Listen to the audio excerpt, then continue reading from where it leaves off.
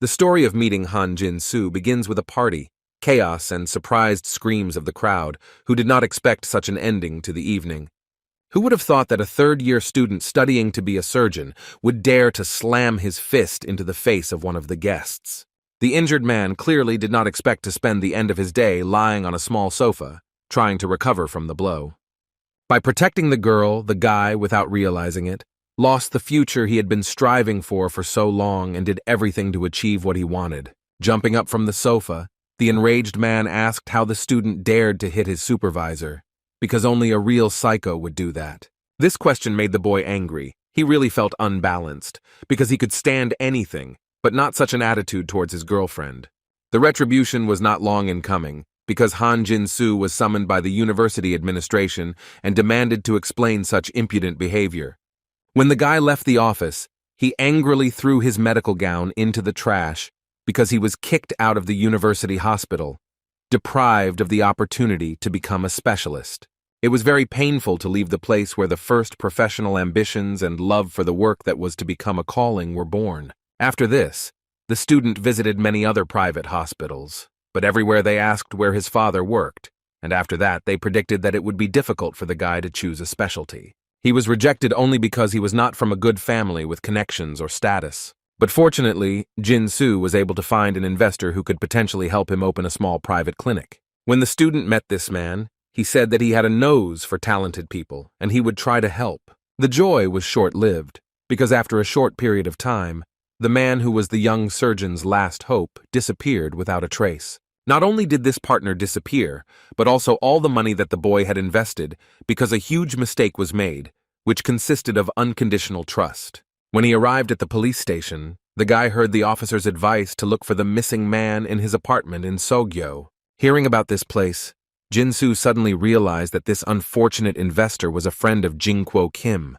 As everyone knows, misfortunes never come alone, and soon the boy had a serious conversation with his girlfriend, who decided to postpone their long-awaited wedding. Still in shock, he was struck by the next piece of news. His beloved Zuyong had met another man, and now saw no future with him. By drowning his pain in alcohol, the guy wanted to erase from his memory all the pain that had fallen on him in just a few days, and threatened to crush him. It had been so little time since he had been truly happy, and now his life was ruined, and the once successful student was at the bottom of the abyss. Realizing that he couldn't continue living like this any longer, the boy decided to change something, because he no longer had the strength to spend his days in captivity of despair. It was decided to change everything, even if it meant begging that damn professor who started all the troubles. Entering his office, Jin-soo saw something that made his heart clench painfully. His beloved Zuyong was kissing the very man from whom he once had to protect her. The guy was simply bursting with anger. He couldn't understand what to do and how to act in such a situation.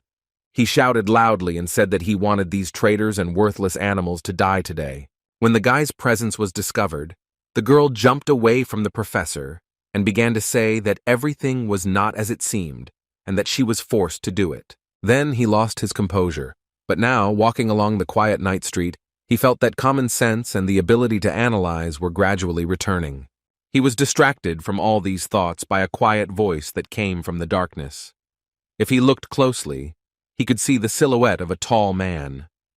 The stranger began to approach, and when he reached the place where the boy stood, he asked if he was Han Jin-soo.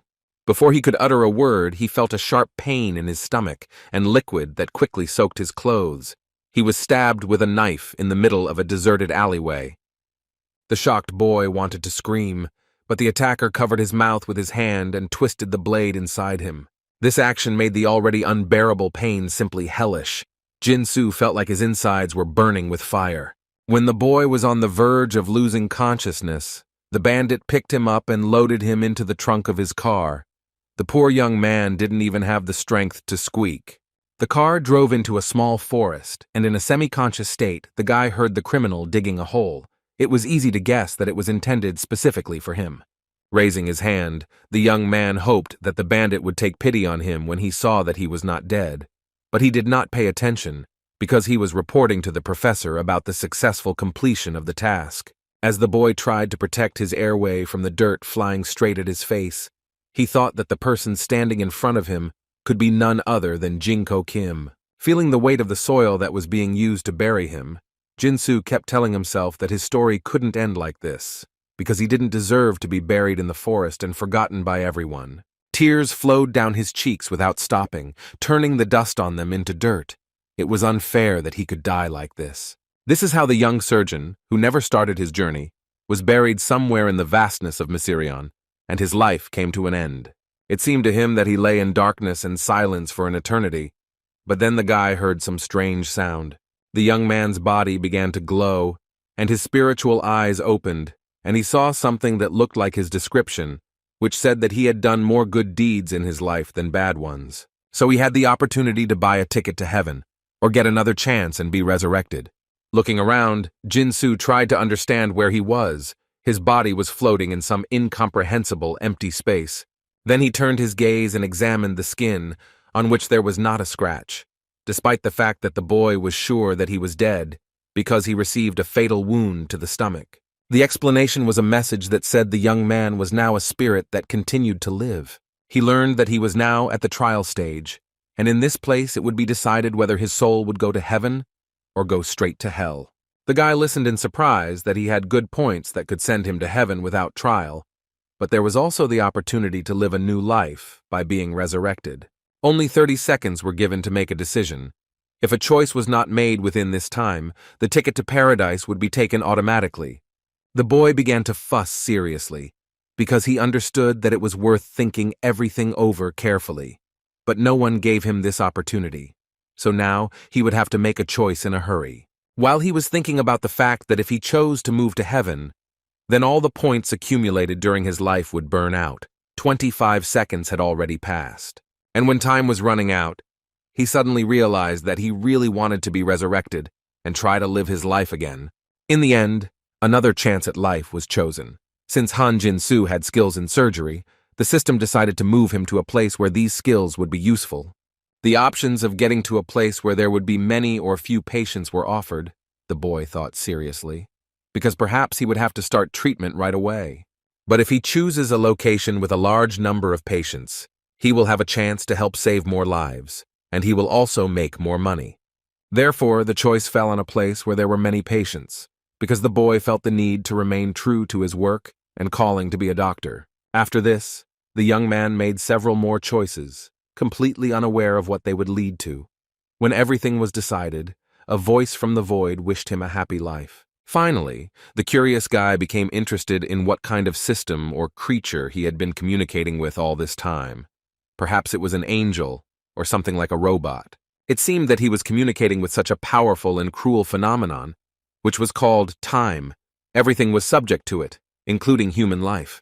Before the young man had time to think about his assumption, he began to be sucked into some strange whirlpool that threatened to swallow him up completely. No one knew that such events were even possible, because the evidence of this amazing event was a lonely star in the universe. A bright light blinded the guy lying on the ground, who vaguely remembered what had happened to him and could not fully understand whether it had all been real or whether he had had a strange dream. When he was finally able to get up, he realized that he had truly risen, because how else could one explain the fact that every bone in his body ached?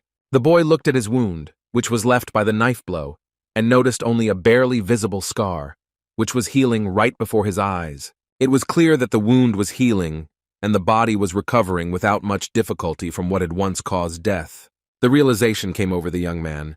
He jumped up and began to dance joyfully, because he understood that he had made the right choice, and now he had the opportunity to build his life differently. But when he approached the edge of the hill, he saw that at the foot of it lay dozens of wounded people, who were groaning in pain and shouting that they wanted to end this torment. It became clear that the boy had not ended up in the old world at all, but in some other place, and right now he was standing on a battlefield that was strewn with the bodies of the victims. His head was aching badly from the overwhelming emotions, worries, and experiences. Jin-soo found it difficult to comprehend that he was now a different person. The next moment, his head began to be pierced by memories of who he was now. Like arrows, he saw a happy childhood, his parents. Also, the terrible details of his mother's death from illness and his own death from a bandit's sword were revealed. Combining in his head the memories and what was before his eyes, one guess flashed through the guy's head about where he had ended up. It is quite possible that he was transported to the period of the three powers, and this is where the journey of the young surgeon began, finding himself in the world of the Roman about those kingdoms. Reflections on the absurdity of the situation had to be put aside, because the injured people needed urgent help, so the boy headed straight to the battlefield. It was painful to see the agony on the faces of these men as they lay in pools of their own blood, life slowly draining out of them. Questions immediately arose in the young doctor's mind about what had happened here, since such a number of wounded indicated some kind of brutal events. Noticing one living person among all these bodies who kept moaning in pain, Jin-Soo headed towards these sounds. The man was already dying. The boy immediately jumped up to him and began to ask him to take his hands away from the wound, because he needed to look at her. He obeyed without question, asking only to be saved because dying was so scary. The doctor, accustomed to sterility, wondered what to do. He was afraid of introducing an infection into the wound because he had neither gloves nor water to disinfect his hands. The universe helped him solve this problem, because a moment later, a man started running towards him, calling him young master and carrying something in his hands. A memory came to mind of Uncle Wang Sam standing in front of him, asking him if everything was okay, while calling him by the name Huabu. The boy realized that it was logical that in his new life he had a new name, and he was also glad that this man was alive. It seemed that he meant something to him. Uncle Wang Sam began to examine the young master, and was horrified when he saw blood on his hands, but the boy explained that it did not belong to him and asked him to find a well and bring clean water. He also demanded that they get a needle and thread, because such a wound would not be able to heal if it was not stitched up immediately. The man looked at the young man strangely, after which he asked why he spoke so kindly. It was clear that such behavior surprised him very much. Not knowing what to say to this, Huabu said that now was not the time to discuss this, because in front of them lay a man who urgently needed help. He urged his uncle, who was dumbfounded with surprise, to hurry if they wanted to save this man's life. Working in such field conditions was new for the young surgeon, because if he were in a hospital, in such a situation, it would be necessary to use anesthesia. Only after that would he stitch up the poor guy, monitoring his vital signs. But now he had no choice but to manually check the injuries. But it was difficult, because my hands began to shake very badly and refused to do what was needed. This was the first time in the guy's entire medical practice. Before, he had never been afraid to do something that would save a human life. He began to get angry at himself, because a man was literally dying in front of him, so there was no time to be scared. Han Jin-Soo, who was called Huabo in this world, pressed his hands to his cheeks and began to try to gather his thoughts and take action. Exhaling, he rolled up his sleeves and decided to help the unfortunate man at any cost, because it was his duty.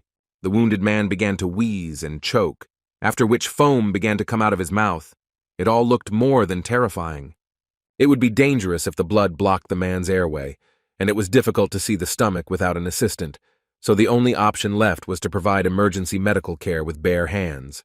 Having plucked up his courage, the boy began to palpate the abdominal aorta, because if it ruptured, it would lead to death. As long as it was okay, as were the renal arteries, this person might still have a chance to survive.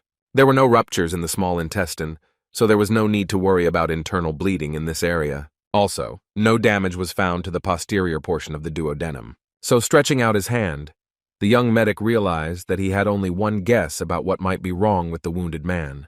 There could have been a rupture in the colon. There was a possibility that feces had entered the abdominal cavity. The first thing that needed to be done was to remove the stagnant blood. Uncle Wang Sam had already arrived, having found clean water, and was already carrying all the things that the young master had asked him for. Jin-Soo thanked him for his help and asked the man to look for a clean piece of cloth somewhere, since it was needed for further manipulations. In the meantime, the young surgeon was given the needles and thread he had asked for earlier. Of course, the guy didn't expect to see surgical thread, but the one they brought him was very thick and woven from several fibers. So the process of suturing was more like a sewing class, which couldn't help but irritate the young doctor.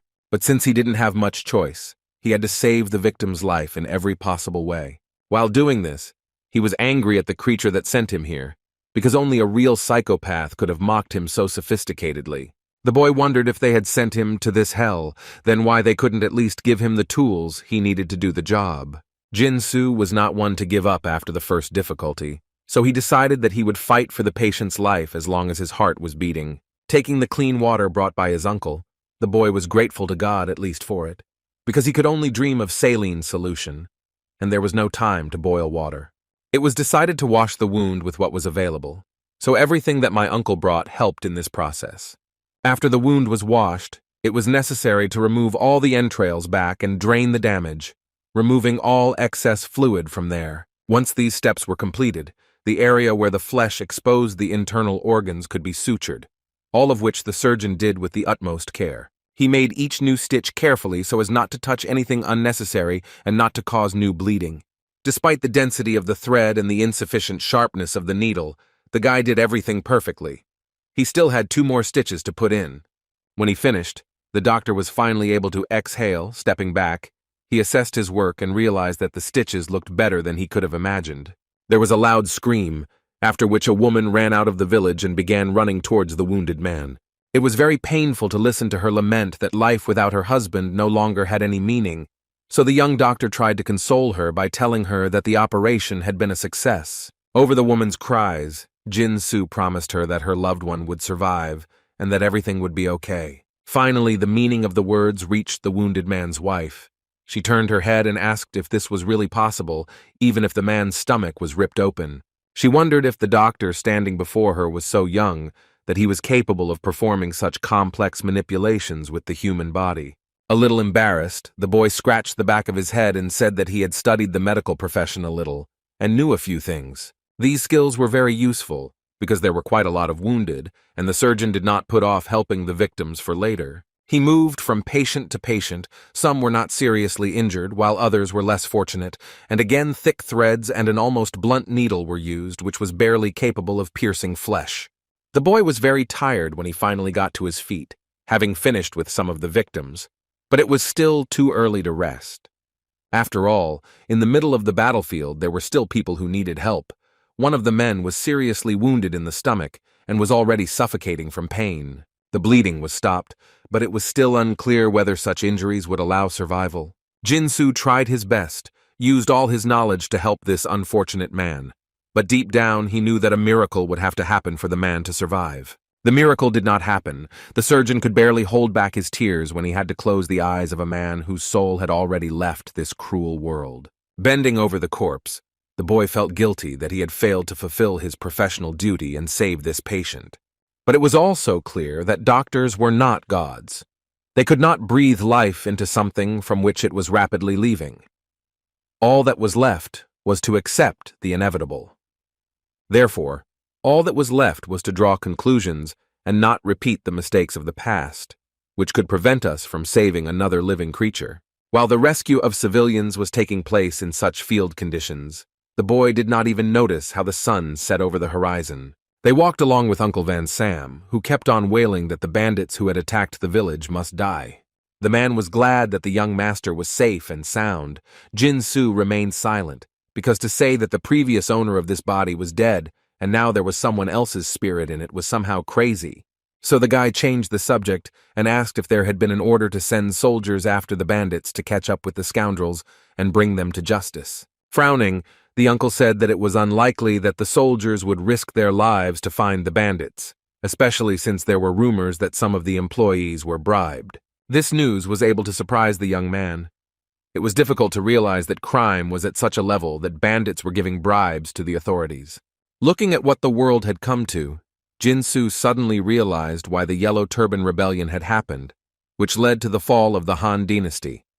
Having calculated in his head what time period he was in, the boy realized that Pyong was turning 6 this year, which meant that next year they would capture Ganghwa Island. It followed that the legendary Yellow Turban Rebellion in China would begin within a year.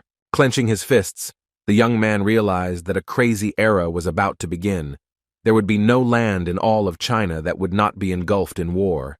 It seemed that the angel had sent the surgeon here for a reason. Looking at the angry expression on the young master's face, the uncle did not understand what was happening, and thought that he had done something to anger him. Arriving at his estate, Jin-soo stopped to admire the evening scenery.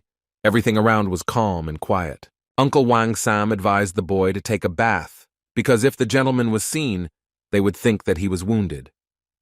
He looked at himself and realized that all his clothes were covered in blood. Left alone, the guy began to analyze his new memories and decided that the previous owner of this body was ambushed when he returned to the estate.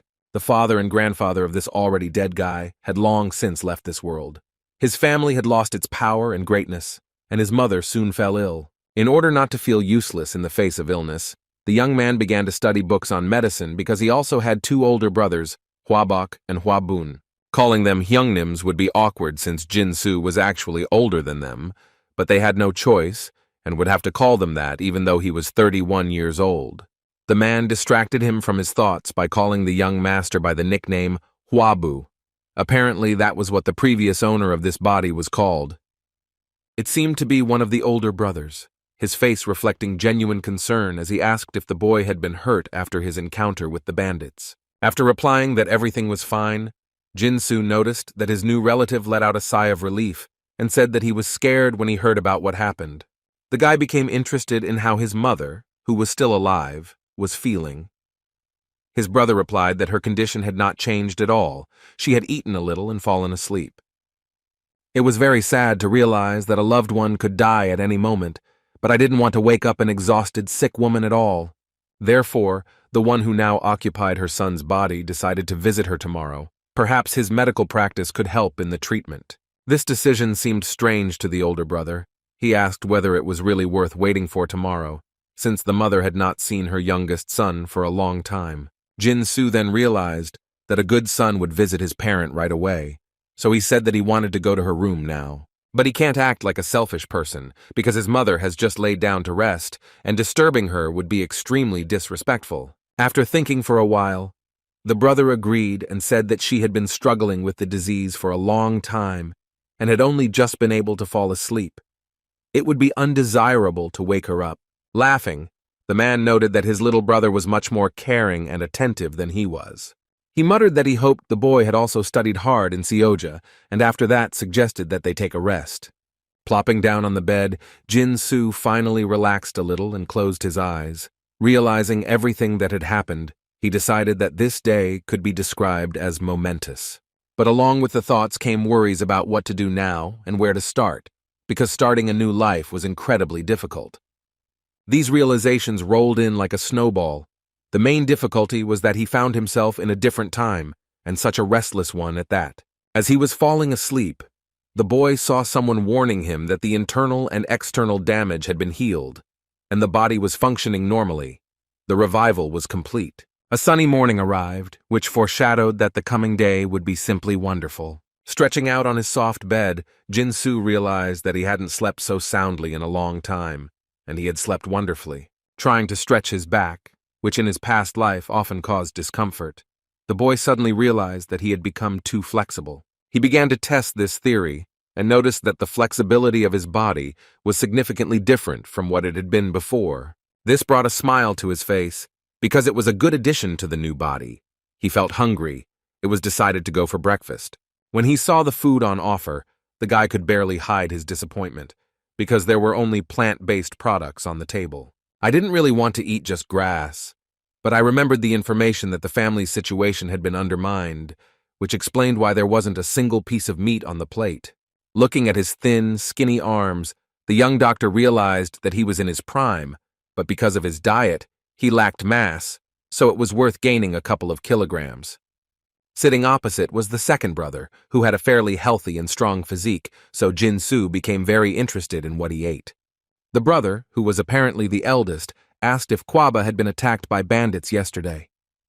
Chewing the dry rice thoroughly, the boy replied that that was exactly what happened, and that he was lucky to have escaped and was not hurt. Hwabok noted that reading books is very good, but it is also worth taking care of the body, so learning martial arts would not be superfluous. Hearing this wise advice, Jin-soo said that from that day on he had planned to toughen up anyway, because something had to be done about his frail body. This news surprised, if not shocked, the older brothers, because previously such advice had gone unheeded. Laughing, Hwabok asked what happened to the boy who gave up martial arts to read tons of books.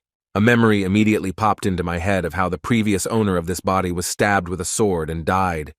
In such a situation, it was stupid to be content with books alone. The middle brother Huabong suggested that the young man was prompted to make this decision by the encounter with the bandits. The boy quickly agreed, saying that he was still terrified. As he continued eating, Jinsu said that after coming so close to death, he decided that learning to protect himself would be wiser than collecting books. The brothers encouraged this decision, although they said that if he became a high-ranking official, they could hire someone good for the job of bodyguard. After finishing the meal, Huabong finally suggested visiting his mother since he hadn't been able to do so the previous evening. Approaching the chambers of the mistress of the estate, one could hear her coughing heavily. It seemed that the illness was serious. Seeing her youngest son, she called him by his full name, Wan Huan. It seemed like the guy needed to get used to his new personal information. The woman asked when he had managed to arrive. The hostess asked her assistant He Wall to put a pillow under her because she didn't want to lie down in front of her sons. While expressing her joy that her youngest child had come home for Chinese New Year, the woman began coughing and breathing heavily. She made such frightening sounds that Wang Huan became scared because he didn't want his mother to die. The boy jumped up to her and started telling her that he was nearby and tried to calm her down, hoping that the terrible cough would go away. When the attack ended, the young man said that he had come as soon as he learned that she was ill, and the woman muttered that she was not so ill that she would have to give up her studies because of it. She squeezed her son's hand and said that with time it would get easier for her. The young surgeon was already wondering what could have happened to his mother. Perhaps her liver or gallbladder was damaged. It was decided to conduct an examination, because if the problem was in the liver, then everything was sad. It is not for nothing that it is called a quiet organ. It hurts when everything is almost irreparable. Pressing on the center of his hand, the guy carefully watched the woman's expression. When her face distorted in pain, everything became clear.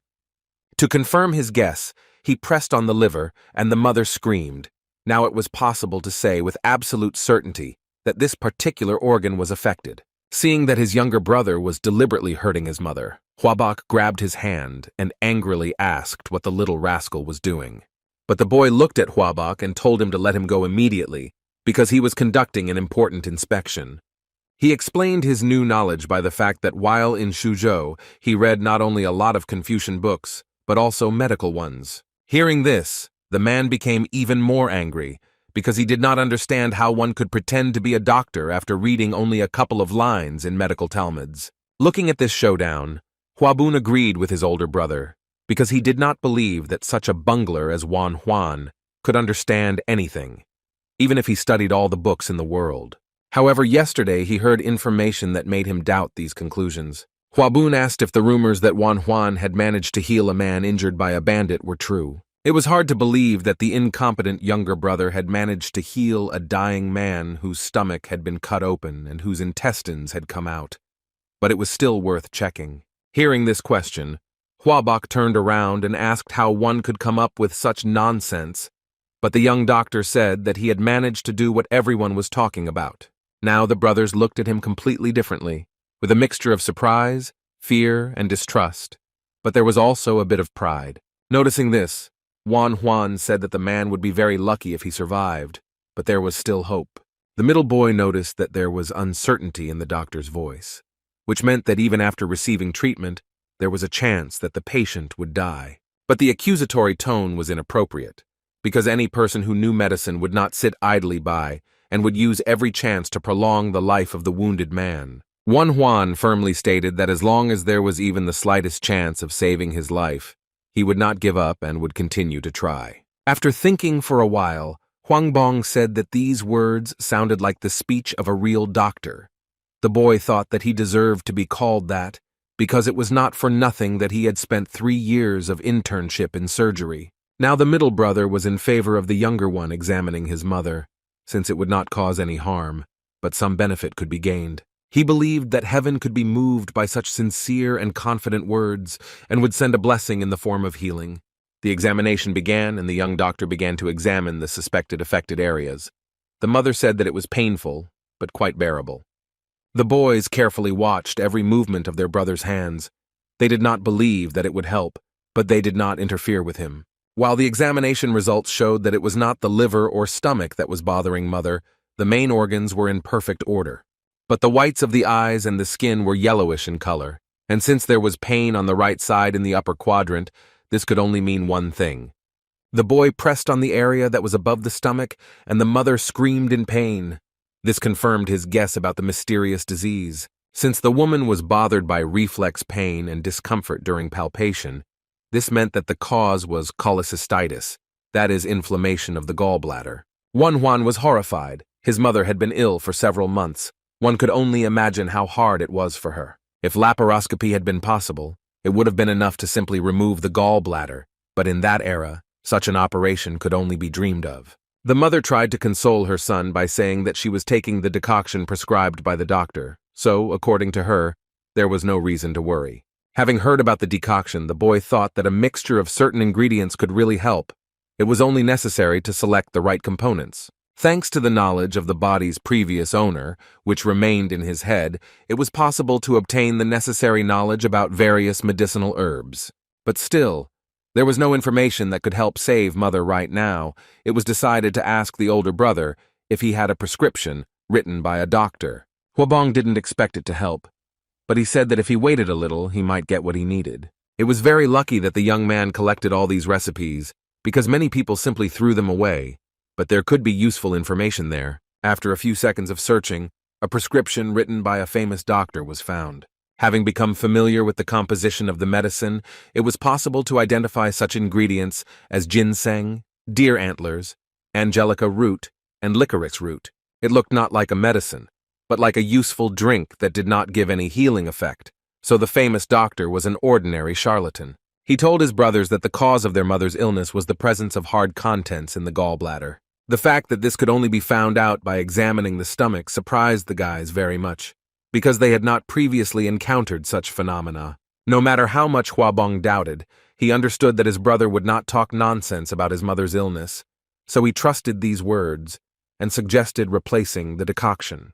Juan thought for a moment and said that with the help of a decoction of purple datura with corn tendrils, it would be possible to at least reduce the pain. After analyzing what he heard, Huabok suggested that there was something that could help better than the proposed option. Frowning, the young doctor said that the best way was to get rid of gallstones. Hearing this, the elder brother was delighted. He was interested in whether it was possible to perform a similar operation on their dear mother. Looking at the boys, Juan firmly said that he would cure this illness and make every effort to make their loved one feel better. These words shocked the family members, because they no longer hoped that their mother would be able to forget about the pain and live a normal life, having overcome the disease. But these surprised sighs did not in any way affect the unshakable confidence of the young surgeon, who knew what he was capable of. Juan said that there were rumors that far beyond the Great Wall of China, Western doctors were performing real miracles. They were able to open the stomach with a knife and remove the excess, thereby curing even seriously ill patients. Hearing this, Huabok shouted that this was sheer nonsense, and that cutting open a man's stomach meant condemning the unfortunate man to certain death. The boy assumed that such news was something extraordinary in this era and would be considered nonsense.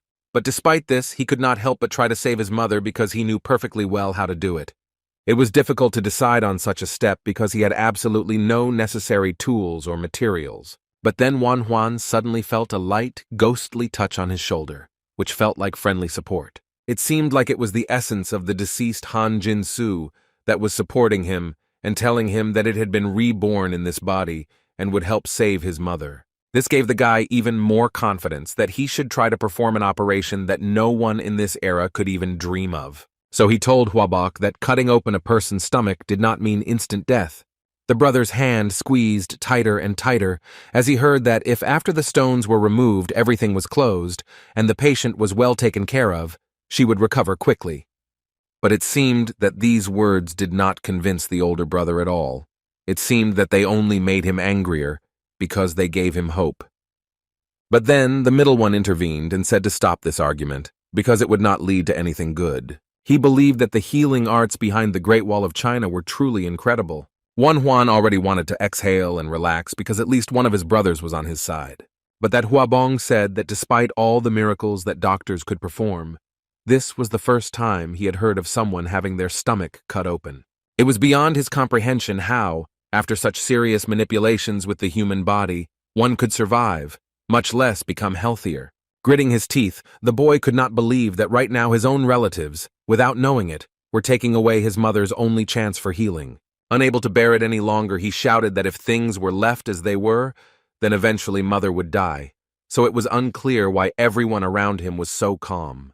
Unable to bear such insolence, the older brother slapped Juan in the face because he would not tolerate the boy accusing him of inaction.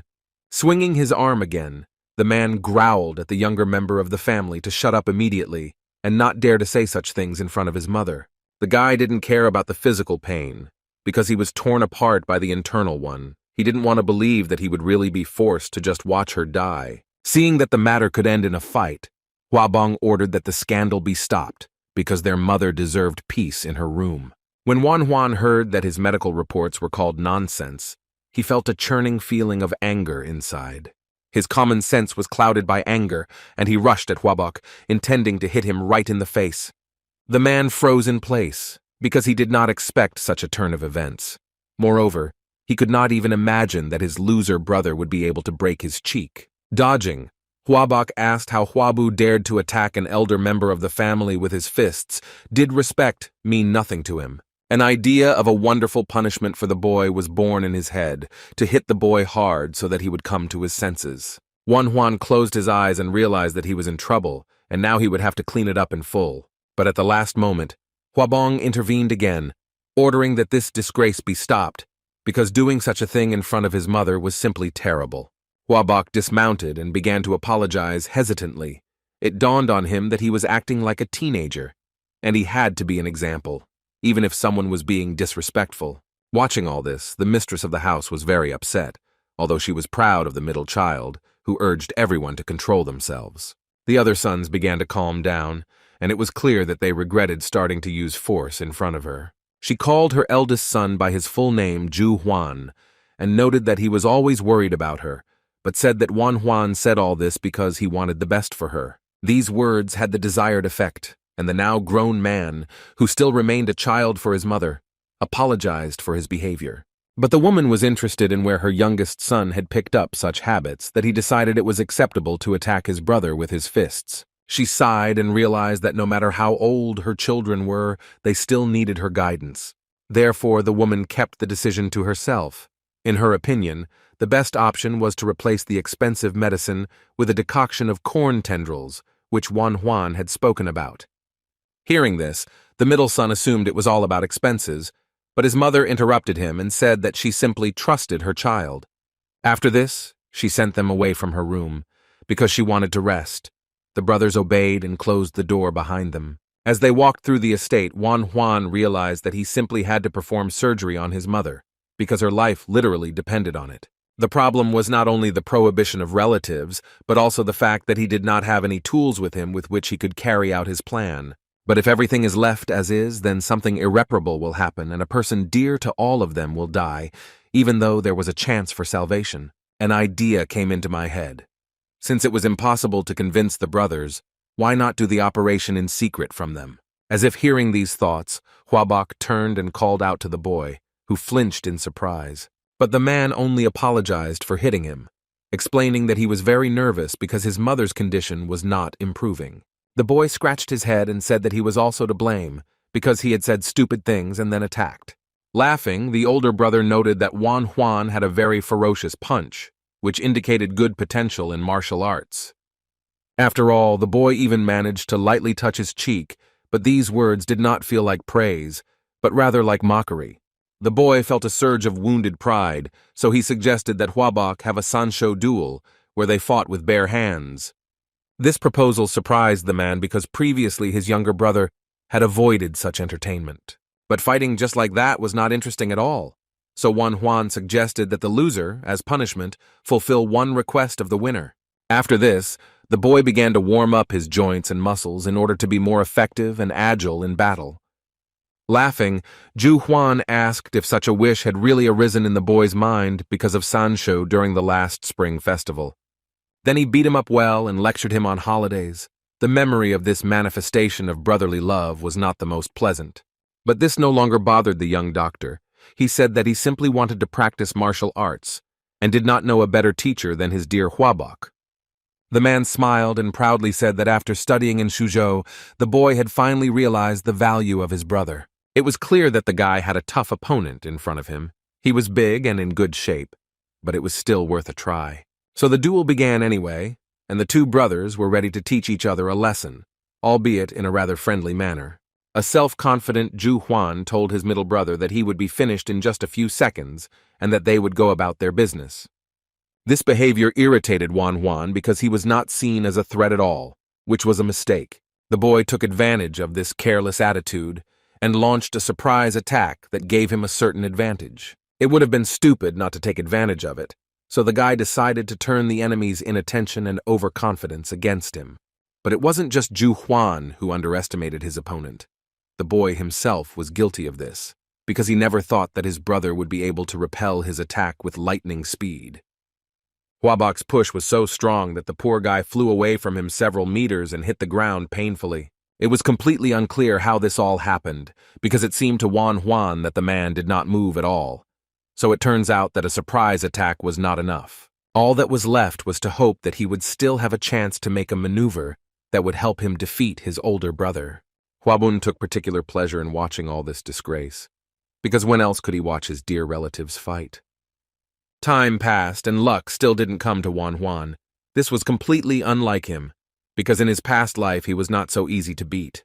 Smiling Huabok asked if his opponent was giving up, since everything indicated that he had already won the bet. But the boy wasn't going to give up so easily, because the fight wasn't over yet to throw around such words. After these words, the man struck, but the guy managed to block the attack and intercept the opponent's leg, immobilizing him. Thus, Wan Huan took the initiative in the fight, and when he noticed his opponent's supporting leg, he realized that he had a chance. He twisted his leg and heard it start to crunch. This was a good sign, which could indicate a small injury, which was to the boy's advantage. Adding pressure to his supporting leg, the boy noticed how his brother tensed up, and this also couldn't help but amuse him, because victory no longer seemed impossible. Having gained his advantage, the guy could not help but take advantage of it, so he continued his strategy of action, which led to his opponent being knocked to the ground. But the man didn't plan to give up either. He grabbed his brother's thin hands and squeezed them until it hurt.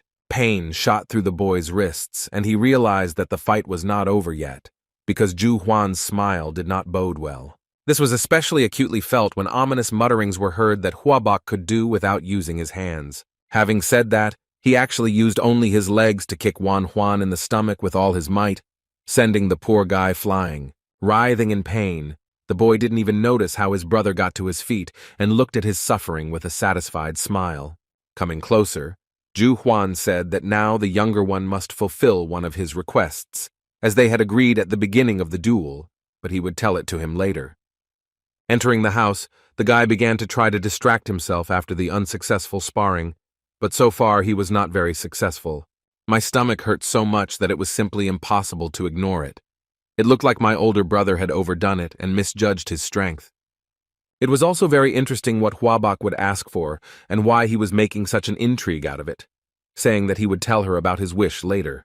Having decided to have a snack, I noticed the same monotonous food that did not provide the necessary vitamins and did not allow me to gain weight. It was impossible to gain weight on such products because there was no protein in them, but no one in the house was earning money at the time, so there was no choice. But now the most important thing was his mother's operation. If Wan Huan couldn't find a scalpel in the forge, he would have to ask for one to be made to order. There shouldn't be any problems with determining your blood type, as it can be determined using a simple test. The main problem was something else, namely the lack of anesthesia, which made the operation impossible. Even after combing through all the memories that remained from the previous personality, the guy was unable to find information about what could replace it. Wan Huan grabbed his head and realized that he still needed a syringe needle, and today's blacksmiths would hardly be able to make one thinner than a blood vessel. In an era when people were afraid to go under the surgeon's knife, the boy needed someone to help him more than ever. Exhaling, he decided that he needed to sort everything out in his head, because right now it was a complete mess. It was necessary to start with what he could do. A scalpel can be easily replaced with a sharp knife, but all this requires money. Remembering that the angel had sent him money when he said that it was necessary for rebirth, the boy opened the nightstand, but there were modern bills lying there, It would be logical if higher powers had foreseen the era into which he was sent, but this did not happen. But then the guy realized that at the moment he was young, and his family was providing for him, and in that case, there was only one solution. Of course, it consisted of the voluntary compulsory extortion of pocket money from the older brother, who could be moved to pity by words about brotherly love. The plan was sound, and of course it worked. So now a satisfied Juan walked through the market and was amazed by the huge number of people. There was an abundance of products on the shelves, and the surrounding sellers and customers were friendly and smiling. But no matter how much the young gentleman looked around, he could not find the pussy. It seemed as if he was not in China at all, since these delicacies were missing. When he asked the vendors if they knew where to get this dish, everyone's eyes widened and they said that they were hearing about mandu for the first time. After thinking about it, the boy remembered that this traditional dish was created by Zhuge Liang to honor the souls of those who died during the war. It turns out that mandu had not yet been invented, and Juan did not even remember what they ate before. He was depressed by the fact that he had not eaten anything meat for so long. Having reached a large pavilion, the boy suddenly realized that he had reached the doctor's shop, where he could buy ingredients to prepare a decoction for his mother. There was a smell of various herbs inside, but the seller was not visible, which made the young man wonder if there were any workers there. First, he managed to go to the forge and order a knife, but there was still the problem of anesthesia, so he wanted to believe that there was a solution to this problem.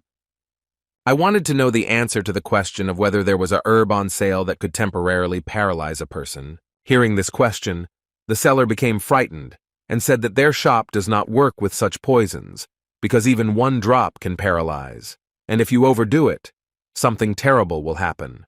When the older worker asked why the young man was interested in such a thing, he put on an innocent face and said that he just needed a little of the same substance. The salesman thought for a moment, clearly weighing the pros and cons, and eventually asked how much exactly the guy needed. After thinking about it, the boy decided that he needed to take enough to conduct experiments, determine the side effects, and the lethal dose. Now he only needed to find out the name of the cheapest poisonous herb, and then he could look for it in the mountains, so the young man decided to take some grass, but different types.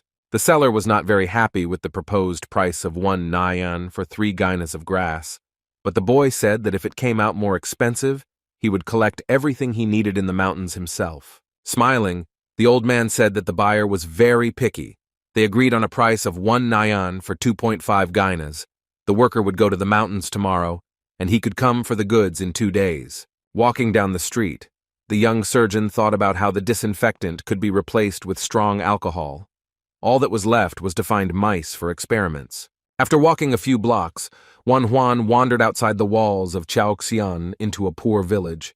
The people here lived so poorly that they often ate rats, frogs, and snakes. The stench was simply unreal. Waste, sewage, and other things that were scary to even think about were rotting right on the streets. It was said that every day 1-2 people died of hunger here. There was no difference between them and the vagabonds living at the head of the river.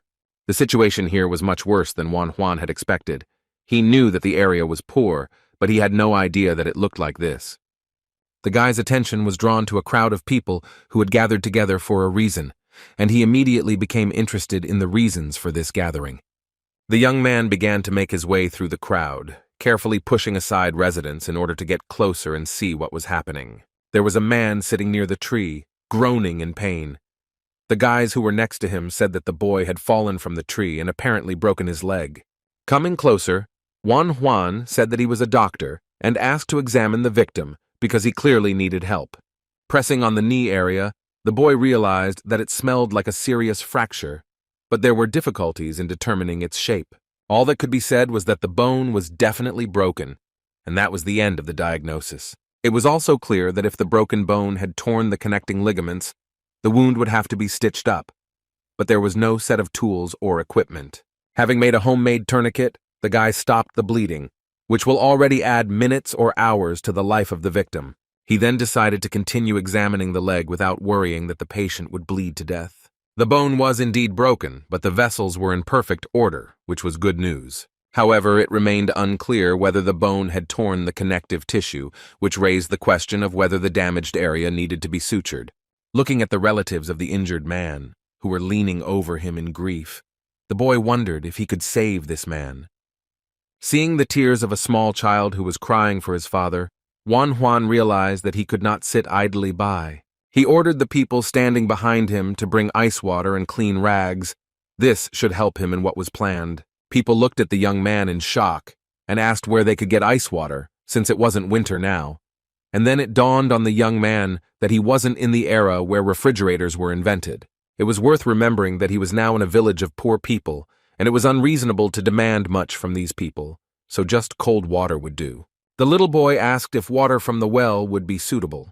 The young doctor nodded affirmatively and said that they still needed to find a piece of wood to use as a splint.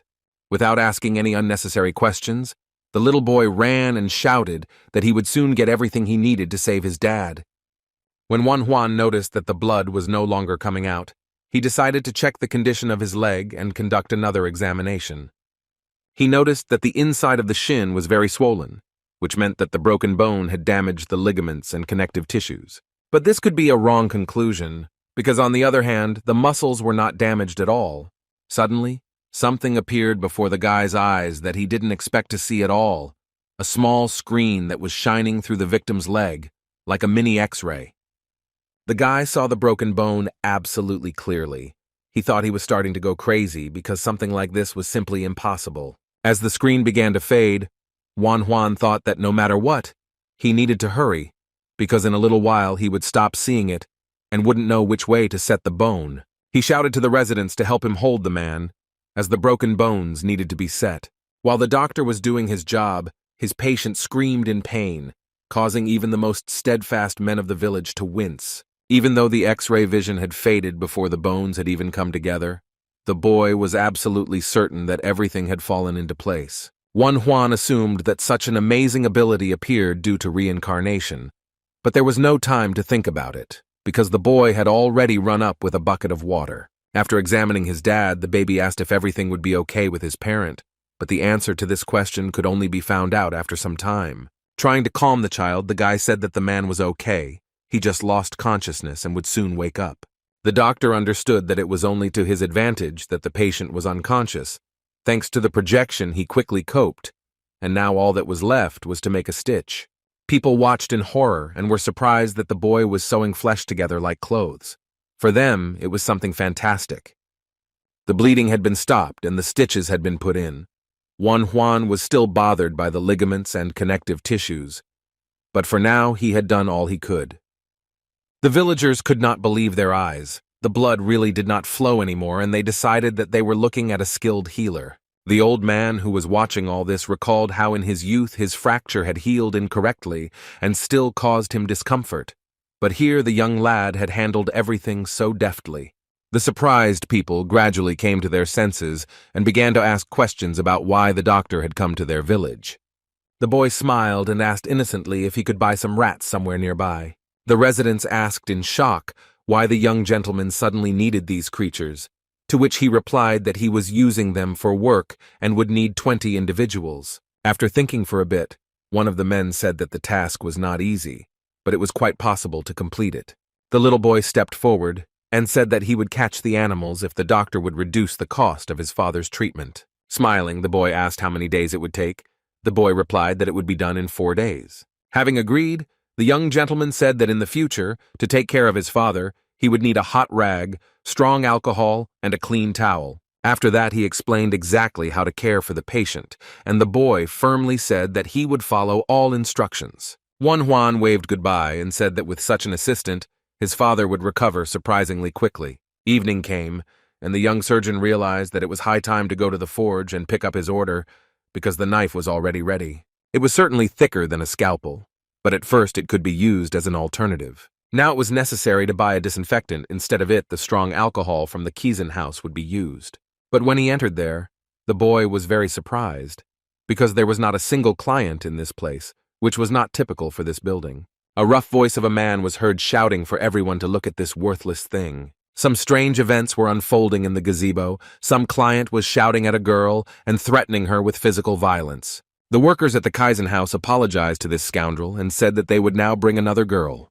But the enraged man could not be stopped. He hit one of the workers in the face and asked why such scum worked there. Unable to restrain himself, the employee took out his sword and wanted to discipline the insolent client, but his colleague warned him. The scoundrel didn't even think about calming down. He reached into his secret pocket and began to threaten to kill everyone present. After these words, he rushed at the house employees, swinging a sharp sword at them and clearly intending to mortally wound them. It got to the point where one of the men had his cheek cut and drops of blood splashed on the knife blade. This was the last straw for the guard. He took out his sword and decided to teach the scoundrel a lesson because such behavior was simply unacceptable. Swinging his blade, he knocked the knife out of the scoundrel's hands. He screamed and stepped back, afraid to get closer to the attacker. The client was clearly not used to this kind of attitude, because he immediately began asking if the security guard knew who he was dealing with. But he didn't care, because he had a heightened sense of justice that demanded that he throw this bastard out. Fearing reprisals, the man began to flee from the area adjacent to Kisan. These events did not really surprise Juan, because he knew very well that in those days, at the slightest discontent, they immediately grabbed knives. Coming closer to the guards, the guy said that he was a doctor, and if the young man allowed it, he could examine his wound. But the worker was against it. He said that the young man looked too young to be a doctor and clearly had not come here for a drink, so he advised him to go his own way. Juan was in no hurry to leave, because he was afraid that the vein on the employee's cheek was damaged. He had no right to examine the patient without his permission. Seeing the woman approaching, the boy said that he needed to buy some strong alcohol. Upon hearing this, the lady was very surprised. She said that you can buy it at the tavern, but in the Kisan house it was never sold separately. Therefore, it was decided to go to the nearest tavern and buy disinfectant there. Walking along the streets of the town, the young man admired the evening landscape, despite the poor surroundings. Even here, bright lights were burning and there was its own atmosphere. At this rate, in the future, a young doctor will be able to easily buy disinfectants, perhaps even get a discount for large purchases. The quiet, calm atmosphere was replaced by someone's screams. Someone was calling for some dong chul to come to his senses. Looking closer, the boy saw a panicking man leaning over someone's body and lamenting why the ointment wasn't stopping the bleeding. This man tried to calm the wounded man, saying that the doctor would come any minute. Juan realized that these were people from the Kisang house and that they really needed his help now. But once the injured guy had already refused his services, and besides, it was none of his business. He was about to leave, but the floorboard creaked loudly, which attracted the attention of the man, who was glad that the doctor had arrived so quickly. The man began to explain that the doctor should examine his younger brother because he was already losing consciousness. Surprised by this turn of events, the guy did not understand how it happened because he had planned to leave, but now it seemed that it would not work. The young man began to beg the doctor for help, saying that his brother's bleeding would not stop, and Dr. Bon went to another village for an examination. The first impulse was to refuse, and that was exactly what the boy tried to do, because treating a patient in a doctor's shop, who was not there at the moment, was a bad idea. Then the stranger suggested that the examination and treatment be carried out in another place, but the main thing was that this happened and help was provided. But the young surgeon was adamant. He firmly said that he did not want to do such things. His resolve wavered the moment the man fell to his knees and began to apologize for his rudeness. It was clear that he was ready to do literally anything, if only someone would treat his younger brother, who was dying in his arms. The boy sighed and said that he was simply a doctor's apprentice, so the stranger should understand that he was dealing with an amateur. He nodded and said that he understood the complexity of the situation. Then the young man agreed to undertake the treatment, but immediately said that he was not sure of the result, since a lot of time had passed since the injury.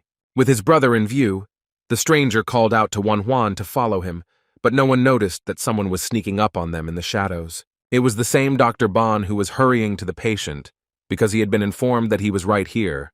Now all attention switched to the chief physician, and everyone forgot about the young talent, because they trusted a more experienced person. The boy decided to stay because he was interested to see how the old man would treat the patient. The first thing he did was examine the wound. It was a shallow cut on his cheek, but it bled so profusely that blood soaked every inch around the head of the Kisan guard. The elderly doctor immediately guessed that the largest vein in the face had been cut. But what the guy heard next shocked him, because the old man decided to do acupuncture to stop the bleeding It sounded simply absurd. As far as Juan knew, this procedure had never been used as one that could stop bleeding. When the first needle touched the victim's cheek, the blood gushed even more strongly, which only confirmed the young surgeon's theory about the harm of these actions. The boy's sweat began to drip onto the floor. He simply could not calmly watch as the one who called himself a doctor harmed his own patient. But after a few moments, the bleeding began to subside, as if the older man had stimulated a nerve bundle, causing the muscles to expand, squeezing the blood vessel. As an intern, Juan didn't understand the practice, but acupuncture is a medical technique with a scientific basis. Having completed these strange actions, the doctor began to apply a bandage to the patient's face, saying that he had done all he could. The guard's brother thanked the old man for his efforts, but he said that there was no need to rush into these words. After all, in a quarter of an hour the needle will have to be removed, and if the bleeding does not stop, the outcome will be tragic, and possibly even fatal. Horrified, the relative of the Kaizen House employee asked if the bleeding had stopped, and if not, he suggested simply not removing the needle. The doctor replied that if the needle was left there, the victim could lose either his voice or his sight. Falling to the floor, the brother said that all of this was simply impossible, and his voice clearly conveyed despair and fear for the life of his loved one. An irritated Juan realized that this was all a temporary measure, and everything would only be resolved if the vessels were connected. But he did not want to interfere with someone else's work. As if reading these thoughts, the old man turned towards the boy and asked who his uninvited guest was. Embarrassed, the young man said that he was just a student studying medicine and wanted to see how a practicing doctor worked. Surprised by this answer, the elderly doctor asked again whether it was really a student standing before them. He replied that he had read many books on medicine and sometimes practiced the art of healing, but had not yet gone far. The old man turned away and muttered irritably that some green doctor was standing in front of him again. Feeling the pressure of his medical debt, Juan decided to intrude into someone else's work with his unsolicited opinion. Hearing the request to allow the patient's blood vessels to be connected, the elderly man turned around in surprise and looked angrily at the young doctor. These words surprised him, so he asked again if he really wanted to dig around in the patient's vessels. But what surprised the old doctor most was that the boy noticed that the blood vessel was cut just by looking at the wound, and besides, he wanted to connect it. In any case, in his opinion, there was no hope of saving the wounded man, so the novice doctor could be allowed to experiment. Figuratively speaking, he rolled up his sleeves and allowed the young man to try to do what he was talking about. The boy began to direct the process and tell his elderly assistant where to press and what to do. He also explained that the blood vessels needed a thinner needle than the one he was given. But there was nothing to be done. The experienced doctor was only surprised by the fact that a needle would be used. Knowing that there was no anesthesia, a complete lack of instruments, and a headache, Juan knew he had to hurry. When he pulled out the needle, the injured guy screamed loudly. It was even a little strange that such a small wound caused so much pain. The unfortunate man's eyes rolled back and he froze. For a second, the young surgeon even thought that his patient had passed away, but this was not so. But then the old man intervened and removed the pain with a needle, which surprised Juan very much. But the doctor asked emotionlessly if he, being a student, really didn't know the basics of acupuncture. Deciding to think about it later, the young man told the doctor where to press while he connected the cut blood vessel. When the process of suturing the wound began, the boy said that there was no need to press anything anymore, and it was also time to pull out the needle because the operation was over. The old man could not believe what he saw. He had no idea such a healing art existed, and the more he looked at the stitched wound, the more he admired the skill. An agitated Juan told the patient's brother that he needed to eat only porridge for now, and that the wound should be cleaned in the morning and evening. Having received all the instructions, the guys finally left the doctor's shop. The patient could already stand on his own feet. The boy waved his hand happily and wished the guard not to get hurt again and to take care of his life. Looking after the boys walking, the old man thought that one of them would die or become crippled. But there they both were, safe and almost unharmed. Dr. Bon was surprised when he heard that his colleague wanted to learn the art of acupuncture from him. After thinking about it, the old man said that he would fulfill this request if in exchange he was taught how to connect vessels and stitch flesh. Juan happily agreed. They bowed to each other and promised that they would take care of each other. In the estate where Juan lived with his brothers, an interesting conversation took place. One of the family members said that he saw how mother was walking in the yard during the day. Zhu Huan said contentedly that, just as their younger brother had said, she felt better after drinking the tea, which meant that Huabu's recipe was better than what the doctor had given her. After some thought, Huabok said that it would be better for everyone if the boy concentrated on his studies. The middle brother agreed that things could be calmed down, but now he was worried about the fact that Wan Huan had abandoned his Confucian works and was constantly running around him, begging for money. After talking, the men came to the common conclusion that it was worth teaching the young man the art of the sword for self-defense, because in such turbulent times these skills would come in handy. But Zhu Huan still didn't like the idea, but all objections stopped when Wan Huan walked through the door. It was already late evening outside, and the brothers were surprised that Huabu was so late and returned home at such an hour. Seeing bloodstains on the boy's sleeves, Huabok asked in shock what she was doing on her little brother's clothes. Grabbing him by the sleeve, the older brother demanded an explanation. The boy, confused, said that the blood did not belong to him. He was just helping to treat a man with a cut on his face. These words did not please Huabong very much. He wondered if the guy was still pretending to be a doctor and wanted to become famous in this way. Such speeches irritated the young doctor greatly because he helped people selflessly and not with the goal of gaining popularity. But all this did not matter. He reminded his brothers that many people from noble families were doctors and added that he was going to find a cure for his mother's illness. This phrase surprised Huabok very much. He was not used to the youngest member of the family being so confident in himself and his work. The fact that his loved ones didn't believe in him upset Wan Huan a lot because he periodically wanted to know that his family supported him. The boy was seething with anger when Huabong said that although the decoction he prescribed helped his mother, there was no need to worry about her treatment because he was not a doctor. Hugging his little brother, Zhu Huan smiled and informed him that his mother had really gotten better and that she hadn't felt so good for a long time. He then informed his brother that he and Huabong had decided to teach him the art of the sword. This idea didn't seem so bad to the boy, since he knew this world quite poorly and it wouldn't hurt to learn something. Throwing something that looked like a protective vest at Wan Huan, the elder ordered him to put it on. After examining him, the young doctor said irritably that this protection was too much for his thin body. Moreover, it was unfair that only Wan Huan would wear this heavy device, so he demanded that his brother put it on himself as well. He agreed, but on the condition that the younger one would manage to hit him at least once, and then the man would immediately fulfill this request. Shouting that he might regret this decision, the boy remembered how many years he had lived, and also that he was Han Jin Su, who never gave up.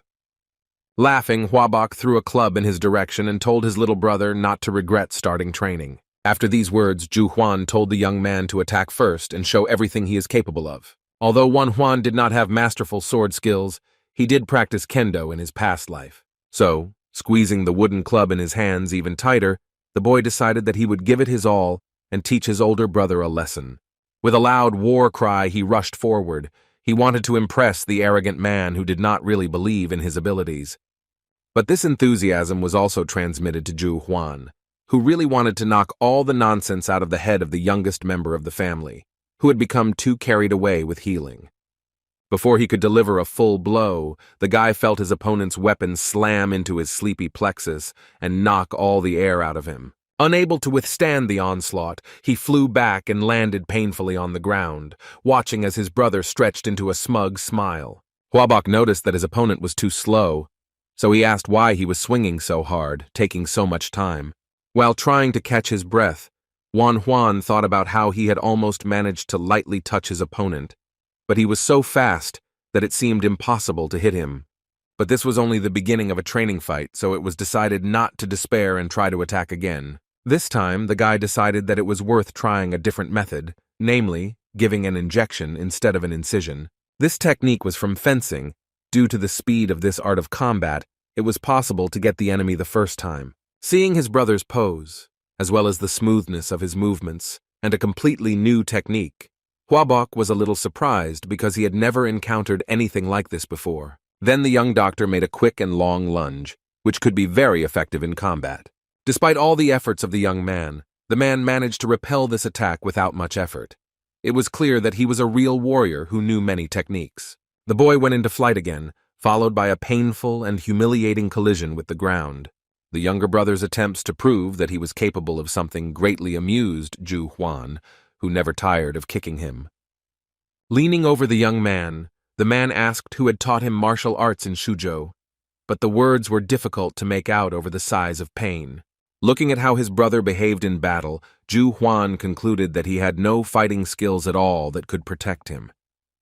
The decision was made to go back to basics, so the elder brother ordered his younger brother to follow him. Nearby in the courtyard there was a small stone suspended, so inconspicuous and light that even the wind could shake it. It was in that direction that Huabok pointed, who apparently believed that this object was somehow connected with the basics of learning martial arts. They came closer, after which the man said that the boy should attack the stone. He did not understand, and asked again whether he should just hit the cobblestone. But it was so tiny that striking it seemed like some kind of mockery and whim of the brother. This task seemed too easy and raised suspicions that there was some kind of catch to it. Just as Wan Huan swung his sword and was about to hit the stone, his brother shouted and stopped him. He drew a line on the ground and looked meaningfully at the young doctor. This line was located quite far from the tree on whose branch the stone was hung, but nevertheless it was necessary to strike from the marked place. Having crossed the line, Huabok decided to demonstrate this technique personally, ordering the younger one to watch everything carefully and not yawn. The man lunged forward very quickly and found himself right next to the tree, delivering a very accurate blow to the hanging stone. These actions made an extraordinary impression on the young man who was observing everything. Before the stone had time to stop, Huabok had already turned around and told his brother that it was his turn to repeat a similar trick. But how could you deliver a normal blow when your target keeps staggering and preventing you from aiming? Wan Huan then decided to cross the line and try to stop the target in order to be on equal terms with his brother. But the man forbade this, arguing that the enemy never freezes and one must learn to hit even when the target is moving. The young man made countless attempts to hit the dangling stone, but not all of them brought a positive result, no matter how hard he tried.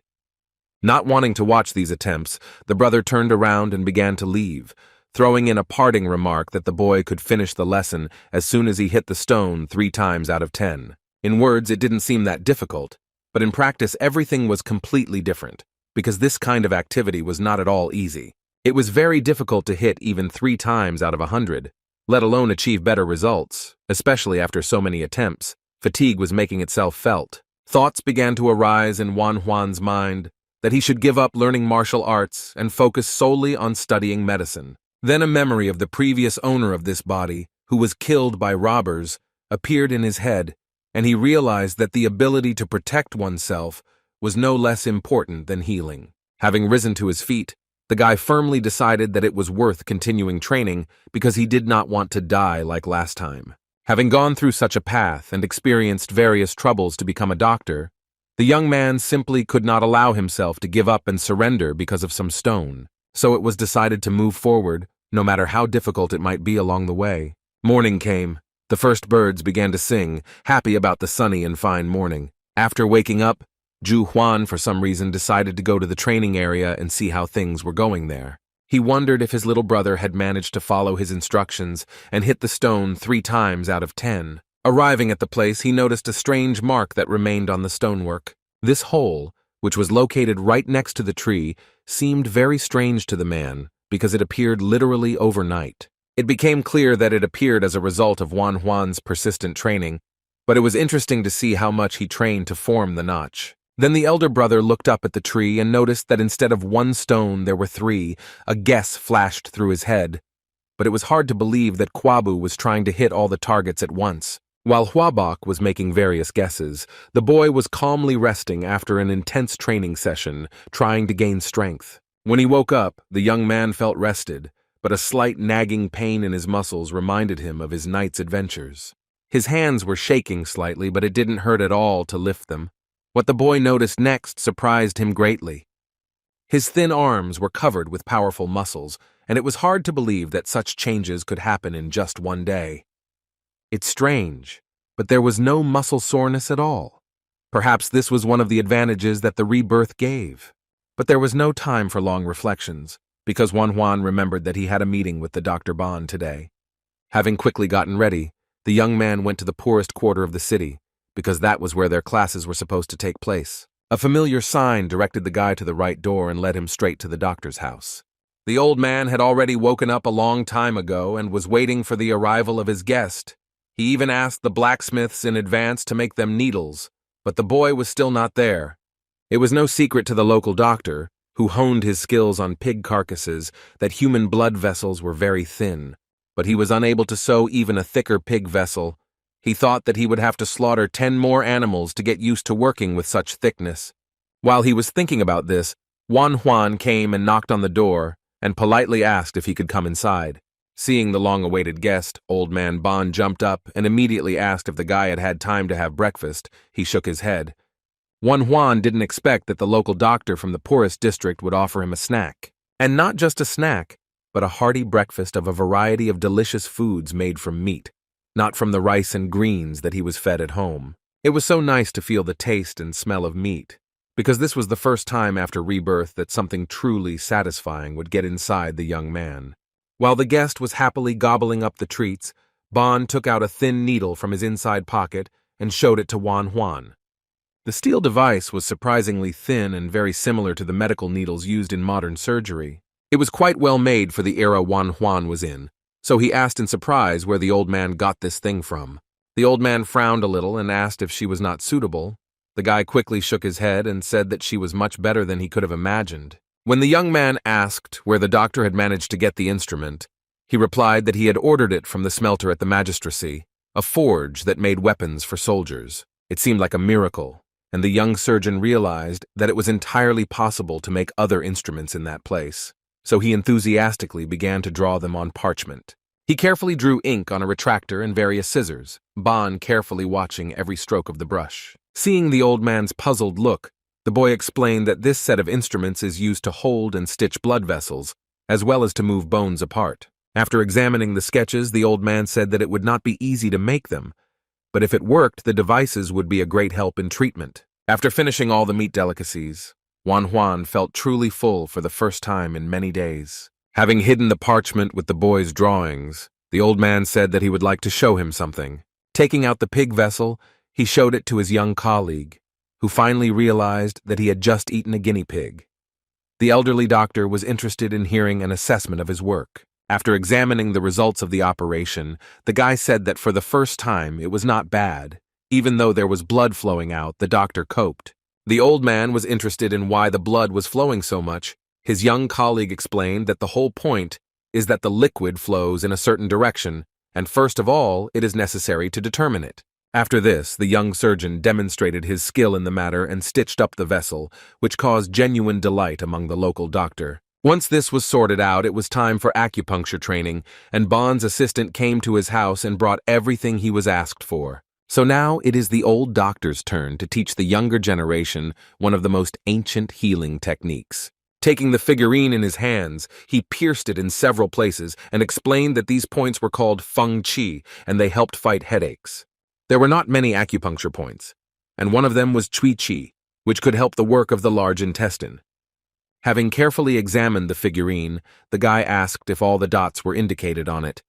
The doctor replied that he had applied all the ones he knew about, but having mastered this method, he would be able to independently discover new ones. A little disappointed, Juan realized that he had not yet found the point he wanted to find.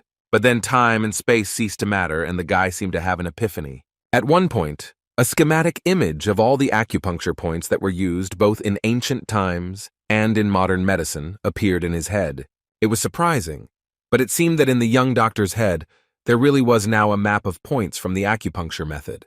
There was an explanation next to each place where the needle should be stuck, so it was not a memory, but a full-fledged book that was always before your eyes. Explaining about the Ming Men point, the old man noticed that the boy was literally floating in the clouds, which is not surprising, because he discovered another ability of the reincarnation in himself. But the doctor couldn't even think about it, so he loudly banged his fist on the table and asked why the guy was so inattentive. This brought Juan back to reality and made him smile and say with a guilty look that he was listening attentively. The demanding teacher could not be convinced by simple words, so he demanded that the boy tell him more about the Ming Men point. He started to say that it could help with lower back pain, but his voice died down as another image appeared in his head. It was as if his subconscious was hinting to him that this method could be used to stimulate the kidneys. The thought came to mind that if a needle were inserted exactly into the place where the Ming men was located, it might help in his case. The old man became irritated by the student's inattention,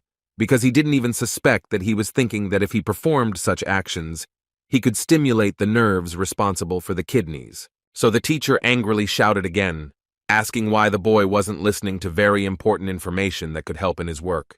This attitude towards work really offended the old man, so he turned around and said that apparently the boy was not ready for training, and began to walk away. Realizing that he could now lose an important mentor, Juan began to stop him and say that he wanted to practice, so Bon decided to test this desire of his. The gray-haired man ordered his assistant to bring a collection of books on acupuncture from another room. This name caught the boy's attention and intrigued him greatly, because it seemed to him that something interesting was about to begin. Taking into his hands the huge Talmuds on the study of this method, the physician Bon said that he would give the student 3 days to learn the contents of these books. Until this happened, he refused to continue his studies. The boy could only be horrified by the size of the books and agree to the conditions. In turn, Bon promised that he would take up training and practice suturing blood vessels. In 3 days, colleagues will have to meet and discuss their progress. As he ran through the crowded streets, Juan scolded himself for his inattention, which had led to him now having to remember a lot of new information in a short period of time. When he finally reached the house and entered the yard, he informed his relatives of his return. Right from the doorway, he was met with a disgruntled question about where he had been since the morning and all this time. It was Ju Huan who for some reason was not in the best mood as always. Putting on a straight face, Juan said that he had met with Dr. Bong and had begun learning acupuncture. The man immediately realized that they were talking about an old man who was the owner of the well-known shop of the Dr. Bon. His younger brother almost rolled his eyes when he heard the question yet again about whether he really wanted to become a doctor, to which he had only an affirmative answer. Smiling at this stubbornness, the elder said that he didn't mind, so all that was left was to convince Hua Bun and Mom, but Juan was ready to face this. In that case, the eldest of the brothers could accept that a healer would appear in their family, but still, he was very interested in how many times the boy managed to hit the stone. Smiling smugly, the boy declared that the night had been quite productive, since he had managed to land as many as 10 blows. The man simply couldn't believe what he heard, but Juan said that he could only demonstrate everything after he read all of these books. Watching his brother run away, Huabok wondered if it was even possible to master such a volume of literature and not fall asleep on the first pages. Junior Huang was no cheater, but it was incredibly hard to believe that he managed to hit 10 times. Sitting in his room, the young doctor kept trying to find points that would help his mother. But so far, he had only noticed that ancient acupuncture points were very different from modern ones. So now Juan was trying to fit into his head the data of both the old and new acupuncture techniques. It was decided to systematize all the information he had gathered and compare old and new points. When writing down his findings, the boy made sure that others would not understand anything, so he used the modern Korean alphabet Hangul. After several hours of painstaking work, the boy managed to create a kind of record of traditional Confucian acupuncture. After reviewing his detailed notes, Juan smiled and realized that step by step, over time, he would be able to figure everything out. With such intensive training, the young doctor did not even notice how time flew by, and it was already late evening. Gathered with his brothers for dinner, they asked why he had missed lunch. The young man explained that he had been copying a collection of books on acupuncture that Bon had given him. Hearing this, Hua Bun stopped chewing and seriously asked if Hua Bu was seriously planning to become a doctor, to which he nodded his head affirmatively. This news angered the middle brother so much that he shouted, saying that the young man was not sent to study in Suzhou for this reason at all. Such words made Juan angry, and with the same fervor he asked why people who save lives are treated so badly. Huabok retorted by saying that healing others was not a bad thing, but becoming a high-ranking official could help the emperor gain wisdom from books. It sounded so arrogant and selfish that the guy clenched his teeth, just to keep from saying something stupid in the heat of the moment. But this didn't quite work out, because the words were just bursting out. The boy blurted out that everything his brother said was nonsense, because he himself had successfully passed the exam. Both Huabong, grandfather, and their father showed excellent results, but they were unable to rise to positions not because of a lack of skills. The brother listened to the flow of words in amazement. Imagine his surprise when the youngest member of the family said something that none of them wanted to hear, namely that they were not yet dignitaries only because they did not give bribes. Huan continued to express his thoughts. He believed that his brother would be able to achieve a decent position without betraying his honest nature. But he was not a dud either, but had potential. Listening to all this, Huabong realized that the words spoken had meaning, but for now he did not say anything out loud. But the boy did not calm down. He continued to prove his case and claimed that he would become a doctor no matter what and would make the lives of others better. Having finished his fiery speech, the young surgeon rose from the table and turned around, intending to leave the room. Following him, Zhou Huan also rose up, finding the middle brother's attitude towards the younger brother's craft unfair. Hugging him, Huabok said that they were not yet used to the fact that their Huabu was already old enough to make such important decisions, so there was no need to be offended. Seeing that words were not very helpful in dispelling gloomy thoughts, the man suggested that they sweat well, because physical exercise always helped in such cases. The young surgeon didn't really want to do anything right now, but his brother insisted, saying that he wanted to check whether he really hit the target 10 times out of 10. But there was nowhere to go, so I had to throw out all my accumulated anger on the unfortunate stone. Such actions really help to clear the mind and invigorate, starting the necessary physical processes. Having finished demonstrating his skills, the young man looked smugly at his surprised brother and asked if he had successfully completed the task.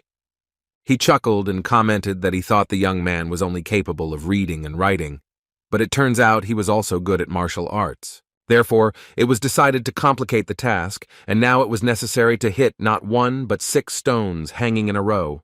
To prove that the task was entirely feasible, the older brother decided to show by his own example that it was not so difficult. Jumping so fast it was hard to keep track of, the man proved that it was possible to hit 6 stones with just 1 correct move. Such skill could not fail to impress, so Huan clapped his hands and said that it looked simply amazing. The praise warmed Huabok's soul. He said that if they trained hard, no bandits could compare to them. But the time for chatting came to an end, and Zhu Huan said that he would now teach the boy how to block punches. The boys went to different sides of the training area, and the older brother ordered the younger one to attack him right now. Clutching his weapon tighter in his hands, the boy decided that he would do everything as needed since he had practiced his strike many times. Running up to his opponent, he tried to at least touch him with a wooden club, but he dodged so quickly that it turned out to be no easy task. Once he almost managed to hit Huabok on the neck, but the latter managed to swing his club in time and successfully block the attack. The boy carefully watched his brother's every move and managed to see exactly how he did it. The man's club was positioned in such a way that his shoulder was exposed, so he could take advantage of the situation and attack. Huan was already anticipating how he would enjoy winning the fight, because right now he would deliver a stunning blow. But everything didn't turn out as expected, because the brother somehow managed to block this blow, and now the young man found himself in a precarious position. It was simply impossible to believe this, because it was unclear how Huabok managed to move with such speed and dexterity. It seemed that the secret of the blocking movements had been solved, but the next moment, the man found new techniques that surprised the boy.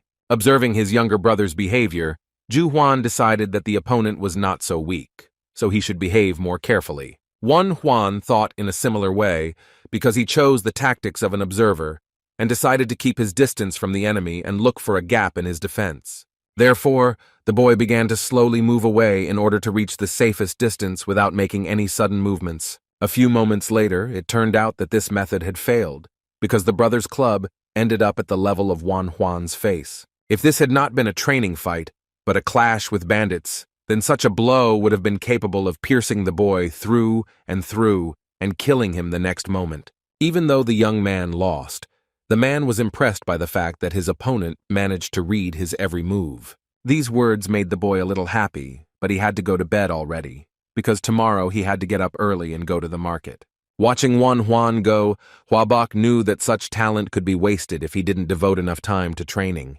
Despite the late hour, in some parts of the city they were not yet ready to go to bed, because work was literally in full swing. The healer Bon came to one of these places.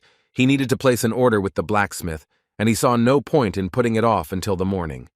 The worker wiped away the sweat and turned around to ask his regular customer what he wanted to order this time. Having put the kettle on, the man asked why the doctor had decided to visit at such a late hour. Sipping the aromatic drink from his cup, Bon muttered that he needed to make a very serious and important order for his business. After saying these words, he silently handed the blacksmith the parchment on which Juan had previously made sketches of medical supplies. Having looked at the provided paper, the master looked closely at the unknown devices and asked what they were. While drinking tea, the elderly doctor said that all these tools should help in treatment. It was difficult for the blacksmith to understand that such things could heal and not maim. So with a hint of panic in his voice, the master asked if these things would really be used in operations. Bon replied that Master Huang said so. Noticing the look full of distrust, the old man said that although the boy was very young, he was already an excellent and very skilled doctor. At this time, men came to the boy, who were supposed to come yesterday and bring him the necessary medicinal herbs. After unfolding the cloth and laying out the contents, Juan asked the men to tell him about the poisonous herbs, since his mind only contained memories of medicinal ones. The first thing that caught my eye was wolfsbane. Its purple flowers were pleasing to the eye, but the juice of the root contained a poison that could affect the central nervous system. This information was useful to the young doctor, so he thanked the workers and paid them extra. The herbalists were very pleased to cooperate with such a generous gentleman and were happy to continue working with him. Clutching the beautiful but deadly flowers in his hand, Juan realized that this amount should be quite enough for experiments. So now there was a high probability that there would be a chance to help Mom overcome the disease. After all, with the help of these flowers, it would be possible to create an analog of modern anesthesia and perform an operation that would facilitate recovery. The time has come when the boy will have to visit again the poorest area, located on the outskirts of the city. The young gentleman had not looked closely at the houses last time, but now he was simply amazed at their dilapidation and unsuitability for living. With difficulty the right house with a thatched roof and slightly rotten wood, he headed straight to the front door. There he was met by a man whom he helped to heal a broken leg after he landed awkwardly while climbing down a tree. But the guy's attention was drawn to something else, a loud squeak that came from a dark corner of the room. Coming closer, you could see a cage in which there were a large number of rats. They were nervous, so they ran noisily and squealed tirelessly. A memory immediately popped into my head of how the wounded man's little son promised to catch rats in exchange for lowering his dad's medical bills.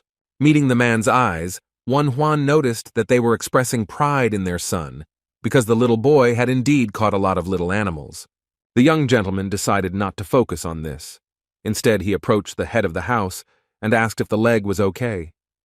He replied that everything was better than he expected, but the guy knew that he shouldn't take anyone's word for it. So he decided to take off the bandage and see how things were. When the bandages stopped hiding the wound, the boy was horrified by what he saw. Due to the lack of proper disinfection, everything began to fester. It was necessary to urgently neutralize the source of pus formation and treat everything thoroughly. The man guessed that the doctor had alcohol in his hands, and Juan noticed an unhealthy gleam in the patient's eyes. Suspicions of addiction immediately arose. But the young man only cautiously asked if he liked such drinks. The man enthusiastically replied that he literally could not resist. In order not to seem tactless, Juan began to say that he needed this liquid to treat wounds, because it could disinfect the necessary area of the body. The head of the house took these words a little wrong and asked if he could finish the rest of the alcohol. Not knowing what to answer, the boy said that he could do as he wanted. But he would only allow the man to drink alcohol if he was ready to say goodbye to his leg. These words stopped the potential drunkard from breaking down. In an attempt to combat a severe headache, Juan began feeding the rats grass with beautiful purple flowers. Noticing the wolfsbane in the doctor's hands, the patient with the injured leg became curious as to why the young gentleman was trying to poison the rats. The guy explained that for the purposes of the experiment, he was looking for a herb that, if taken, would wake him up as if he had fainted. The head of the house said that he understood plants, but did not know about such properties. Here came a little boy who, with incredible dedication, watched over and looked after his father all this time. Handing him a jug of alcohol, Juan said that the liquid should be used instead of water for disinfection. After sniffing the contents, The kid assumed that it was expensive alcohol, and with fear in his voice, he asked what to do if his father simply drank it. Turning to the boy's father, Juan asked if he wanted to lose his leg, and the man quickly said that he would not drink anything. Having resolved this issue, the young gentleman invited a boy named Obo to work with him. It just so happened that an empty house was discovered nearby, so it was safe to work with the rats in it. Obo said that a grandmother and her granddaughter used to live here. But then the old woman died, and the young girl went to Keeson's house. Hearing this, the guy felt uneasy, because he realized that he had gotten into truly difficult times. For a few seconds, the boy watched in silence as the rats fussed about in their temporary home. Juan decided to ask how it was possible to feed a rat grain soaked in poisonous juice. The boy was surprised, because he did not expect that these creatures were so smart. The only thing that came to Obo's mind was to shove the poison straight down their throats, and it was decided that he would do this, and the young master would hold the rat. The fluffy and very agile little animal wriggled in my hands and tried to escape, because it felt something was wrong. The poor rat was fed 1 grain, but there were still 5 left, so today was clearly not the best day for the animal. When all the grains were in the subject's throat, she shuddered and stopped moving, after which she went limp and apparently died. So the next time, the boy took 4 grains. After all, their goal was not to kill, but only to put the animal to sleep. The rats died one after another. Little Obo felt sorry for these unfortunate animals, but at least they did not suffer too much. From all this, the conclusion followed that the lethal dose was only 2 grains, but it was worth checking again. So Juan ordered the boy to stay in the house and watch the rats, but he objected, saying that he should get some sleep because he had to go to work early the next day. Realizing that the boy did not want to sacrifice his earnings, the young master gave him 5 nannies and ordered him not to take another job. Not knowing how to react to such a generous payment, Obo began to insist that it was too much. But the guy said that he liked the assistant too much, so there was no need to worry about money. The business at that end of the city ended, and the young man hurried back to his native estate. Opening the heavy front door, he announced his arrival to his relatives. A heavy hand immediately fell on his shoulder, and a familiar scent filled the space around him, indicating who was standing next to him. It was Juan, who wasn't satisfied with yesterday's training because he offered to sweat even more today, but his younger brother didn't have the strength for it. But this didn't interest the man much, because he had already decided for both of them that the training would take place right this minute. And before the boy could blink, he found himself right in the center of the area designated for training. Taking the painfully familiar club in his hand, the man asked if his student remembered the defense techniques he had shown him yesterday. The younger brother didn't even have time to nod his head before Huabok winked at him and ordered him to defend himself. Perseverance took its toll, so the guy decided that he had seen enough yesterday to try to hold off his opponent's attacks. But this self-confidence did not fool Juan, who knew very well that this ostentatious courage was a mask under which insecurity lurked. So it was worth testing his brother's strength, and it was with these thoughts that the man rushed into the attack. Juan didn't expect the attack to be so fast. Yes, his brother had attacked at high speed before, but never like this before. The space was literally ablaze around the eldest member of the family. It was clear how focused he was on the battle and his movements. It was amazing to watch, but when Wabu realized that he was about to deal with this powerful attack, his skin crawled. Tension was building up in the boy's body, because he didn't quite understand how he should act and what tactics to follow. If it was difficult to simply keep an eye on your brother, then a reasonable question arose in your head. How, in that case, would it be possible to parry his blow? But still, the boy got out of this hopeless situation and was able to block the attack, which helped to bring down the arrogance of the self-confident man. Huabok was truly amazed that his weakling brother had managed to stop his brilliant attack. What Juan was most interested in was what kind of strange move his opponent had just used. But he was not ready to answer such questions, because he still could not come to his senses due to the fact that his blow was blocked. When the man finally got his voice back, he muttered in surprise that he never thought his brother would be able to block an internal ki strike. Juan guessed that it was about the energy that the masters used and considered spiritual. Now the boy couldn't sit still because he wanted to learn more about spiritual energy, but his brother said that they would talk about it later. In his opinion, training should have come first, not idle curiosity. The young master was not particularly submissive, so he demanded to be told about the internal ki as soon as he could block the next blow. Such impudence brought a smile to his brother's face. It spoke of his readiness to achieve his goals, which was an excellent quality for a fighter. Preparing for another blow with the help of spiritual energy, the man decided that this time, the young man would not be as lucky as the last time. But Juan was too proud to miss the blow, and too curious to pass up the opportunity to learn about a new, unique energy. So the older brother had to face a difficult situation because his amazing shot was blocked for the second time. When the boy was already exhausted and wearily sank to the ground, Huabok asked if he was really tired. Looking at the youngest member of the family, the man realized that he was more capable than he and Huabong thought. After all, the thin, unremarkable doctor managed to achieve results in a couple of days, for which he had been working for several years of training. Turning around, Zhou Huan said that their classes were over and now they would go to the Red Rhinoceros Inn to eat something delicious. He began to hurry his tired brother because he was very hungry after such hard training. Huan enjoyed walking with his older relative along the clean, crowded streets of a more or less wealthy neighborhood. Putting his arm around his shoulders, Huabok asked the boy what he would like to eat for a snack, and he said that simple noodles would do. But the man shook his head, saying that they needed meat. Appetizing hot dishes and a bottle of alcohol appeared on the table, and with a wink, Zhu Huan asked not to tell the middle brother that they drank wine together. The boys began a cheerful conversation, during which they devoured delicious meat dishes. When young Huabu expressed his desire to propose a toast, Huabok began to wonder what he had picked up in his shuzhou. Wanting to celebrate the first glass he drank with his brother, he taught him to clink cups as a sign of joy and respect for each other. The brothers joyfully knocked their cups together and laughed, looking at the spilled liquid. After swallowing the contents, Huan felt a warmth spreading inside him, which only quality alcohol could provide. He was glad to feel this taste, because he hadn't drunk for so long that it seemed like it was in a past life, although that's exactly how it was. But the guy was not allowed to properly enjoy this moment, because loud screams were heard nearby, which indicated some kind of fight. The inn's guests watched in horror as two drunken men started fighting and were already rolling on the floor like little children.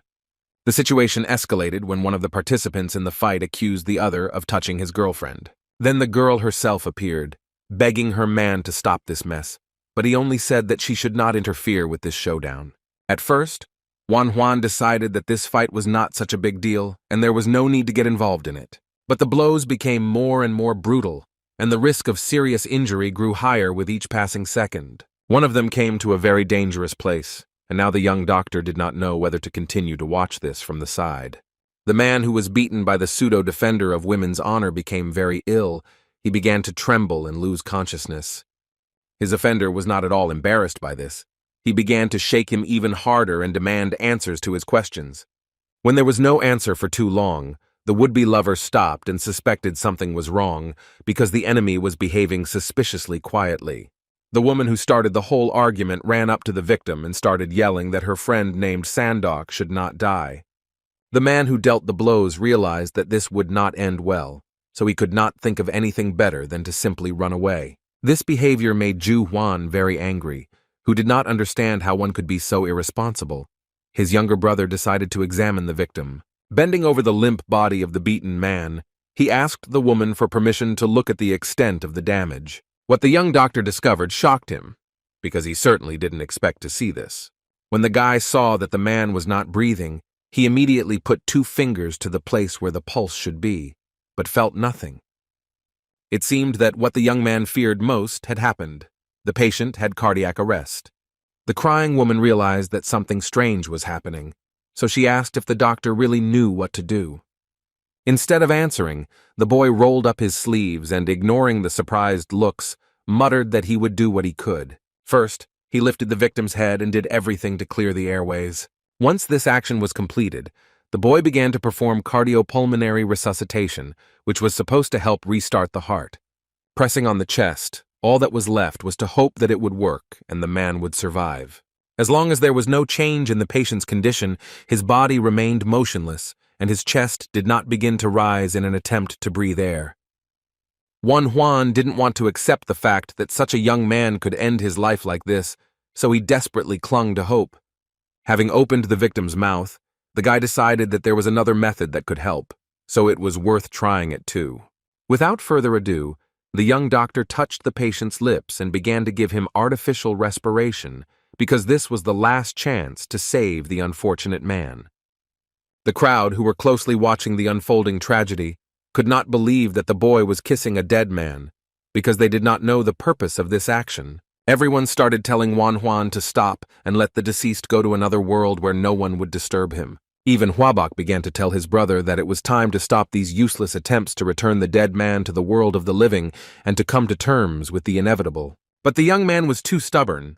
He continued to massage the heart, while simultaneously ordering the young man to fight for his life. Despair began to take over when the guy realized that all his actions were not leading to results. Then he hit the victim's chest with his fists with all his might. Oddly enough, this action helped because a wet cough came out of the man's mouth, after which he was able to take a hoarse breath, filling his lungs with oxygen. The whole crowd froze for a moment because they were in real shock from the fact that a seemingly dead person began to breathe again. It was really hard to believe in this. Juan breathed a sigh of relief as the people cheered and realized that he had managed to save this young man's life. Before the man had time to come to his senses, the woman began to scold him for getting involved in a nearly fatal fight. She screamed, saying that his attacker named Chong Pan even managed to escape, believing that he was dead. Looking around in confusion, Sandok tried to remember at least something, but the thought that he almost died did not give him peace. Then, a young doctor approached him and said that he really had almost gone to the next world and advised him to rest and not move too actively. Feeling goosebumps running across his skin, Sandok asked how the doctor managed to save him. Not knowing how to correctly and clearly, for ordinary people, describe his actions, the boy said that salvation became possible thanks to cardiopulmonary therapy. But these words only caused the man to suddenly experience a severe headache, which forced the unfortunate man to close his eyes. The young doctor explained this by saying that when the heart stops, the first blow is to the head, and if he moves, there is a risk of dying, so he advised the patient to lie down. These recommendations worked, and Sandok decided to go home, but at the end he expressed a desire to thank his savior. Considering everything Juan has done, it would be foolish to refuse gratitude, because then people will stop appreciating his work at all. Moreover, looking at these people, one could say with confidence that they had money, so one could take what they offered. Laughing, the boy said that he would gladly accept the gift if the gentleman considered it necessary to give it. After searching his pocket for the necessary item, the man pulled out a silver container, which obviously contained money. The rescued patient had 1 liang of silver in his hands, which was equal to 40 grams. Juan began to say that it was too much, and he did not have any change. But Sandok began to convince him that there was no need to look for change, because he wanted the doctor to take every last coin. In this case, the healer had no choice but to accept the generous gift that the grateful couple offered him. Here everyone's attention was drawn to someone's loud cries, which announced the approach of other people. Some stranger ran and shouted throughout the street that he had finally been able to find and call a doctor. It was the same man who had inflicted a severe injury on Sandok, and he was quite surprised that the victim had survived and was standing right in front of him. Laughing nervously, Ju Huan noted that the scoundrel looked as if he had been running after an undertaker rather than a doctor. While the newly arrived doctor was examining Sandok, his offender was trying to figure out what had happened and how it happened that the man had suddenly come back to life. Without giving her boyfriend a chance to say a word, the woman pointed to Juan, who was sitting behind them, and said that her lover was alive only because of him. This information greatly surprised the physician, who could not believe that such a young man could use such skillful techniques of the medical craft. Huabok listened to all these speeches with pleasure. Now he finally recognized his brother as a good doctor. Pleased with this praise, Juan was chewing the delicious treats thoroughly when he was suddenly distracted from this pleasant pastime. The men who had been fighting, along with the doctor and the cause of their dispute, approached his table and thanked him for his timely intervention and assistance. The main villain of this story said that his name was Chong Pan from the merchant militia, and he expressed his gratitude for saving his friend.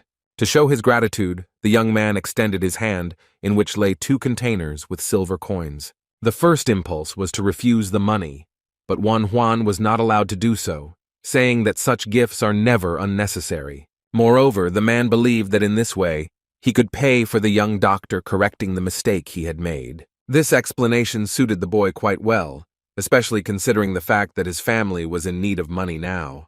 When the reward was in Wan Huan's hands, these people decided that they could finally leave this place and go about their business. But they were not the only ones who wanted to talk to the young man. The newly arrived doctor also wanted to talk and was interested in what methods he had used. He began asking questions about how the guy managed to save that young man because he had no pulse, which clearly indicated that the unfortunate man was dead.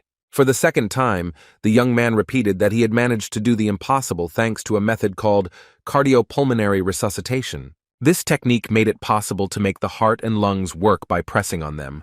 The doctor was interested in where the boy learned this. Questions like these left Wan Huan stumped, because he couldn't say that all these techniques were used in the distant future. So I had to shock the man by saying that he had learned all of this on his own during his studies. The experienced doctor could not believe that such a young colleague had created a new technique. The boy began to justify himself, saying that it was based on traditional medicine. Stuttering, the doctor introduced himself as Sok Pil and explained that although he was inferior to the guy in skill, he was responsible for the health of the people in this area. Hearing the huge amount of praise from this man, Wan Huan became very embarrassed and didn't know how to react. Having finished with this flattery, Seok Pil asked the boy to teach him CPR. Watching this scene, Ju Huan was truly proud of his talented younger brother, who was really good at what he did. Teaching was something new for Wan Huan, so he was hesitant, but his senior colleague brought out the big guns and offered him 10 liang of silver. It was hard to even imagine such a huge amount of money as payment for tuition, so the young man even opened his mouth in surprise and shock. On the one hand, it seemed wrong for the guy to get such funds so easily, but on the other hand, he could teach the doctor a new method that would help save people. Still, the boy's moral qualities were higher than the desire for material wealth, so he ordered the doctor to take the silver and come to Bon's shop tomorrow. After finishing this conversation, Wan Huan returned to the table where his brother was sitting and carefully watched what was happening.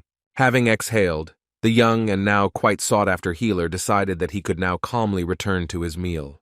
But Huabok decided to be the next one to pester him, because he began to tell him that his little brother was so cool that even experienced healers asked him to teach them.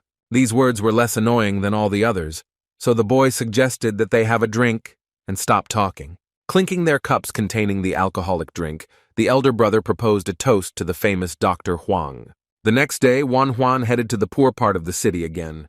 He made his way through a small river that was where his destination was. Stopping in front of an old, abandoned house, the young man wondered what was going on with the rats he had left in the care of Obo. Before that, he dropped by the house of a man with an injured leg to find out how he was feeling.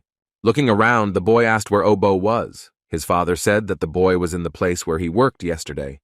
Thinking about how his young friend was just a child but so hard-working, Wan Huan moved on to examining his leg, as the wound had become infected a few days ago. Now everything looked much better. The disinfection helped, and everything was as it should be. The healing was going quite well.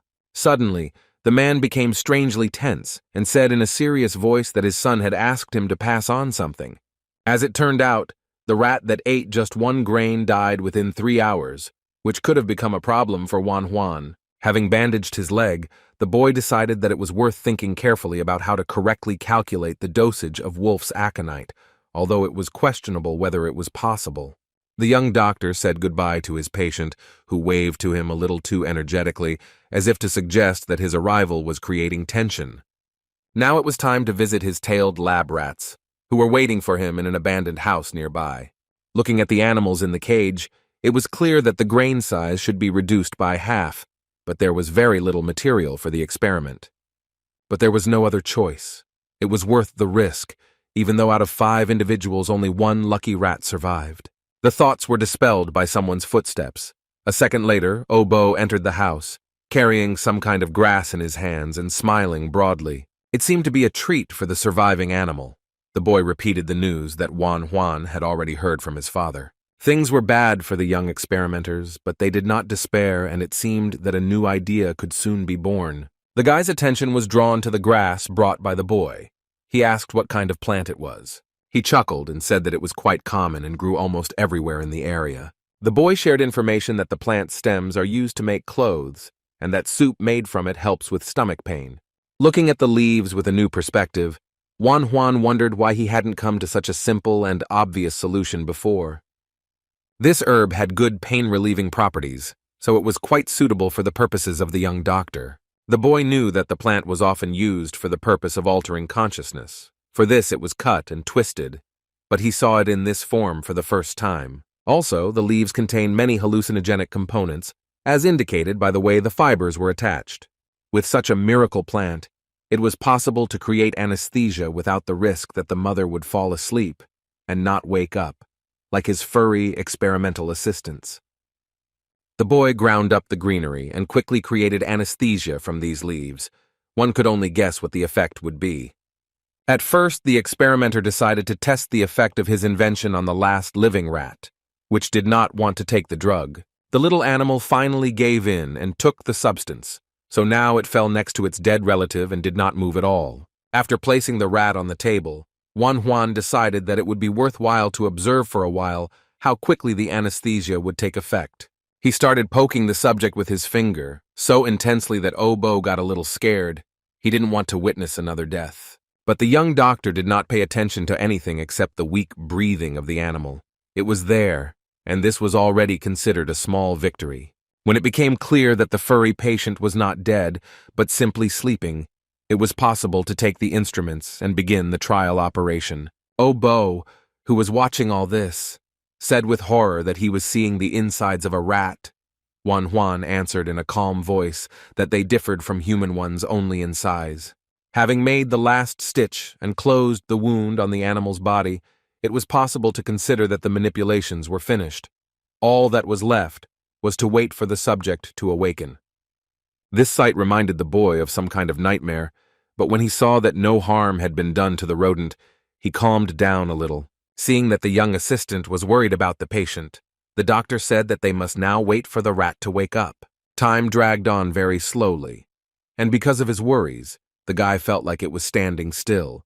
But after 2 hours, they were able to see the results of their work. The rat opened its eyes, which were slightly crazed and completely covered in blood vessels. The young assistant asked why the animal was staring so strangely into space, but the doctor thought that the animal was looking straight at him and wanted revenge. Relief suddenly washed over the guy. He realized that this plan could work, but similar actions should be repeated about 10 more times. Hearing this, the boy tensed up. Juan said that he would pay well for all the rats that he caught. He agreed to such conditions. Suddenly, an unfamiliar girl entered the house. Her eyes were filled with anxiety, and she quietly asked if the doctor was here. Hearing that she had come to the right place, the little girl began to tremble and put her little hands to her heart, as if begging for help. She began to cry and beg Juan to help, because her mother needed healing and there was no one else to turn to. Fighting back tears, the girl said that she would do anything to make her mother feel better. She listed that she sews quickly and washes well. It was a new challenge, and it was worth deciding whether to accept it or not, but the child's pleas will not leave anyone indifferent. Obo wanted to comfort his friend named Mia and started walking towards her to hug her. The doctor, in turn, did not keep the children waiting and immediately told Mie to bring her mother for an examination. He examined the sick woman in silence for several minutes and concluded that they were dealing with a mild cough, so there was no need for any decoctions or acupuncture. The exhausted mother weakly uttered words of gratitude, but the girl's face shone with happiness, and she kept saying that the doctor had helped them a lot. The problem was different. There was no inflammation or fever, which meant there was no pneumonia. It was a matter of general weakness. The patient began to say that she would definitely pay for the treatment, but the boy just smiled and said that he had to give some instructions. After this, he silently placed a container with silver coins into the woman's palms. While she was looking at the money in amazement, the guy said that she had to eat well with it for 2 months. Once the initial shock had passed, the woman began to say that she could not accept such a gift because she was too embarrassed. But the young doctor said that now she should think about her health, and when she gets better, she can return the money if she wants. These words had a very strange effect on Mie. Her lips trembled and she barely held back from sobbing. Then she couldn't bear it any longer and burst into tears, saying along the way that she couldn't express her gratitude in words. Even though the girl's reaction was too emotional, Juan was pleased that he was able to help these people. Returning to the house, Obo proudly said that he knew the healer would help them, to which he replied that he could not do otherwise. But Juan knew that this could not go on forever, because it was hard for both the one helping and the one receiving help. The most important thing was to achieve independence, and in such troubled times it was very difficult to achieve this. His assistant believed that anything could be achieved if you worked hard, but this was not true, because hard work was not always the solution to all problems. Such was the cruel world they lived in, but the boy did not agree with it. He began to shout that he liked the place where they lived. The kid decided that he would also become a doctor, so that there would be more people like him, and then the world could change and become better. He clearly believed in every word he said, and looking at him, Juan realized that not all was lost. But these dreams were still too unrealistic, and when the boy said this, Obo became even more angry. This youthful maximalism was very familiar to the guy who once believed in a better future, so he couldn't help but smile, looking at yet another dreamer. Juan didn't consider himself to be anything special, but he sincerely hoped that the boy's wishes would come true, because he also wanted the world to change. Having decided that changes needed to start with oneself, the guy invited his young friend to become his assistant. The boy was very surprised by such a proposal because he did not think that his words would be taken seriously. This proposal struck him so much that he responded only when the doctor already thought that he would be refused. After receiving the consent, the first thing Juan wanted to do was go to the hemp field, which was quite far away. Seeing the displeasure of his newly minted assistant, the guy assumed that the child did not want to accompany him. Fearing that he would lose his place next to the doctor, the boy shouted that he would go wherever he was told. The pleased young gentleman said that this would be Obo's first assignment as his assistant. The young assistant was in such a hurry that he didn't even notice how he managed to fly into his back. Scratching his head, he looked out into the yard and was surprised at what he saw, because this did not fit into their plans. There was a whole crowd of people standing there who wanted to get examined by the famous doctor. Each of them came with completely different requests. They all spoke and plaintively asked for time, because their illnesses did not give them peace and interfered with their normal lives. The surprised boy was called by his boss, who looked at him with a mixture of indecision and surprise. But the doctor surprised him even more when, rolling up his sleeves, he asked why his assistant was not helping to see patients. And so the day passed for the doctor and his little assistant. The once empty house was again filled with life, noise, and lively conversations. A wide variety of people came, from old people to mothers with children, and time was devoted to everyone equally. While the doctor was performing procedures and giving advice, his assistant ran for water, brought rags, and in every way made his master's life easier.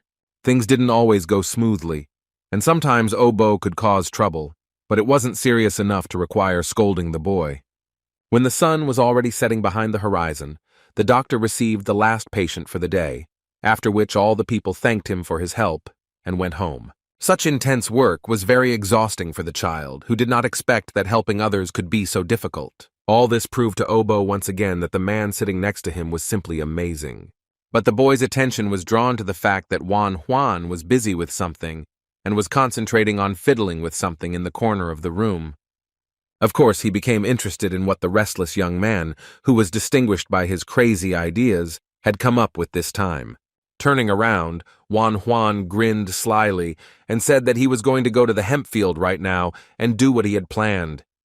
Frightened, the boy began to dissuade him, arguing that the wild animals had already gone out hunting, but the doctor could not be dissuaded. Some people got into trouble in the middle of the night, while others sat in the calm atmosphere of their home and watched the rising moon through the window. The beautiful mahogany building looked very cozy, and the lanterns hanging in the corridors invited people to walk along them and enjoy the evening. While eating his late supper, the man listened with a grin to the story of how someone in the city had managed to resurrect a dead person. He thought that this joke was perfect for a tavern. But when he heard that more than 30 people had seen this spectacle with their own eyes, the cup in his hands froze. The person who reported this information believed that it was possible that these were rumors, but if they were true, the identity of the doctor was worth establishing. The gentleman finally took a sip from the cup and asked if that was why his interlocutor was hanging around. Perhaps he was looking for a skilled healer. Without answering this question, the man reported that, judging by what he had heard, this young man was no more than 20 years old. This news amused the commander Chao Zhen, and he decided that this doctor had achieved enlightenment and was thus able to regain his youthful appearance. The next day, 3 doctors gathered in Old Man Bon's shop. Bon himself, Seok Pil, and of course young Wan Huan. This time they were dismantling a vascular suture. For Bon this information was not new, but Seok Pil tried to remember every detail. Everyone was especially interested in watching the cardiopulmonary resuscitation technique, because it literally brought people back to life. The 2 grown men sat and listened so attentively that it seemed they wanted to absorb every word that flew out of the mouth of the talented young man. It was nice to see such talented and experienced colleagues listening to him, so the guy didn't even try to hold back a smile. As a token of gratitude, his students wanted to shove gold and silver at him as payment for the priceless knowledge that he shared only with them. His first impulse was to refuse the gifts, but then Wan Huan realized that his experience was valuable and deserved to be paid for. Lost in thought, the guy wondered what the right thing to do would be, because in fact, he needed the money in order to continue his experiments. But all these thoughts were interrupted, because a loud cry was heard from the street, calling for a doctor. It was worth clarifying which one, because there were 3 of them in the room. An unknown man announced that a military officer, who was highly respected in the city, had approached the house. Alarming thoughts appeared in the guy's head. A visit from such a high-ranking official could indicate that something had happened in the army. A military man dressed in full gear burst in, looked around anxiously, and called over the doctor, Bon. Sweat was pouring down the strong man's face, and he could barely utter the words that he needed the old doctor's help. He said that during the clearing of the bandit lair, many soldiers were wounded and now they were dying. It was necessary to hurry in order to have time to help them. All 3 doctors were very surprised that the bandits were causing problems again, since nothing had been heard from them for a long time. The stunned Seok Pil could only squeeze out the words that they were about to face a great disaster. There was no time for talking. Bon was the first to come to his senses and told his colleagues that they had to hurry. Before he had even taken a few steps, the old man was called out to, and he looked irritably at the one who had distracted him. It was Wan Huan, who expressed a strong desire to join his senior colleagues and help the soldiers. The men were unsure, as the boy was very young and had not yet seen the horrors that they had seen. But they realized that if the young man went with them, they would be able to see for themselves how skillfully he possessed the talent of a healer. So they didn't think for long, but decided to all go together after the military leader, who was supposed to lead them to the victims. After some time, Wan Huan finally found out the place they were brought to. It all happened in the Mask Gorge. After walking along a narrow rocky road, the doctors were led to the camp where, apparently, the wounded warriors were lying.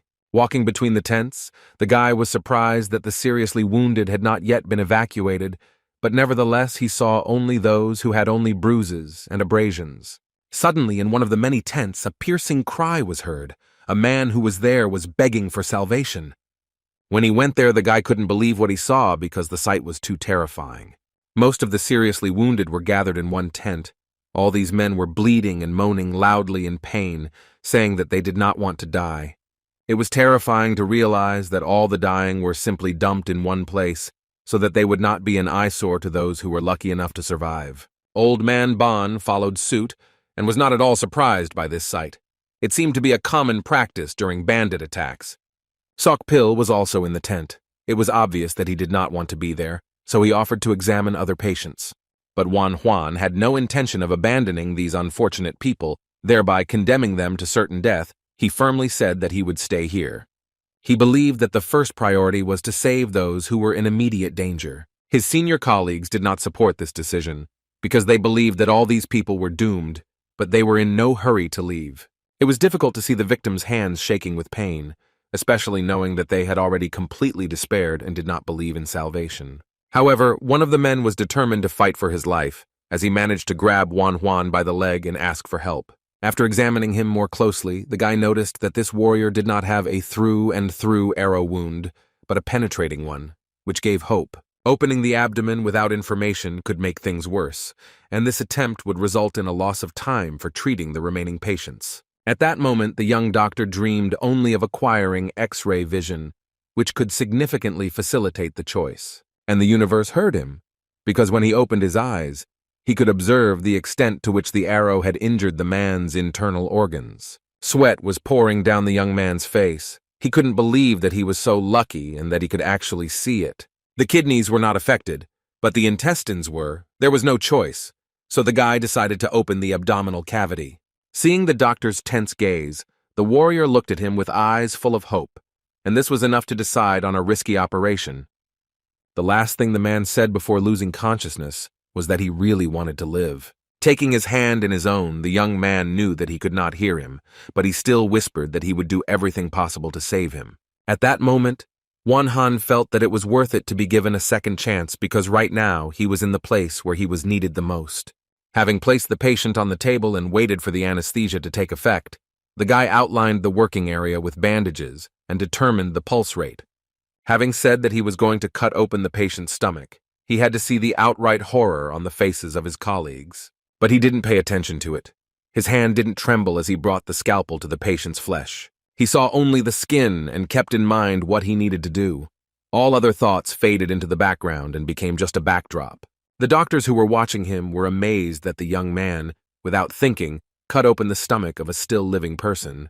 When he stuck his hand right into the warrior's belly, even the experienced Bon, who had seen a lot of horrors in his life, almost threw up. I carefully felt the insides. The guy did not feel any disgust, because this action could save a person's life. After several minutes of intense work, which required the utmost care and skill, the surgeon finally found what he needed. After that, he removed the foreign object, which turned out to be a fragment of an arrow.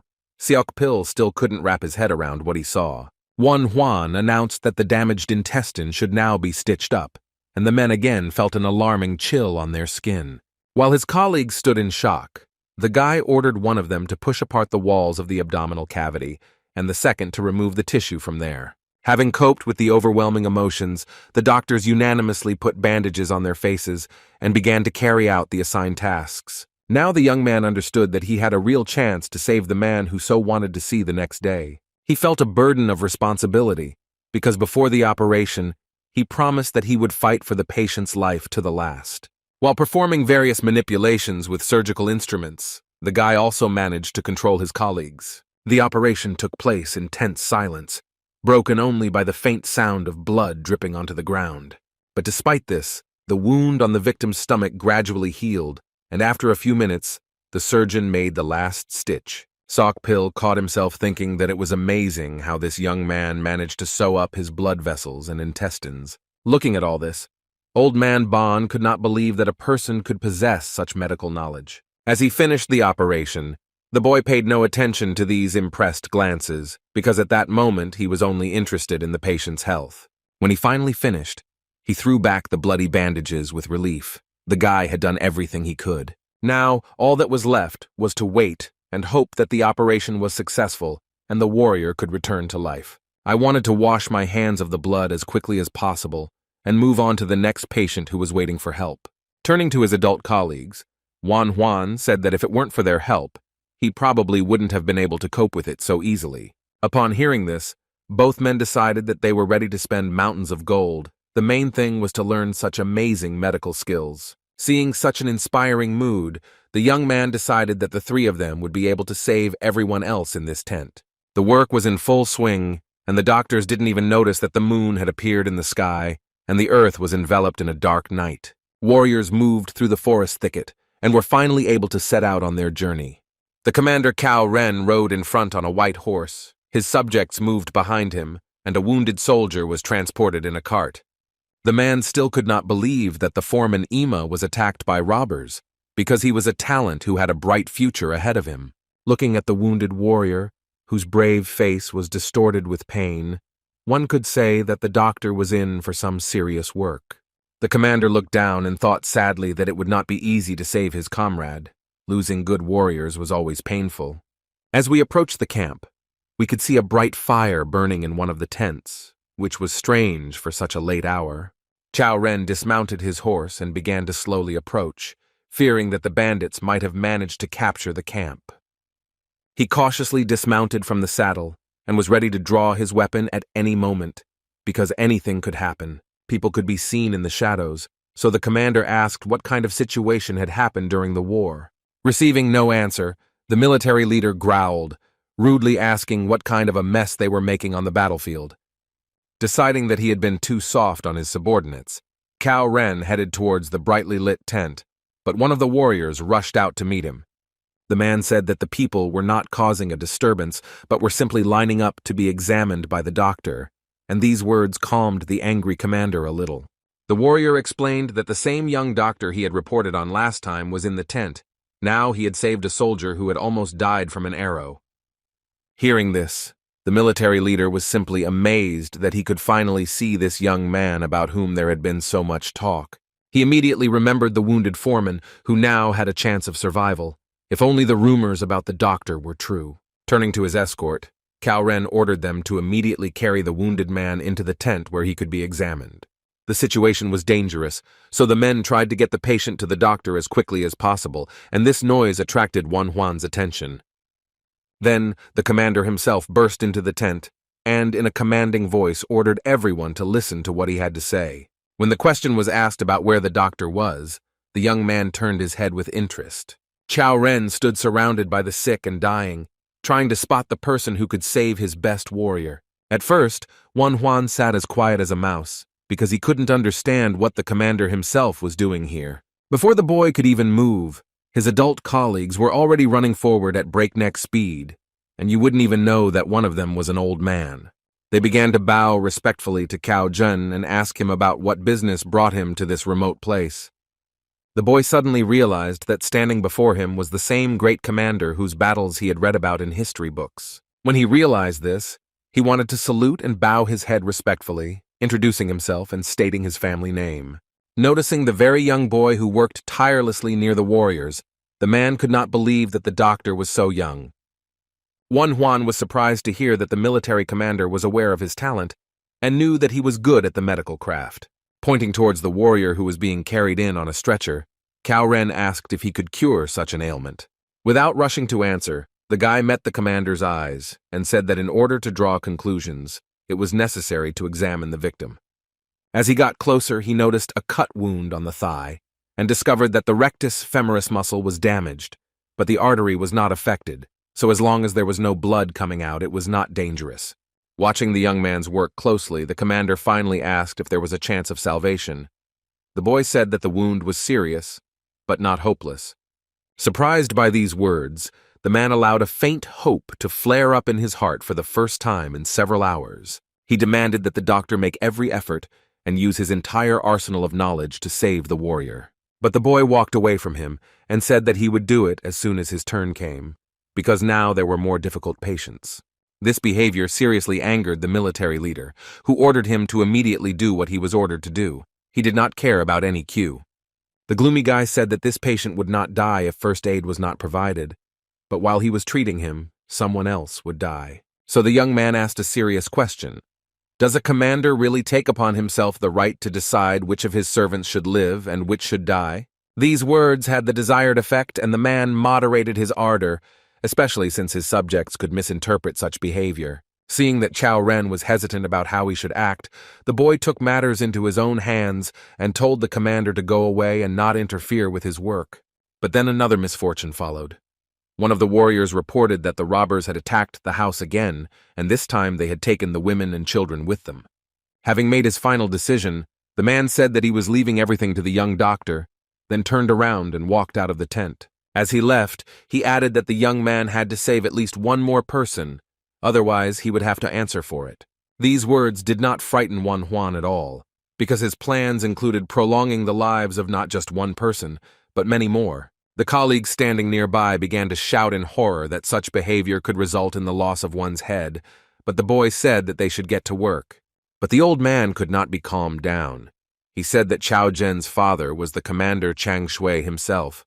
People like them did not even dare to approach such warriors.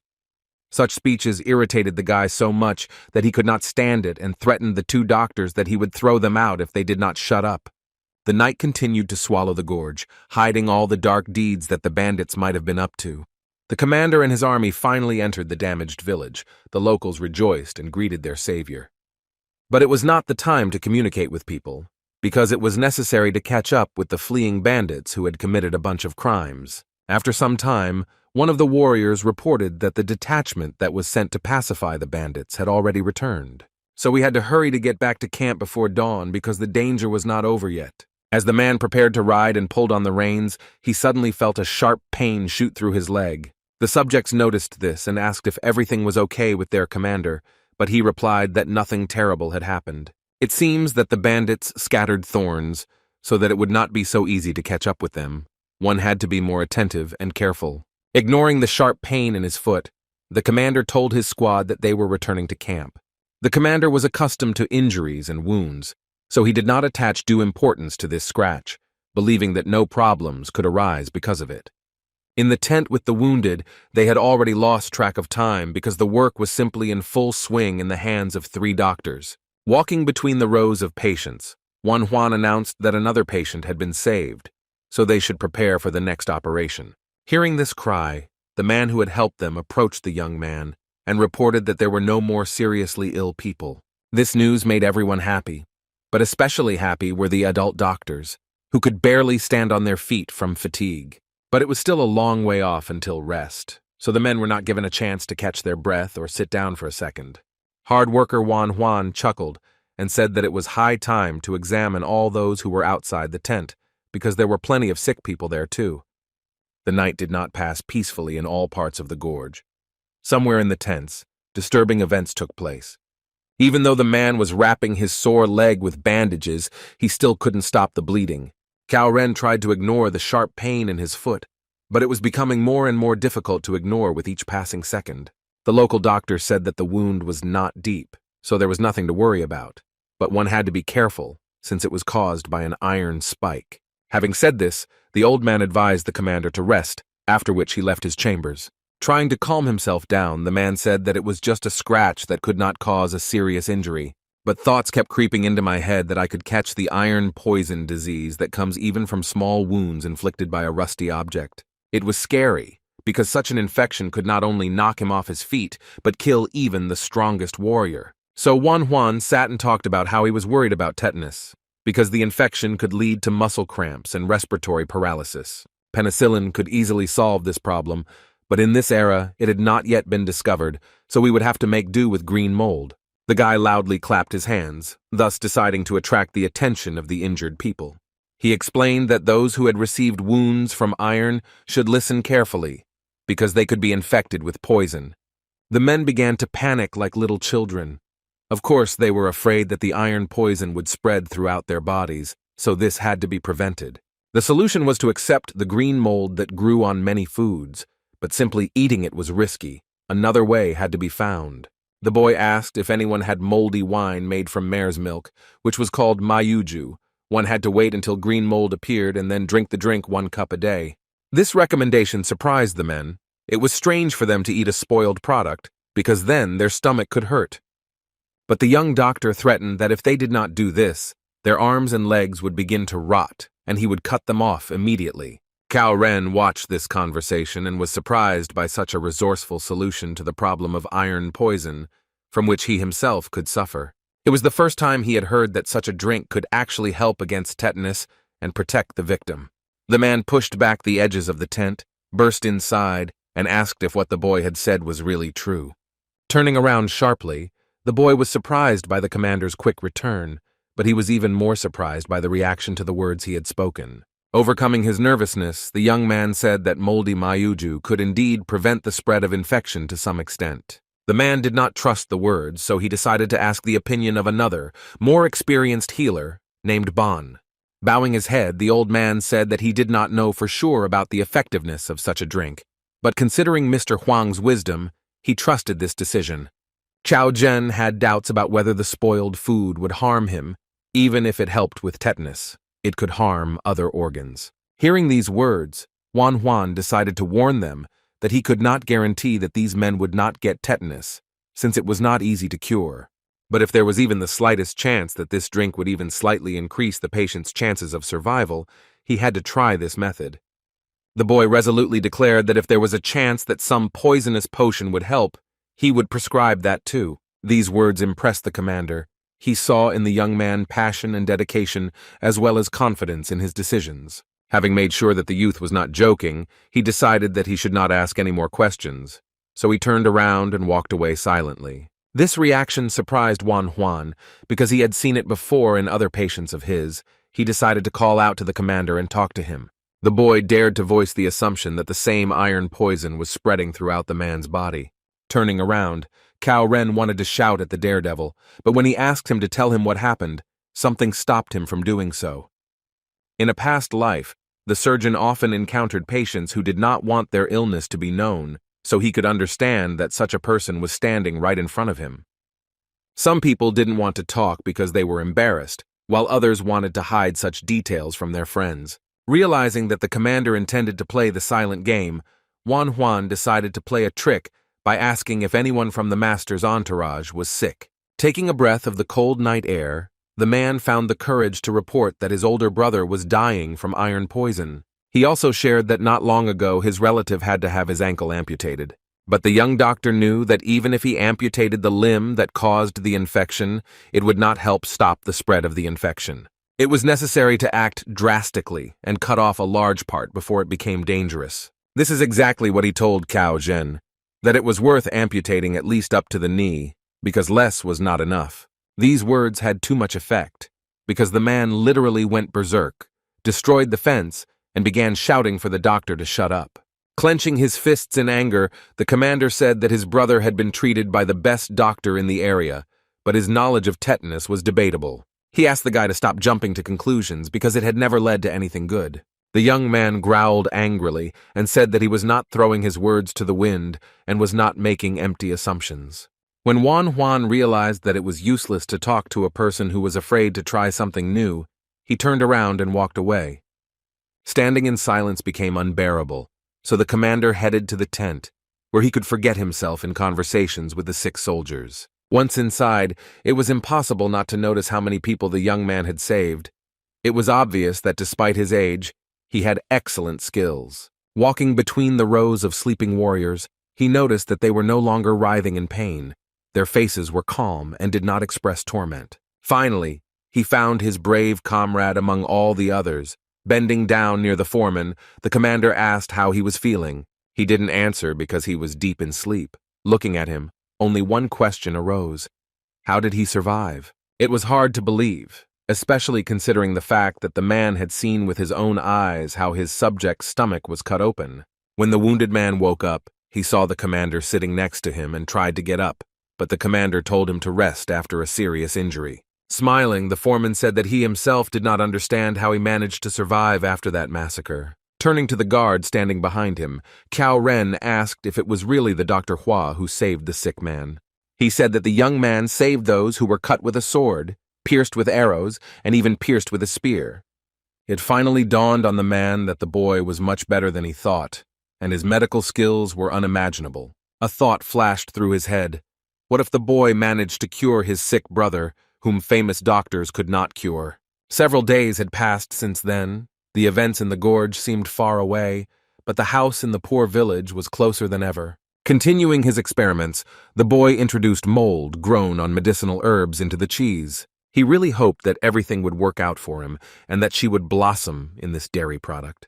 When he broke it, his heart sank and his skin became covered with thousands of tiny goosebumps. Taking a closer look, he sighed with relief, because what he had planned had worked, and there was green mold inside the cheese. The idea was a success, and the result could not but please. Now he had in his pocket something that could, if not replace, then become an analog of penicillin.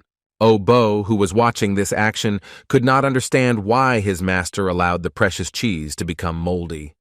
The boy, without further explanation, said that all this was done because this mold would be able to save people. Having discovered such a miracle, it is now possible to cultivate, refine, and collect the mold, and then use it in special cases. All this allowed the doctor to obtain gram-positive bacteria, which helped fight many diseases. However, there was one problem. If the patient refused treatment, there would be no benefit from it.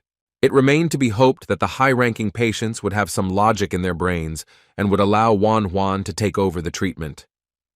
Especially considering the torment the patient was in, if this mold could somehow ease the suffering, then it was worth a try. This is exactly what Cao Ren was thinking, as he watched his brother's torment through the window that looked out onto the corridor. After drinking moldy mayua for a few days, his condition improved, but the symptoms did not go away completely. He felt bad and uncomfortable, but his condition became more bearable, although he was not completely healed.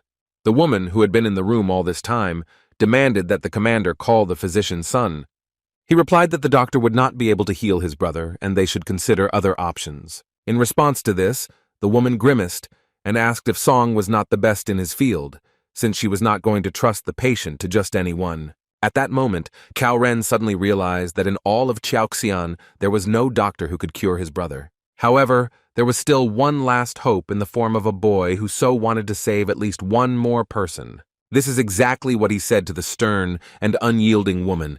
He informed her that there was someone who could cure tetanus. Either tears or a spark of hope flashed in her eyes. She ran up to the man and began asking where this man lived. When she heard that he was living in Chaoxian, she ordered the servants to immediately prepare everything for the arrival of the dear guest. After all, they had to meet such a precious person with all the honors they were capable of. The door slammed shut, and the man was left alone with his own thoughts and worries. All that was left was to hope that Mother would be wise and be able to accept what the young doctor would say. The one who was so awaited at the commander's estate was calmly engaged in his healing craft and various preparations. He was distracted from these important matters by the sound of hooves. In such places it was rare for someone to ride in a cart or on horseback, so the guy turned around. A man was running towards him with all his might, and he recognized him as the military officer he had seen yesterday in the camp. He began to nervously explain that Lord Cao Song, the commander's elder brother, was in critical condition, and they needed to hurry to save him. Realizing that this was no joke, the boy decided that now was not the time to remember that they had previously refused his help. So he ran into the house to collect the necessary things. Even though the house was tidy, in a hurry it was not easy to find what you needed right away. But finally the right jug caught his eye, and the doctor grabbed it. It was the most important item for such a patient. It was lucky that there was still some penicillin left inside, which was specially developed for such cases. The man was in such a hurry that Wan Huan had to literally jump onto the horse while it was moving. As soon as the doctor sat in the saddle, the military officer drove him at such a speed that he could hardly stay in place. As he raced along the rocky road, the boy recalled that about 10 days had passed since Cao Ren had told him about his brother's illness and amputated ankle. Quite a lot of time had passed, so it remained to be hoped that it was not too late to take action. After some time of intense travel, the guy saw a huge estate built of beautiful red wood. Even without going inside, one could hear that there was a commotion in the courtyard. Someone was shouting to bring water, because the eldest young master had become worse. Cao Ren ran out to meet the doctor, his face reflecting anxiety and fear. He asked him to quickly come in and examine his brother. But it wasn't just this rush that bothered Wan Huan. He also noticed the commander's strange gait. The most terrible and unpleasant guesses came to mind, but for now the guy decided not to pester the man with questions. Moreover, the commander insisted that it was necessary to urgently go to the estate and conduct an inspection. Following behind him, the doctor carefully looked at Cao Zhen's gait, but he told himself that these were all just guesses, and there was no point in jumping to conclusions. Approaching the right room, the warrior froze, because he understood that it was possible that right at that second, the fate of his beloved older brother would be decided. Exhaling, the man decided he was ready to face whatever came next, so he opened the door and announced the arrival of the doctor. A woman began to bustle about in the room, inviting him in and asking in a worried voice if their guest was tired. Meeting her youngest son's gaze, she asked why the doctor didn't come inside, but she didn't even glance at Wan Huan. This was approximately the reaction that Cao Ren had expected, so he pointed his hand at the boy standing next to him and told his mother that the one they had been waiting for was standing in front of her. The woman's gaze became not just stern, one could even notice anger and some cruelty in it, especially when she finally looked at the young man standing in front of her. It was surprising that the fragile-looking lady began to scold the great commander, asking whether he was really ready to entrust his brother to a child. The man did not listen to this silently. He stood up for the boy and told him that he had cured a hopeless soldier who could not be saved by ordinary doctors. It was obvious that the mother was having a hard time containing her anger, and she growled that she wouldn't say nasty things just because the boy had come so far. It was to be expected that this lady would not want to entrust her eldest son into the hands of a youth who was not even 20 years old. So Juan was not at all surprised. In her opinion, what stood before them was only an inexperienced novice healer who still had a lot to learn. A gloomy Cao Ren listened with irritation as his mother suggested watching his brother a little longer. Not wanting to listen to this family squabble, Juan decided to take his leave and leave the territory where his services were not needed. But everyone suddenly fell silent as hoarse groans of pain were heard from Cao Song's bed, growing louder and louder. The body of the unfortunate man arched unnaturally from the pain, and after a few seconds, a terrible cough began with some kind of foam flowing from his mouth. Observing all this, the young doctor understood that the patient was already in such a protracted phase of the disease that simple penicillin would not help. He turned and walked away, for it was clear to him that it was too late to make any attempt at treatment. When he went out into the yard, the boy ran into the warrior who had brought him here, and he began to apologize for interrupting the doctor from his work. The man began to say that he was embarrassed by the lady's rudeness. She had always been kind, but since her son had fallen ill, she had become too sensitive. This behavior was understandable, because any parent would be afraid to end up in her place. It was sad to report that the eldest young master would not last even a couple of days, because the disease had become too ingrained in his body. These words shocked the military commander. He began to say that if everything was so serious, then the doctor needed to stay here, but he cut off his speech. After all, it was already absolutely clear that neither he nor anyone else would help Cao Song. His days were numbered.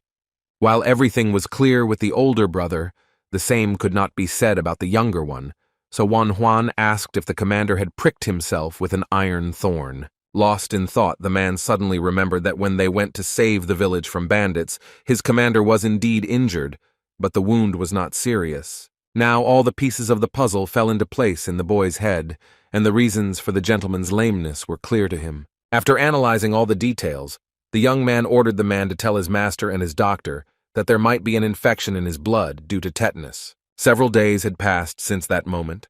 A fine morning had arrived, and work was once again in full swing in the old house. The young doctor received patients from a poor village and tried to help these people in any way he could. Examining one of the men, he said that he was recovering, but there was still a need to insert a needle in the knee area. He was about to make a puncture when suddenly his hand shook due to a sharp squeal that was heard somewhere in the yard.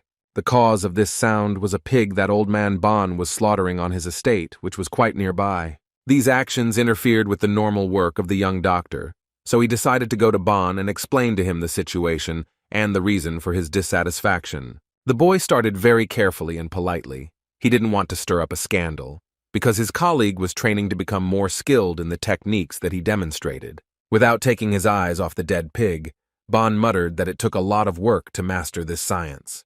A second later, the old man began to resent the fact that his young colleague had stopped teaching him, which is why he had to mess around with pigs. The boy wanted to show how to sew the vessel better, but the man said that the animal would die anyway, and if he continued, then at least the villagers would be able to fill their bellies. Pushing the old man aside, Juan said that the area to be operated on was large, but it was very easy to tear, so he should be careful. He showed how to do the stitches so that the wound would not come apart and the stitches would come out even and neat.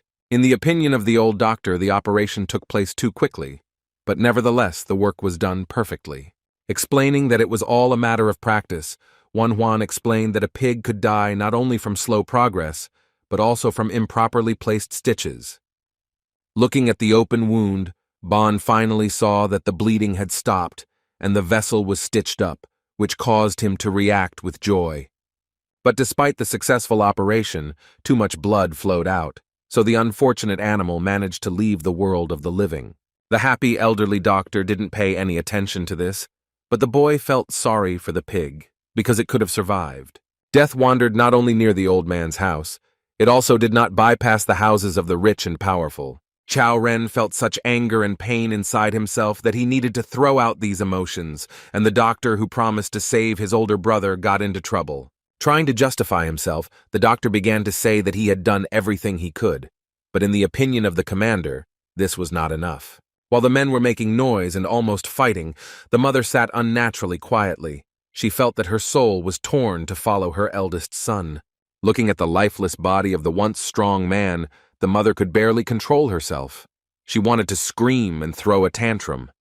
Realizing that the scandal was unnecessary in the room where his brother's dead body lay, Cao Ren decided to throw the doctor out of the house.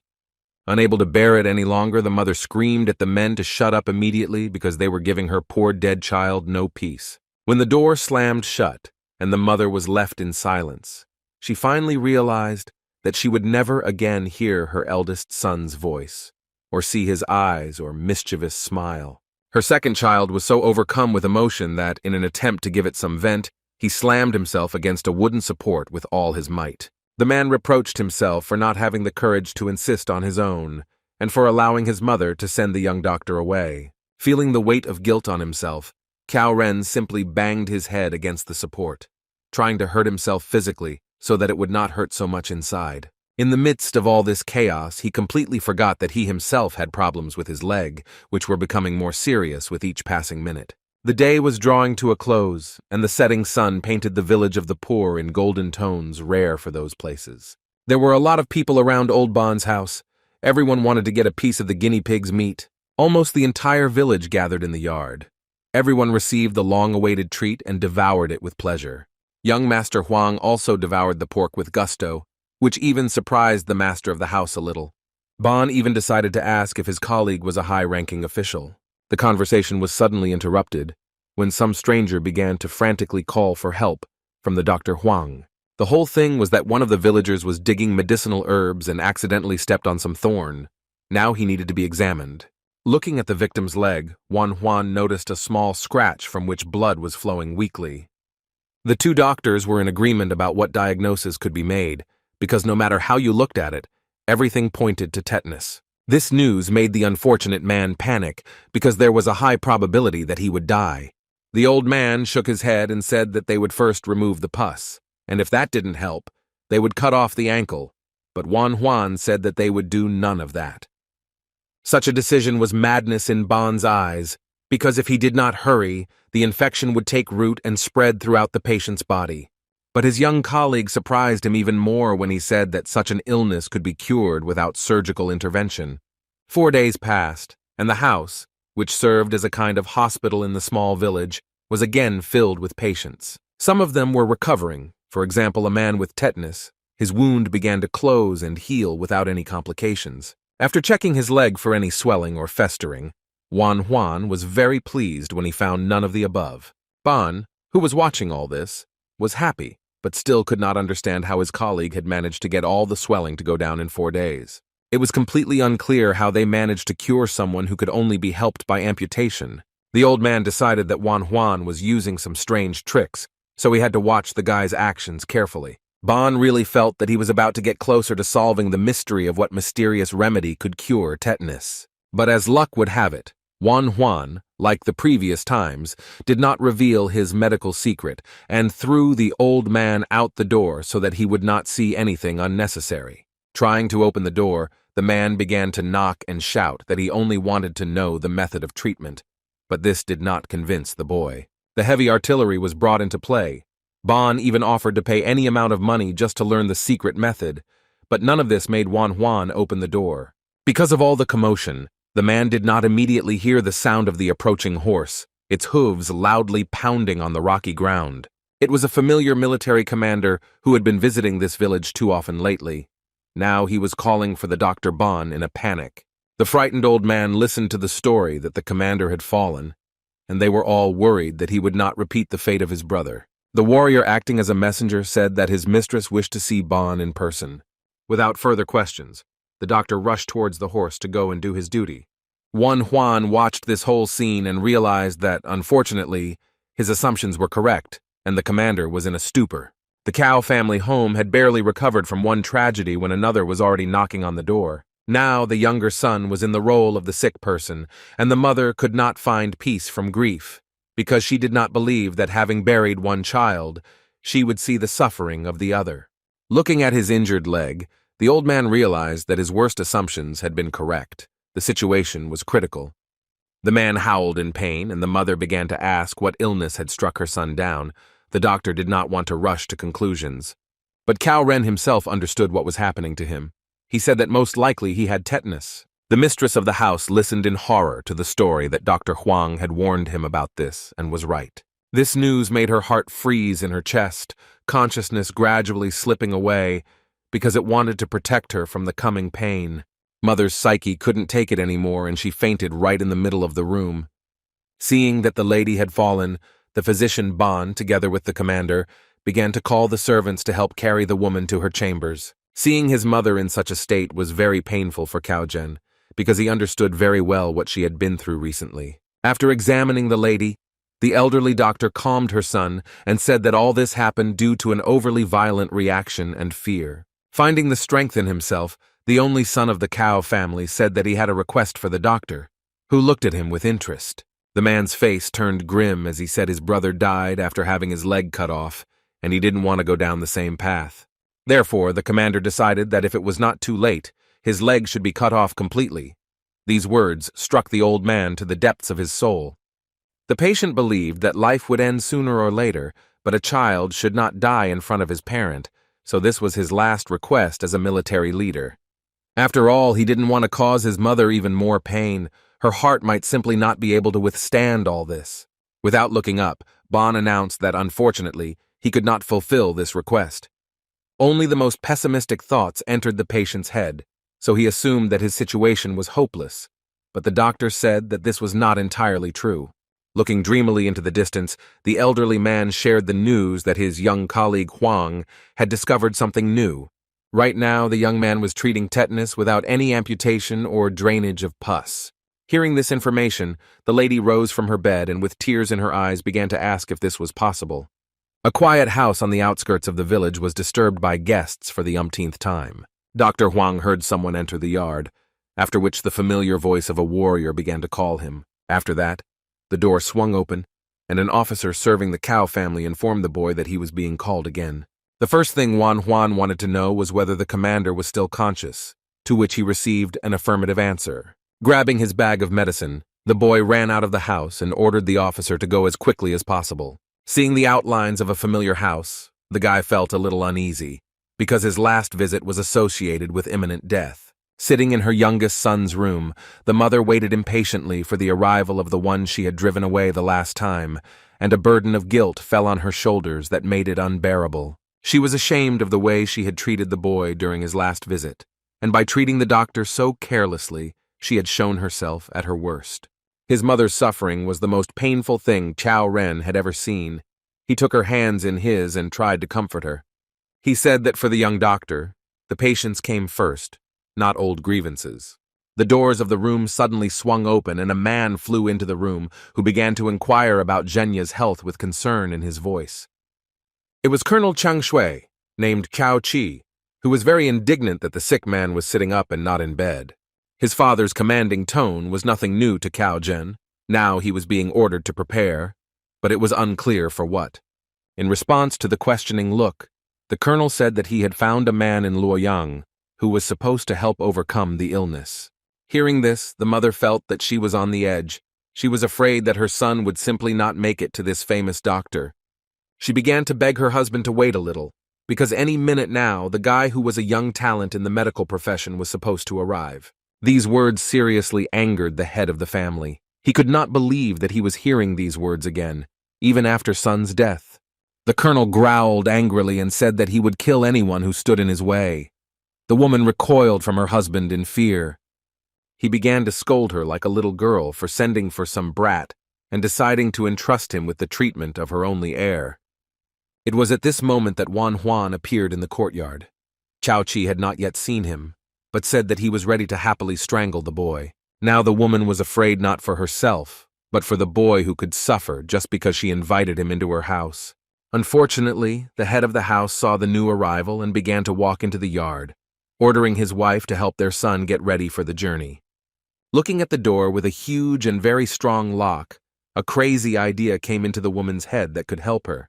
Having plucked up her courage, the woman realized that she needed to act immediately because her husband could harm her child with his thoughtless actions. She kicked the man in the back, and it worked, because he did not expect such a turn of events and was not ready for the attack. Everything happened exactly as the mistress of the house had planned. Her man fell right into the closet that was used by the servants. Cao Qi's eyes reflected fear and disbelief that his woman was capable of such meanness. But at the moment, she didn't care what the great commander would think. Now, she was only interested in the well-being of her son, so she snapped the lock. While the lady was trying to close the doors, her husband was desperately pounding on them with his fists. He couldn't understand what his wife was doing. He demanded that the door be opened immediately, because if he succeeded in tearing it off its hinges, things would be much worse for everyone. In the midst of this complete chaos, Juan walked in, now unsure if he should even be in this place. But looking at his mother's tears, he realized that he had to try to do everything possible to prevent her from losing another son. For the woman, this young doctor was her last hope, and she was determined to take advantage of him no matter what the cost. Looking at all this, the young man's heart sank. He took his mother's palms in his own and said that she need not worry, because he would help her family. Some time has passed since the head of the house was locked in the closet, and now the time has come to let him out. Chao Chi was not just angry. He emitted such waves of aggression that his wife wanted to shrink and merge with the wall so as not to catch the general's eye.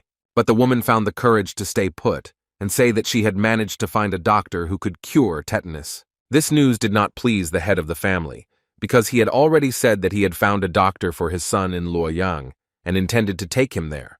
The lady was not satisfied with this decision. She admitted that due to her stupidity, their eldest child died. Now she will not repeat her past mistake.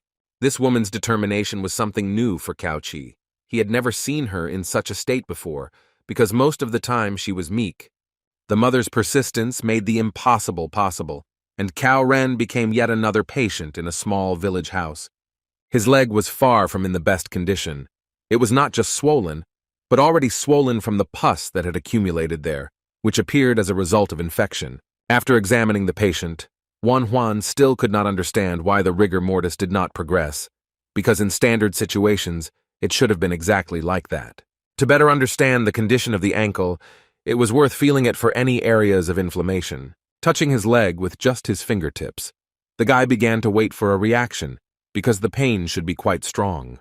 The expected screams did not follow. Cao Ren reported the pain with a completely indifferent face. Juan said that in such a situation he would not be able to even speak, to which the man replied that his endurance was the result of using internal ki. This interested the boy, because it was not the first time he had heard about this strange technology. The doctor began to ask whether the commander had also been trained with the energy of spiritual energy, but he was unable to answer due to an attack of unbearable pain. For himself, Juan realized that Cao Ren, like his brother, knew how to handle internal ki, perhaps like all the generals of the three kingdoms. Having stopped screaming, the man finally asked if the young doctor could really cure him. Without a second's hesitation, the guy said that he could return everything to how it was before, and the leg would function normally. The warrior's face relaxed a little, and he expressed his sincere gratitude for Juan's treatment. But the tension returned when the doctor began to search for something in his bag, as if the patient's life depended on it. Taking out a bottle with some liquid from there, the doctor handed it to the patient and told him to keep it with him. After examining the bottle, Cao Ren wondered what was inside it, since he didn't have the habit of drinking everything that people he barely knew gave him. According to the doctor, this liquid was something like strong alcohol, which was supposed to reduce pain. The man chuckled and asked if the boy really thought he could be knocked down by just one bottle. The fact that he was inclined to joke was a good sign. After removing the plug, Cao Ren began to drink the liquid as if it were ordinary water and not strong liquor. He prided himself on the fact that his alcohol tolerance was quite high, but this time, something went wrong. After all, as soon as he swallowed the last drops, he immediately felt a strange lightness in his body. His eyes rolled back, and he fell into bed, losing consciousness. Now it was Juan's time to laugh. He said ironically that portability was indeed a good feature, then pulled on his mask and got ready to work. Less than an hour had passed since the doctor had finished his manipulations, and the patient had begun to come to his senses. A little surprised, the guy said that his charge woke up even earlier than he expected. The man wondered if it was all over already, but the surgeon replied that only the main part of the work had been done. But Juan knew full well that the situation was serious, and the patient could have an epileptic seizure, so it was only a matter of time before his whole body began to convulse. While thinking, the doctor tried to understand how best to administer antibiotics, because they were delivered in large doses, and without an intravenous injection it would be difficult. For this purpose, sucking is best, so the problem with syringe needles had to be solved first. Therefore, it was decided to ask the commander if he knew any good blacksmith. He had not yet fully recovered from the anesthesia, but he said that the best one for Chaoxian was Pyongjong from the smelter. Wan Huan immediately understood who they were talking about, and was surprised that he hadn't thought of this person on his own. Rushing to his desk, the young man began to quickly draw on parchment what he needed to recreate. Holding the models of the tools in his hands, he said that he needed the blacksmith to recreate something similar during the day. Having carefully examined the images of unfamiliar and very strange devices, only one question arose: what are they intended for? Deciding that there was no time to delay, the general ordered the military officer to immediately hand over the package to Pyongjun from the smelter and to make sure that the order was ready today. The gentleman was 100% sure that this blacksmith would definitely be able to handle such work. These words made Wan Huan very happy, because if everything goes as it should, the chances of recovery will increase significantly.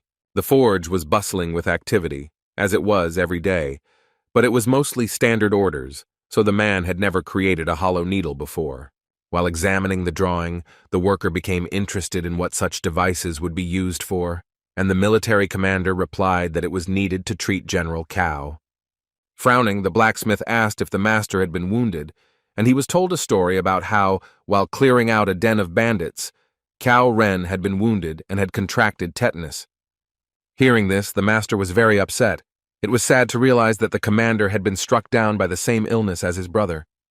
But the military commander hastened to reassure him, saying that everything would be completely fine with the commander. Hearing that he was being treated by the skilled healer Huang, the blacksmith was surprised, because he had heard a lot about the young talent, but did not take the gossip seriously. And now fate has arranged it so that he will make instruments for this young surgeon, on whom the life of a respected military leader depends. So far, the condition of the leg has not improved in any way.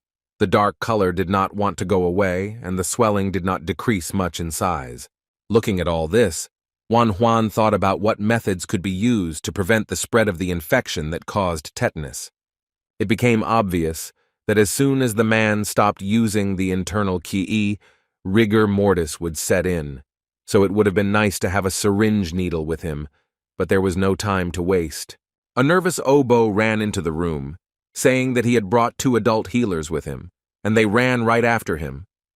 When everyone was assembled, Wan Huan ordered the men to put on masks, because they were about to undergo a very difficult operation. Exhaling, the young surgeon applied the scalpel to the sore leg and told his colleagues that they were beginning. The first incision was difficult to make. The skin was swollen and stretched, which made it less flexible and elastic. When this was finally achieved, the liquid contents that were in the leg exploded and covered the doctor with blood and pus. This sight surprised his colleagues. They had never seen anything like it before, but now unimaginable things were happening before their eyes, turning their knowledge of medicine upside down. But the guy didn't pay any attention to this unpleasantness. The only thing he said was that the doctor should keep an eye on the patient. His plan was to remove the pus and dead flesh, but his colleagues couldn't understand why he didn't even blink as blood sprayed everywhere. After examining the wound, Wan Huan concluded that the rate of infection had increased, causing an abscess to form and tissue necrosis to progress rapidly. There was one way that would help to do without a syringe, but unfortunately the surgeon did not understand it very well. The drug had to be injected directly into the vein so that the necessary substances would begin to fight the infection as soon as they entered the blood.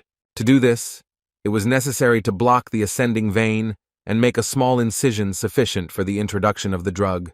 Penicillin could be injected through a pig blood vessel inserted into the incision, which would serve as a kind of channel. It was necessary to act very slowly and carefully, so as not to touch anything unnecessary and not cause blood loss.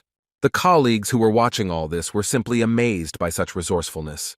They could not even imagine that such a thing was possible. At first everything went well, but then the patient suddenly began to choke, and thick foam began to collect at his lips. Looking at such a reaction of the body, the guy simply could not believe that such a reaction was caused by shock from the introduction of the drug. The question immediately arose as to whether the patient really had such severe convulsions, but he restrained them with the help of internal energy. His current state fully confirmed this guess, because the man's body began to twitch, and the foam came out of his mouth even more. This was a very bad sign, meaning that things were much worse than Juan had originally thought. To stop such severe convulsions, the patient's body had to be pressed hard against the surface of a wooden table. While Seok Pil held the patient and Juan worked on the leg, Dr. Bon tried to find the necessary things in his bag. Seok Pil's nerves were already at their limit, so he snapped at the old man and irritably asked him to move faster. Finally, Bon found what he had been looking for so long, a set of thin needles that were made especially for him. With one of them, he pierced the necessary point on the patient's leg, hoping that this would at least somehow restrain such strong cramps in the muscles. As a result, all of the man's legs were covered with small needles, but this did not help at all in making the body immobile. Then the doctors decided that they would keep the commander while the young surgeon finished the treatment. This initiative pleased Juan, who no longer knew how he would continue his fight for this man's life. The operation seemed to last forever, but despite this, when Cao Ren opened his eyes, he did not appear before God, but saw the familiar dilapidated ceiling of a village house. He heard the familiar voice of the doctor, who apparently was holding a reception and was somewhere nearby. And so it was, Juan continued his usual routine and helped the villagers deal with their ailments. Cao Ren was in no hurry to announce that he had already woken up. Instead, he listened attentively to the boy's words and watched his work. The stranger who came suddenly fell to his knees in front of the doctor and began to say that he thought he was destined to die from tetanus, but thanks to Huang, this did not happen. With tears in his eyes, the poor villager reached into the inside pocket of his clothes to take out a note of gratitude for saving his life. It was a small bag of money, apparently all the poor man's property, which he willingly gave to the man who helped him. But Juan refused the money, saying that he didn't need anything, especially since the man promised to collect some medicinal herbs for him. He advised the villager to use this money to provide his family with food supplies, as this was the best distribution of funds. Such generosity was something new for the man, so he did not immediately agree to such payment, but Juan asked Obo to accompany the patient home. The next moment, the doctor was already standing over Cao Zhen, and looking at his surprised face, the boy said that he was very glad to see the commander conscious. The next words that the sick gentleman heard put him into a state of shock, because the young man said that the leg did not have to be cut off. The smiling boy looked at his patient and asked contentedly whether the promise was considered fulfilled. Not knowing what to say, Cao Ren muttered words of gratitude in a low voice and smiled shyly. He still couldn't believe that his leg was still there. The commander realized that with such treatment, he would recover faster than he suspected, especially since all his limbs were with him, and his good name was not tarnished. His joy was marred by the ominous tone of the doctor, who asked if he hadn't told him to come to him before his leg got that bad. Another half-day passed. At this time, the village hospital was empty, and no one disturbed the doctor with his resting patient. But this idyll did not last long, because a former patient of Juan, who was cured of tetanus, brought him payment for the treatment in the form of medicinal herbs.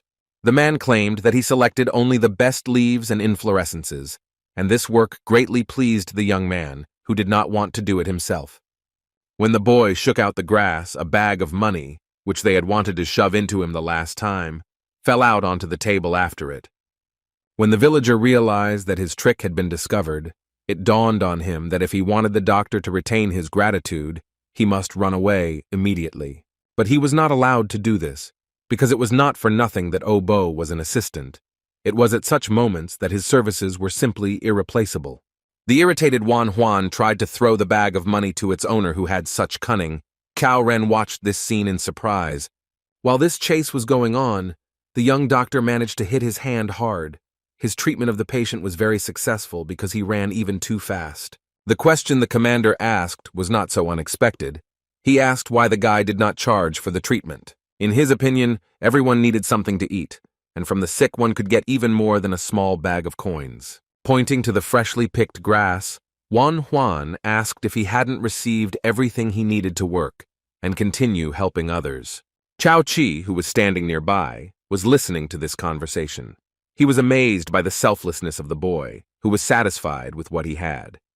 He considered it stupid that the boy was providing his services without taking any payment at all. No other doctors did that. Now the commander was very interested in whether he should pay anything for the treatment that helped keep his leg in place. But the guy just laughed and told the man not to talk nonsense, without giving a clear answer to the question. The head of the Cow family didn't like everything that was happening in this old house, but it seemed like the treatment really helped his son. Soon he noticed that a palanquin was approaching the house. He knew perfectly well who was sitting inside. Looking out of a small window, Chao Zhenya's mother asked her husband what he was doing there. It was obvious that the woman did not expect to see him. Without answering the question, and without even looking in the direction of his wife, the head of the family walked away from the yard. He silently mounted his horse, and even the animal took on its owner's irritable mood as it neighed discontentedly. Before leaving, the man managed to answer that he had come to check on his son's condition. The woman understood that the gap between her and her husband was very large. A few days had passed since the operation, and Wan Huan had another examination, the results of which he was very pleased with.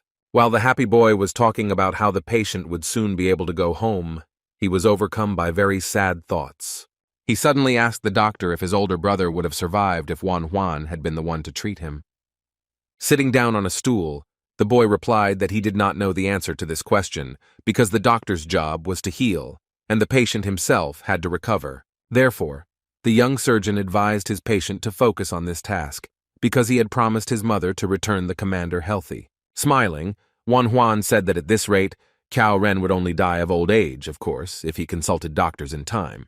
The gentleman frowned and said that he didn't even know how to look into the eyes of his savior, who had done the impossible. Oh, the boy had a couple of ideas on that score, so he pulled out a chair opposite and prepared for an interesting conversation. He was interested in the issue of payment and simply did not care about money because he had a better idea. When Cao Ren heard this idea, his mouth opened in surprise. He couldn't believe that his doctor wanted to learn spiritual energy. The man was very interested in how an ordinary guy even knew about internal Qi, but he just shrugged and said that it didn't matter. The heir of the Cao clan began to say that such knowledge was kept in the strictest confidence, and outsiders were forbidden to master this art. But this didn't really convince the boy, because he just stood and silently looked at Zhenya, waiting for him to calm down and change his mind.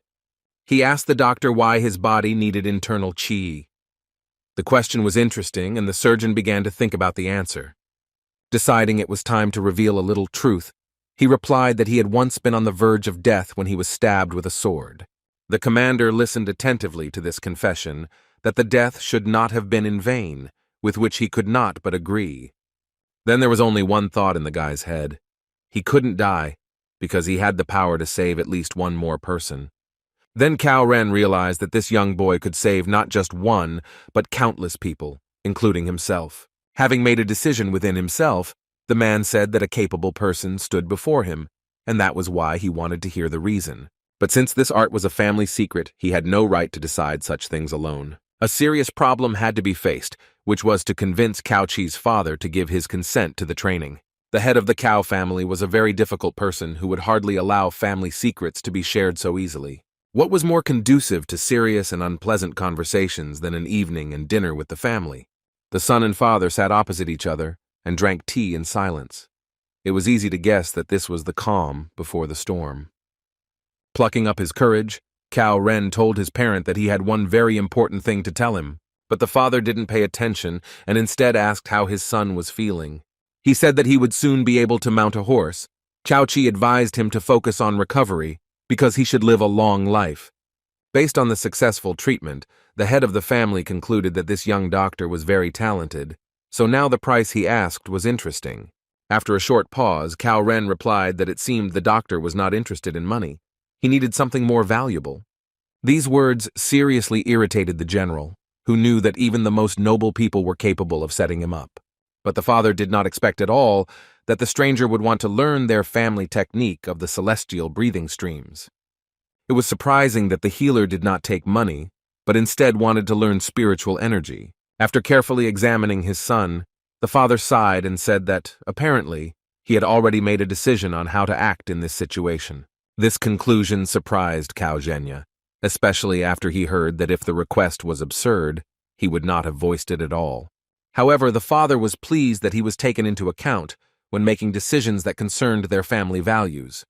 Therefore, he was not against his son training this young man, because he literally saved him from certain death. In the opinion of the head of the family, this was not too high a price to pay for sparing his child and only heir from a painful death. At this point, the conversation ended, and events took us to the already familiar rural house, which served as a local hospital.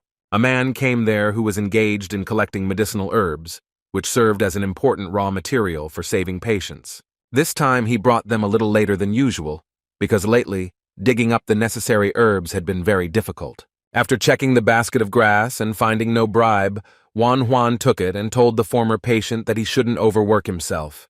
The guy was very surprised by the news that on the mountain where this raw material was collected, there were many small thorns scattered. Apparently, they could have caused an outbreak of tetanus. The man told this with great sadness, which was understandable, because no one wanted to get infected with such a serious disease.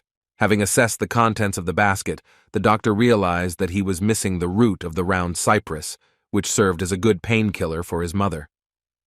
He asked the worker if he knew where to find this ingredient, and he said in confusion that the place was covered with thorns left by the robbers. There was no other choice, so the guy decided that they would go to this place together. Surprised, the local resident asked if the doctor would really go with him to the mountain, to which he replied that he really needed the round sedge. The young man smiled and said that they would be able to collect the thorns so that no one would get hurt. The mountain was a very beautiful place, completely covered with greenery. It was so attractive to walk along its rocky slopes. You had to step very carefully because the grass could contain those very thorns that caused many locals to get tetanus. Looking closely, Juan noticed that there were so many of these deadly obstacles that he had to place his foot very carefully. It seems that a so-called border was erected in this place, which was supposed to stop the soldiers. One more step and the boy could have become infected with the disease. All these spikes were rusty and were located all around the perimeter, so it was worth watching your step carefully. But what the man noticed next was a real shock to him, which he didn't even try to hide. He jumped back with a scream and looked at the place where he had just stood, his eyes bulging with fear. Raising a trembling hand, the worker pointed to some incomprehensible shadow and muttered that it was a man. Trying not to panic, Juan calmly approached the body and realized that it was a corpse. Apparently, the unfortunate man had been mauled by wild animals and had died from the wounds he had inflicted. But the guy noticed one oddity, namely the sword in the man's hands. The soldiers did not use such blades, and this meant that there was a robber in front of them. Literally a second later, his companion screamed again, announcing that another body had been found on this ominous mountain. The next dead man had gone to the next world relatively recently. After examining him, one could say that the guys were indeed facing bandits. There was something tied to his hand, as if the man did not want to lose it even after his death. Having untied the ropes and freed a small box from the robber's hand, the guy decided to open it and see what was inside. Strangely enough, there was a roll of empty parchment there, which was strange, since paper was not such a valuable thing to be kept even after death. But it wasn't as simple as Juan initially thought, and when he realized what he had in his hands, everything inside him froze. Noticing the doctor's tense expression, the man asked what kind of find they had in front of them, because judging by the young man's appearance, it was something significant. Juan decided that he would not give away the secret, so he said that the parchment merely listed the inns and eateries of the village that could be robbed. It seems that the local resident believed this story because he did not ask any more questions about it. Then it was decided to go down the mountain because there had been enough adventures for today. This surprised the doctor's companion because he wanted to understand what was going on. But Juan said that his bag was already full, and that was all that mattered. So the boy headed down the slope to finally get home and calmly examine the parchment. The doctor's return to the hut was announced by the sound of a bag hitting the floor and the faint clanging of metal emitted by the infected rusty spikes he had collected on the slope. Taking a break from his book, Cao Ren examined the doctor and noticed the fruits of his labor. He did not consider it superfluous to praise the boy for the collected thorns. Looking at them, the boy said that he thought it necessary to remove them from the mountain because he had no use for new patients with tetanus. While unbandaging the patient's leg, he shared his thoughts about how the spikes were iron and could be turned in for money.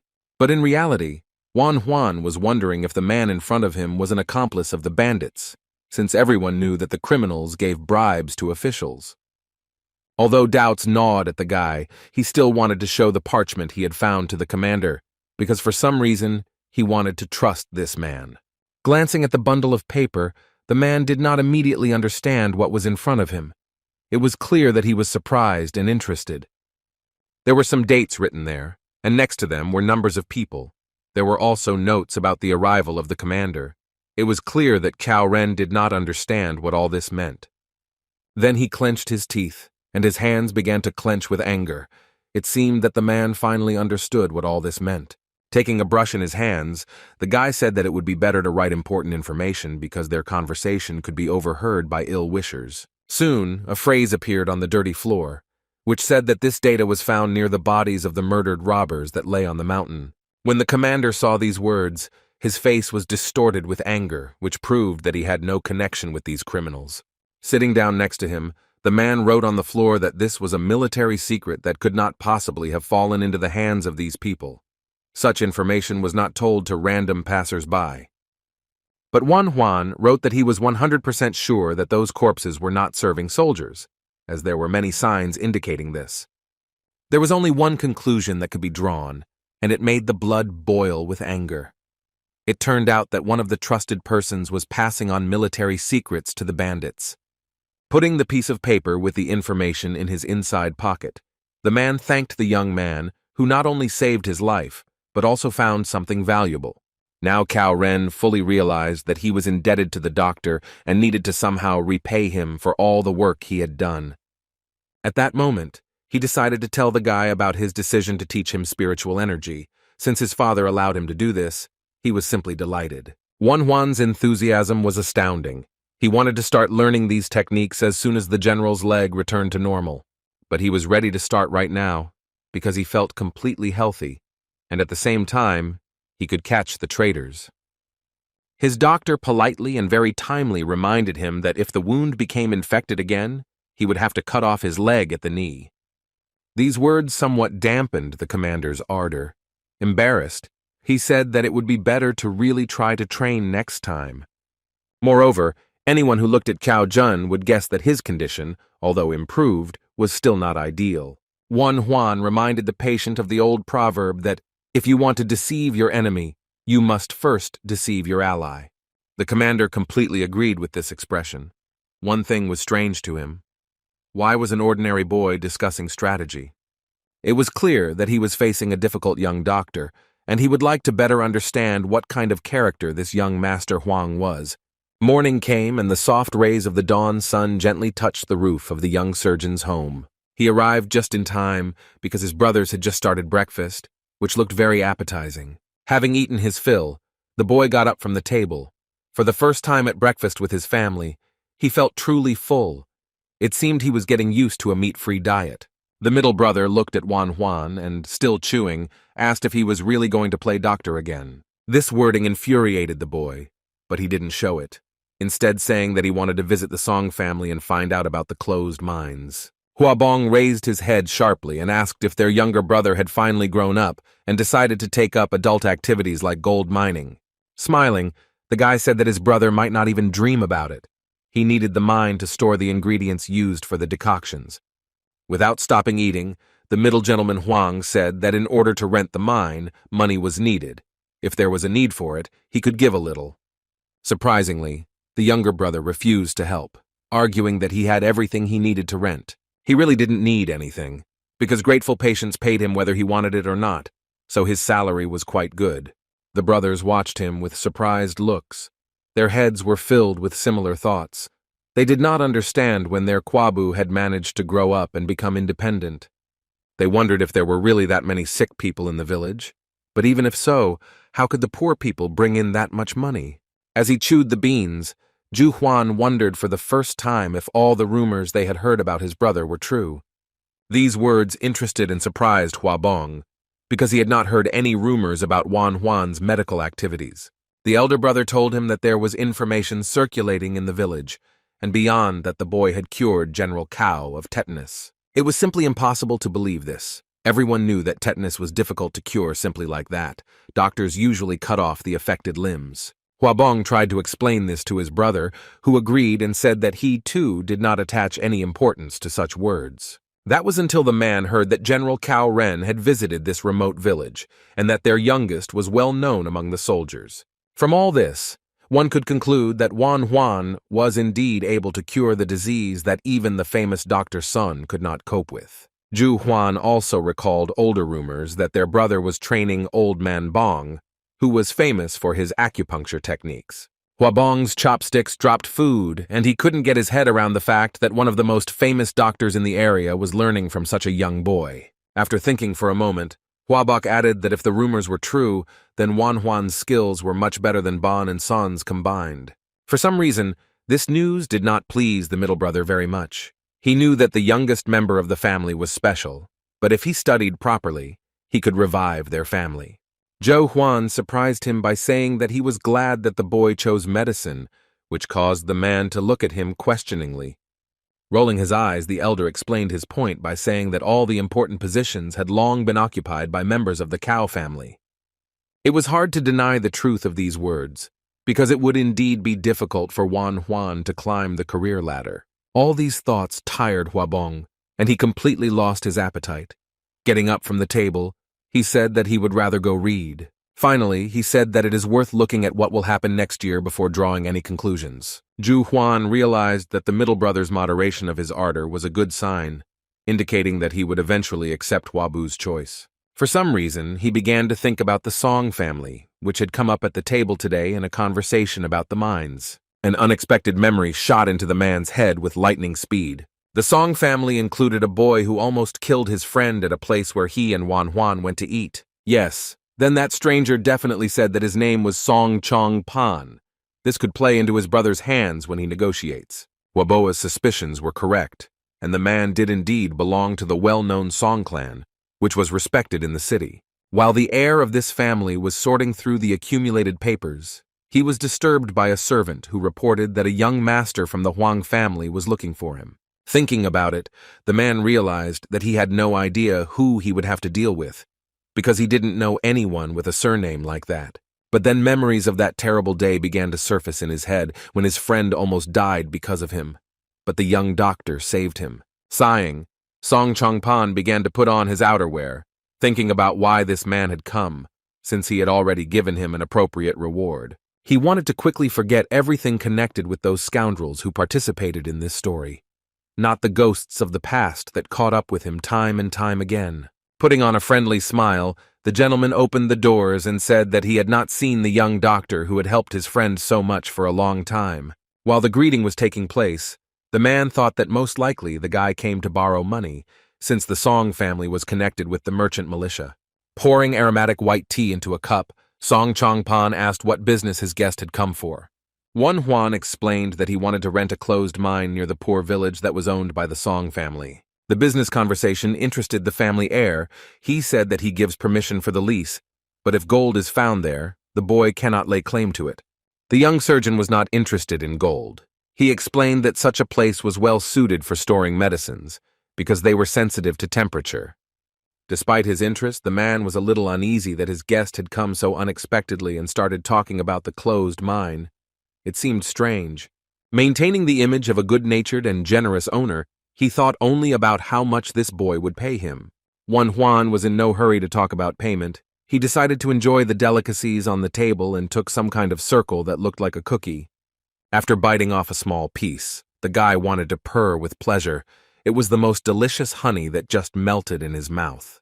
He almost burst into tears with pleasure because he hadn't eaten anything sweet for so long. The owner, who was watching this scene, was surprised by such a reaction to ordinary honey. The boy remembered that when he saved this man's friend, he promised to repay him for saving him from his mistake. He had dreamed that as payment for his good deed, Mr. Song would give him a good discount on rent. But apparently the man forgot about this promise, because he began negotiations with an exorbitant price of 100 nyans per month. Hearing this, Wan Huan even stopped chewing. He expected to hear such a price for a year, but not for 1 month. Without hiding his disappointment, the guy stood up and said that he would think about this proposal. His interlocutor realized that he had been too harsh. Turning away, the boy's face twisted with anger. He couldn't believe that they wanted to ruin him like that. For that price, he could have hired people and dug a cave himself. Song Chung Pak was pleased with his behavior. because in the end, the ill-mannered boy left, which meant that he would not have to deal with the family of the impoverished official. After some time, the young surgeon returned to the village house where the commander lay.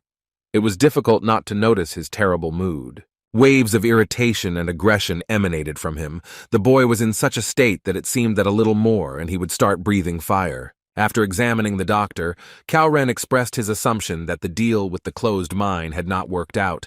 The boy hissed and said that they had wanted to brazenly catch him out. Deciding to cheer him up a little, the man took out the box that Pio Zheng had sent him and handed it to the boy. He immediately guessed what could be lying there, and the irritation within him subsided slightly, replaced by joy and anticipation. These were the very tools he had sent a sketch of to the best blacksmith in the city, and the devices looked even better than he had expected. Cao-Ren clarified that for now the master had sent one set for testing, and if something was wrong, he promised to redo it. But the young man had already seen that everything was simply perfect. Picking up one of the surgical instruments, Wan Huan decided that he should teach Obo how to use it, because then he would have an assistant. The boy has hope that he will be able to remove his mother's gallbladder if these instruments help him perform precise and delicate operations. The next day, Wan Huan finally decided to return home and communicate with his family. The first thing he did was go to his mother, who looked quite cheerful and fresh. She was clearly glad to see her son. She sat up in bed and said that her health had improved significantly since they began bringing her the decoction prepared according to his recipe. The boy was very pleased to hear praise from a loved one, because so far he had only encountered criticism from his brothers. However, the mother could have overestimated the effect of his decoction, so the doctor decided to check for himself how things were going with the disease. Pressing with his fingers and his whole palm in the necessary areas, the young man asked where it hurt the most and received honest answers. When he pressed on the middle of her stomach, in the area of her navel, the mother grimaced and barely held back the groan of pain that was trying to escape. The woman could no longer contain her emotions and asked why she was in so much pain. Her son did not rush to conclusions, but was almost certain that there was a lump in the small intestine. He didn't want to believe that complications had started so soon, because the young man had hoped that he would have more time to prepare for the operation. This has happened when bile does not drain properly, causing the small intestine to become hard and lumpy, but cholecystitis has not had such a rapid effect. This means that the diagnosis was not entirely correct, and there must be another cause for this illness. The liver immediately came under suspicion, especially considering that the pain in the abdomen was so strong that the mother screamed. Wanting to test his suspicions, the guy asked the woman to lie on her stomach so that he could examine her back area. Some areas in that area were very swollen, which was a characteristic symptom of fatty liver disease. So, as it turned out, the problem was not only in the gallbladder, but also in the liver, which is where the complications came from, which were difficult to notice during the initial diagnosis. Wan Huan looked closely at his mother. She sensed it and asked why. The son asked if she felt tired. She shared that lately she has been feeling tired even after sleep, and there have been unpleasant sensations in her body, pain here and there. Hearing this, the young doctor pressed on the area of the leg that was located slightly above the foot and asked if it hurt there. Gritting her teeth, the mother hissed and said that she felt quite uncomfortable from these touches. This was because when the liver swells, the vascular system also suffers. Taking a thin needle out of his arsenal of tools, the guy realized that he could ease the suffering a little. By placing the needles in the right places on the leg, the guy hoped to gain time, but he didn't understand how it happened that his mother had such a complicated case. There wasn't much time for the operation because within a maximum of 6 months and a minimum of 3, she would begin to have her first attacks. It was necessary to immediately find the reason why steatosis developed so suddenly. Then it would be possible to stop the progression of the disease. His thoughts were interrupted by the quiet voice of a maid entering, who asked the young master to leave the chambers, as it was time for the lady to take her medicine. The woman was very surprised when Wan Huan asked her to step outside the door and give him a minute to talk. The question the young man asked simply amazed her. He was interested in whether his mother drank strong alcohol. Embarrassed, the maid blushed and began waving her hands, denying it, but her behavior spoke of a lie. Yes, Wan Huan was in a time when it was not welcomed if a woman drank, but since there was alcohol, snacks were also consumed. This is exactly what he asked the servant. She thoughtfully tried to evade the answer, but she failed. I had to tell him that the lady preferred to snack on lard. This news shocked the doctor because such a combination was the worst option. Strong drinks, which were eaten with fatty foods, could become one of the main causes of fatty liver disease. Having learned this most interesting information, Juan returned to his mother's chambers and gently took her hand. When she looked at him, he smiled and said directly that for now she cannot eat meat or drink alcohol. She was so embarrassed that beads of sweat appeared on her forehead. The woman said that she eats meat, but as for drinking, she never drank. But her son was adamant in his words. He forbade her to eat lard and told her not to touch strong drinks for a while. He said that there was nothing shameful in wanting to drink wine, but now this prohibition was in effect due to illness. The guy also advised to give up lard as a snack forever, since such a combination can cause problems like the ones she had. The woman watched in stunned silence as her son winked and promised to earn a lot of money to buy her beef. These words embarrassed the lady so much that she did not know how to react, so she simply laughed and said that she would follow her son's instructions. As he left the room, the boy's face instantly changed. His smile disappeared, because he understood that he had no time at all. It was worth training Obo as soon as possible so that he could assist him when the operation took place. Eventually, fate brought the boy back to the Cow family's house, holding a basket of metal spikes on his back. He walked up to the gate. Even though Juan said that he was content with spiritual energy training as payment, he couldn't do anything if the lady offered money again. Entering the estate, he understood that since this was how it had turned out, it was his moral duty to continue saving people. The lady smiled affably and greeted her guest, saying that she was glad to see him in her estate. She was pleased that he found time to see her. Turning her head, she asked with interest what strange objects were in his basket. After a short silence, the young man said that these were the very thorns that the robbers had scattered, and it was on one of them that the commander had stepped and contracted tetanus. At one point, the woman's face became stern, and she asked what had happened, because the doctor would not have dragged such an abomination here just like that. What serious conversation would take place without a cup of aromatic tea, which could smooth out all the rough edges and make the conversation more pleasant? While sipping the aromatic drink, Juan said outright that he wanted the Cow family to buy the thorns from him.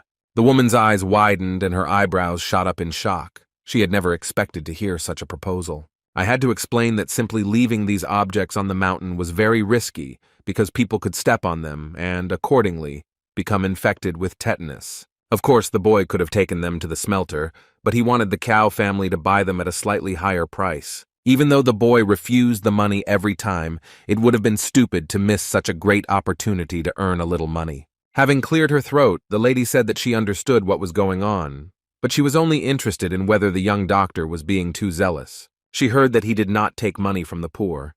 The guy explained that for basic treatment and determining the disease, there was no point in it. However, there were more and more cases where the funds were needed to prepare decoctions that treated various ailments, which is why Juan arrived with such a strange request. Patients with money did not come to the poor village for treatment, so the doctor wanted to open a department somewhere else, but then he would have no time at all to help those in need. Therefore, if the Cow family were to buy these spikes at an inflated price, it might help the young surgeon a little in his difficult task.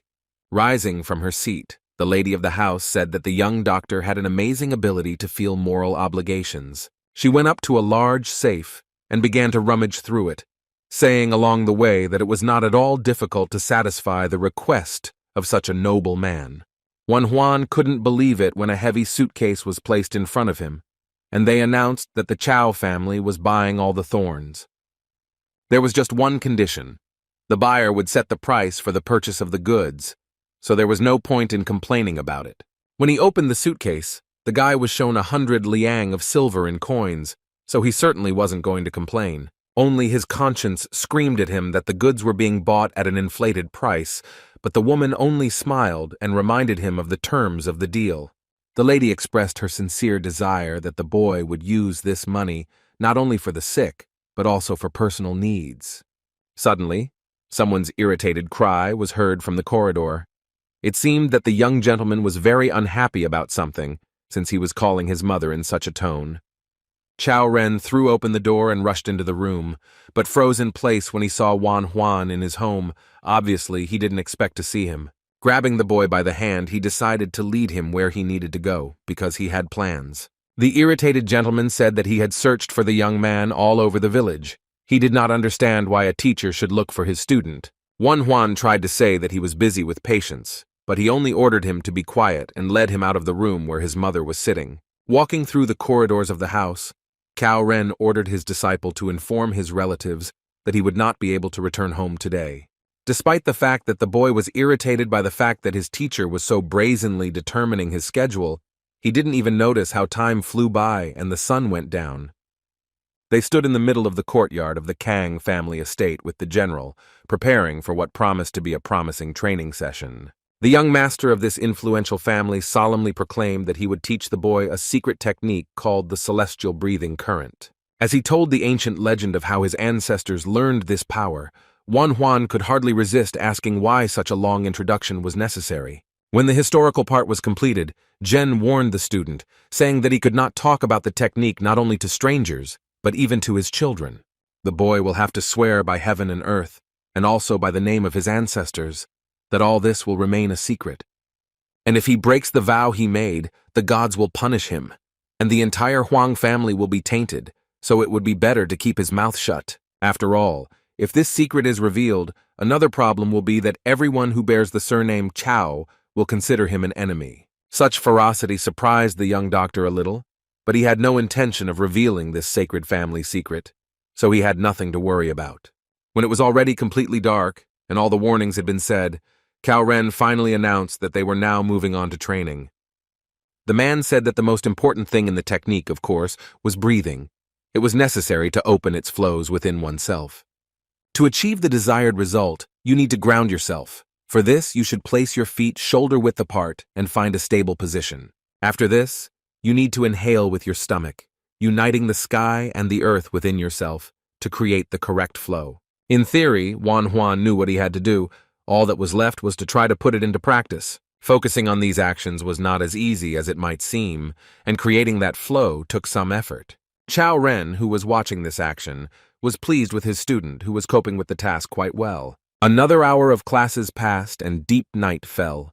The stars shone brightly in the sky, as if watching over the persistent work of the commander and his student. The boy was already sweating from fatigue. He would never have thought that just breathing could be so difficult, and his stomach would become so hot. His mentor chuckled and said that if you do it right, you can actually feel the warmth inside. He reached out with his hand to check if it was there, but what he felt made his hand freeze in place and his eyes widen in shock. His disciple's belly was so hot that it could only be explained by the opening of the internal key, the energy that everyone so wanted to know. While it was quite weak, it was there, and this was after only half an hour. Many achieved this result after a month of intense training.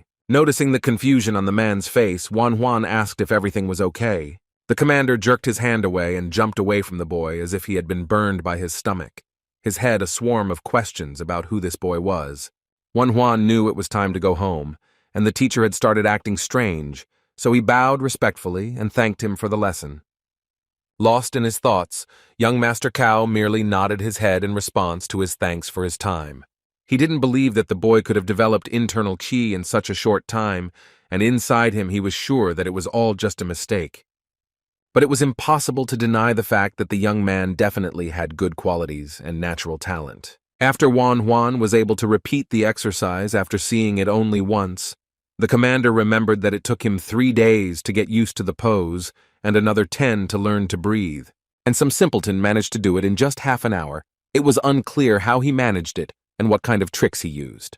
Not only training took place late at night, there were also places where work was in full swing, for example the local forge. A guest came to see Master Zhong, who had not seen him for a long time and wanted to talk, despite how busy the blacksmith was. Seeing who entered his workshop, the man jumped up from his workplace and joyfully ran towards the guest. Calling the blacksmith his brother, the gentleman expressed his affection, saying that they had not seen each other for so long that he had time to miss him. After exchanging pleasantries, the guest handed the blacksmith the sword that the district chief had given him. He wanted to fix it a little and put it in order. Looking at the weapon with admiration, the master happily noted that his friend had finally been promoted in rank and now had more power.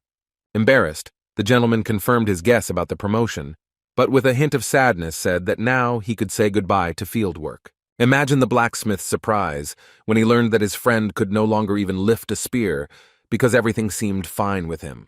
But this was only at first glance, because when he lifted his outerwear, the man showed a huge, jagged scar on his stomach. The blacksmith could not understand how his friend had survived such a wound. The fact that he was standing in front of him was a real miracle and a gift of fate. He nodded his head and said that everything was so, the higher powers themselves sent the Dr. Huang on his way to stitch up his stomach wound. Hearing this name, the master immediately understood who was being talked about. It was the same skilled young doctor who cured General Cao of tetanus.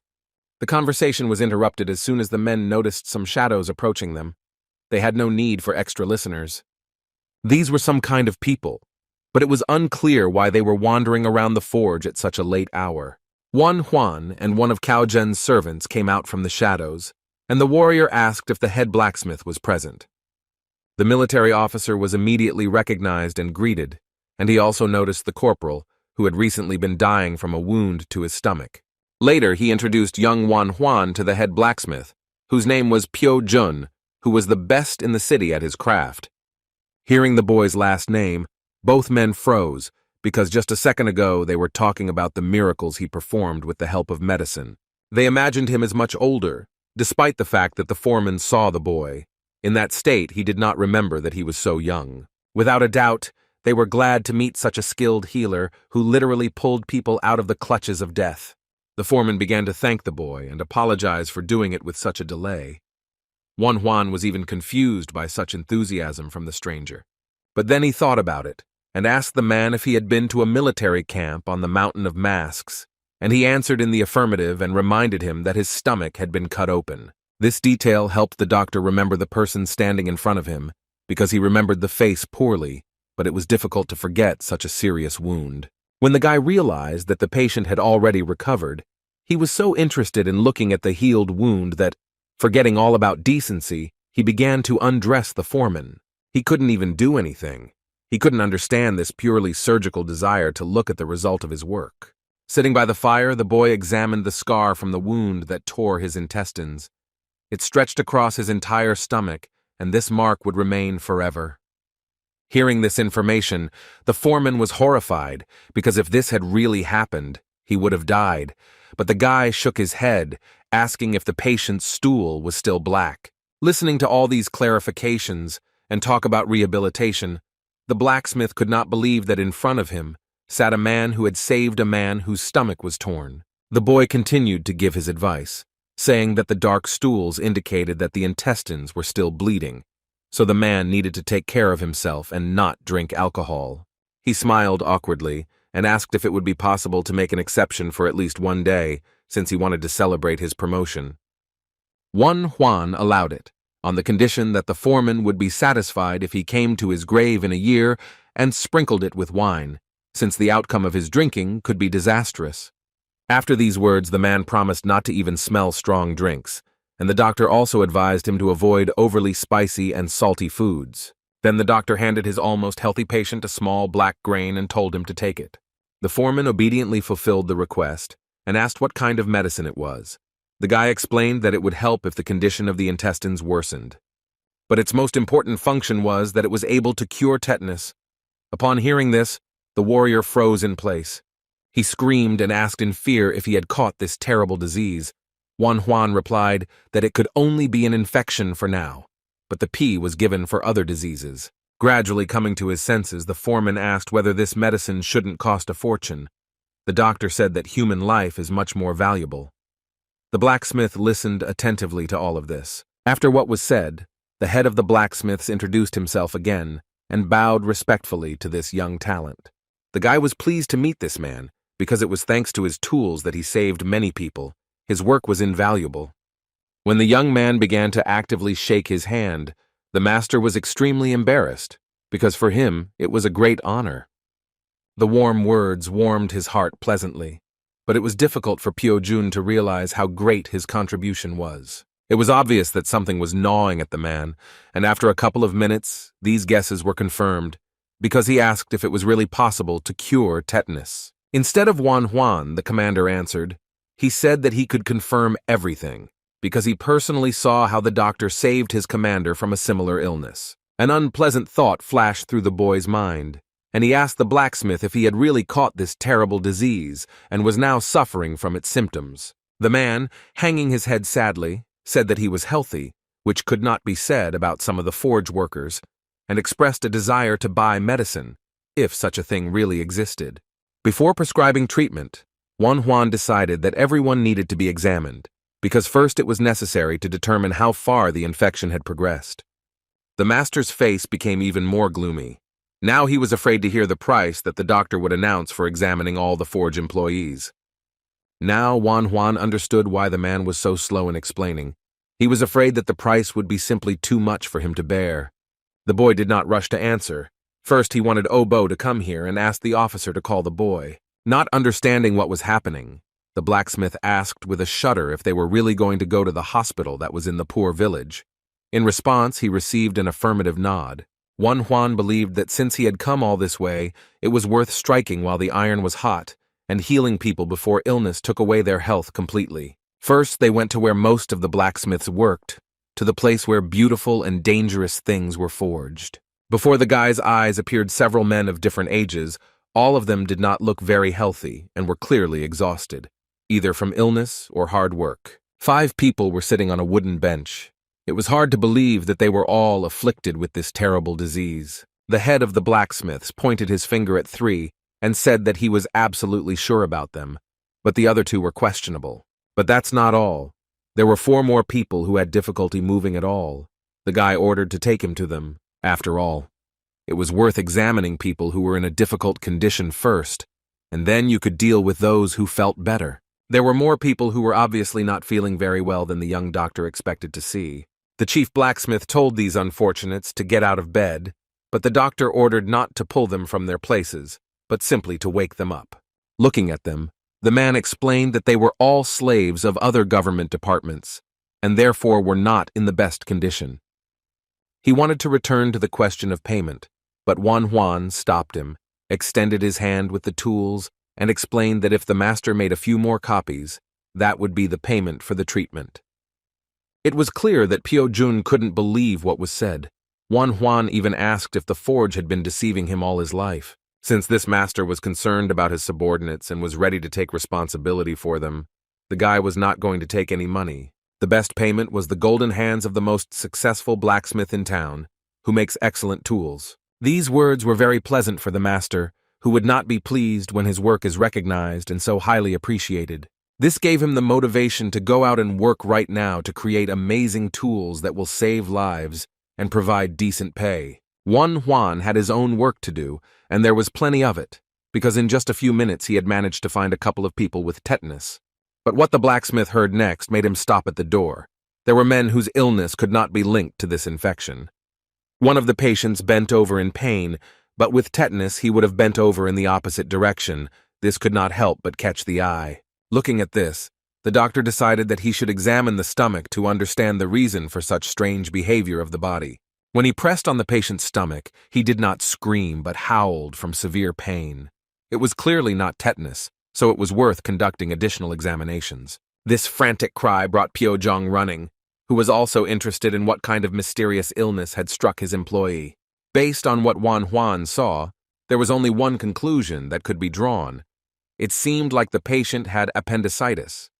At the most necessary moment, the power of X-ray vision, which was given during the rebirth, manifested itself, and it confirmed the guy's guess. Sitting down on a chair, Juan announced to the sick man that if he felt pain on the right side of his abdomen, he might die. This news made the unfortunate man open his eyes wide and begin to beg for help, saying that he could not abandon his elderly mother and 3-year-old daughter because they would die of hunger. In this situation, only one method could help, but it was very dangerous, and not everyone would go for it.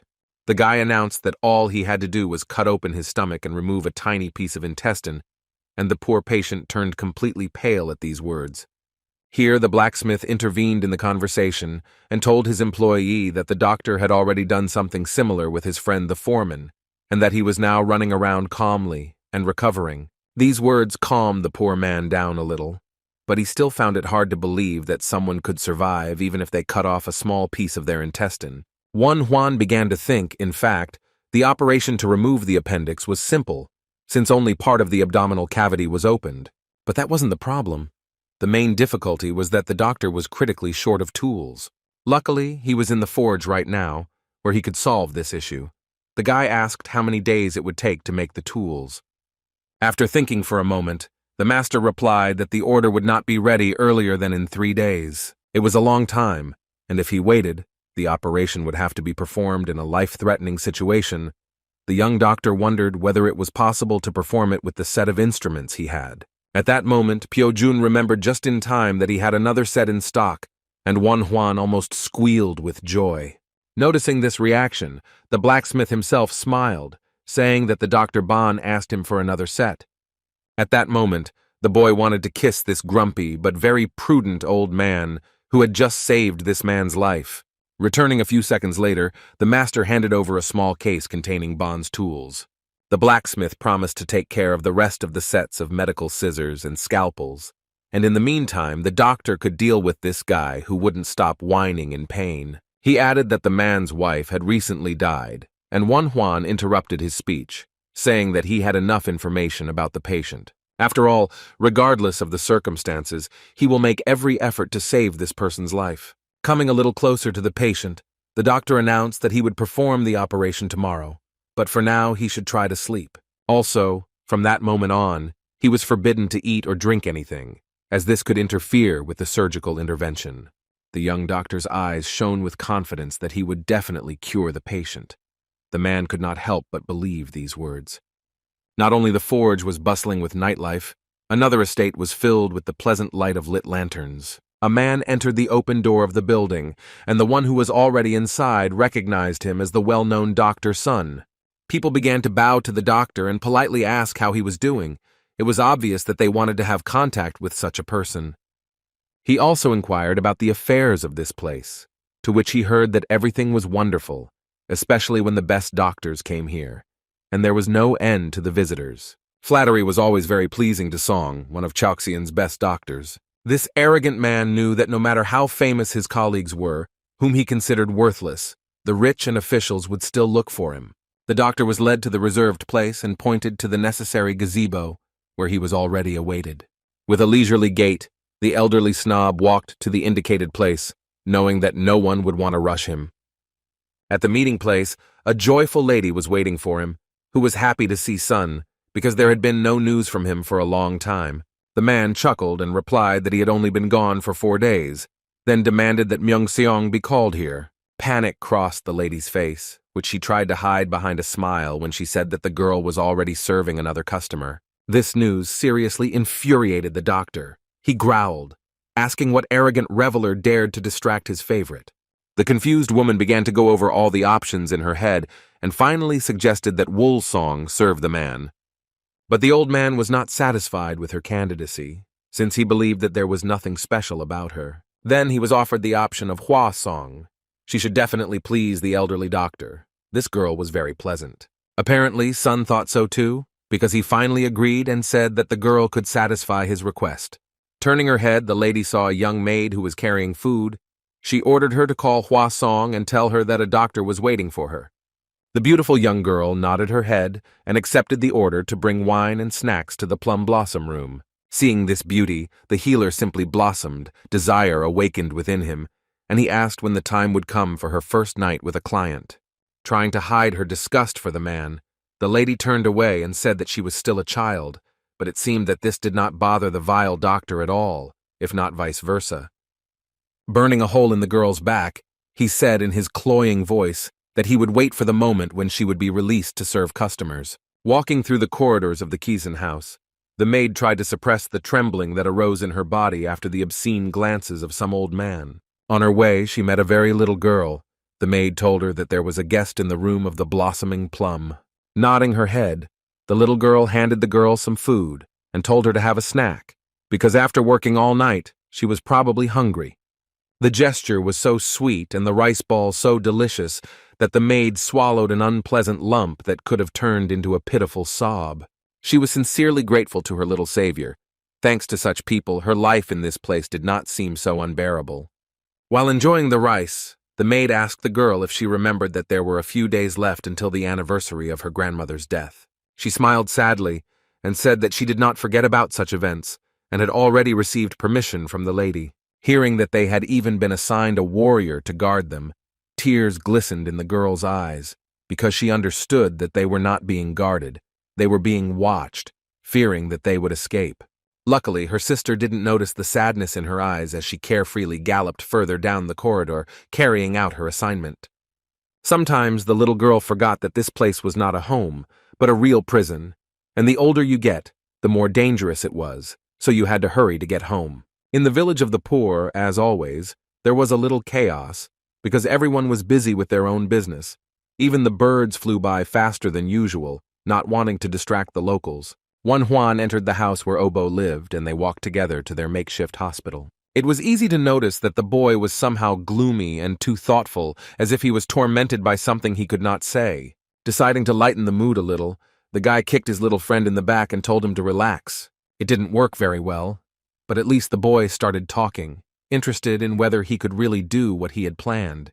When Juan finally understood what was going on, he calmed his friend down, saying that he didn't have to worry, because the main work would go to an experienced doctor, not an assistant. Ruffling the boy's hair, the young surgeon said that one should worry only when something has already happened. For now, all that Obo should be concerned about is how he can help the doctor. These words calmed the child a little. Arriving at the forge, the boys were immediately met by Pyo Zhong, who reported that the preparations were complete, and everything was ready for the operation. When Juan and his little assistant were ready, the doctor told the assistant that the operation was simple, so there was no need to be nervous. After looking at the ambu, a homemade bag for artificial respiration made from a pig's bladder, the guy decided to use it, despite its crude construction. Having separated the working area with a clean cloth, the surgeon picked up a scalpel and prepared to begin the operation. He made the first shallow incision and had to act quickly because the anesthesia was completely different from what was used in his modern medical practice. Nodding towards Obo, he said to prepare the cauterization instrument, and after a few minutes, everything was done in the best possible way. If everything is done quickly and correctly, there will be no problems with bleeding, because the work area is small, so the operation will be easy. Obo took the medical scissors and pulled back the upper layers of skin. The doctor warned him not to touch the abdominal wall. It was very difficult to act by touch, because without a portable X-ray machine, finding the necessary organ by touch was quite a task. At such a moment, X-ray vision was needed, which, as luck would have it, did not want to manifest itself, although perhaps Juan was in a hurry to get irritated. Indeed, it seemed that higher powers heard him and sent him this amazing superpower that helped him find the appendix. It was so timely that the guy wanted to scream with joy. Now he saw everything he needed. The question arose whether this improved vision appeared when concentration increased, or whether it was caused by desperation. Whatever the case, it happened at the right moment. But then the joy was shattered by Obo's cry, which reported that the patient was not breathing. I wanted to scream from the injustice that this happened right now. Grabbing the ambu, the guy prepared to perform artificial ventilation of the lungs. This will prevent the patient from dying during the operation. He placed this strange bag over the patient's mouth and began to squeeze it, directing streams of air directly into the lungs. Before the danger had passed, it was worth closing the wound, because blood loss could only finish off a person. Watching the doctor make stitches, young Obo realized that this work was simply incredible. Similar thoughts flashed through the boys' heads about how amazing human nature was. This man died for a short time, but a second later he was breathing again. The boy was stunned when he heard the order to prepare the needle and scissors for the next work. After all, when the man's breathing returns to normal and becomes stable, the operation will continue, and they will finally remove the appendix from this unfortunate man. After some time, it was possible to observe how the patient's abdomen began to rise steadily and in the same rhythm. This was a very good sign, which meant that the man's lungs were functioning normally and pumping oxygen. Wiping the sweat from his forehead, the young surgeon repeated in his head with relief that his patient had indeed survived. His assistant looked at him as if he were a fantastic hero. He believed that it was almost impossible to cure tetanus, but what happened could not be compared with anything. Of course, it was hard to say now whether the man would survive or go to the next world. but it was clear that Juan could still surprise everyone. However, if the patient survived, little Obo decided that he would follow the example of his new idol, who was right now demonstrating such a divine art of healing that it was difficult for an ordinary person to comprehend. Time dragged on for so long that it seemed the operation would never end, but that was not the case, and soon the final touches were made. Little by little, the anesthesia wore off, and the patient came to his senses. Juan immediately said that he should not get up on his feet or drink water until the gases passed. Despite his terrible condition, the man found the strength to thank the doctor for saving his life. Only Obo had not yet come to his senses. He could not believe that the man had actually survived, and could even speak. Clenching his fists, he firmly decided that the time would come, and he would definitely learn the craft of medicine. After all, he, like young Master Huang, really wanted to be useful to people and save even the dying. He didn't have the chance to study or take exams, but the boy wanted to be like a doctor and save those who needed it. This decision gave him the strength to endure every day that he lived in the village of the poor. Juan finally turned to his assistant and said that he tried really hard. Next time, he should be just as diligent. He beamed with joy when he heard that he needed to be ready for the next operation. He shouted that he would not let his boss down and would be the best surgical assistant on earth. At that moment, the blacksmith entered the room. He wanted to make sure that no one had died here and that everything was in perfect order. While the guys were talking about their own things, Piojong slowly approached his employee and couldn't believe his eyes. He understood that they had done what was considered impossible, saved the life of someone who was doomed to die. It simply didn't fit in his head that the man lying in front of him actually survived after his stomach was cut open. Looking at Juan, he thought that he simply had golden hands, and everything that was said about his talent was not a guess. When the man expressed his surprise to the young master, he simply waved his hand and said that he had done nothing wrong. For some reason, only now did the blacksmith notice that the boy did not have a weapon with him. This was unacceptable, because they lived in very dangerous times. In his defense, Juan said that he had just started learning the art of the sword and had not had time to buy one for protection, as he had always forgotten about it. Smiling, Piojun said that everything was clear to him, his expression indicating that the man was planning something. Without explaining anything, the blacksmith went into the depths of his workplace, where many finished weapons were stored. The man said he was worried that the person who saved his skin might be weak. Having selected one of the best swords from all of them, he took it into his hands and checked how balanced the blade was. When he was convinced that the weapon was really good, he approached the doctor and asked him to accept this gift, made by his own hands. The guy was very embarrassed by such a gift. He had been given money and expensive things, but this was the first time. Realizing that the doctor was being modest, the master said that the sword was small and light, which made it ideal for the boy. The blacksmith had the belief that a blade that was created for killing was a useless thing, so he wanted his creation to protect such noble people. It was very nice to hear such words. It made the gift even more valuable than it actually was. Now it was impossible to refuse it, so Juan gratefully accepted this gift. The evening of the next day came, and nothing had changed in the Kizan house. The nasty clients were looking at the maids, and they wanted to run away as soon as possible. Dr. Sun was a regular at this place. He was sitting with a young girl who was smiling but trying to sit as far away as possible. She asked him if he had heard the latest gossip. He pulled back and asked what she meant, and with a sigh of relief, the housemaid said that they were connected with General Cao. The old man rolled his eyes and asked what this ignorant child who had no respect for his elders had done. Sun said that Jen grabbed him by the collar only because he could not cure his brother's tetanus. When the man heard that they were whispering that the youngest heir of the Cao family had also caught tetanus, he was shocked. Instead of sympathizing with the grief, the vile old man laughed loudly, saying that this was wonderful news, because the master would come running to him and beg him to cure him. Pouring herself a drink, the girl said that it was unlikely that this would happen. She was already anticipating seeing the doctor's face twist from what he heard. Slamming his cup on the table, Song asked how this could be. Who else besides him could the heir of Cao call? Thinking that the girl was uneducated and stupid, the doctor began to explain that tetanus was a fatal disease, and in all of Chaoxiang, only he could save Zhenya. But the girl said that other doctors could do it. Her interlocutor smiled arrogantly and told the silly girl not to make him laugh. The worker continued to mock the self-confident scoundrel, saying that the commander's illness had already been cured. Hearing this, the man slammed his hands on the table and said that this was simply impossible without amputation. The employee continued to say that all this was done by the young Dr. Huang. Having calmed down a little, the old man began to think about where he had heard this name before. It seemed to him that he knew it. Then he realized that it had only seemed that way to him. But what Sun was 100% sure of was that the commander could not be cured without amputation.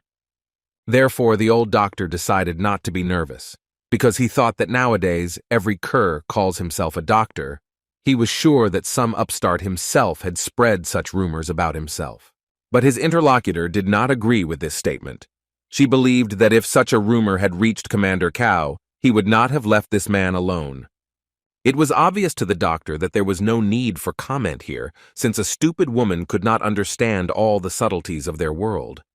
He began to get very annoyed by everything around him. Even wine did not bring the long-awaited relaxation. Everything seemed tasteless to him, the conversations were uninteresting, and in general nothing made him happy that evening. And this woman, who, in the old man's opinion, was talking all sorts of nonsense, did not fulfill her obligations at all, and instead of entertaining him, irritated him even more. The worker was not at all upset that this vile doctor was leaving.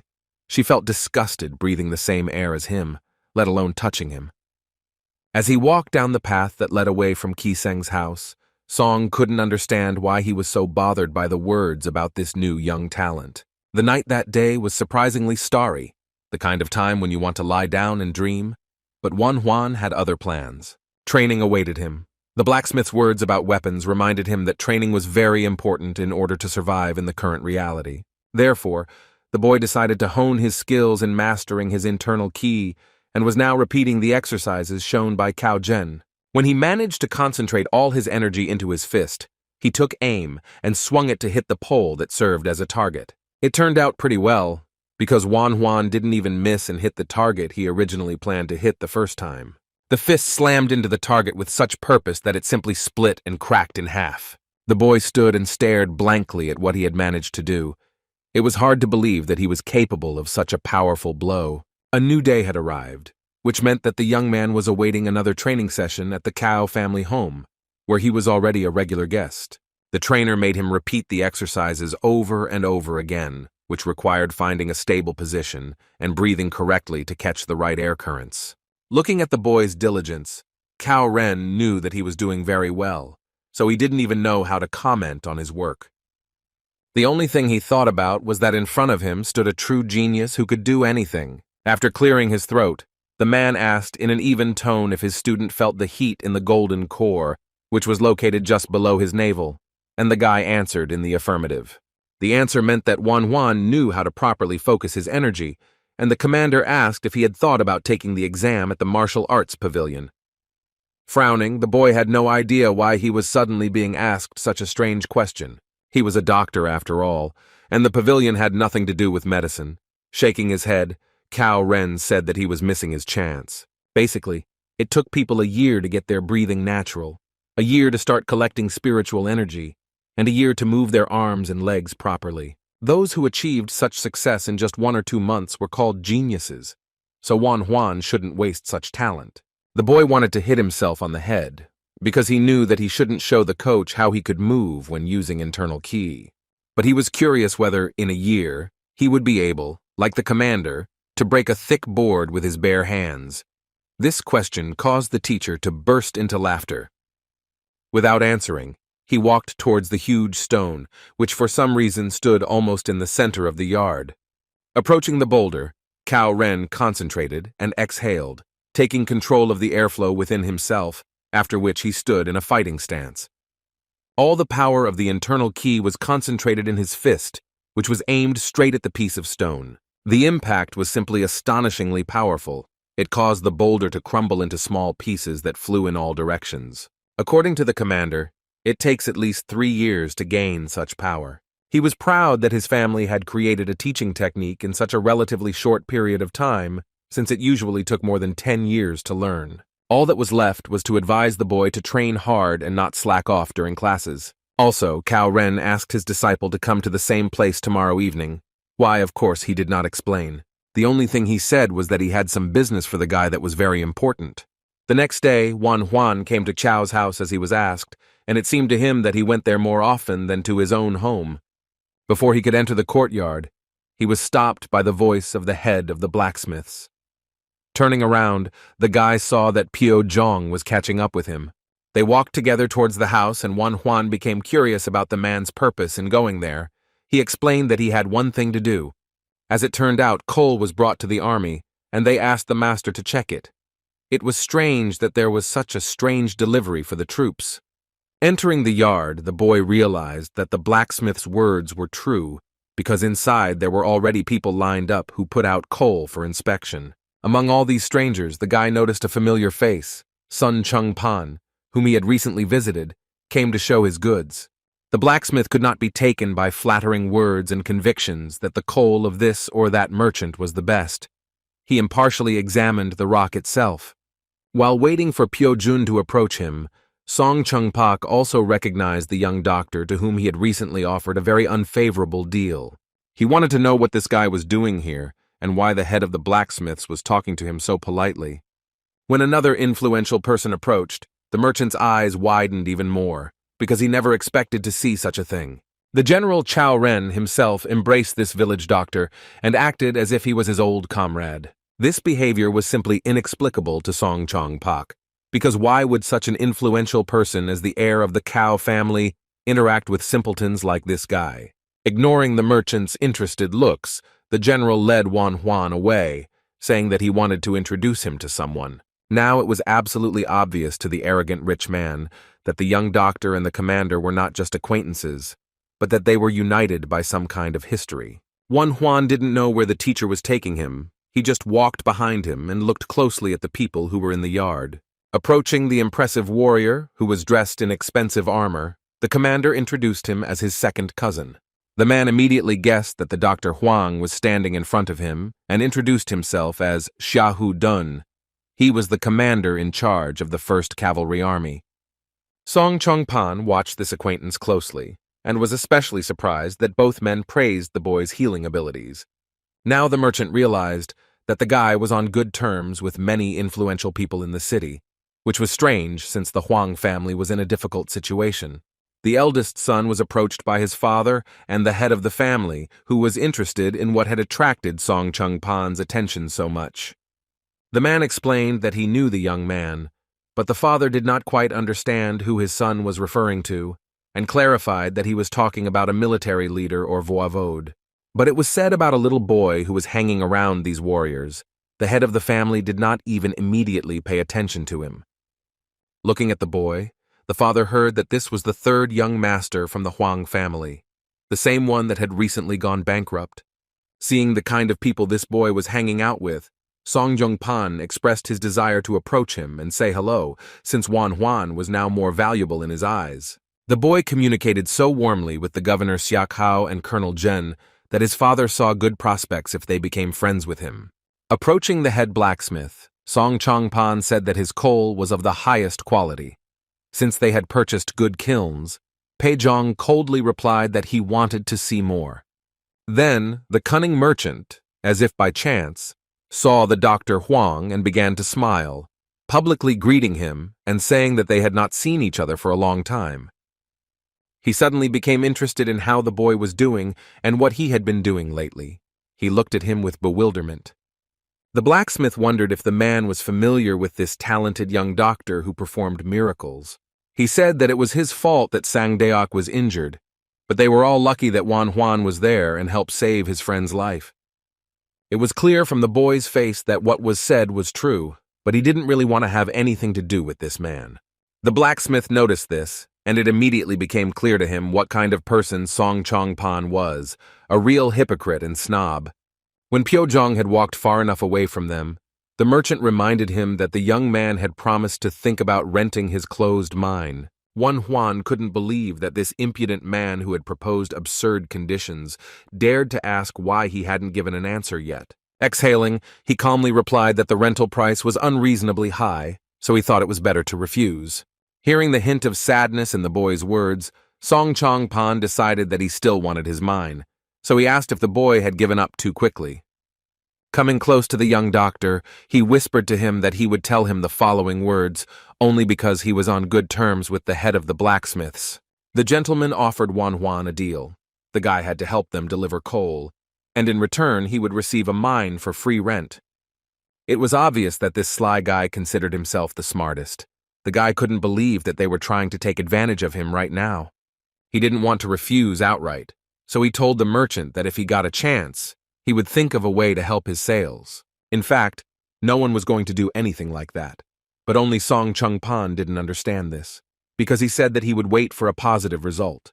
The boy had no idea how the merchant could be so slow-witted and self-confident. It was even funny to think that this weirdo decided that the silly little doctor would try to live up to his expectations. The Song merchant family had some unpleasant news, which made the head of the house very angry. The enraged man slammed his fist on the table and asked how something like this could happen to them. He expressed his dissatisfaction to his son that they were unable to sell anything at the coal demonstration at Chow's house. It was very annoying that so much money was spent on mining these types of coal, then on firing them, and in the end, nothing paid off on the market. Even the official Chong did not help them this time, although he always willingly took the offered money and helped sign supply contracts. It was not clear why this time absolutely the entire elite refused their bribes and now they were empty-handed. Now all the anger was directed at the son, who was convincing him that there was no need to worry because he had made an agreement with the little Huang. The young gentleman began to justify himself, saying that he had indeed approached the boy and asked him to put in a good word for them in exchange for free rent for the closed mine. These words made the father even more angry, because this, at first glance, not bad idea failed miserably. He called his son an idiot and spilled a glass of wine on him. He was ashamed that such an offer was made to a man who was friends with the commander and the head of the blacksmiths. The man was angry that such a person was only offered a lease. It was enough to simply give it away to achieve what he wanted, because there was no profit from it anyway. Feeling like an ashamed child, Song Chung Pan stood frozen in place and didn't even try to wipe the wine off his face. But what he heard next simply broke him. His father removed the man from the trading militia and ordered him to hand over all affairs to his brothers.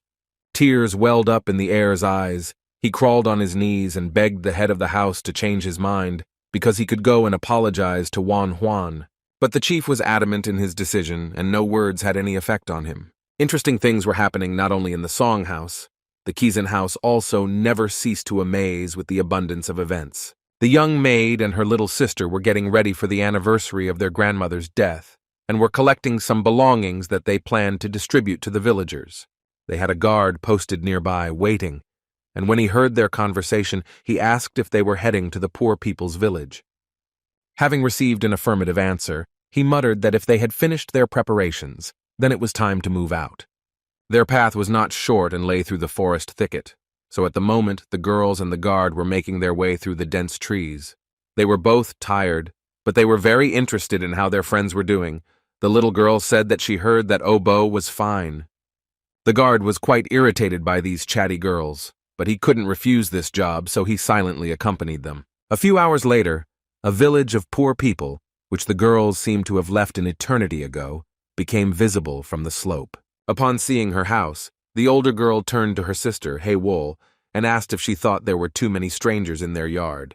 At this time, it was in this house that the usual reception of patients was taking place. Wan Huan, as always, examined people who came here with health complaints. Obo also did not stand aside and helped with easier requests.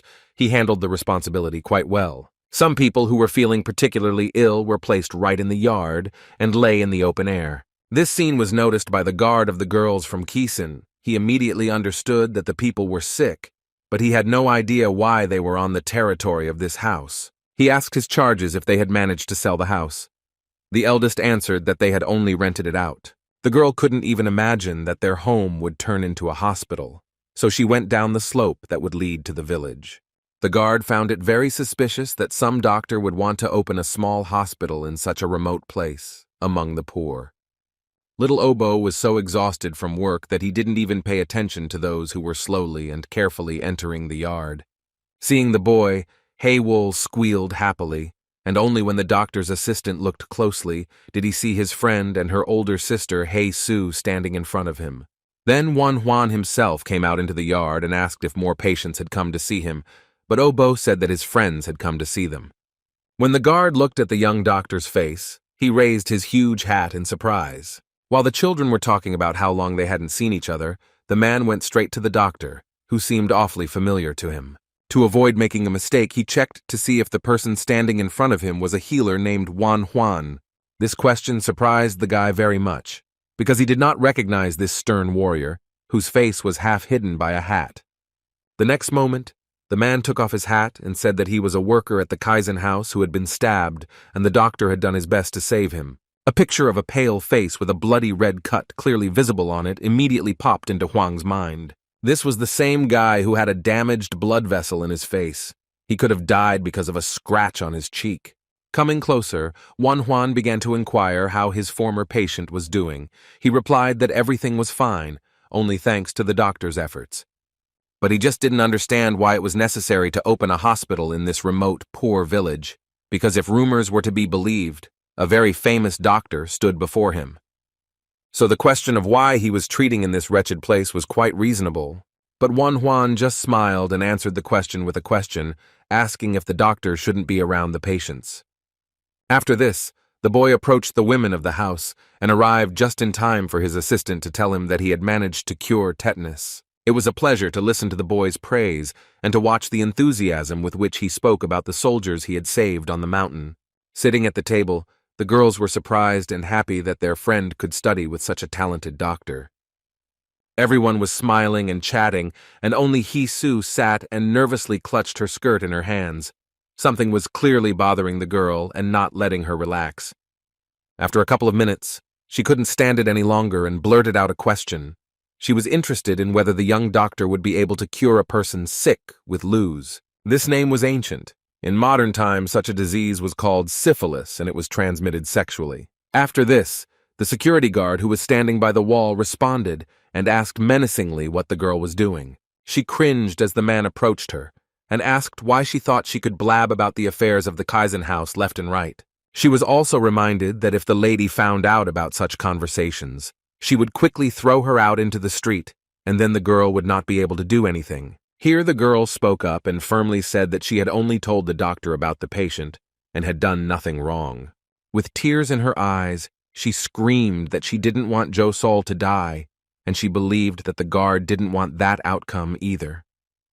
The man bit his tongue and didn't say a word, trying to contain the wave of anger that had formed because the girl had named the houseworker. Seeing that the situation could turn into a huge scandal, Juan asked everyone to calm down, as there were other patients nearby who needed peace. While the guy walked away to check if no one could hear their conversation, the guard told Hei Su that he also felt sorry for Jo Sol. But he was well aware that the person who caught luz was destined to die, and even the most wonderful doctor could not prevent it. Listening to these words, the girl could not hold back her tears. She did not want to believe that the world was so unfair and took the lives of the best people. The next moment the doctor approached them, promising to keep silent about what he had just heard. He asked whether they meant syphilis by luz. After thinking for a moment, the man replied that it was exactly the disease they were talking about. The doctor began to ask how the patient was feeling. He was interested in whether there were any abscesses on her skin and whether her hair was already falling out. The questions surprised Hei Su greatly, because they meant that this boy knew about such a terrible disease as syphilis. Falling to her knees, the girl began to tell that when the patient first came to Kisen, she was a real beauty, but the illness spoiled her health and appearance. Closing her eyes, she said that she knew that this illness was incurable, but she still wanted to believe that there was some way to help the unfortunate woman. Seeing Hei Su's suffering, the boy wanted to use all his knowledge and resources to help her friend survive. Syphilis was caused by Treponema pallidum, a typical gram-positive bacterium, and penicillin could help in this case, but it was necessary to better understand the symptoms. If only the skin and mucous membranes were affected, then there was still hope, but if the cardiovascular or nervous system was damaged, then things were much worse. Such symptoms could well lead to the painful death of the patient. He knew this from his modern practice. It was too early to give the girl any hopes and feed her with promises. No, he could not be so cruel to her. The only thing he could promise her was that he would definitely examine her friend to determine her condition. When Hei-Su heard these words, a hope ignited inside her that Cho Sol-Oni could still be saved and that she would not die in terrible agony. She tried to persuade the doctor to visit Kisen's house, but her request was immediately cut short by a guard who demanded that he be silent. After all, it was impossible to bring a doctor into such an establishment without the permission of the head, who needed to know everything that was happening in his domain. So if the lady who ran the house was against his presence, Huan might find himself in a very difficult situation. So the guard insisted that we should ask first, and then wait for permission from the right people. All the important people of the city gathered in one building to resolve pressing issues and discuss urgent problems. Walking between the shelves that were filled with archives, the secretary of the Cao County Magistrate Ha Hugan greeted young Master Zhen. The man was interested in what business such an important guest had come here for. Cao Ren replied that he would like to look at some writings. These words pleased the magistrate's secretary, who believed that students should maintain a balance between reading and studying martial arts. Smiling, the gentleman said that he would quickly familiarize himself with the necessary information and go, and it would be nice if no one bothered him during this time. When Ha Hugan promised to strictly order everyone not to touch him for exchanging unnecessary pleasantries, the man smiled gratefully. Walking between the shelves, the commander was determined to find out which bastard was passing the data to the bandits. He remembered the handwriting, and this served as a good clue. Inside him there was a certainty that some district official had definitely done it, and if he could identify the handwriting, he would bring this scoundrel to justice. In front of the commander were all the sheets from the exam that the officials had taken. Now all that was left was to familiarize himself with the multitude of these papers. But despite the enormous scale of the work, the man decided that he would find out the truth and identify the traitor at any cost. After looking through several packages, Cao Ren still could not find a similar handwriting, but he did not lose faith in the success of his undertaking. The worker standing behind him noticed this suspicious search and began to try to understand what the gentleman was looking for. He wondered if the commander had noticed something strange and was now trying to find out the truth, which was not beneficial to him. The suspicious man decided that he needed to tell the elder about this search, because in his opinion, this was a very important detail. The new day brought new events not only in the city archives, but interesting things also happened in the Kavan's house. Arriving at the place where training usually took place, Huan decided to practice a little because he had room to grow. Moreover, the head of the city blacksmiths gave him an invaluable gift, a sword, which he needed to learn how to use. This blade was so amazing that the boy spent several minutes simply looking at the smooth and shiny blade, which reflected the bright sunlight. He was previously left-handed, but after his reincarnation he became ambidextrous, allowing him to wield one sword in each. But in order to perform such skillful maneuvers, it was necessary to thoroughly study the techniques of swordsmanship. The boy was very grateful to the commander for teaching him the technique of improving the body, but he was thinking about asking him to teach him how to use a blade as well. He was distracted from these thoughts by his older brother, who entered the yard. He was so sad that it was immediately noticeable. When Huan tried to find out what happened, he replied that he had no desire to talk about it. However, he reported that the master who trained him non-stop returned next year. Huan planned to take the military service exam. The boy tried to support his brother, saying that he was working hard. It was obvious that it was very difficult for the man, despite how hard he worked. The eldest family member asked the boy not to start feeling sorry for him or overpraising him, because what he was going through now was nothing compared to what awaited him in the future. Suddenly, Huan noticed two swords sticking out from his little brother's belt. He hadn't noticed them before, so he asked where he got them from. With a wide smile, the young doctor said that it was a gift from Pio Zhong, the head of the blacksmiths, and then handed over the sword. Looking at the sword, which was polished to a shine and perfectly balanced, the man at first could not believe that it was the work of the same master from the forge. Such a specimen was clearly worth no less than 5 gold naians, which made it an even more valuable gift. It was surprising that the younger brother did not pay a penny for such a valuable thing. It seemed that he was highly valued in the city. The boy said that he received it in gratitude for treating the blacksmiths at the request of their head, who did not know what to do with sick employees. Turning around, the man was surprised by the resourcefulness of the young man, who decided to take such a thing as payment for the work done. But the brother surprised me once again when he said that he took surgical instruments as payment, and that this was a gift as a token of gratitude. Now Ju Huan was interested in what kind of patients the young man had treated to receive such an excellent sword for free. The young doctor thought for a moment, and then began to list that he had treated several people with tetanus. This alone surprised the brother, but when he heard that Wan Huan had relieved another man from acute pain, his mouth dropped open in surprise. His younger brother literally spoke directly about saving people from certain death and pretended that nothing unusual had happened. Until this point, the man was completely convinced that all these illnesses were fatal, but it seems that this opinion should be revised. What was also surprising was that Pio Zhong, who was known for his bad temper, gave someone a sword that he made with his own hands. This proved Wan Huan's words, so there was no longer any doubt that this little rascal had indeed done the impossible. It seems that all the rumors that were spreading around the city were not just words, because the blacksmiths really did make corrections. So it was safe to say that the rumors, to some extent, even underestimated the talent of young Huang. The boy suddenly realized that if Ju Huan believed in him, then his other brother would believe in him too, especially if he heard from others what he had managed to do. And if everything goes as it should, he will be able to convince his relatives that he is capable of performing the operation for his mother. Suddenly, Ju Huan voiced a very unexpected request. He wanted his brother to examine the granddaughter of the master who taught him. This was not what the young doctor expected to hear. He had hoped that they would finally talk about their sick mother. The brother began to say that he did not know what exactly the girl was ill with. He had only heard that the coach was looking for a capable doctor who would help overcome the illness. It was strange that no one was told about the illness and it was kept a strict secret.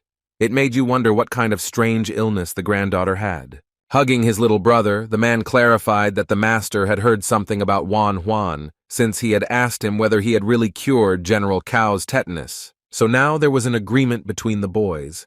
The younger one should win the master's heart by healing his granddaughter, and the older one would help convince Hua Bong. Both guys agreed with these demands and wanted to help each other in these difficult matters. Conversations, intrigues, and secrets are inherent in every place on earth. In this, the Kisen house was no different from others. The guard brought his charges to the lady, who was just having breakfast, and announced that they had returned safely. While drinking tea, the woman carefully examined He Su and her younger sister and said that the trip had been good for the girls, and she would let them go next year too. Having exhaled, the man already wanted to get out of here as quickly as possible before anything compromising happened. But his hopes for a peaceful departure were dashed the moment He Su opened her mouth and asked if the lady had heard of Dr. Huabu. Mrs. Kisen thoughtfully asked if this was the young boy who had been the subject of conversations recently. Nodding her head, the girl said that they met him in a poor village, and the local villagers even introduced them to each other. When the maid told her that the boy treated people for free, the lady began to listen with great interest, because she had heard rumors about the mysterious medical abilities that Huang possessed. But the lady began to get nervous about why the girl suddenly decided to talk about this strange doctor. He Su felt her hands begin to tremble nervously, so to hide her anxiety, she clutched her skirt. She went on to say that she asked him if he could cure syphilis, as she felt that she had a very capable doctor in front of her. As soon as this phrase sounded in the room, the woman's face instantly changed.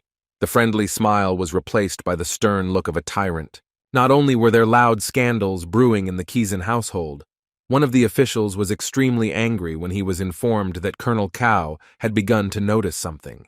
The same strange man from the archive reported that Cao Ren was interested in the last traces they left behind. This information caused the elderly official to squeeze his wine cup so hard that it simply cracked in his hands. He couldn't believe that they were faced with such a problem just because of one stupid bandit who was entrusted with this information by chance. What was most irritating was that of all the people in this city, the criminal had encountered General Cao. To smooth things over, the mysterious man from the archives said that he was ready to get rid of Cao Ren as soon as the order was received. But the old man said that one should not underestimate the young master and look down on him, because cutting off the tail is not the same as cutting off the whole body.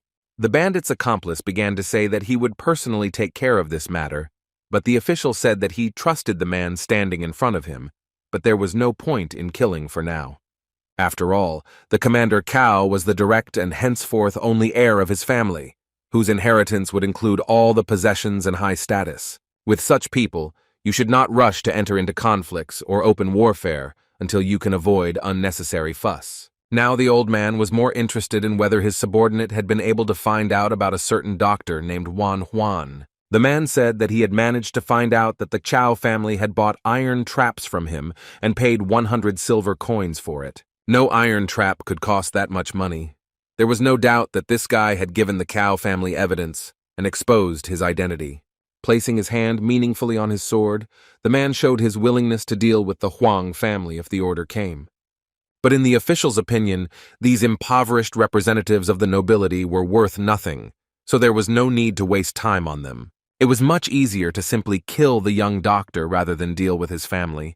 So now the bandit's task was to bring Wan Huan's head. The tension in the Kizan household was growing with each passing second, the lady rudely asking what the doctor had answered regarding the treatment of syphilis. When the girl replied that the doctor needed to look at the patient before drawing conclusions, the woman thought about it. Everyone knew that such diseases were incurable, and in 100% of cases resulted in death. And Kaisen herself saw how they tried to treat some with decoctions and ointments, but so far none of the patients had recovered. The girl began to lose hope when her mistress began to scream and ask if the doctor had really not promised anything, but had simply said that he needed to examine the girl. If a stupid doctor had said something like that, the woman would have simply ignored it. But if rumors were to be believed, this guy was not stupid at all. There was no denying the information that people were discussing, that Wan Huan had cured soldiers who were dying and was able to cure a kernel of tetanus. Perhaps this man could have overcome a disease like syphilis. Who knows? Maybe it was the long-awaited salvation. Seeing that Kisan's defense was cracking, the girl became more insistent in saying that they could bring a doctor here. Unexpectedly, even the security guard joined in the persuasion, saying that he could go get Wan Huan and bring him here. The man said that it was this young man who had taken care of his wound when even the doctor had given up, so no one would be worse off if he came to look at the sick woman. The spoken words made all the girls in the house whisper excitedly, secretly from their mistress. Coming closer, the guard asked if Huang were to cure the employee. Wouldn't it be a great help to the entire Kiseng household? Despite all the persuasion, the woman still had doubts. She had been disappointed and deceived so many times that she no longer knew who to trust. The houseworkers also didn't know how to react to the news about the doctor, because no one had ever said that Cho Sol could get better. But the head of the house could not simply give in and allow one of her best girls to die right before her eyes. Cho Sol was a third-generation beauty of Cao County. She was a special gisang who made even the headman pay dearly before becoming his mistress. The number of men lining up just to get a glimpse of her face could wrap around the house several times over. She was indeed an incomparable beauty, but now illness took it from her and left her to suffer. The lady entered the sick girl's room. The woman's heart sank every time she looked at the unfortunate girl. Noticing the visitor, Cho Sol jumped up from the bed and grabbed the lady by the sleeve. She wanted this torment to finally end. Her skin was covered in painful wounds. She held on as long as she could, but she could not bear this torment any longer.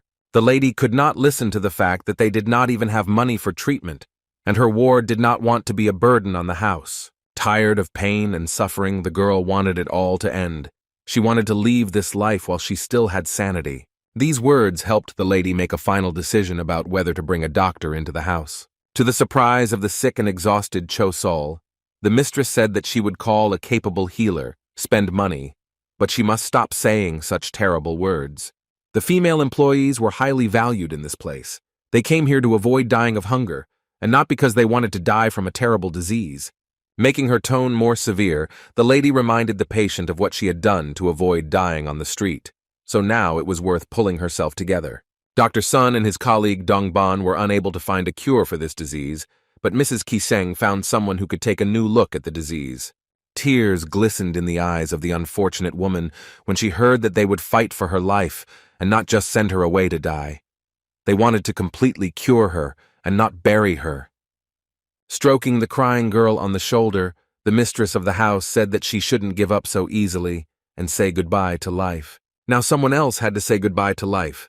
Someone who was ready to betray anyone for his own benefit. The commander Chao Ren took his warriors, and stormed the house of one of the traitors who was passing information to the bandits.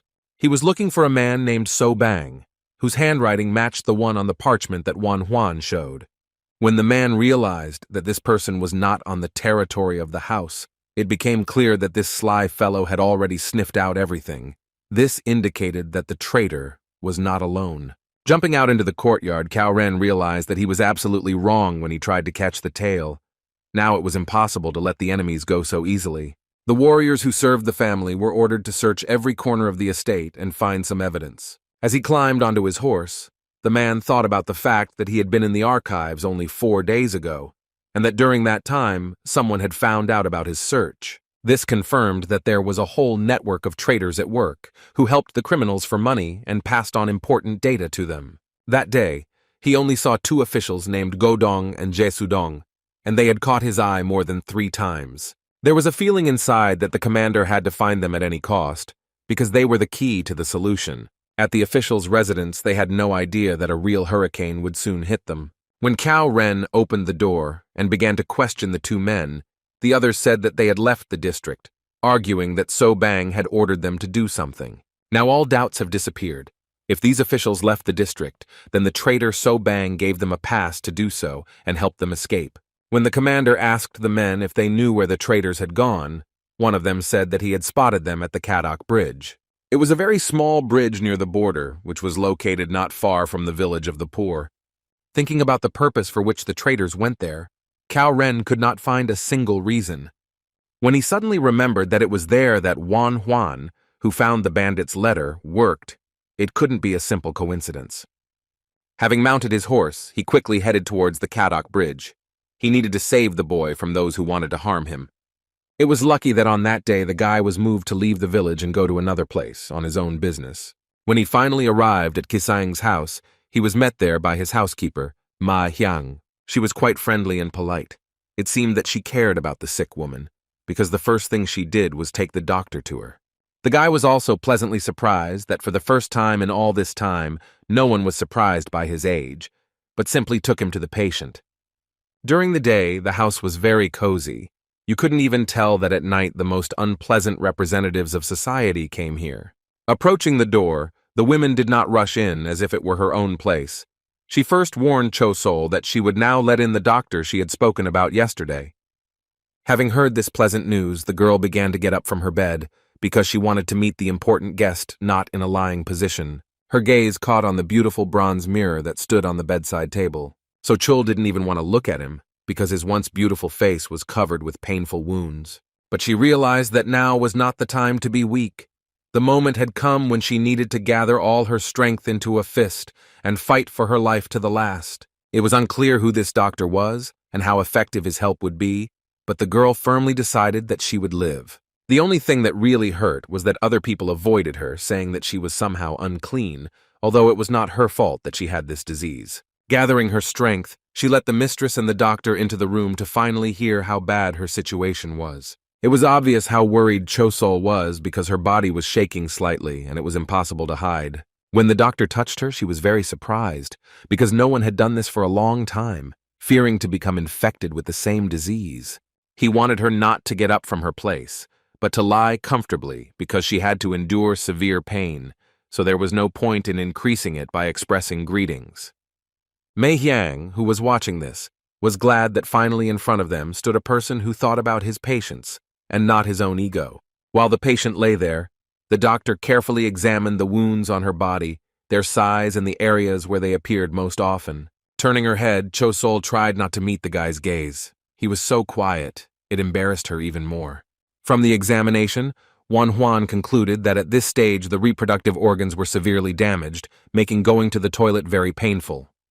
The embarrassed girl blushed even more. She nodded her head and asked how the doctor knew about such details. Continuing to examine her hand, he replied that at this stage it was possible there should still have been bleeding. The young man understood that the girl lying in front of him had a very hard time, but he was here to ease her suffering. The astonished lady of the house could not believe that the doctor was making such conclusions, since usually they only spoke about this after they lifted the patient's hem.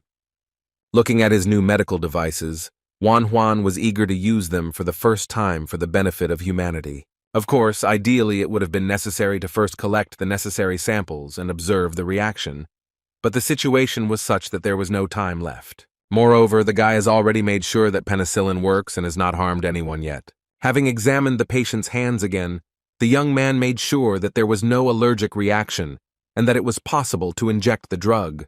While filling the syringe with penicillin, Juan warned the girl that she might feel pain at the injection site. Having done her job, all that was left was to hope that it would help ease the terrible pain that the unfortunate woman was experiencing. However, he decided to take a sample from the abscess to see how it reacted to the drug.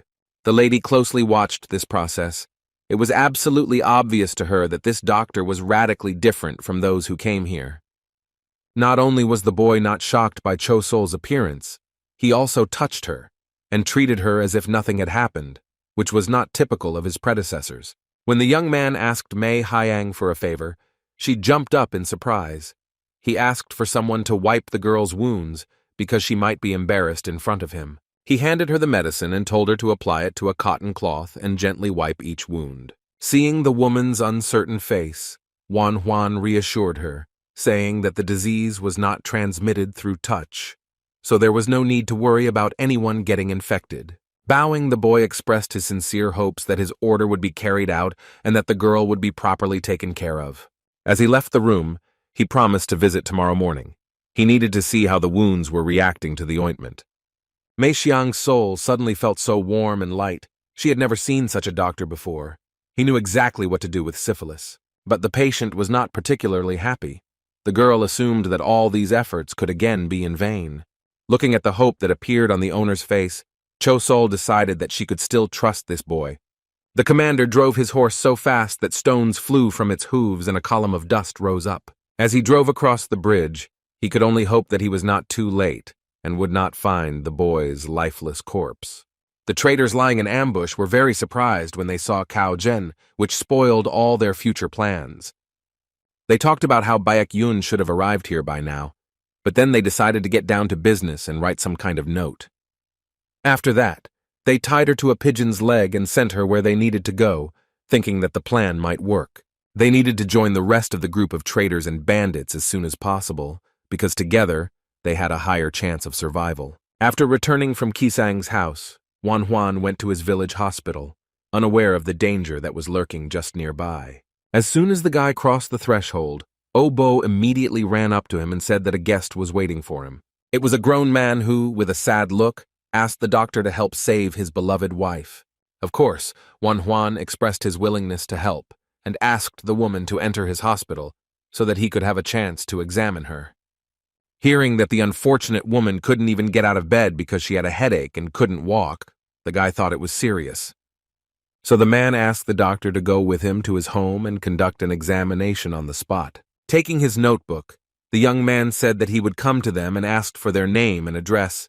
The stranger said that he owned a fabric store in Sodong-mok, but his name was Baek Yun, so he was not a simple husband who took care of his wife, but a liar who started a dangerous game.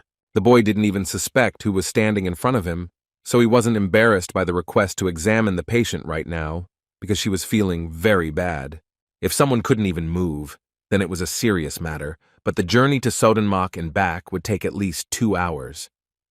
Seeing the doctor's doubts, the man began to manipulate and persuade, telling the young man to do this at least out of respect for the journey he had taken. Juan thought about what to do. He had no patience at the moment, and he was seriously worried about this disease. When that stupid boy finally agreed to fulfill his request, Baek Yun barely managed to hide his satisfied smile. They walked through a dense forest thicket, but even then the guy thought that he was following a caring husband and not a traitor. It was good that before leaving, Obo asked Huang to take his swords, because he heard that bandits were often encountered along this route. At the moment, they were really bothering the boy, and he regretted that he had taken 2 of his blades, and now they were slowing down his step. The young man was distracted from these thoughts by a snow-white dove that flew straight to his new acquaintance. The way the bird landed on the man's shoulder and he, instead of being surprised, began to examine it, was extremely suspicious. After analyzing what he saw, the guy concluded that it was a homing pigeon, but these birds only flew to places where they had already been before. When disturbing thoughts came to the young man's head, He asked if the man had just been sent a message, and then smiled as if nothing had happened.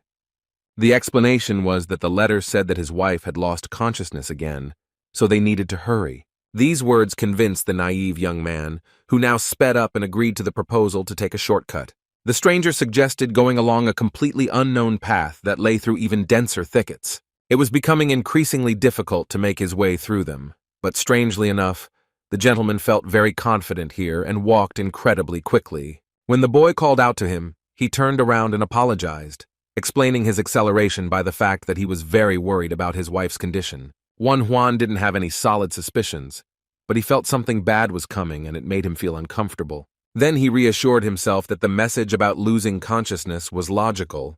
It seemed that the woman's anemia was getting worse, and taking a shortcut was the right thing to do. It was just strange that the shortcut ran through the mountains. This raised more and more questions. Moreover, there was a small road that led directly to Sondamak, so there was no point in going around through the mountains. Now the guy understood that his friend's actions were not only strange, but also suspicious. Looking closely, Juan noticed that the man's right shoulder was well developed, his waist was thin, and his hips were massive. He didn't look like an ordinary merchant at all. Looking warily at the man walking ahead, the guy decided that it would be a good idea to test one theory. A sudden scream made Baek-yun turn around and see what had happened to his victim, whom he had almost lured into his net. Seeing that the boy had crouched down and was clutching his leg, he ran up to him. It turned out that the doctor had twisted his leg after stepping on a stone. It was part of Juan's plan.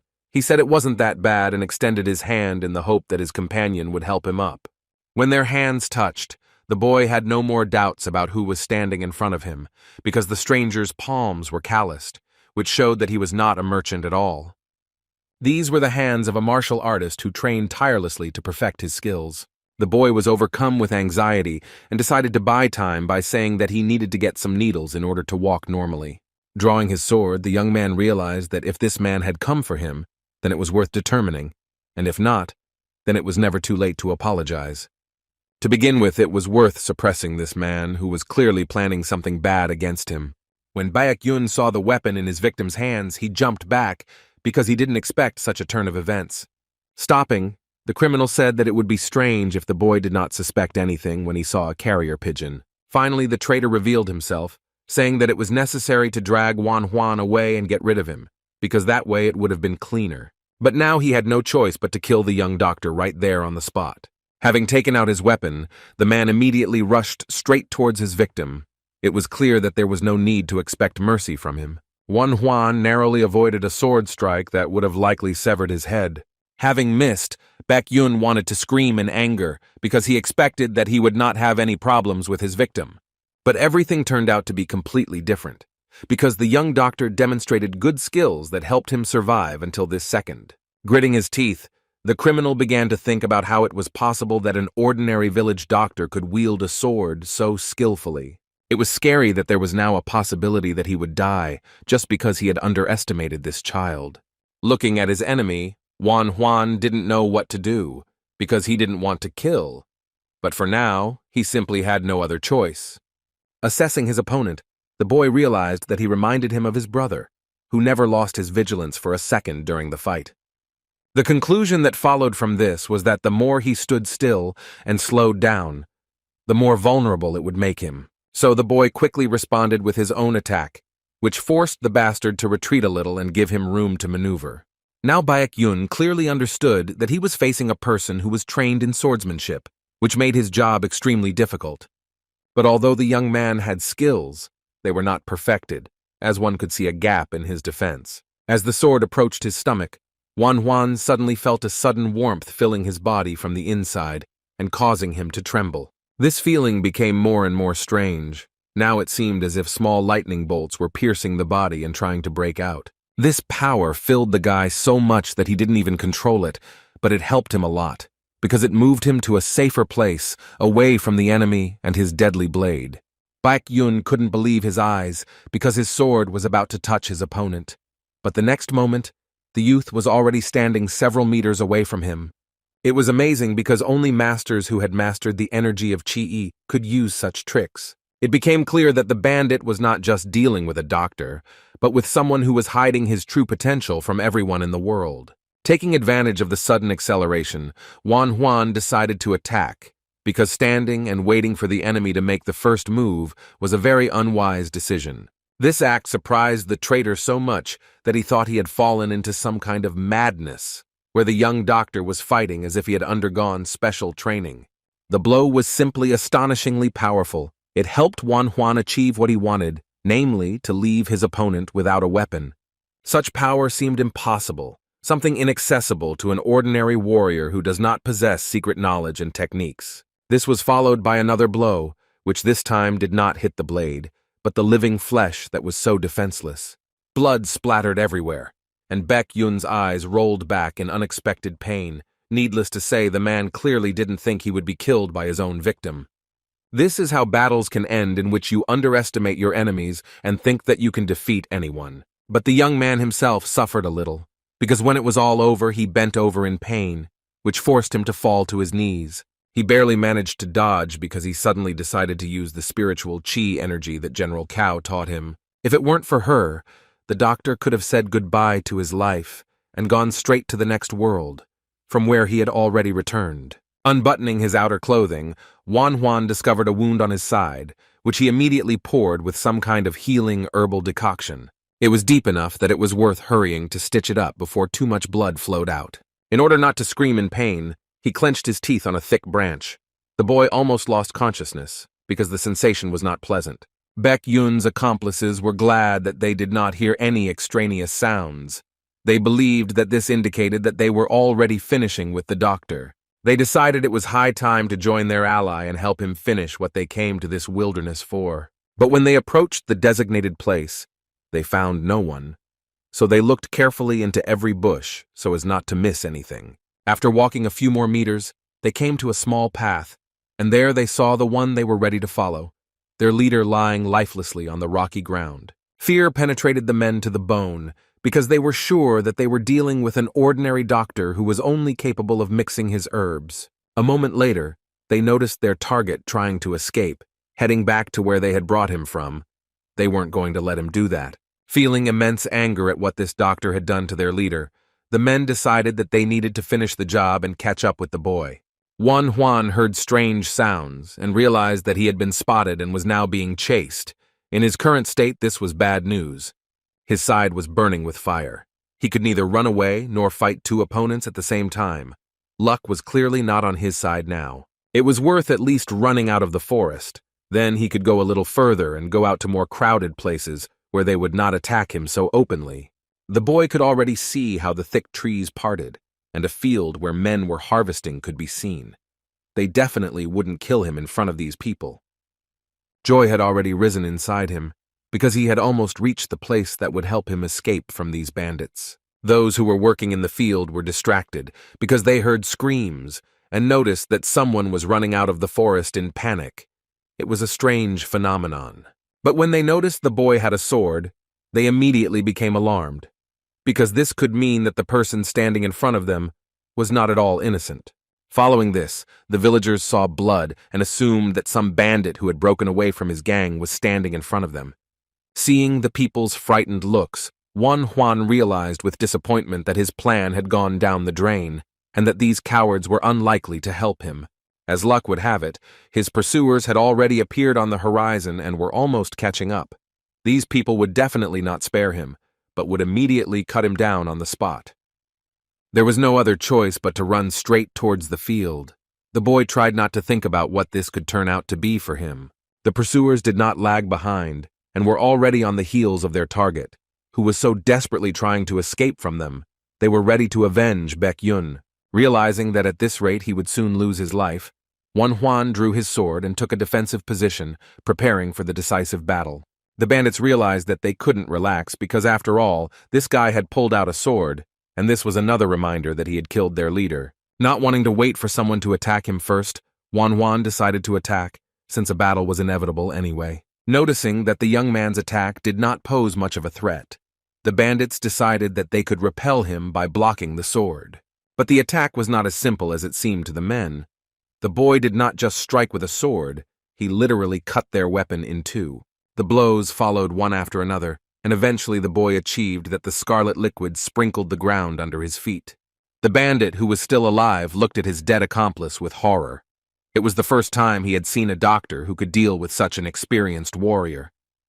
It was hard to believe that some boy could kill Go Dong and Baek Yun with just a few swings of his blade. What was especially alarming was that the sword in the hands of the young man literally burned with power. The techniques he mastered were clearly not simple. Even though Wan Huan's entire body was in unbearable pain, he remained on his feet and was ready to continue the brutal fight with the traitor. Feeling a sudden surge of strength within himself, the boy lunged forward and attacked again, this time putting in even more force than usual. But still, the scoundrel managed to dodge, and the blade did not touch either him or his sword, which would have been nice to destroy. The bandit was simply amazed by the strength and speed demonstrated by this young man, whom he considered a helpless child. It was clear that in front of him was someone who could not just block a blow, but bend solid steel with just one touch, and he needed to be finished off once and for all. Having assessed the enemy, the young doctor realized that he needed to act immediately, because his body was gradually weakening, so it was worth finishing now. After delivering another blow, the guy managed to ensure that the enemy's blade was badly damaged, but still functional. But this did not last long, because after applying a little more effort, a pleasant crack of metal was heard, and part of the blade flew away. Looking at what was left of the sword, the last traitor did not know what to do, because now his affairs were very bad, and he saw no solution to the problem. When it dawned on him that he simply had no chance in this situation, the man decided to do the only thing that came to mind. He turned around and started running away. The guy's side hurt unbearably, but he couldn't let this criminal escape like that and be a threat to the locals. A little girl who wanted to take food to her father, who was working in the fields, turned around abruptly when she heard someone running up to her. The scoundrel saw a great opportunity to protect his own skin at the cost of another person's well-being. Such actions spoke of his desperate situation. Grabbing the frightened little girl, he decided that she was his ticket to a free life and a successful escape from the doctor. When Wan Huan saw that this scoundrel decided to take a hostage, he was simply shocked that this man dared to call himself a man. Lifting the baby into his arms, he placed the stump of his sword against her neck and told the healer to stand still. Otherwise, it would have been easy for him to cut the tender flesh of this little girl, who has only lived in this world for a short time. The villain's triumph did not last long, because the blow came from where he least expected it. Someone's sword stuck right into his head. Before he died, the thought flashed through his mind that this was his retribution for all the sins he had committed. This blade belonged to Wan Huan, who managed to launch it so quickly that the enemy did not have time to react. When the girl ran to a safe distance, the boy was finally able to exhale and head towards the defeated enemy. At this time, Colonel Cao arrived in time, witnessed this spectacle, and was simply amazed by what he saw. It was very unusual to see a peace-loving doctor in the image of a warlike savior of poor villagers who were taken hostage by a traitor. Of course, the man knew about Wan Huan's talent for martial arts, but he didn't even suspect that he could be so good at it. Slowly approaching his friend, Cao Ren asked if he was okay. The boy was very surprised to see him there. After looking at the doctor, the commander immediately suggested returning to Soshan. He could take the guy on his horse, but he asked to wait for him for another minute, after which he went towards the defeated enemy and the little girl who was trembling with fear. The boy put a gentle expression into his voice and asked the girl if she was very scared. He apologized for scaring her. Hearing these words, the little girl burst into tears even more. Wan Huan sat down next to her, stroked her head, and asked if she was hurt anywhere. The commander watched this spectacle with a smile. He was pleased to realize that his friend was not only a skilled doctor, but also a good person. Despite the firmness and even cruelty that he could use at the right moment, the boy was a caring healer to the core. When the boys finally reached the poor village, all Wan Huan dreamed of was just sitting down and breathing a sigh of relief. This is what he did while young Oh Bo tended his wounds, dressed them, and bandaged them. When he finished, the boy asked his assistant to leave him alone with General Cao, and he complied with the request without question. The men waited until the little boy walked out the door and gave them the opportunity to normally discuss everything that had happened that day. Wan Huan was the first to speak, expressing his assumption that Zhenya knew something about what happened. After looking at the boy carefully, The heir of the Cow family said that he assumed that the one who was secretly communicating with the bandits was keeping an eye on the doctor. After thinking about it, he concluded that in that case they should have found out that it was he who handed over the parchment, and this person should be close to Cow and know about his every step. It was clear that the bandits were trying to stop the transmission of information, so it could be assumed that they would not give up until the young man died. The commander assured him that there was no need to worry about this, because he would assign a person to him, even if he had to pay for it out of his own pocket. The way Juan reasoned impressed the man greatly, as he was able to assess the situation and understand the circumstances, which was unusual for people his age. Getting up from his chair, the guy said that even if they hired security for him, he wouldn't be able to live like this forever. He was obliged to protect himself on his own. Upon hearing this, Cao Ren immediately suggested that he learn the secret art that his family possessed, and the young man thought this idea was simply excellent. Coming closer, Jen asked if the boy had noticed anything unusual about those who had set a trap for him. After thinking for a bit, he replied that he was not sure of what he saw, as he was very tense due to an excess of emotions and experiences. But then he suddenly remembered that the bandits had a carrier pigeon, with the help of which they passed messages to each other. For some reason, this news really surprised the commander, and he asked again if the guy was sure that they had communicated in exactly this way. His surprise was due to the fact that raising such birds requires a lot of power, time, and money, so if they used this means of communication, it means they were very rich. These people sent bandits against the district soldiers and are now in hiding, so they were clearly not just pawns. Clutching his head, the guy only now realized what kind of trouble he had gotten himself into. At this rate, he would soon go crazy. He began to be tormented by the anxiety that he had set in motion a clockwork mechanism that was about to set off a powerful explosion that would wipe him off the face of the earth. Cao Zhen was very unhappy with these thoughts, so in order to calm his friend down, he said that he would hire 2 or even 3 guards for him. But the guy didn't pay attention and was immersed in thinking that most likely his enemies would not retreat, even if he tried to escape at night. It was obvious that they could invade his house. In the worst case, even his family could suffer, or even die, so something had to be done, and it was better to attack first. Suddenly, a thought came into his head, which he decided to share with the man standing next to him. The commander was very surprised when this young doctor suggested that he set a trap that would catch the bandits they were hunting. It was obvious from the boy that he already had a plan in his head because he looked lively and full of enthusiasm. Not everyone was happy that evening, and for some it turned out much worse than expected. One of the high-ranking officials who worked for the bandits was furious that his subordinates were killed by an ordinary healer. The man who reported said that it seemed like General Cao had intervened, but it was impossible to say for sure since everyone involved in the operation was now dead.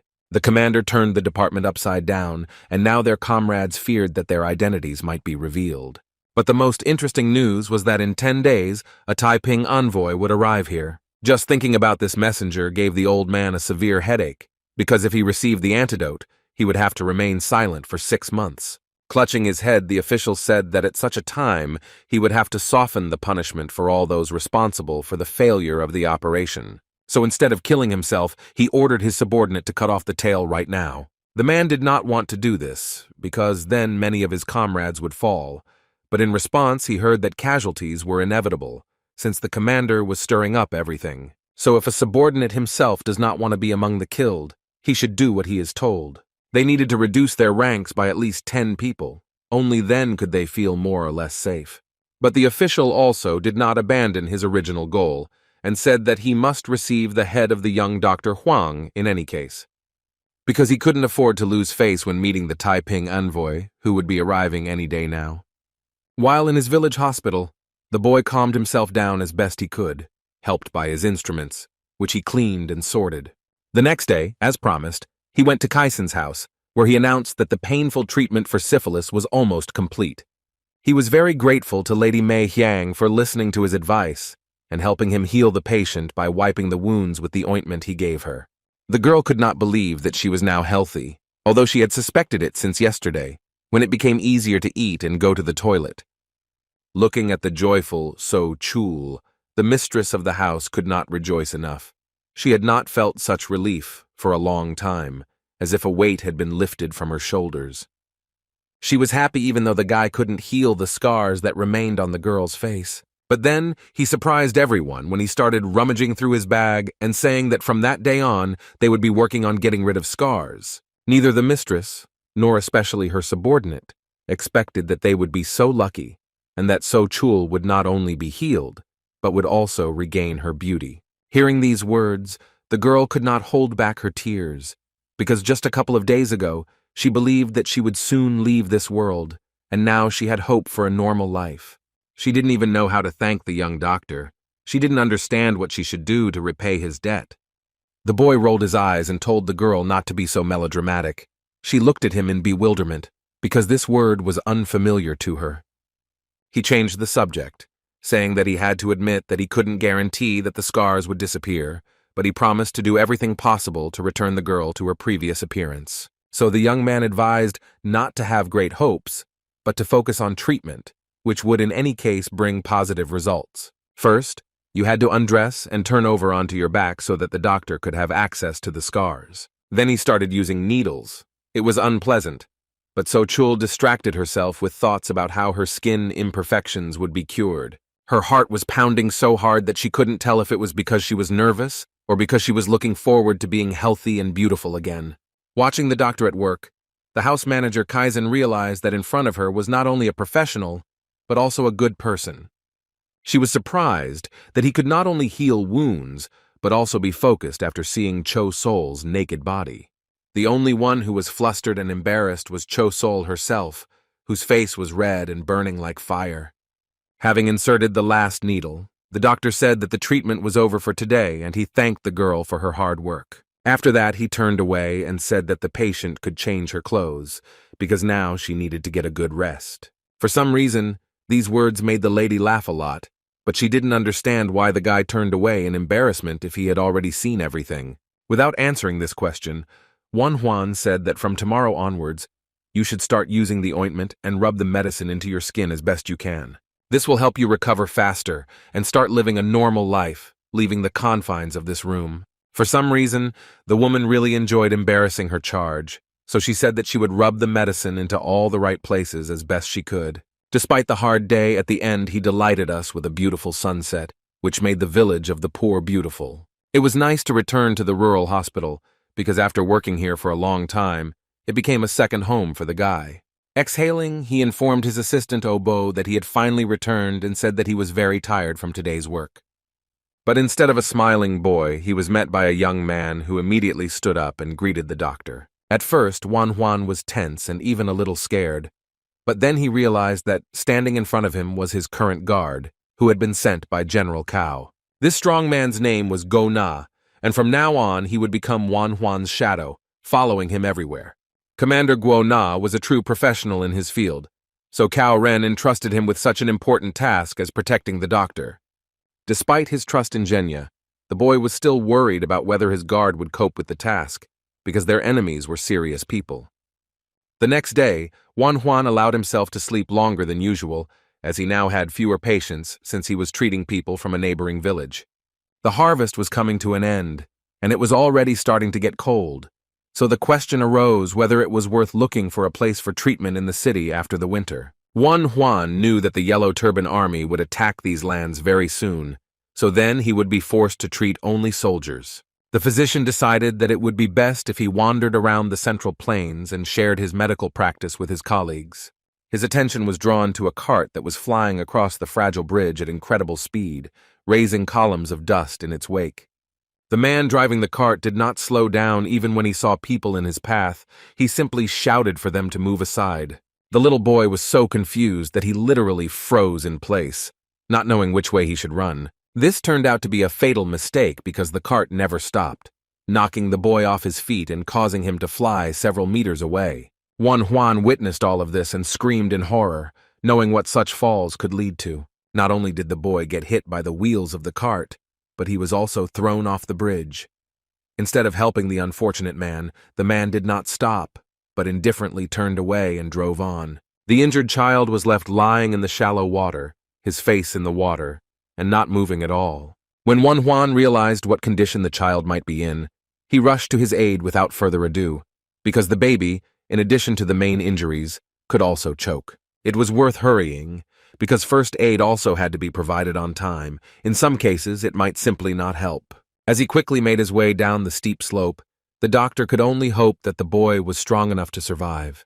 Having reached the victim, the first thing to do was to check his general condition and understand how serious the injuries were. A man named Dan was running behind.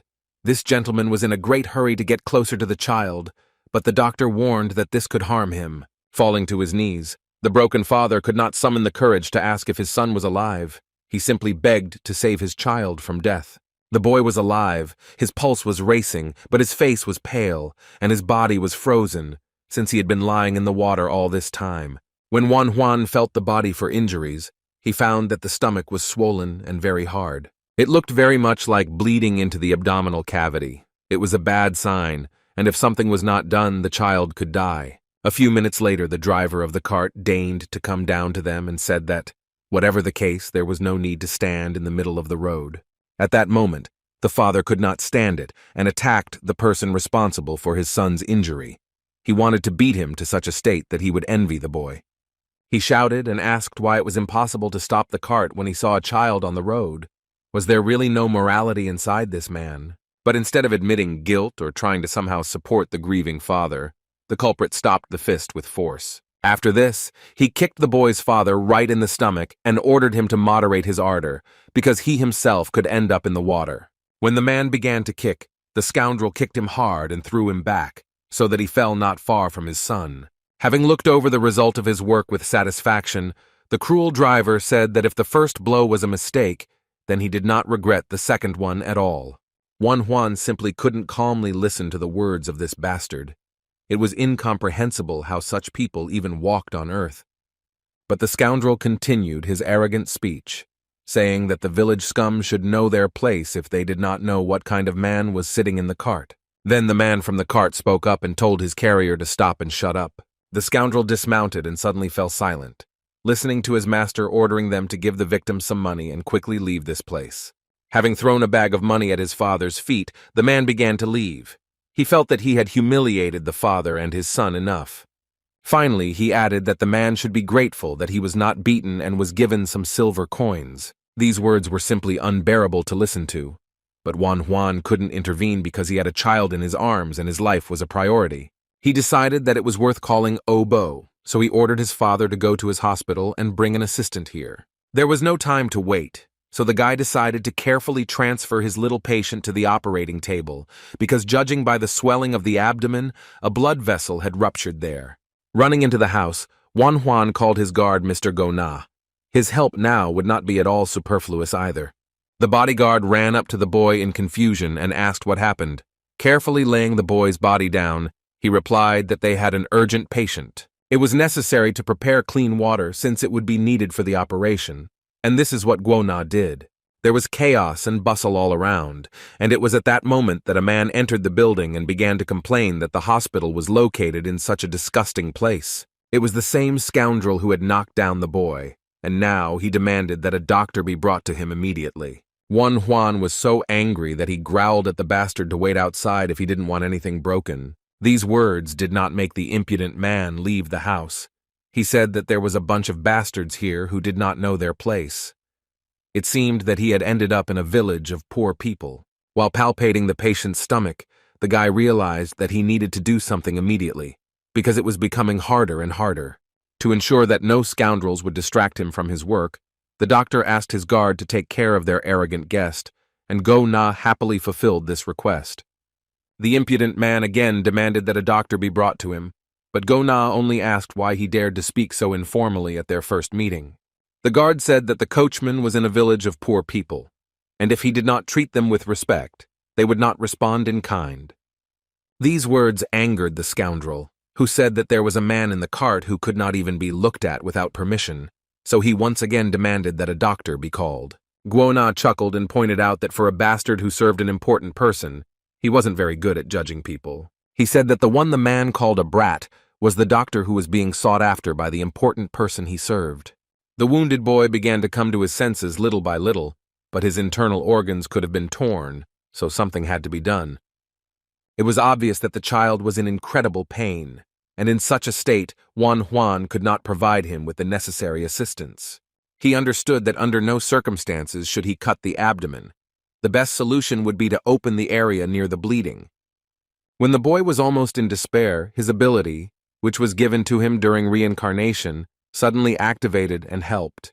She showed very well in time that the bleeding was on the lower left side, so X-ray vision is a real treasure.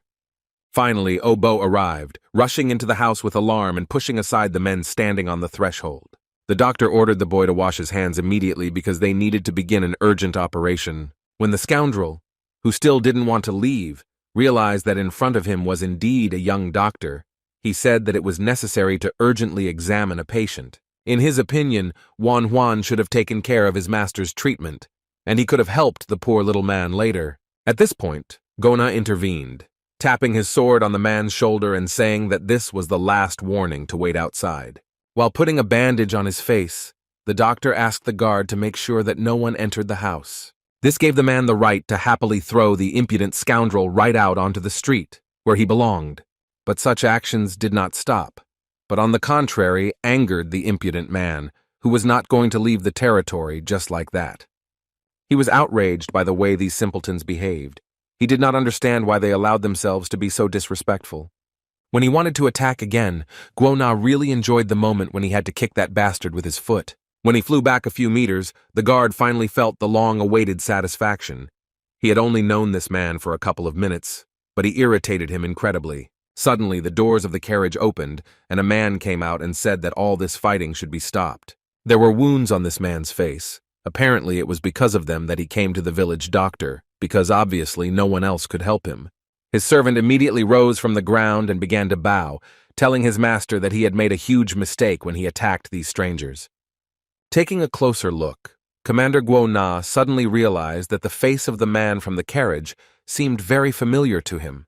When he realized who was standing in front of him, he hurried to bow to Mr. Guo, who had the greatest status in society.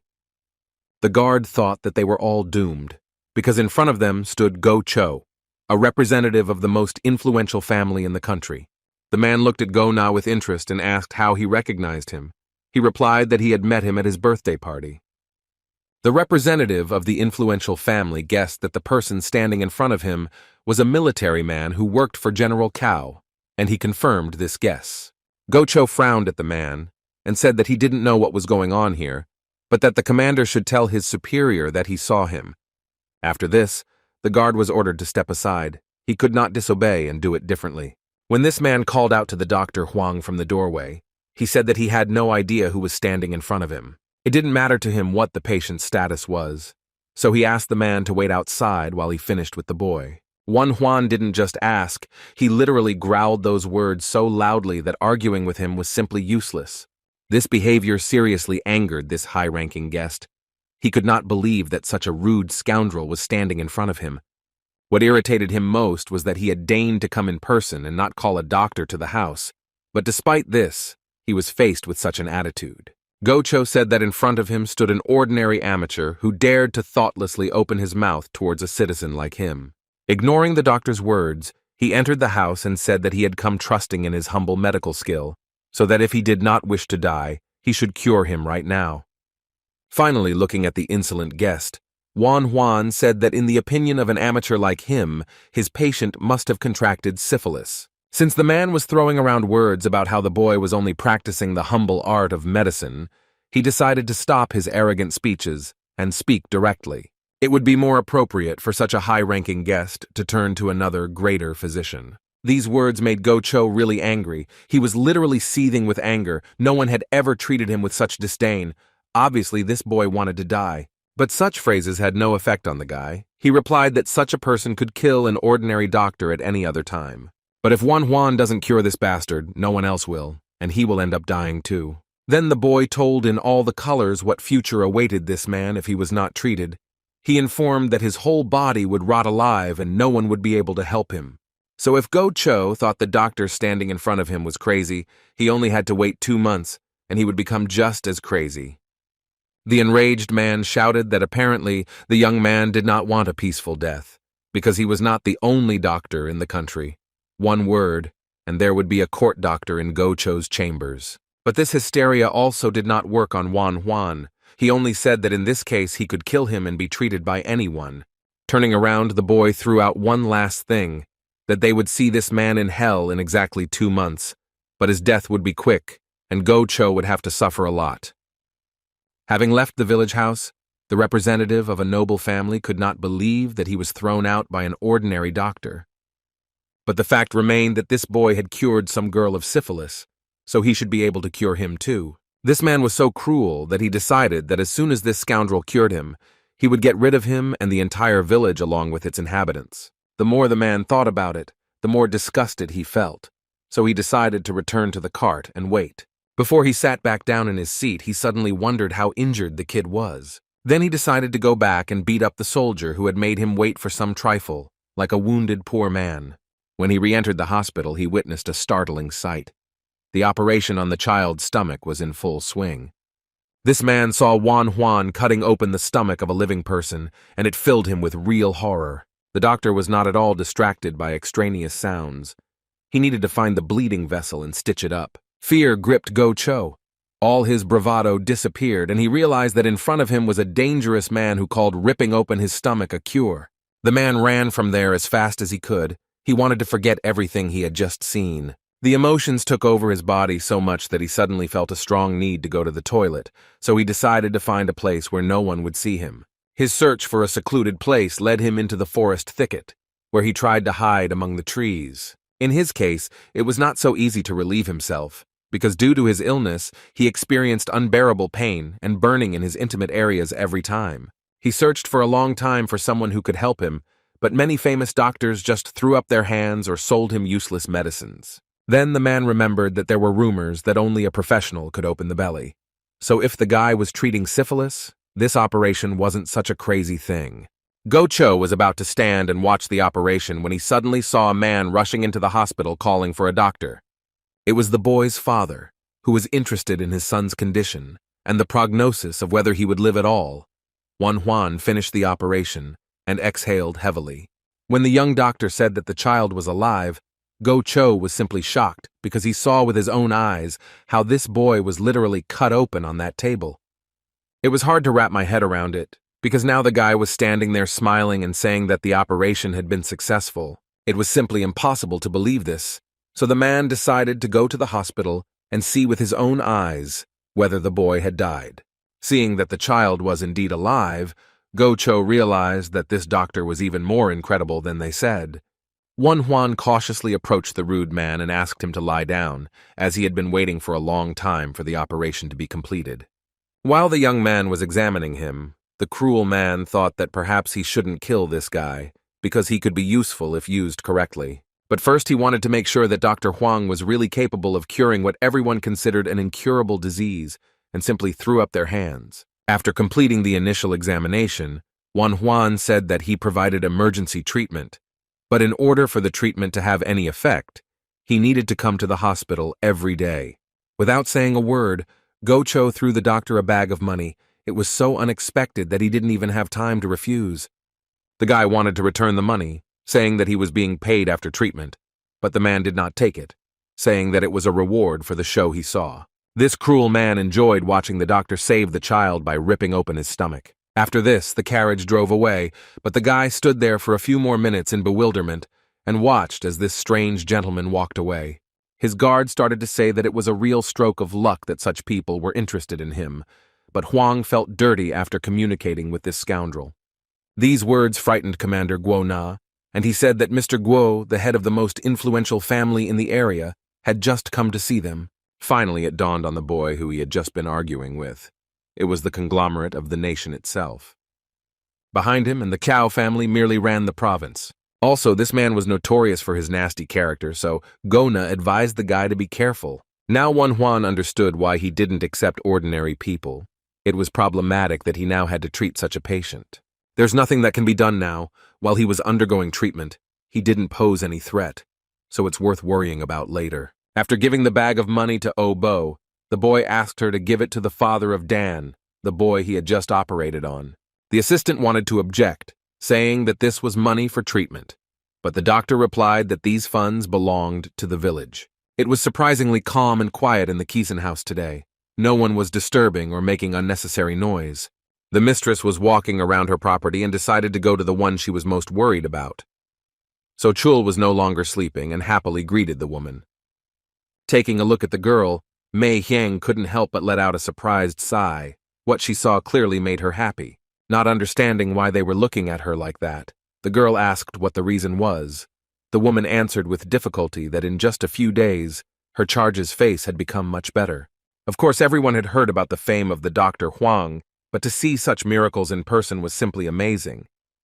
The lady was already grateful to him for curing So Chul's syphilis, but for him to return her face to its former appearance, she was ready to give any amount of money. Smiling, So Chul said that they were lucky to have encountered a true master of the medical craft, who also turned out to be a good person. Frowning, the girl told her mistress that when she was completely cured, she no longer wanted to be her Kiezen. These words did not please the woman at all. She asked what the girl was going to do, because due to the treatment she had no money left at all. Taking her mistress by the hand, she replied that she might laugh at her, but now a desire to become a doctor was born in her heart. Then Mei Hyang realized that it was all about Wan Huan. He was so good at healing that others were inspired by his example. She told her ward that she should think carefully about her decision, because not everyone is destined to become a great doctor. Also, the girl may hold back the promising future of the Dr. Huang if he is distracted by her training.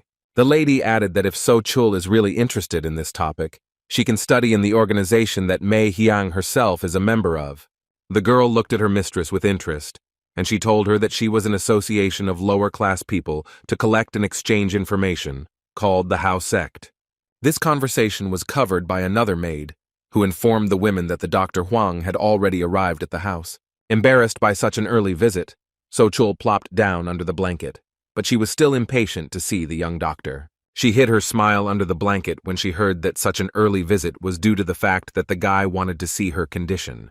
The lady also noticed that the young man arrived much earlier than they expected, but he said that he had another house call. Hearing that the boy was heading to the flower pavilion of the Kiezen house, the girl stood up abruptly and opened her mouth in surprise. A thought arose in her head that Ranhua was sick, but the guy didn't know who was sick. The lady shared information that she had heard that not long ago, Ranhua had actually fallen ill with syphilis, and the gentleman of the flower pavilion had begged her to tell him about a doctor. Hearing this, So Chul felt uncomfortable that the doctor would be treating another girl, that just like her, he would be inserting needles and rubbing medicine into her naked body. Taking out the medicinal ointment, Wan Huan said that with the permission of the mistress, he would apply the product to the skin of her subordinate. The guy just wanted to ask the girl to undress when she already took off her clothes and looked at him coquettishly. The embarrassed boy asked her to lie down so that he could do his treatment and be free for his next visit to the patient. When So Chul realized that her flirting had gone unnoticed, she turned to the side in embarrassment, and the hostess who was watching this covered her face with her hand in embarrassment. Watching the doctor take ointment out of the jar, the young girl realized that she would like to do something like this and help people. So she decided that she would join the Hao sect because now her main task was to help the doctor. The day was not yet over, and Obo had already announced that there were no more patients for today and they were free. Finally, Wan Huan was able to go outside and stretch his stiff body, which was already aching from tension. As soon as he exhaled, he saw a man heading towards his yard on a horse. The guy wanted to scream in irritation, because again they were not allowing him to rest. This was not another patient, but just his brother Ju Huan, who most likely dropped by to visit or check on his relative. The man asked how his brother was doing and whether he had a patient now, and he explained that he was mostly busy in the mornings and that he had free lunch. For some reason this news worried Ju Huan, and he wondered if he would be able to maintain the hospital properly if things continued like this. To which the boy asked, wasn't it he who gave his family money to live on? This was the best evidence that he could take care not only of himself, but also of his relatives. It was clear that the man did not know about this. Then Wan Huan said that he found out about the debt to the servants and decided to help their brother, since he was the only one involved in all this. It was news to Huabok that the youngest member of the family worked so hard and successfully for the benefit of the family. Then Huang remembered that his brother was busy preparing for the military exam and asked how things were going. Instead of an answer, he heard a request to visit one house right now.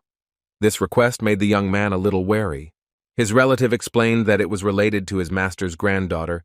It seemed that her condition had worsened recently. Now it was difficult for her to move, so the healer would have to go to her himself. In this case, all questions disappeared, and the boy was ready to go to the patient right now. The girl also said that it was difficult for her to breathe. Before, this only happened during training, but now her chest hurt even during rest. There were suggestions that the cause of this condition could be pneumothorax, an accumulation of air in the cavity. If she was involved in martial arts, then this option is the most suitable.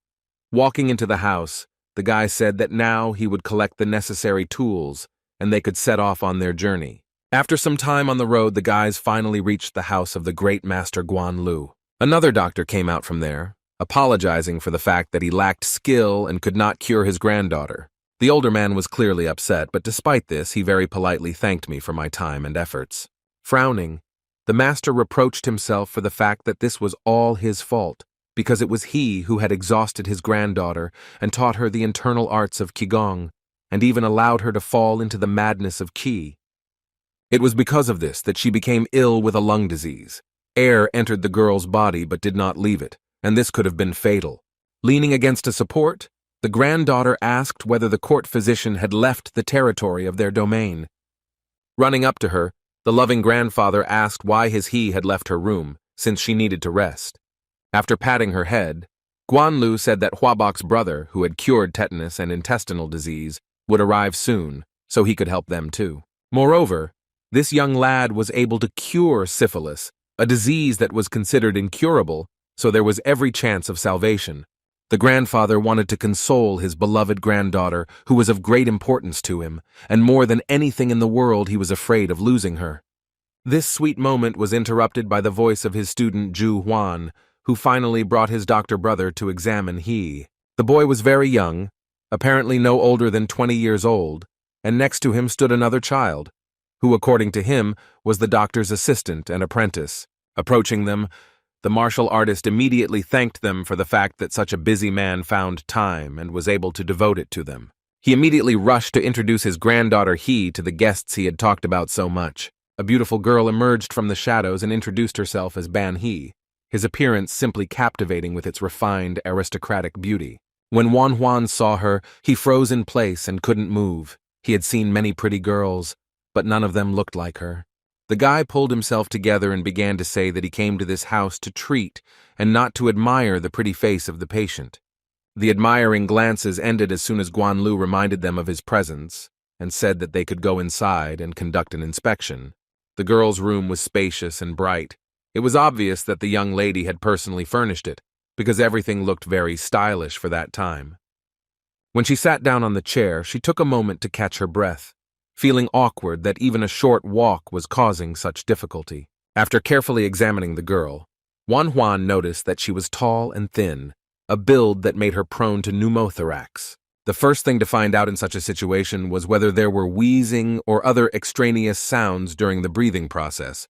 Listening to the lungs, the guy realized that the breathing on the right side was shallow, and the chest did not drop even when exhaling. Symptoms such as chest pain and difficulty breathing were noticeable, and judging by the swelling of the chest, it was definitely pneumothorax. The guy asked the elderly master a question. He was interested in when exactly his granddaughter began to feel pain. He answered that the first precedent was about a year ago. The illness had already lasted for quite a long period of time, so it was worth immediately taking the patient to his hospital. Also, what caught Wan Huan's eye was that the girl's lips suddenly turned blue. It was cyanosis, which occurred when there was poor saturation, but that's why it appeared so early. All the symptoms were screaming that things were not going well and that it was necessary to act immediately. Looking at his granddaughter lying down, Guan Lu asked the doctor what he thought about her condition.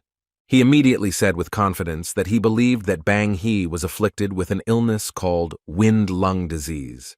The man was surprised that the boy immediately understood the cause of the illness. He clearly determined that her right lung was hurting and that it was also pressing on her heart.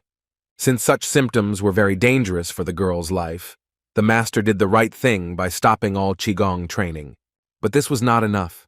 His granddaughter needed help and proper care, because without treatment, there would be no positive result.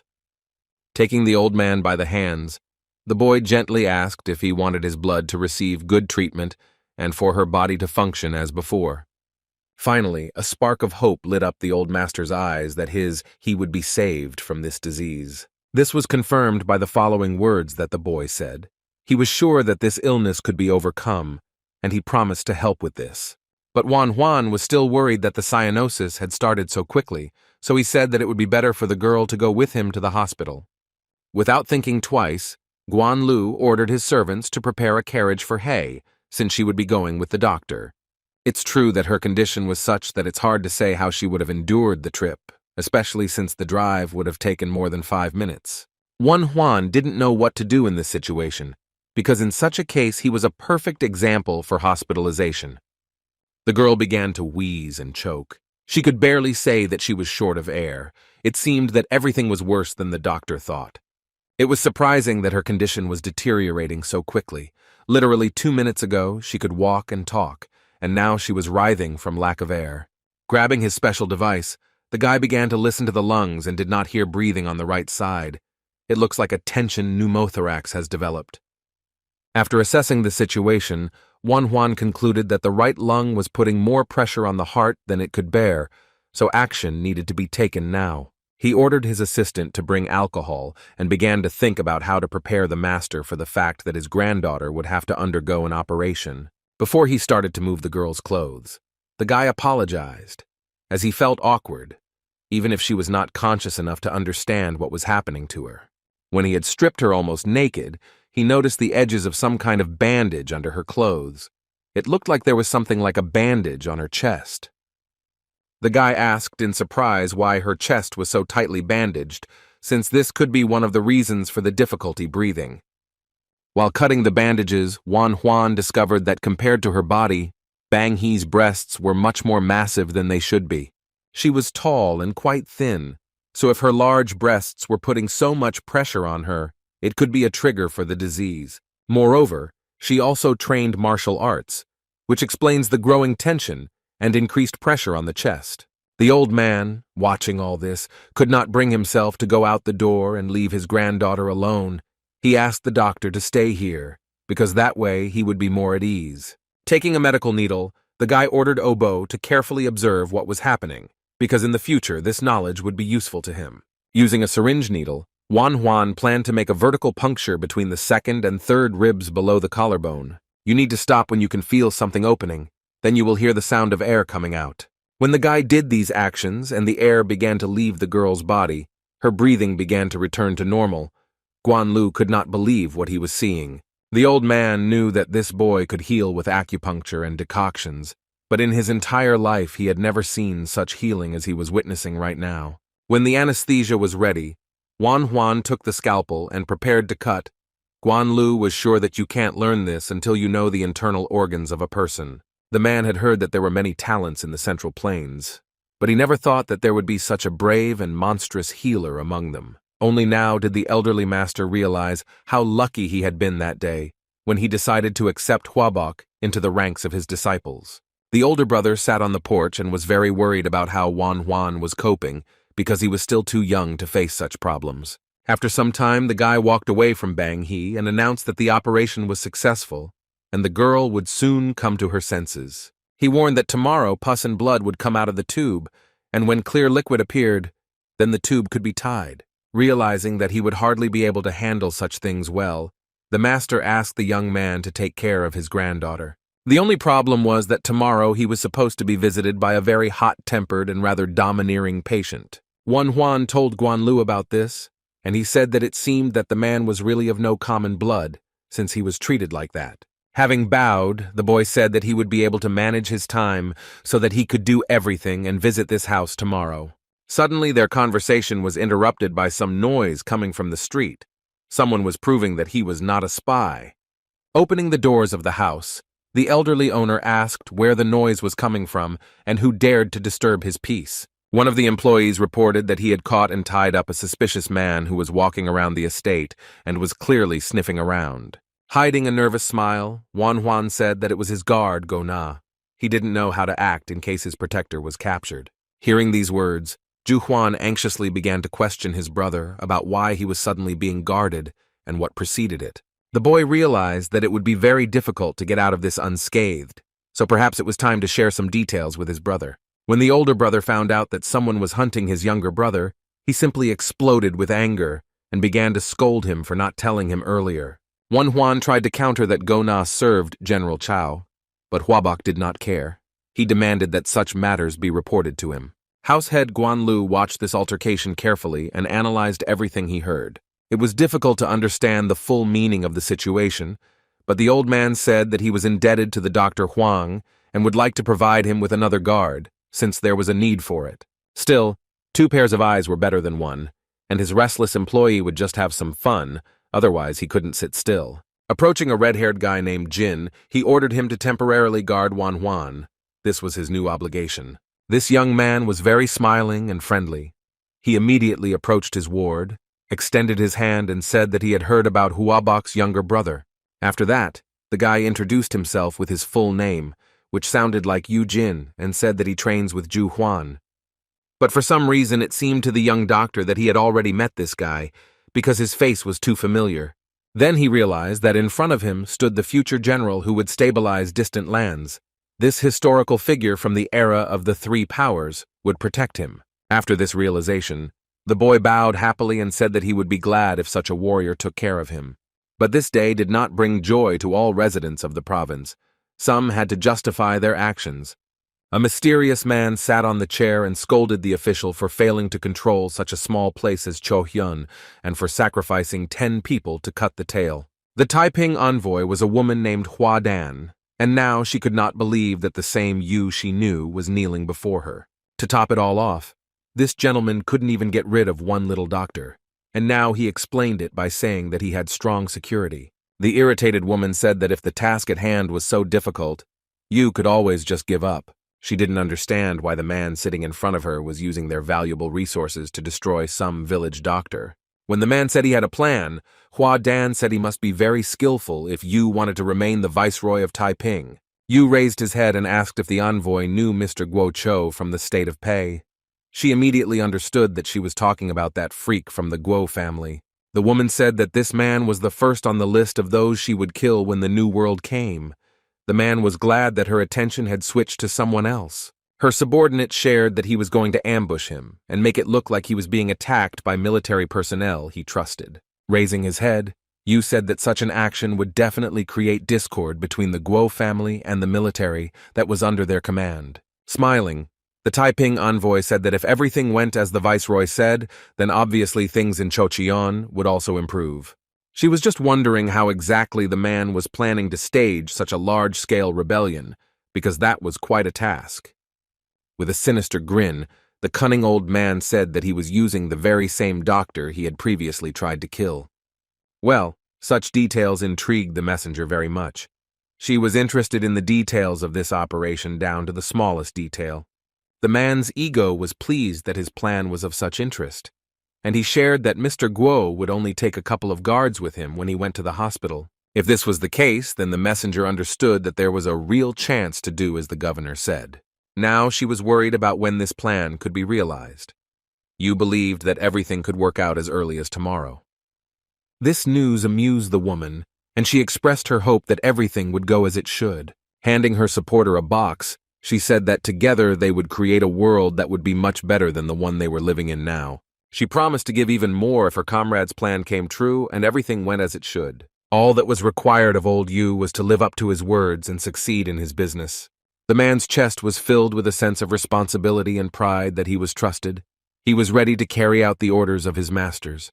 But still, he really didn't like the fact that such an experienced and serious man was being manipulated by some woman. Whatever intrigues were woven around the province, it delighted its residents with a wonderful local historian who was now completely covered in snow. This year there was so much snow that the tracks were covered in seconds. It was nice to watch the snowflakes peacefully fall to the ground. The boy was approached by his new guard Yu Jin, who asked if Mr. Guo would come today. Unfortunately, he would come on such a beautiful day too. The red-haired warrior also shared his dislike for this man. He said that if he hadn't known who it was, he would have already cut him in half. It seemed that Yu Jin was more angry than anyone else, because the guard said that if he came and asked to be accepted first, the bones of the impudent person would turn to dust. Trying to ease the tension, Juan said the man had become a little softer as his condition improved, but that didn't convince the guard. It was hard not to notice that this high-born scoundrel was now also late, which made his arrival even more undesirable. It might have been because of the snow, because the cart might have gotten stuck, or the wheels might not have been able to move such a heavy carcass so far. But everything was a little different. Go-Cho calmly rode along the snowy slope and thought that he would finally be able to get rid of this nasty disease. He felt much better after the doctor's treatment. Going to the toilet was almost painless, and in general it seemed to him that he had become more alive. Feeling sorry for himself, he recalled how much he had to endure to get closer to the long-awaited recovery. He considered the Dr. Huang to be a very arrogant and ill-mannered, but at the same time, incredibly talented guy. Considering himself the smartest man on the planet, Go-Cho decided that he would make good use of this boy before getting rid of him. Enjoying the snowy view, the gentleman relaxed so much that he could not even think that his idyll would soon end. It happened so suddenly that he was simply lucky to dodge the arrow that was intended to pierce his head through and through. The guards began to shout that they were ambushed. Panic gripped Mr. Go-Cho's body and he did not know what to do. One of the warriors shouted to the coachman to immediately take their ward to the safest place. They wanted to get rid of the enemies, knowing that the master was okay. Urging the horses, the cart began to go as fast as it could. He was not afraid of the wild cold and the wind that blew in his face, because the adrenaline warmed his body. Trying not to fall inside the carriage, Go-Cho tried to figure out who these daredevils were who dared to attack such an important person like him. As he turned onto another road, the coachman shouted that he would take care of the master, and that General Payan must make the criminals pay. But unfortunately, everything did not go so smoothly, because one of the horses was hit by an arrow and arched in pain. She started to laugh and completely lost control of herself. It was incredibly difficult to make the wounded animal follow commands. The carrier did not give up trying to calm the animal down and make it continue on its way, because they were in danger. The horse did not calm down, and the man's pressure only made things worse, causing the cart to simply overturn. One of the horses lay motionless. The wheels of the cart flew in different directions, and the coachman fell out of his seat and flew down the slope. Now, Go-Cho realized that he was in a very serious situation. When his body began to hit the cart, it dawned on him that he could die. Soon the cart broke into several pieces and began to roll down the snowy slope, crashing into sharp rocks. The coachman watched in horror as the carriage came apart with a crash. But the worst part was that the gentleman was still inside. Forgetting his own pain and wounds, the man rushed towards his master with screams, hoping that he had somehow miraculously survived. At this time, Juan was sitting by the window and thinking about why his patient didn't come, because he had promised to visit every day. It was a shame because he had rescheduled all his patients for a later time and asked no one to come while the gentleman was with him because he could make a noise. Even his guards were worried. Gona came over and offered to check if everything was okay with the representative of the noble family, since he was already too late. The conversation was suddenly interrupted because the guys heard some strange sounds from the street. Judging by the shouts, one could say that it was the voice of that impudent groom. And so it was. He burst into the local hospital, carrying the gentleman on his shoulders and shouting that Go-Cho was badly injured. When Juan saw the condition the man was in, he was simply shocked because he never expected to see such injuries. He ordered that the patient be quickly laid on the bed, but that he had to act carefully so as not to damage the injuries that were already present. Having examined the gentleman, the guy noticed that the wound on his head was bleeding heavily, but this did not stop the representative of the nobility from grumbling that he would deal with his offenders. When he asked what had happened, he was told that the gentleman's carriage had been ambushed and had overturned, after which it had rolled off the cliff. Having pulled back the bandage, the doctor saw that the temporal artery was damaged, because the blood from that place was literally gushing like a fountain. There was also a dislocated hip. It all painfully resembled a car accident. It was necessary to act approximately the same, so the first thing was to tie the man's hands and feet. The doctor wanted to give the patient anesthesia and asked him to drink the contents of the bottle, but he waved his arms so much that he dropped the container on the floor. The precious liquid, which was capable of relieving even the most severe pain, broke and spilled across the floor of the hospital. This situation did not please Juan at all, because without anesthesia, he had no choice but to work without it. So he unwound a large piece of cloth and stuffed it into the patient's mouth, and he was simply amazed that he was being treated in this way. But there was no way out, and they had to continue without painkillers, so the fabric served to contain the screams of the victim. While Go-Cho was screaming at the top of his lungs, two men held his legs, and the doctor and his little assistant tried to straighten out the unstable vessels and stop the arterial bleeding. The master's guards standing behind the door could not stand these screams. With each new sound, they wanted to break into the house and stop it all. Noticing something was wrong, Juan ordered the coachman to press harder on his legs, as this would help stabilize the blood vessels. The man had to do this if he did not want his master to remain a cripple for the rest of his days. Go-Cho felt so unbearable that he was ready to die. The blood vessels in his eyes burst from the pain, and his voice broke from screaming. Snot and tears mixed and smeared across his unfortunate face. He will never forget such pain in his life. Suddenly, all the screams stopped, and the man passed out.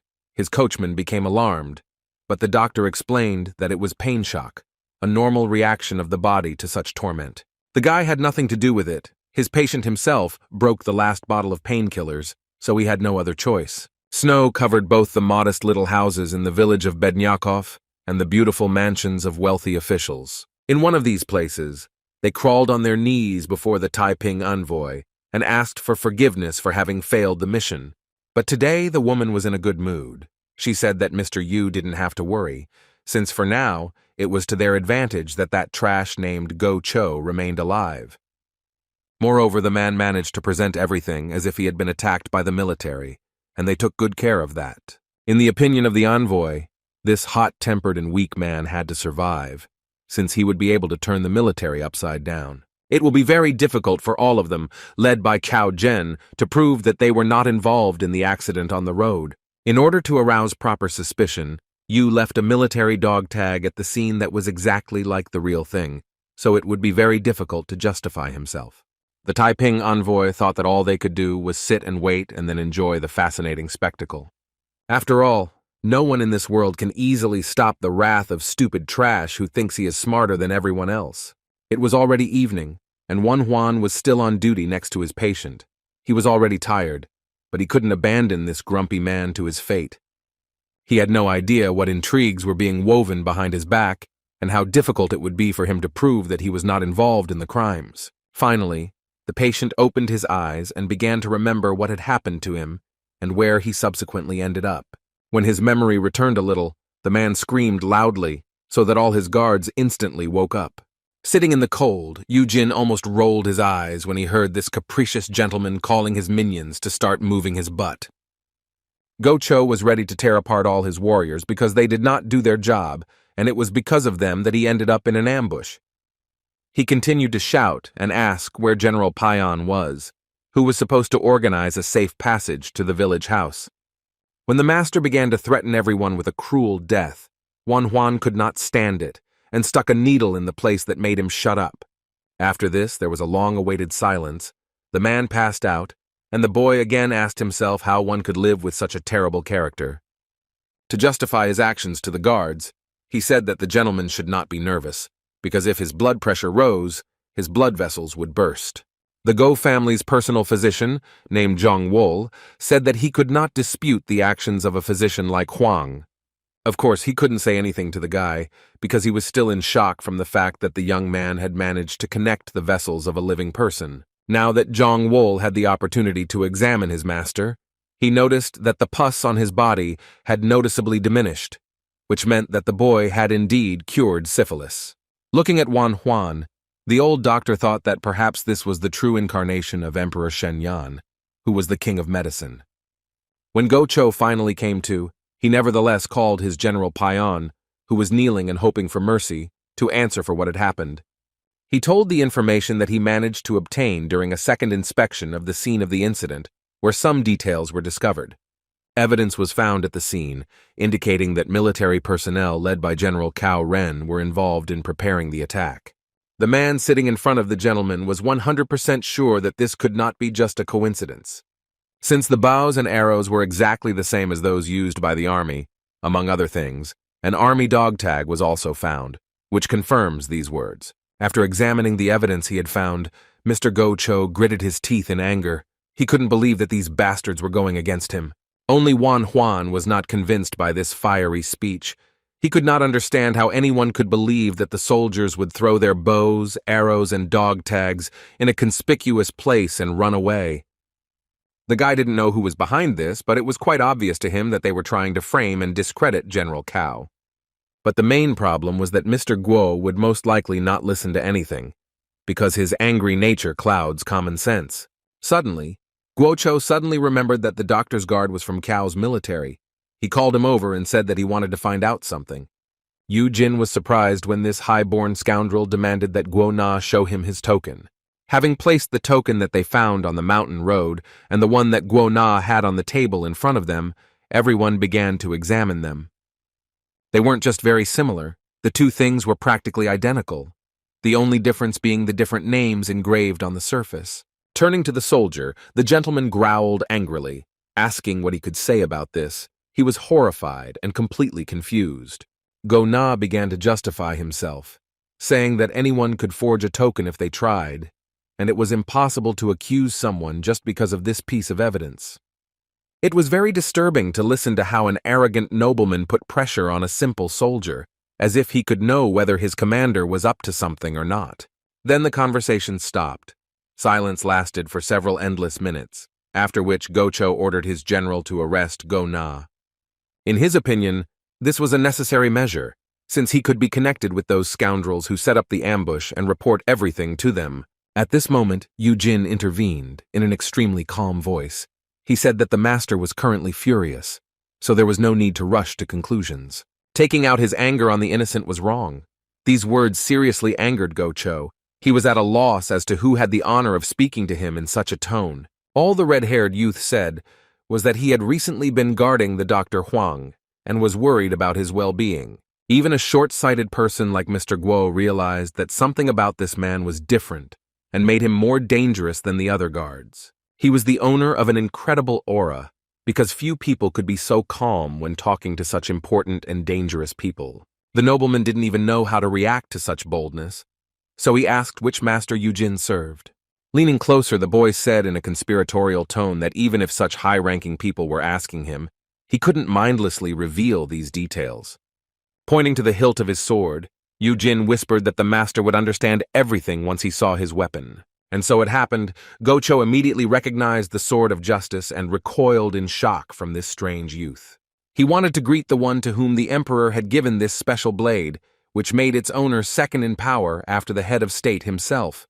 But Yu Jin stopped him, because there were many strangers in the room, and he didn't want people to know who he was. The young man said very diplomatically that he understood Go Cho's feelings, but he believed that they needed to think things over in a calm environment. Hearing these words, the man decided to retreat, because if he argued with this man, he could come into conflict with the emperor's family. After clearing his throat, Go Cho said that due to illness, he briefly lost his composure, because everyone understood perfectly well that if he went against the army, nothing good would come of it. That's what Yu Jin thought too, and it would also be nice if there wasn't any unnecessary noise around the hospital.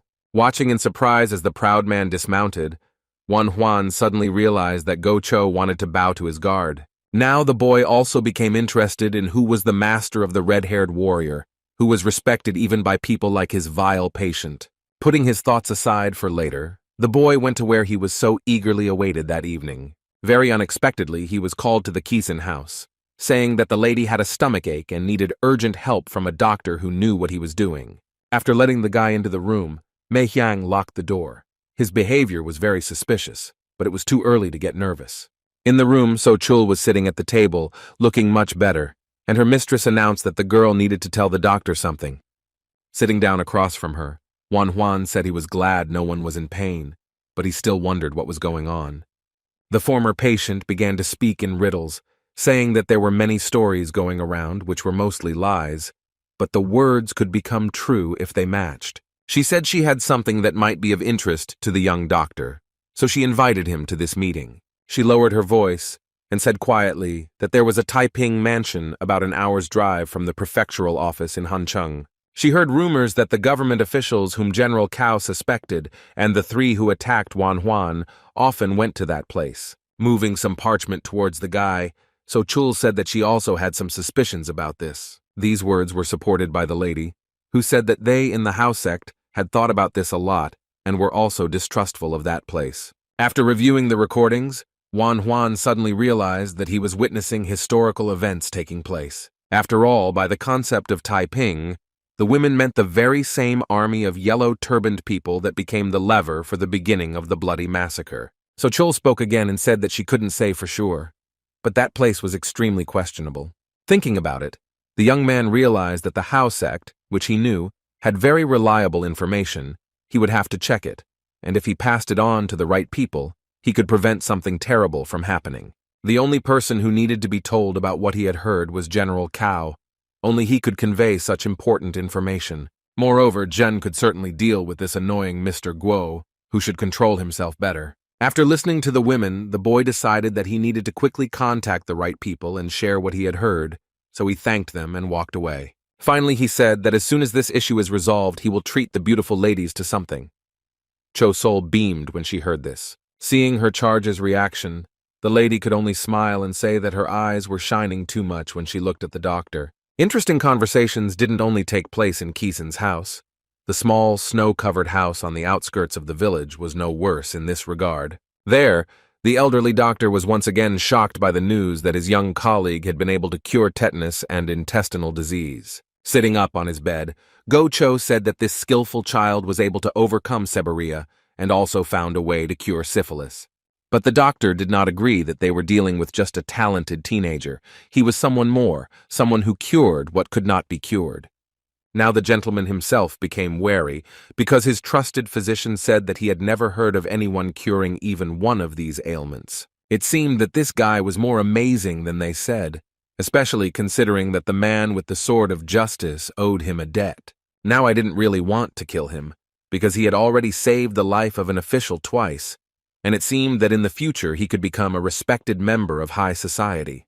The man suddenly realized that he owed a great debt to this young lad.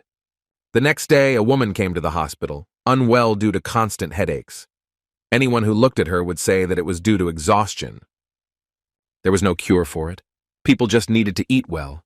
But the problem was that Wan Huan couldn't give money to all the patients who came to him. Such incidents happened more and more often, so the boy began to think about how to find a way to help the villagers. Sitting down next to Go Cho, the boy sighed heavily. The man asked what was bothering the doctor. Then an idea came to Wan Huan's mind, and he asked if he could buy some grain from the official. The request surprised Go Cho very much. He had heard that the Huang family was in decline, but he could not imagine that things were so bad. Asking how much grain was needed, he expressed a desire to give it for free. But the boy said that he was not asking for himself, because he was not so shameless. Now the nobleman became interested in what he needed the grain for. Wan Huan explained that there were a lot of hungry people in this village, and in order to avoid having to buy food in the winter, they needed to do it now. After thinking for a bit, the man said that if he were to buy for the whole village, it would be very expensive, unless the guy was going to spend all the money he paid him for the treatment. It was said as a joke, but the doctor calmly said that this was exactly what he was going to do, because he could no longer look at those exhausted faces. These words caused the official to laugh heartily, which he explained by the fact that every time he could not read the boy sitting in front of him. After hearing the conversation between his master and the doctor, the family doctor was very surprised when the master said that he would not take money for the grain, but would simply provide it. It was clear that the young man also did not immediately believe his own ears, but Go Cho said that he did not intend to play a joke on anyone, and if he said that he would help, then he would do so. So he ordered his personal doctor to take some soldiers with him and deliver grain to this little house. Not thinking that things would turn out this way, Wan Huan began to fuss and say that there would be too much grain and he didn't know where to store it, but he was told not to worry about it. All he had to think about was how to quickly cure his high-born patient, which would solve all the other problems.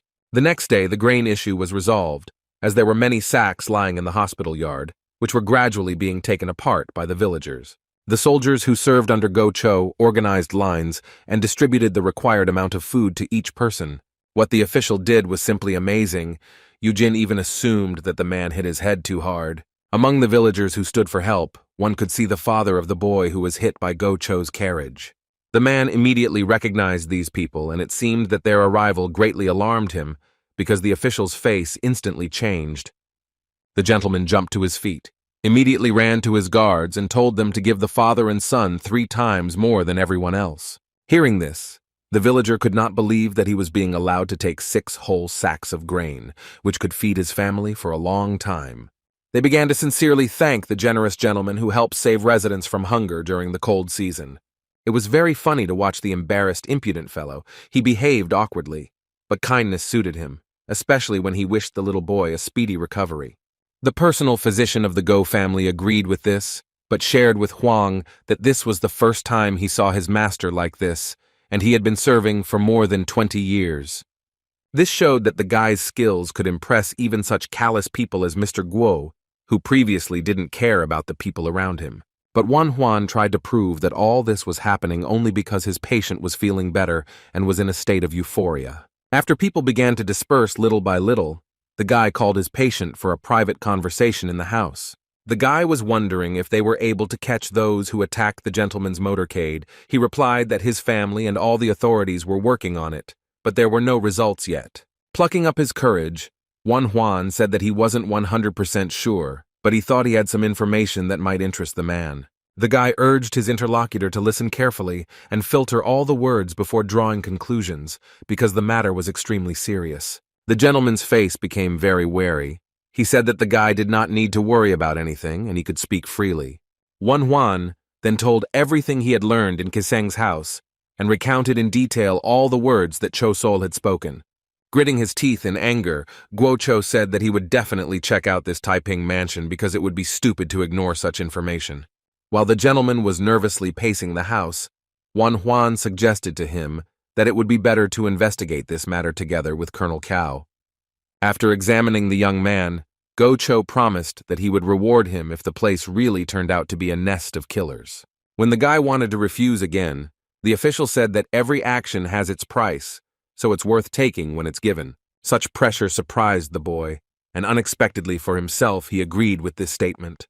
So after this conversation, the man headed for the exit, warning that he wanted to meet with General Cao personally. Finally, Huan called out to his patient and asked him in a sly tone if he wanted to do it properly. The Cao estate shook from the loud screams, which alarmed all the residents and employees there. Go Cho threatened to blow everyone's brains out if the head of the house was not brought to him immediately. Anyone who argued with him would not leave here unharmed. The confused warriors did not know how to behave with this man who was so warlike towards them. Finally, Cao Ren came out of the house and hurried into the yard, asking along the way what was going on here because he didn't understand anything. Instead of answering, the official stepped forward and kicked the person standing next to him hard, demonstrating his superiority. The soldier who was ordered to watch over Huan fell to his knees, silently looking at the ground and looking depressed. The commander didn't even have time to open his mouth to ask what this meant before the official blurted out accusations that there had been a malicious attempt on his life. When Cao realized who was standing in front of him, he immediately ran up to this man. He wanted to figure out what happened, because his people were not involved in any attacks. But the man did not listen to excuses. He accused the general of lying and betrayal. He did not even know what to answer to this angry tirade, because he did not even guess what was being discussed. While all the warriors listened to these speeches in amazement, one of them did not try to hide his evil smile, after which he completely separated from the crowd. This whole show concert was arranged for this moment, because the traitor who ran to report to his masters was spotted. The man whose mission it was to track down the villain approached Go Cho and reported that their mission was accomplished and the enemy had revealed himself. When the screams died down as abruptly as they had begun, even more questions appeared in the commander's head, especially when he saw that the gentleman was whispering with some warrior. Then, Cao Ren suddenly remembered that the cunning young doctor had once suggested that he set a trap for his enemies. Perhaps he was now seeing the implementation of that plan. Having bowed to his senior in rank, he finally calmed down, because now he understood what was happening and invited the guest to discuss everything over a cup of tea. The enemies also shared the opinion that all conversations were much more pleasant over a cup of aromatic hot drink. The traitor ran to his masters and reported that Go Cho had broken into the prefectural office, and upon receiving the news, he was sent away. Laughing, The Taiping envoy was clearly pleased with what she had just heard, because in her head, everything was going according to plan. Bowing to the lady, old man Yu also did not hide his pleasure when he said that such success was only thanks to her attention. Now, Hua Dan was confident that after such a scandal, Cao County would fall into their hands, so she praised her subordinate for his excellent work. But the woman didn't even suspect what her imaginary success would turn into. She didn't even think that very soon she would encounter the one she considered defeated. The commander was determined, and did not think about whether it was worth getting involved in all these intrigues. He went for broke. Demolishing absolutely everything in his path, he ordered his warriors to seize everyone they saw in this house of traitors, as many enemies had to be destroyed. Hearing the loud sounds, Yu and Hua Dan looked in fear towards where the roar of destruction and screams of people were coming from. The old man couldn't understand what was going on, because he was 100% sure that Go Cho had gone to the prefectural office. His sources couldn't lie. Realizing that something bad was starting, the man panicked and asked the Taiping envoy what to do, and she ordered him to take the safe. Hua Dan urged the viceroy on, saying that they had to get out of here in time, since Cao's men had not yet managed to surround the exit. There was chaos in the courtyard. Cao's soldiers were confronted by traitors who were not going to give up so easily. To avoid the conscience of his men, the commander said that he allowed them to kill anyone who resisted. No one knew that a network of underground tunnels had been dug under this building, through which the envoy and the governor were now trying to escape. Finally, the long-awaited door that led to the exit appeared, so they still had a chance to escape unnoticed. But opening the massive door was not so easy. Yu stopped and began to try to get the keys. After waiting for several minutes, Hua Dan became irritated that this old man couldn't even find his keys without help. After some time, the man said that they would not be able to get out here, since he had lost the key. At that moment, the messenger was ready to tear him to shreds. Returning to the house, the woman decided that they urgently needed to come up with a new plan. They had to fool these stupid soldiers. Suddenly, the woman took off her mask and began to tear her clothes. Yu stared at her in bewilderment, but she only became more irritated. After this, she ordered her ally to tie her to a pole, take everything she needed, and run away from that place as quickly as possible. Putting the box containing the very important item in his pocket, the man nodded his head at the fact that he was ordered to forget about the identity of the Taiping envoy. Footsteps were heard near the door. The enemies were already too close, so Yu quickly ran to the secret exit, leaving Hua Dan alone.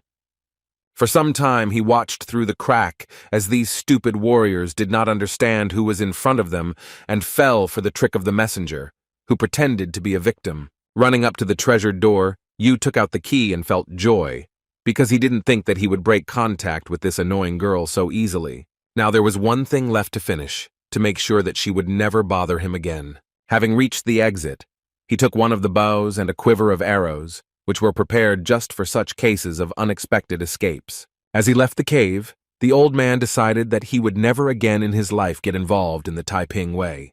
Looking back at his place of residence for the last time, the traitor felt relieved, as if his conscience had suddenly been cleared, although this was not at all the case. Commander Cao's soldiers cleared the house and let out the prisoners, and next to them walked the unfortunate girl who was held hostage for carnal pleasures.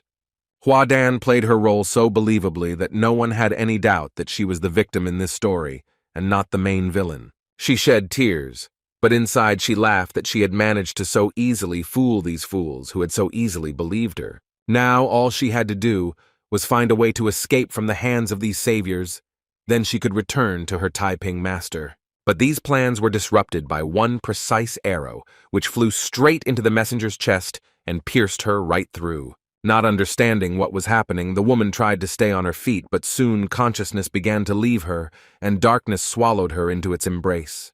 Having fallen to the ground of the traitor's house, she completed her journey. The soldiers began to look around, thinking that this was another attack, but everything was not so. It was just the revenge of one cruel and domineering man who was not used to being commanded by a woman. When Yu killed Hua Dan, he thought that now the problems were solved.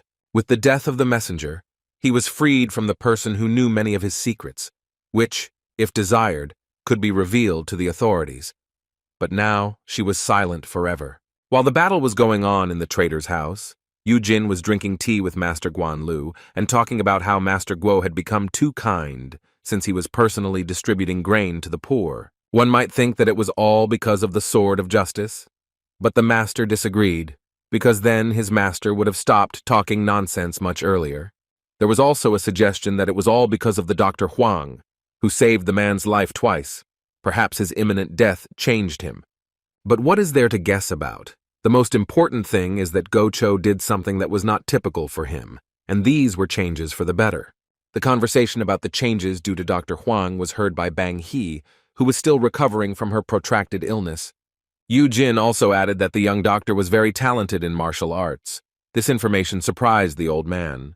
The red-haired guy said that at first he thought that the boy in front of him was weak, but then they decided to have a sparring match, after which this opinion changed.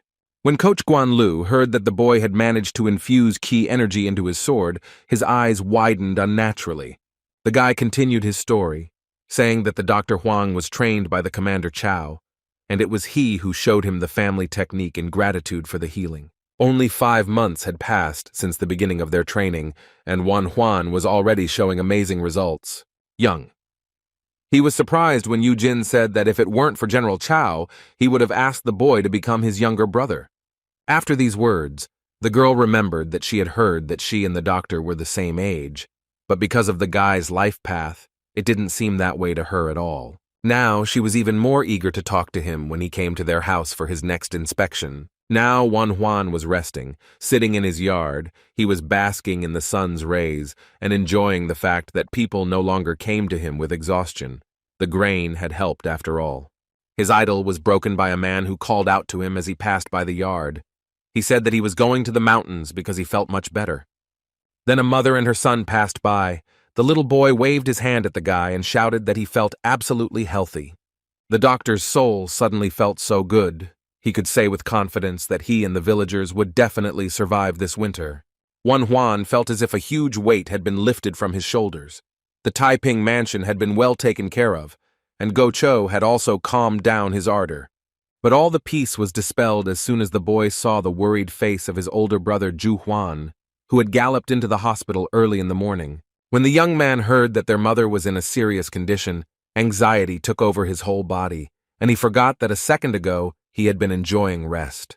It was absolutely obvious that the time had come for what the doctor had feared and wanted to do for so long. The operation must take place. Entering the house, he called his little assistant Obo and said that they needed to get ready very quickly. The boy wanted to take the bandage, but noticed that his hands were shaking with fear. It seemed that his body was reacting this way to his mother's condition. At that moment, he felt the presence of his past self, Jin Su, a young surgeon who could handle anything. Then he realized that in this life he would also be able to become a successful surgeon, since his past experience had not disappeared anywhere, but was nearby and guiding him. When he arrived at his native estate, a tense atmosphere reigned there. Even the trees seemed to bend their branches in sorrow. In the mother's chambers stood Huabun and the doctor, who had been summoned a little before Wan Huan arrived. The middle son plaintively asked the old doctor if there really was no way out that could help his mother. Looking at the patient once again, Dr. Ban said that since the pain was constant and bothered her in the upper abdomen, there was nothing he could do. To the man's surprise, he stated that there was only one person who could help in this situation, and that was Wan Huan. Luckily, Ju Huan's voice was heard, saying that he had brought their dear Huabu and that he would now help his mother. But the middle brother still did not trust the boy's abilities. He turned to Ban and asked if the old man was confident in the boy's competence. He replied that if the Dr. Huang couldn't help, then no one else would be able to change anything. The young surgeon's eyes were filled with determination. He knew that sooner or later the time for this operation would come, and now he was ready for it. After greeting everyone present, the doctor asked if the mother had already lost consciousness. After examining her, he realized that this was not the case. Ban confirmed his thoughts, explaining that the woman was suffering from severe nausea, so he helped her sleep with a needle. After an initial assessment of the situation, Wan Huan discovered that his mother was literally on fire. Her condition had worsened significantly. It was strange, because it couldn't be that the intestines were so swollen. It was too bad that the boy couldn't look inside with his X-ray vision. Closing his eyes, the guy turned to the higher powers to help him activate this incredible ability, which was so needed at the moment. When he raised his eyelids, he noticed that his heart was beating so hard, as if it was about to jump out of his chest. But it helped to summon a unique ability, and now the guy's eyes saw much more than one could imagine. Now he could see the entire rich inner world of his mother. All her organs were in good order. This greatly simplified the doctor's task. The doctor's fears were confirmed, as he thought. The problem was not in the intestines. The patient had acute cholecystitis. The walls of the gallbladder were severely inflamed. Things were bad, and the operation was no longer a matter of whim. It was a necessity, which Juan informed his stubborn brother about. He tried to speak as convincingly as possible, and conveyed to the relatives the idea that if they left everything as it was, she would die. These words had an effect on Huabong, because despite all his stubbornness and lack of confidence in his brother's competence, he wanted his mother to survive. Moreover, not long ago, Ju Huan told him that their little brother cured General Cao of tetanus. Their little guy even managed to overcome illnesses that no one before him could simply cure. So maybe it's worth believing in him. Bon's words also carried weight, and this elderly healer believed that if Kwabu failed, then no one would be able to help his mother at all. So it was time to put aside pride and prejudice and hand the patient over to the doctor, who was considered the best in the area. The boy was pleased that his brother had finally trusted him, but this joy did not last long because a plaintive voice was heard behind him. Mrs. Huang woke up, calling for her youngest son in the hope that he would help ease her pain. The voice was so weak that the guy had to get as close as possible to hear anything at all. The woman wanted to look at her youngest child because she thought that she might soon fall asleep and never wake up again. She said that she had heard rumors that her son had saved many people in the village, and had also cured people of diseases such as tetanus and syphilis. Holding the hand of his loved one, Juan was surprised that she knew this information all this time. The next question surprised the young man very much. The lady was interested in why he had such an excited face if he had performed operations that were much more serious than what was about to happen now. Despite her condition, the woman said she felt well, knowing that her son would be treating her. These words made the boy smile and gave him confidence, because now he knew that he could not let his mother down. So he met her eyes and promised that he would certainly rid her of this painful disease. When the extra people had left the room, and only 2 doctors and their little assistant remained, the guy marked the area of the operation and said that they all needed to calm down and concentrate. In fact, this operation was not that difficult, but the conditions in which he was forced to work made everything more difficult. But despite all the difficulties he would have to face, the guy felt that he had to cope, because no one else could do it. Old man Bon, who was watching Obo and the doctor, realized that something had changed in the Dr. Huang, as if a fire was burning inside him. It was indeed so. The surgeon was literally bursting with energy, which motivated him to get down to business. The same fire burned around the mother, as if hinting at what needed to be done, so there was no point in resisting this impulse. He exhaled, and the surgeon said that they needed to get to work on the task, because they didn't have any more time to wait. Making the first incision was always very exciting, but in this case, the worries were even greater, because the guy had never operated on someone close to him before. In case bleeding started, Obo had already prepared a hot iron to cauterize the wound immediately. There was no need for this yet. So the doctor asked Bon and Obo to hold the cut skin and open it wide. Watching closely, Bon noticed that besides Dr. Huang, a little boy was also doing his job superbly and was incredibly calm in such a situation. He was like Juan's right hand, acting very clearly and literally reading the following instructions of his teacher. The old man also noticed that something had changed in the guy. Now he was not the same as he was when he was treating the soldiers. He looked at the wound as if he could see all the insides. One might have thought that this was truly a divine doctor in front of him, but he pushed those thoughts aside and continued his work. The operation proceeded at a measured pace, and the surgeon had already finished removing the mesentery. Despite the gushing blood, Juan first opened and then tied off the artery and the gallbladder passage. He was very surprised when the young assistant figured out how to remove the blood from his face. Obo acted like a real assistant, with whom he had to work in modern times. He ordered his assistant to wipe the blood from the wound and prepare a hot iron because they were entering the final stretch of the operation. When the boy brought the hot metal to the area, the bleeding was stopped and the patient's condition was stable again. He cauterized the part that was causing internal bleeding, and now the most dangerous part of the operation was complete. Now it was necessary to separate the damaged organ and stitch up the wound so that the mother's body could begin to recover. All participants in this action were extremely calm, and thanks to this everything turned out very well. Finally, they managed to separate the damaged part of the gallbladder. When the doctor took it in his hands, he felt how heavy it was. He threw the organ into a metal plate, and huge stones fell out, which had been preventing the body from functioning normally all this time. The other sons stood outside the door of the room and waited for the operation to be over. It seemed to them that a very long time had already passed. Even though Juan was taking care of his mother, the older brother couldn't help but worry.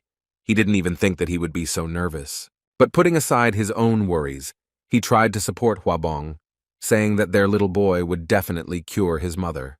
These words had a not entirely positive effect on the middle brother. He began to cry and prayed that it would not be too late for salvation. After all, he felt a burden of guilt for not letting Juan in earlier and not allowing him to operate. Finally, footsteps were heard, and the brothers turned to the door in unison, waiting for the one who would come out into the corridor. Juan looked very tired and tense. Even though his face was hidden in the shadows, there were drops of blood visible on it. This sight seriously frightened the men. They could not bear to think about whose scarlet liquid covered their brother's skin. For the first few seconds, the surgeon said nothing, which seriously frightened his relatives. But then he smiled radiantly and said that the operation was successful and there was no reason to worry. Unable to contain their joy, the men shouted and smiled widely, feeling a relief they had not even dreamed of for months. Juan wanted to talk a little more and tell them that their mother was fine, but suddenly everything started to blur before his eyes. The next moment the boy had already fainted.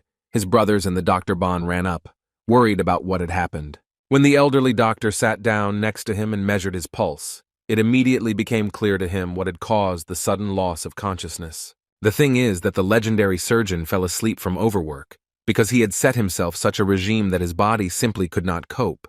He exhaled. The brothers realized that a real hard worker was lying in front of them. They felt proud of Juan. Even in his sleep, it was clear that the boy was satisfied with his successful work, because he was lying on the floor with a slight smile. Strange things were happening in his head. Now it was as if he was in the former body of Han Jin-soo, who found himself in an empty dark space. Looking around, the guy tried to understand what kind of place this was and why he was transported here.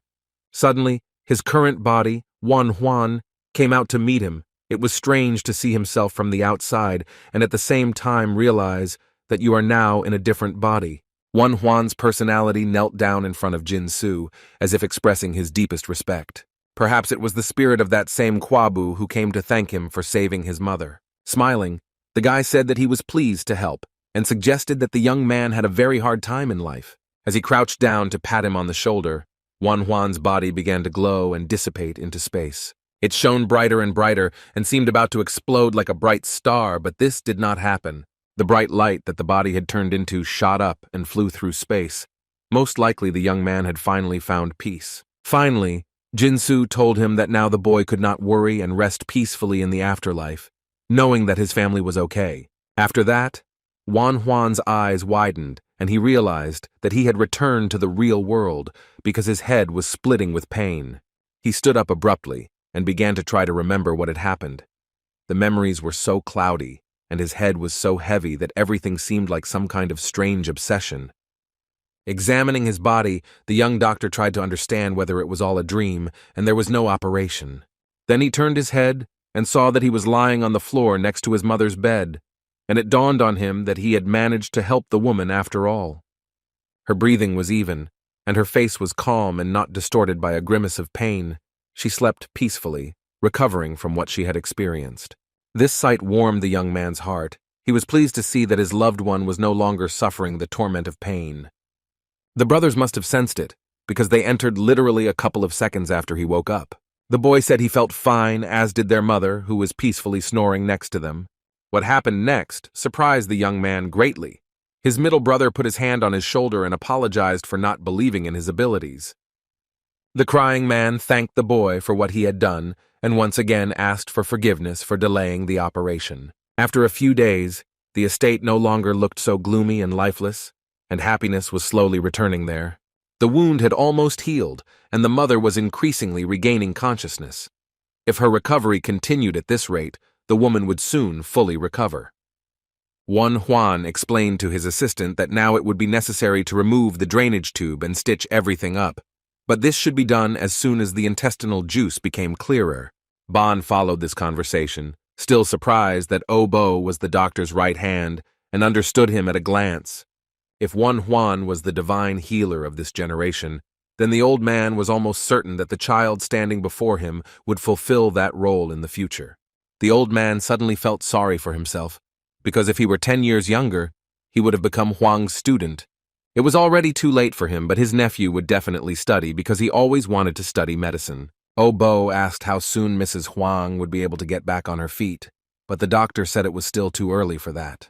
The conversation was interrupted when the middle brother entered the room and said that the chancellor's envoy had arrived to speak with him. He was a stern and imposing man, from whom one could immediately tell that he possessed a certain amount of power. But the young man had no idea who was standing in front of him, but he still decided to talk to this man. When the messenger entered the room and came closer to the surgeon, he extended his hand to him, in which was some kind of letter. It was a bit of a shock because the chancellor himself sent him a message. It was hard to believe. Sitting down at the coffee table, the guy began to read the contents of the parchment, trying not to miss a single detail. While sipping tea, the mother told her son not to tell her that the chancellor was asking for a personal audience. The hostess of the house hit the nail on the head, because this is exactly what the government official wanted.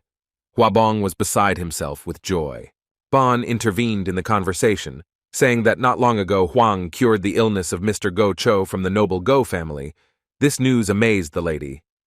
It turns out that Mr. Guo's niece is the chancellor's third concubine.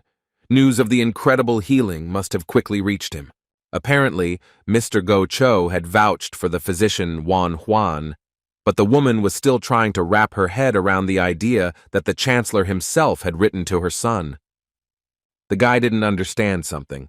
The letter said that he needed to go to the Yinchuan commandery because there was a sick person there. The old man who approached suggested that the request for a visit might be related to the fact that the third concubine had recently become pregnant. The doctor did not want to deal with sick pregnant women because at the time he had not completed a course in gynecology and obstetrics. The boy was distracted from these worries by his mother, who wanted him to finally pay attention to her. It was nice to hear her call him by his real name instead of his baby name.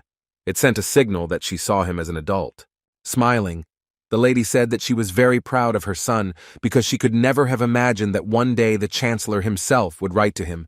She believed that if Juan wanted her, he could cure any illness that might exist. Of course, the boy was very pleased to know that they believed in him, but this time the task was not within his competence. But the chancellor didn't particularly care what courses he took, so the young doctor went where he was invited. Finding himself in a huge palace, the young man appeared before numerous nobles whom he had never met before. Among them was the honorable concubine Go Hyun. She was the third woman of the state of Pei and was the niece of Go Cho. It was he who told about the doctor. Bowing, Juan said that he was very pleased to meet such a high-ranking person. Putting aside pleasantries, the woman ordered her maids to prepare her chambers for inspection. One of the servants approached the doctor and placed a silk thread in his hands. For a few seconds, he simply looked at it, not knowing what to do. Then he realized that the women wanted her to use it to measure the lady's pulse. The guy realized this thanks to old memories from a past life, when he once watched a historical film and ancient doctors used this method. Who would have thought that now he would have to do what he once saw on TV and thought was a director's invention? Clenching the thread in his fist, Juan suddenly realized that he couldn't do it, because it was beyond his abilities. Coming closer to the place where the lady was sitting, the doctor apologized and said that he did not have enough skill to examine her in such a way. At first, the woman sat in silence, then decided to clarify what exactly her guest wanted to say. She didn't understand, because her uncle had said that this doctor was amazing, and now he was saying that he wasn't good enough for such a simple task.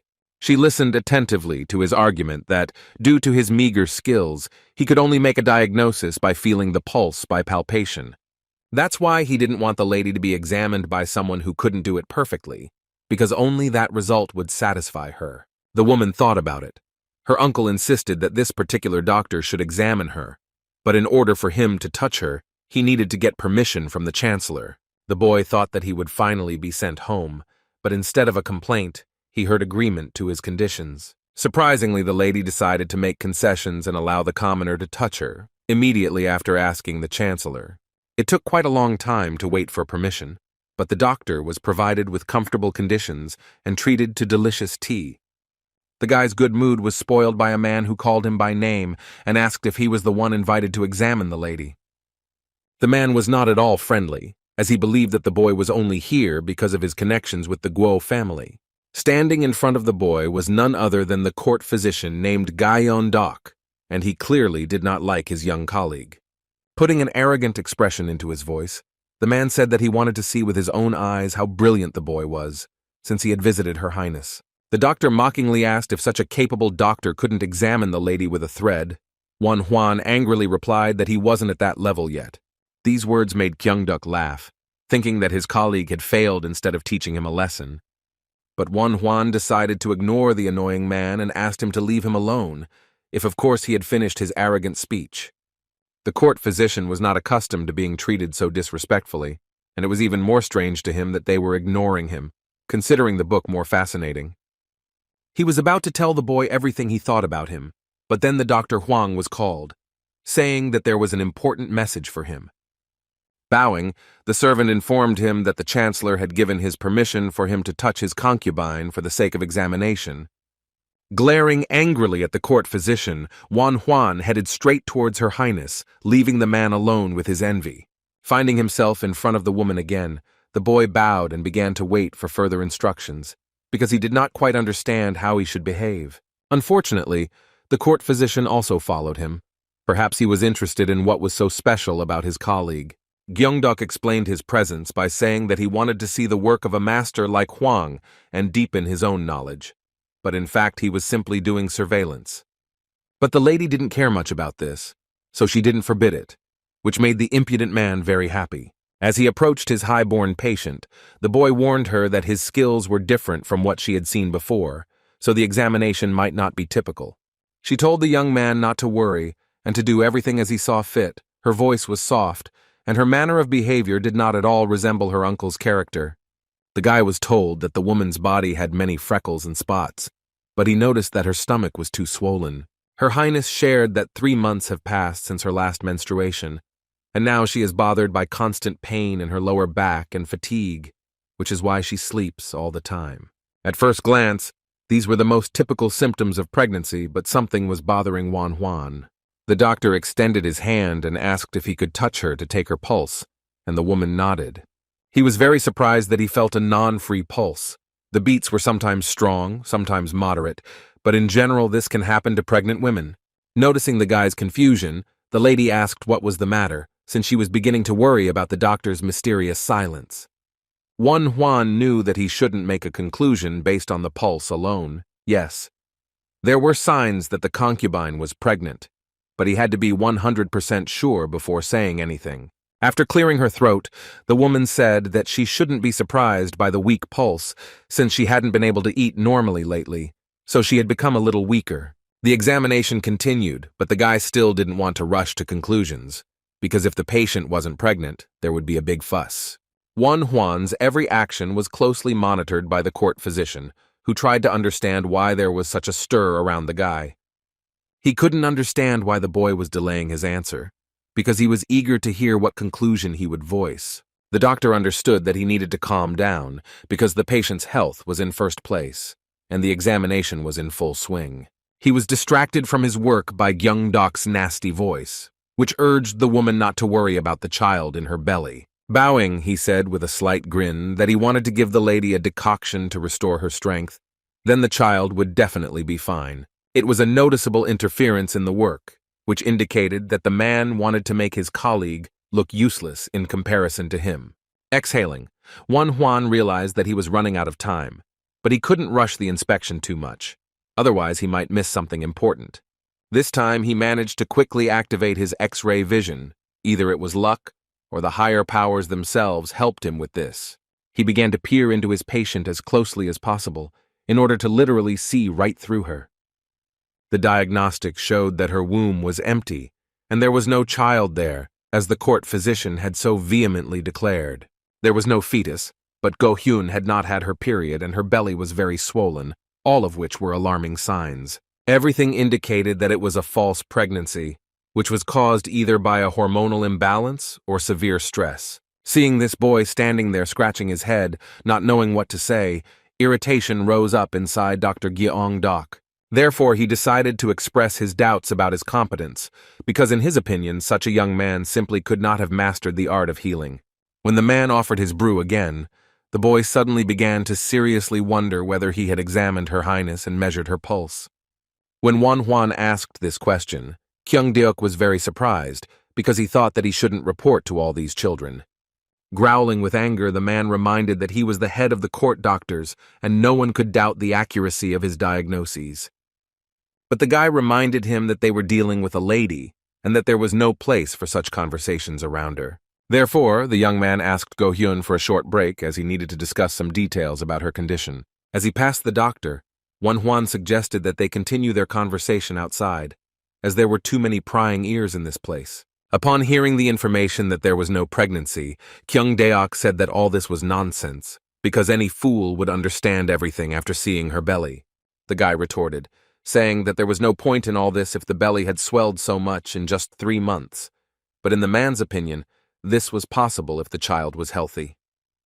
Also, Won-hwan emphasized that his colleague did not conduct an examination, but based his opinion on his observations, while he, in turn, did the opposite. But in response to this, the doctor only laughed, saying that if the level of skill is high enough, then any disease can be immediately detected. Such self-confidence and stubbornness drove the guy crazy. Unfortunately, this doctor stopped improving his skills, believing that he already knew everything. False pregnancy was a psychological illness that arose due to certain problems, and in most cases, everything was solved by convincing the patient that she was not carrying a child. There were no pregnancy tests at the time, so the boy tried to convince the court physician of his diagnosis and use his authority to make a diagnosis. But this stubborn idiot was sure that he was right, so the task became extremely difficult. Won-hwan still hadn't given up hope of convincing the doctor, so he urged him to go to the lady and check her pulse. But it was extremely difficult to get Gyeong-dok to do this, because he was convinced that he could identify 10,000 diseases just by looking at a person. And the thing was that the doctor was forbidden to touch the woman, so the examination was impossible. Out of nowhere, Go-hyun appeared and screamed, asking if there was a child inside her, demanding that Hwang answer the question immediately. Standing next to her was a tall and handsome man who was none other than Chen Gui, the chancellor of the state of Pei. Seeing that the gentleman had come personally to hear the diagnosis, the doctors bowed to him in unison, expressing deep respect.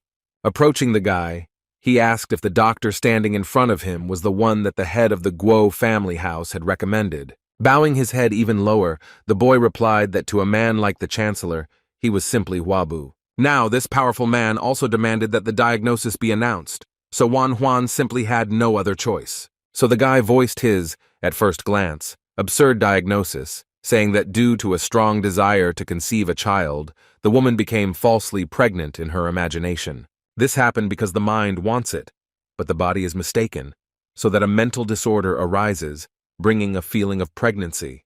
The chancellor frowned and said that it was the first time he had heard of such a thing, after which he asked the court physician if he knew of such an affliction, but Gyeong-dok shook his head. The doctor said that he had never seen a mention of such a disease in books. It was impossible for the literature of that era. Chen Gui was very surprised that he could only find out by checking his concubine's pulse, so he thought it right to allow another doctor to examine his honorable wife, because that would be fair.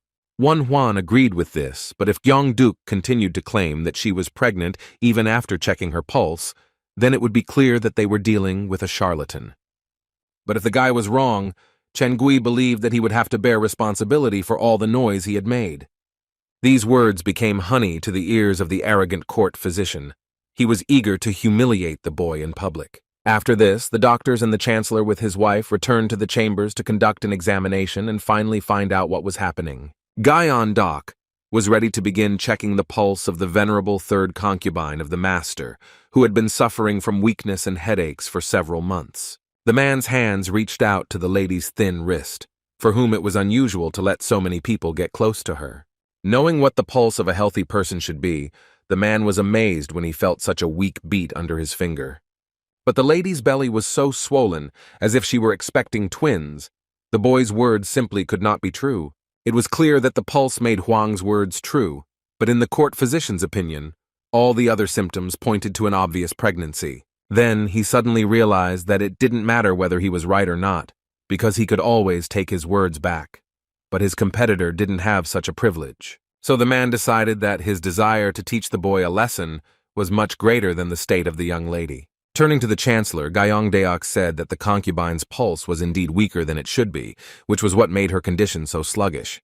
But to Wan Huan's surprise, he continued to play his strange game and said that he could confidently state that Her Highness was pregnant. These words were repeated by all the other doctors who were allowed to examine the woman. Of course, they could not refute the diagnosis of their chief. With each new examination, the guy's eyes widened more and more. He didn't know whether they were all so incompetent, or whether they were afraid of Gyeongdaek. Be that as it may, the court physician gathered around himself only charlatans who could dance to his tune. It seems that the chancellor also had doubts, but still, it would be logical if he believed the opinion of the majority. The doctors were not fools.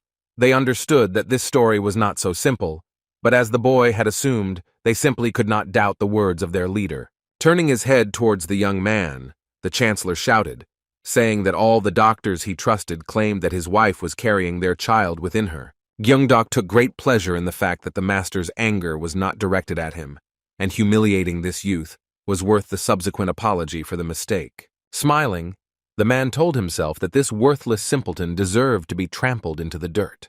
Putting on the appearance of a pious servant, the doctor approached the lady and said that it would be an honor for him to express his opinion.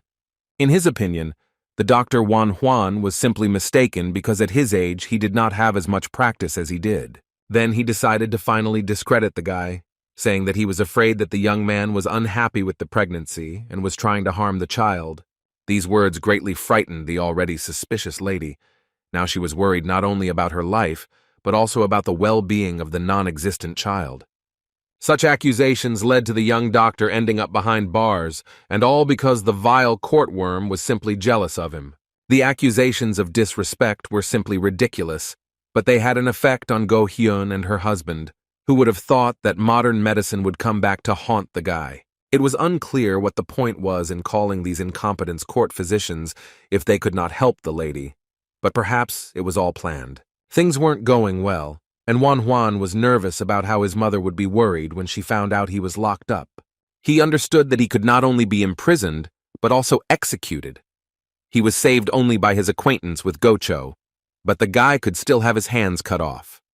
These depressing thoughts disappeared when the young man heard a familiar voice calling his name. It was his little and very faithful assistant, Obo, who was seriously afraid that his master would be executed. When Wan Huan saw him, he was afraid that the baby might be harmed, so he asked why he had not returned to Kao yet. The boy replied that he had not abandoned his friend. Noticing the tears on the boy's face, the guy said that there was no point in tormenting himself so much because nothing terrible had happened yet. But in reality, the doctor felt a little relieved, because if Obo returned to Kao, everyone, including his mother, would know about his imprisonment. Looking at the boy, Wan Huan knew that he would not let him get hurt. Obo surprised him when he started rummaging through his bag, saying that the doctor had not been fed yet. A couple of seconds passed, and the boy pulled out a whole chicken and some other goodies, obtained in an unknown way, but no less appetizing for that. The contented boy said that he was on good terms with the guards, so this child was quite resourceful. After tearing off a juicy chicken leg that smelled simply delicious, the guy told his assistant to help himself. But Obo had no intention of eating the food he had gotten for his friend, since he was not the one languishing in prison, so the boy refused. His mentor was adamant and asked if it would be better if he simply threw away this delicious leg that had been prepared by the palace chefs. All refusals were put aside, and the boys enjoyed a wonderful meal together on the prison floor. The boy asked if he should inform Mr. Go Cho about the imprisonment. Of course he thought about it, but even Guo wouldn't be able to pull him out easily, because the chancellor was no different from the king of the Pei state. So after thinking about it again, Wan Huan realized that there weren't many solutions to this problem. Then a sudden and very interesting thought came into his head, which could help to correct his deplorable situation.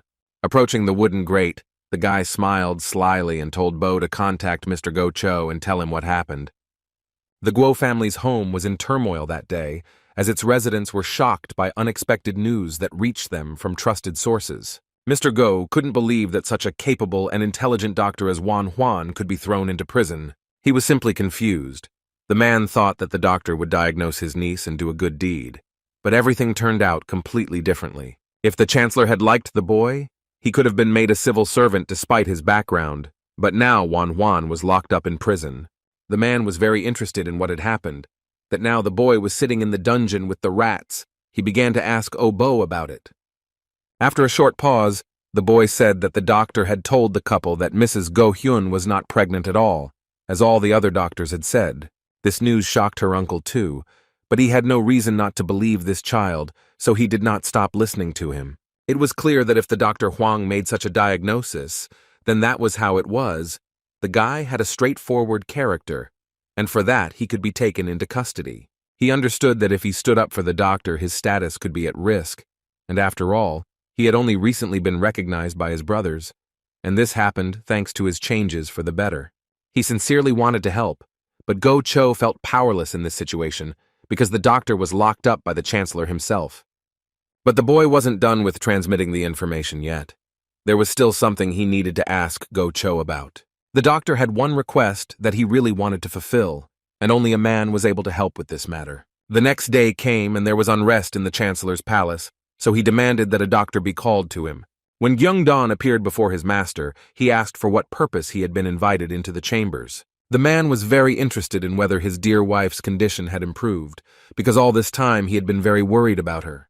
The tense doctor replied that Her Highness's body was weak by nature, so the treatment was slow, and he also added that a quick recovery could be fatal for her. The doctor began to worry that the ruler began to ask so often about the condition of the concubine. He feared that his lie might soon be revealed. He became even more ill when the chancellor asked if he could find out the sex of the child and report it to him. At that moment he realized that it would be very difficult to maintain a lie, and if it were to be revealed, he would lose his head. Bowing, Kyungduk said that at the moment this information is difficult to know, but when time permits, he will be able to predict the gender. After thinking, the ruler said that other doctors should also be able to do this, and these words were confirmed by the court physician. Turning around, the man ordered that all the court doctors be gathered in the palace, because he needed to get 100% information. He also told the doctor to check his concubine's pulse in 5 days. Gyeongdaeok realized that his position was in jeopardy. After all, it was impossible to find out the sex of the child, since the child itself did not exist. But if he confesses to this now, he could be executed. The doctor couldn't believe that everything had turned out this way. He had only wanted to teach the arrogant boy a lesson, but in the end, he had only created problems for himself. The idea of finding out the sex of the child was given to the chancellor by the heir of the Go family, at the request of Wan Huan. Choguo told his brothers that if the doctor was good at his job, he would be able to handle this simple task, but if not, the lie would be exposed. This was the only way to save the Dr. Huang, who repeatedly brought him back to life.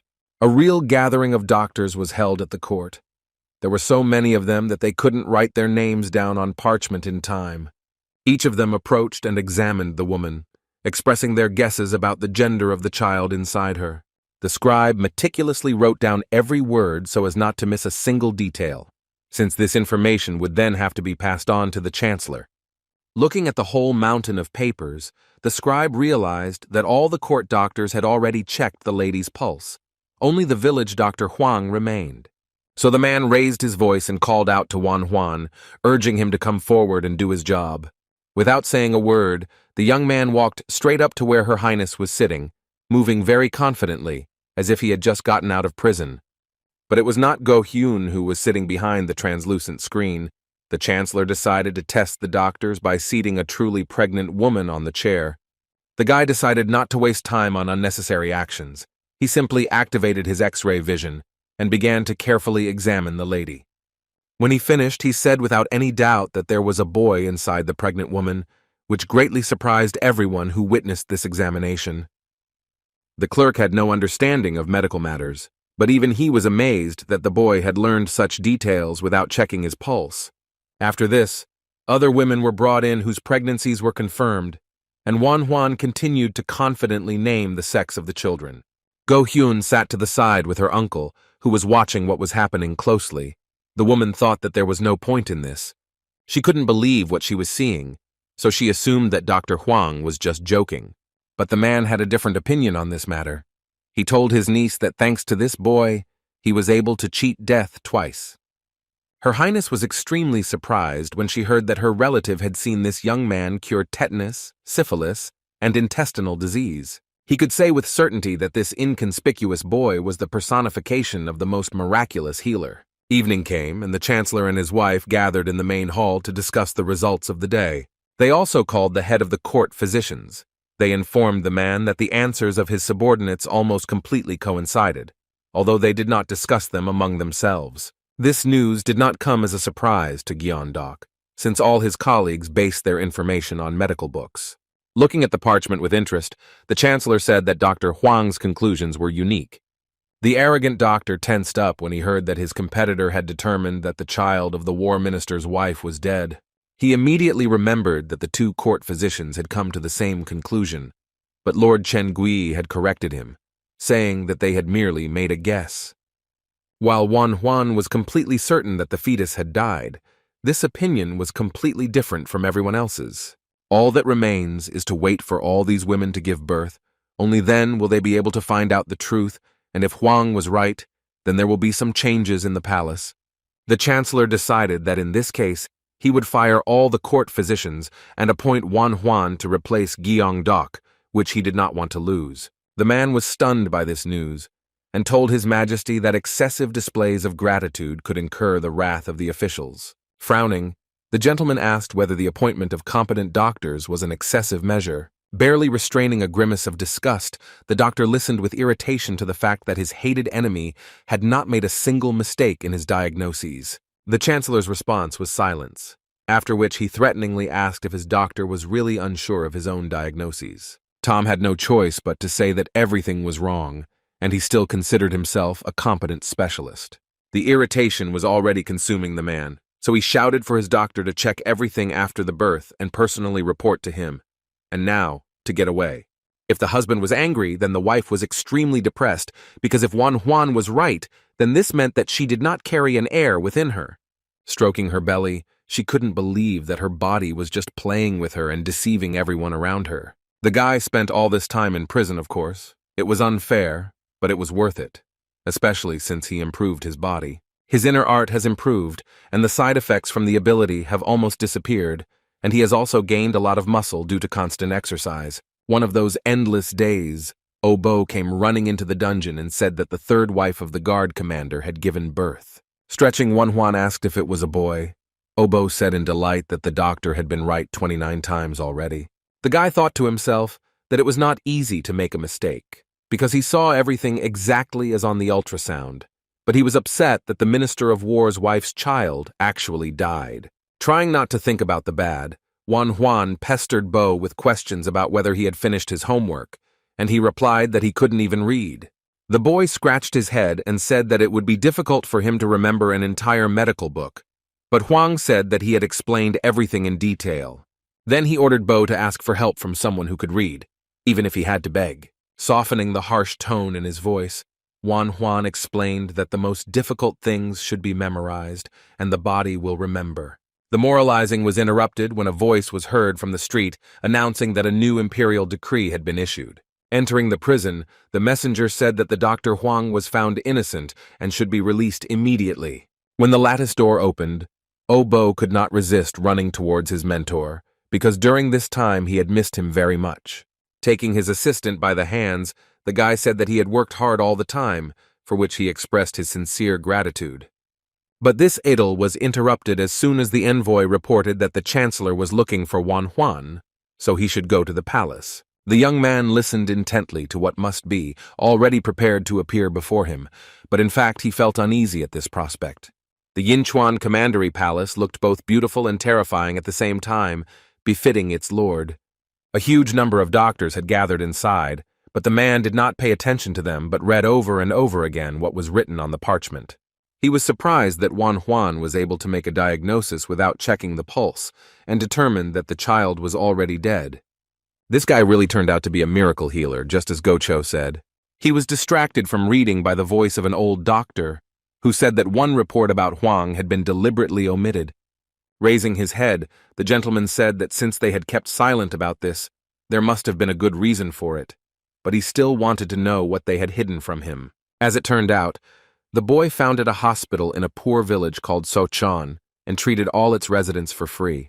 The old doctor said that he thought this might embarrass his master, so he did not report it. Thinking about it, Chen Gui thought that this information would really have a negative effect on him, since he would hardly trust his wife to such a simpleton. In his prison sat a famous doctor who did not satisfy his selfish desires.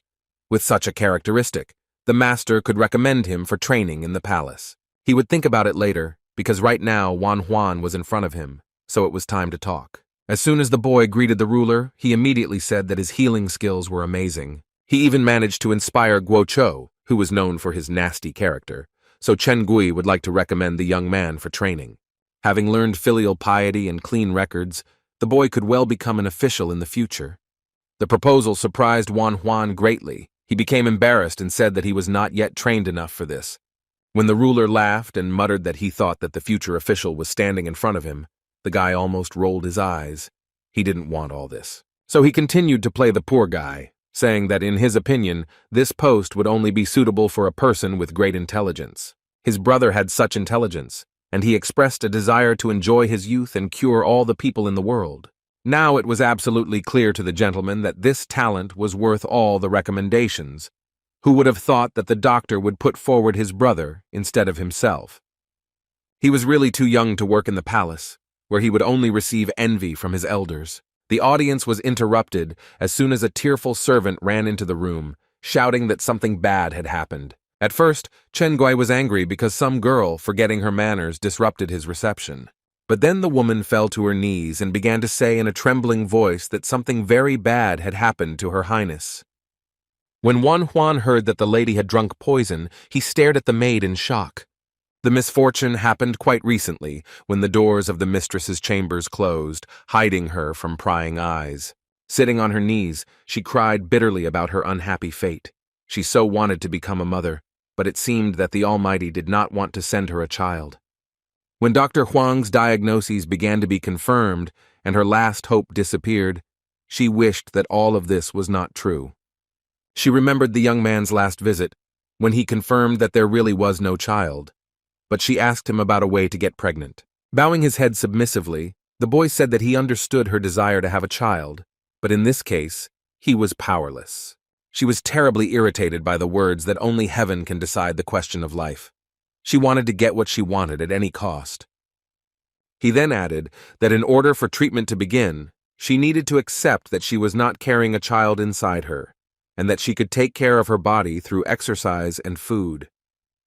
It was then that she first realized that there was a chance that she would never be destined to have children, even if the miracle doctor gave up. Since then, she had to undergo several examinations, but nothing had changed. A month had already passed since the chancellor met a new lady. He had to be with many women to finally conceive an heir, which caused Go Hyun unbearable pain. Choking on tears, Go Hyun felt such intense pain that the chancellor would no longer pay attention to her even when she was suffering. Therefore, the lady firmly decided that she did not need such a life, and it would be better to simply disappear from the face of the earth. Taking the vial of poison in her hands, Her Highness thought only about whether her husband would shed tears for his fragile wife. Opening the bottle, she asked the Almighty that in her next life she would be from a simple family. Then she would be free. Drinking the contents, she decided that being a simple village girl, she would be able to meet and marry a man who would love only her. The poison acted very quickly, causing bleeding that came out of the mouth, forcing the lady to cough up blood. A moment later, the lady fell to the floor, unconscious, and as her head became clouded, she happily entered oblivion. All that the unfortunate lady wanted was to find peace, which was unknown to her in life. The maid found her in this state, unconscious, weakened and lying on the cold floor. While Go Hyun was still alive, her pulse was barely beating, and her eyelids were half open. She really didn't want to be saved. Her only wish was to die before her husband fell out of love with her completely and gave preference to another favorite. At that very moment, a young doctor burst into the room, and now her chances of dying were reduced several times more. The doctor sat near the lady and asked the woman to open her mouth because she needed to cleanse her stomach. The chancellor burst into the chambers like a hurricane and began shouting at the maids, asking how they could allow such a turn of events to happen. Before the doctors touched the woman, Juan wanted to see for himself what had happened to her, as this was important for establishing a diagnosis. Of course, she couldn't drink the water that the doctors tried to pour in because she was unconscious and couldn't even open her mouth. If she had been able to drink, this would have been the right approach, but now the only thing that could be done was to drain the contents of her stomach with tubes. But unfortunately, he left his bag with Bo, and now he didn't have the necessary tools with him. The guy completely forgot that his assistant literally read his mind because he ran here and brought the bag at the most opportune moment. Glad to have such an assistant, Juan praised the boy for his incredible intelligence. Now the young man was in charge of the treatment process. He ordered the doctors to help him carry the woman to the bed. Then he asked how much poison had managed to get into her body. One of the men looked into the bottle and said that a quarter of the bottle was missing.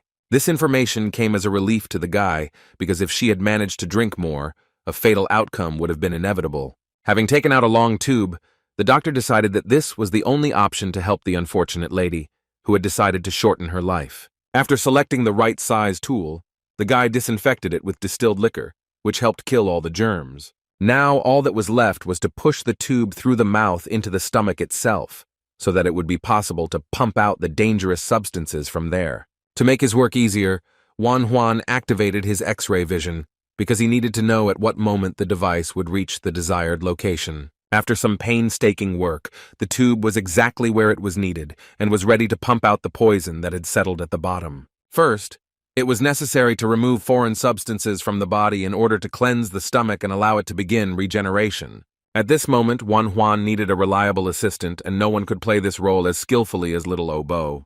The doctor asked him to hold the tube tightly and make sure that it did not move from the place where it was placed, and he obediently followed all the requirements. The process was started, and the poison slowly began to be pumped out of the woman's body, who lay motionless on her stomach. The contents of the stomach fell into a steel bowl, which the doctors had previously brought at the boy's request.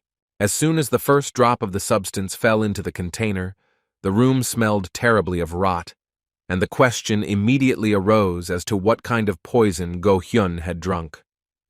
Once the poisonous substances have been removed from the body, all that remains is to rinse the intestines with clean water to wash away the last drops from the walls. After some time of this process, everything foreign was removed, and only after the fifth wash, clean water began to come out. The remaining poison could be absorbed by charcoal, since it no longer posed a mortal danger. Juan mixed the charcoal with oil and poured it into the patient's mouth so that all the toxic substances would come out through diarrhea. When the guy finished, he stepped aside and looked at the woman. He did everything he could, and all that was left was to wait and hope that everything would go well. Several hours passed before Go Hyun's eyelids fluttered and she opened her eyes, returning to this world. Juan was very happy when he saw that the patient had regained consciousness, because he didn't even expect it to happen so quickly. When he started talking to her, he did not expect at all that the lady would start crying and asking why she was returned to this world. Tears rolled down her pale cheeks without stopping. She said that she just wanted to find peace, and that was taken away from her. The guy listened in surprise to the tirade about how the woman couldn't get pregnant, then her husband left her, and because of that, she didn't want to live anymore. Angry that the lady did not value her own life so much, the young man asked if she should not be planning her future instead of wallowing in self-pity. These words surprised her, especially when the boy added that heaven would decide about the pregnancy. Smiling warmly, the healer said that one simply needed to give oneself a little time for the answer to one's prayers to come. Feeling ashamed, Her Highness turned away when she heard that the doctor would ensure that her body was healthy. Juan was sure that better days were yet to come, so Go Hyun just had to wait for them and let happiness come into her life. When the lady fell asleep, Hwang and Obo finally left the palace walls.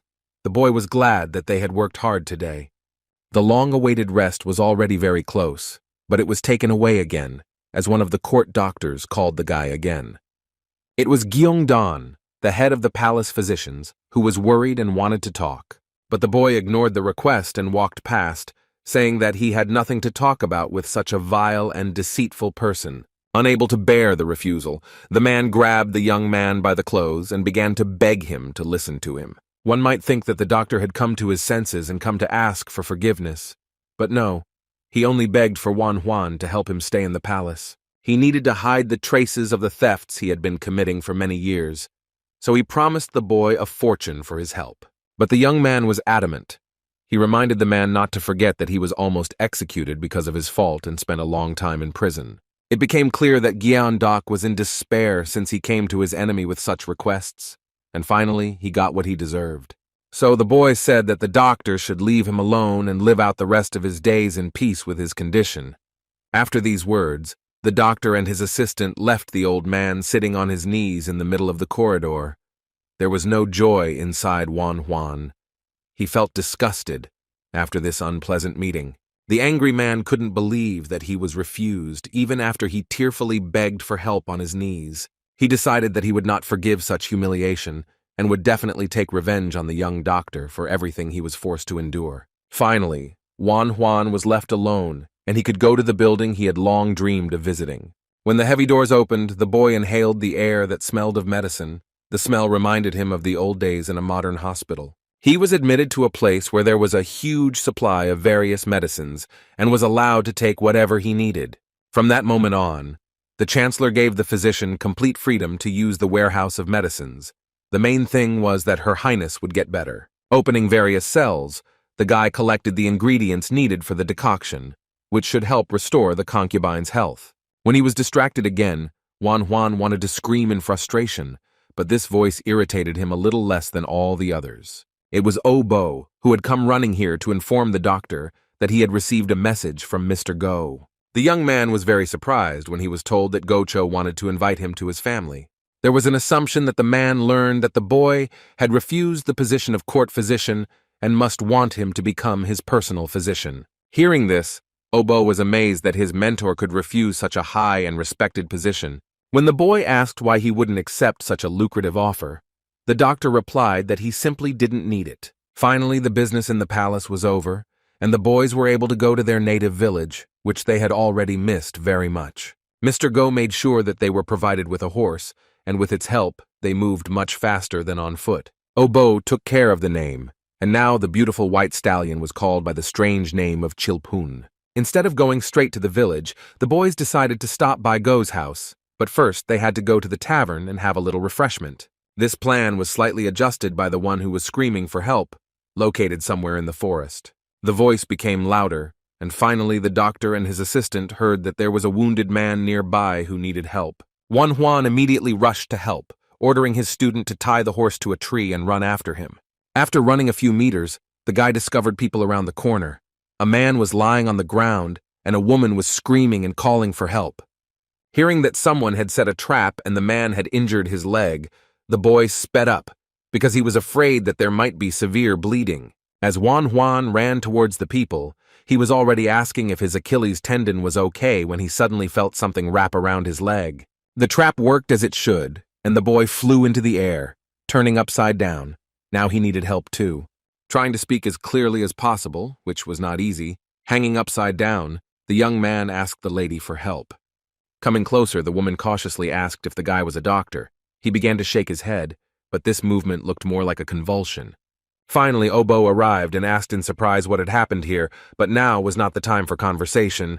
It was worth getting Juan down from the tree. It was strange that some hunter decided to leave traps on this side of the road, because people always passed here. As he climbed the tree, the boy said that he would untie the ropes and asked the lady to hold his teacher's head so that he would not get scared.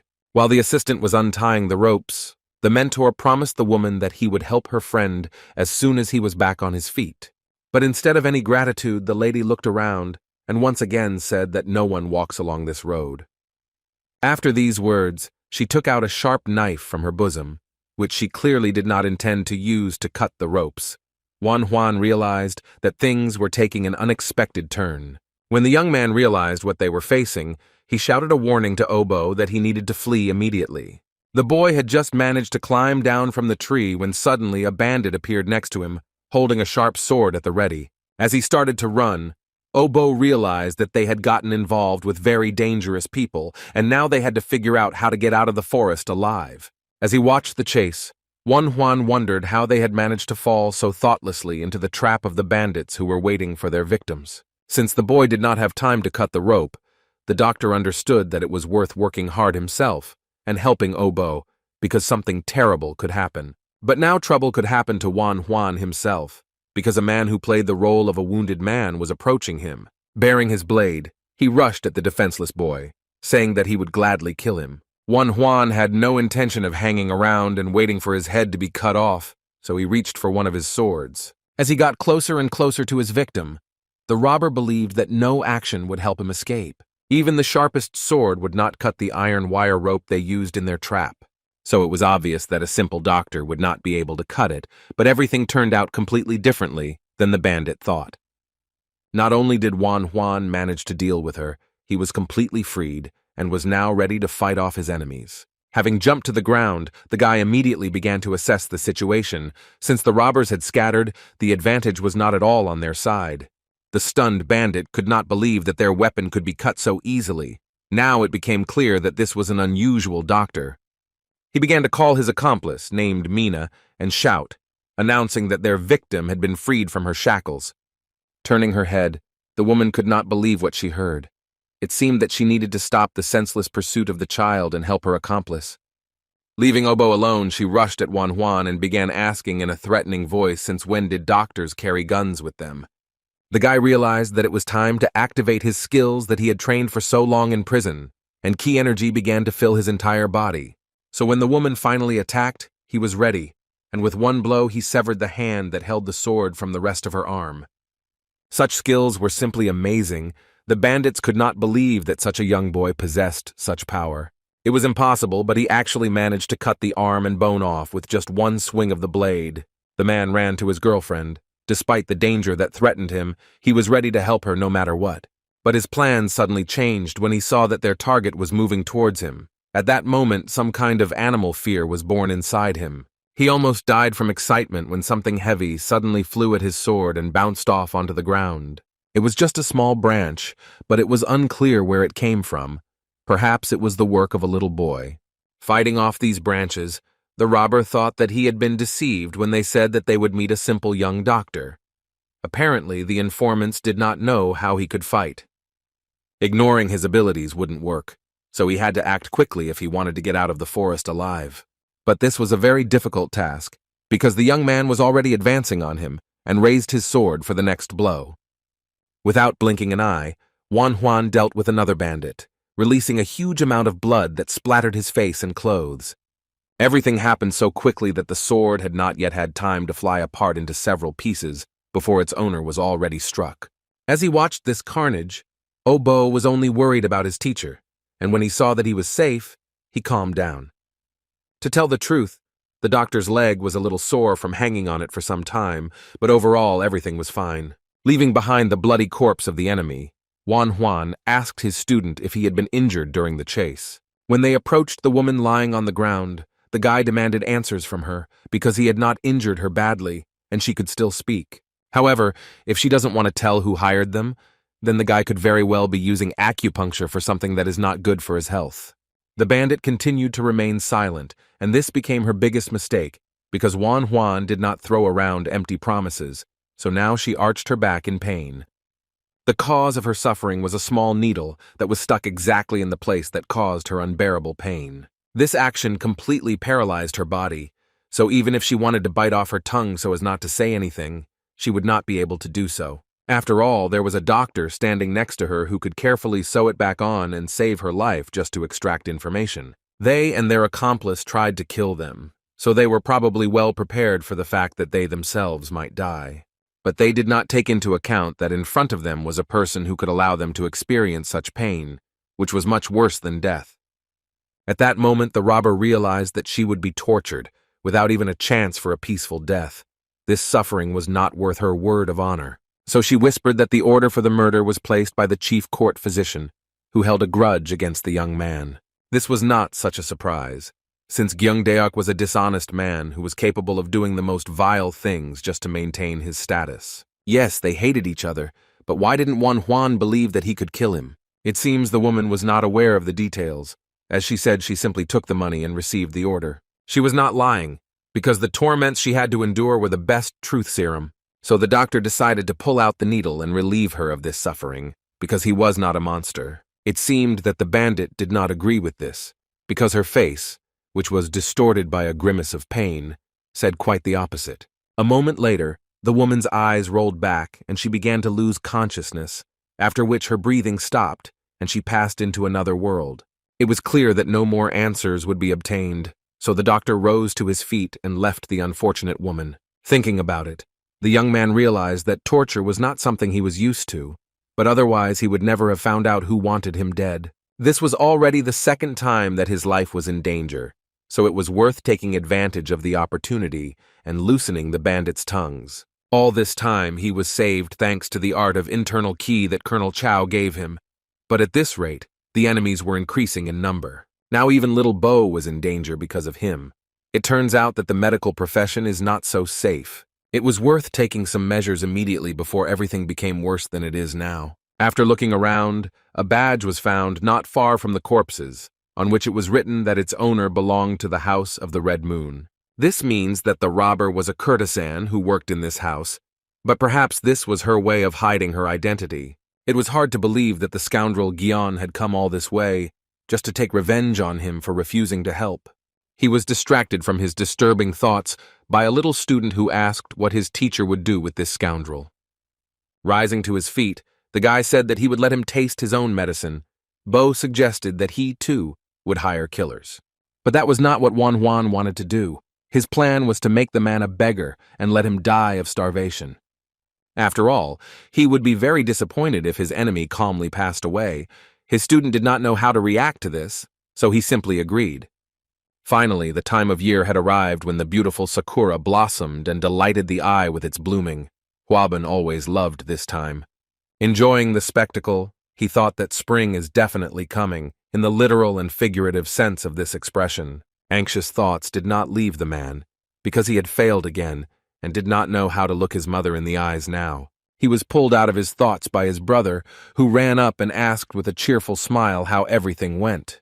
There was nothing to please Ju Hwan with, because his relative had failed again and felt like a complete non-entity. Scratching the back of his head, Hwabok said that he wanted his brother to congratulate him, but instead he would have to be a pillow for tears. Instead of sad speeches, the man patted his brother on the shoulder and said that judging by his face he had passed, this could not but please, because it would have a good effect on the situation of their family. These words were not very pleasing because in Ju Hwan's opinion, his middle brother should have gone first, but he said that he should study some more. The conversations distracted him a little from his own failures, so the man asked what rank he had been awarded after the exam. What he heard made him smile widely, because his brother was lucky to get to the top and become one of the most successful students. General Chow was watching him, but the man thought that he was only being so soft with him because he owed Hwabu money. But Hwabong did not agree with him, because he had heard that there were good rumors about Chow Ren, which said that this man was fair and impartial. So it was safe to say that the brother would not have done this just because of Won Hwan's servants. Even though these words fell on deaf ears, Ju Hwan could still see that the observers were playing a game of nepotism. That's why he ended up on top, while his brother failed miserably.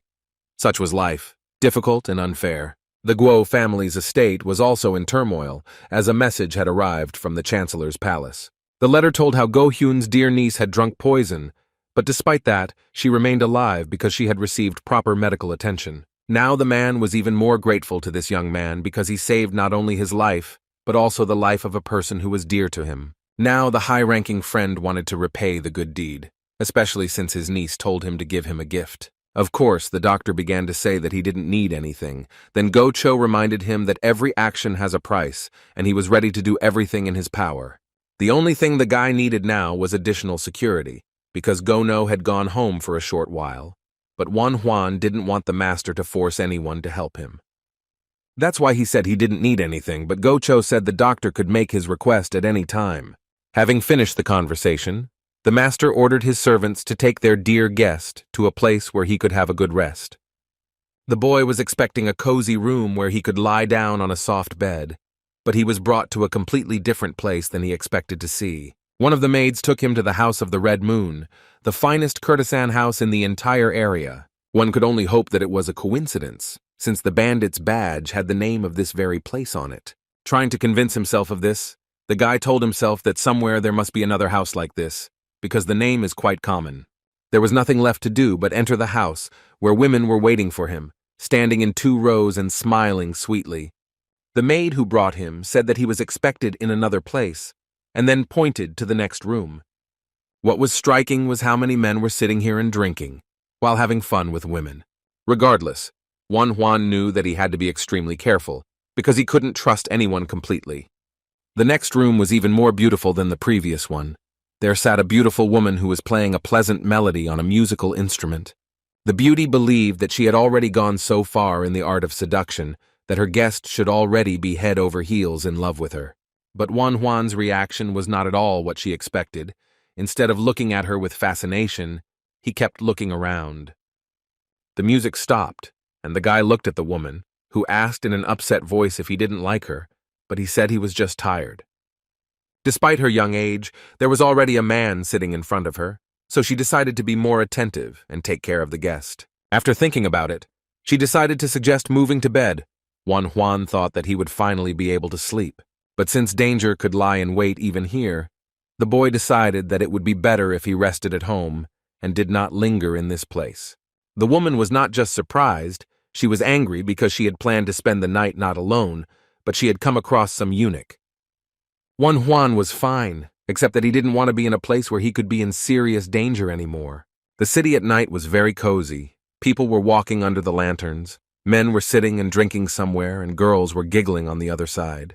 Walking down the street, the guy decided that it was worth turning to Chosol and asking her to find out about this House of the Red Moon, because she could get the information he needed. It was nice to know that after a long time, he would finally return home, where his friends, family, and of course patients were waiting for him.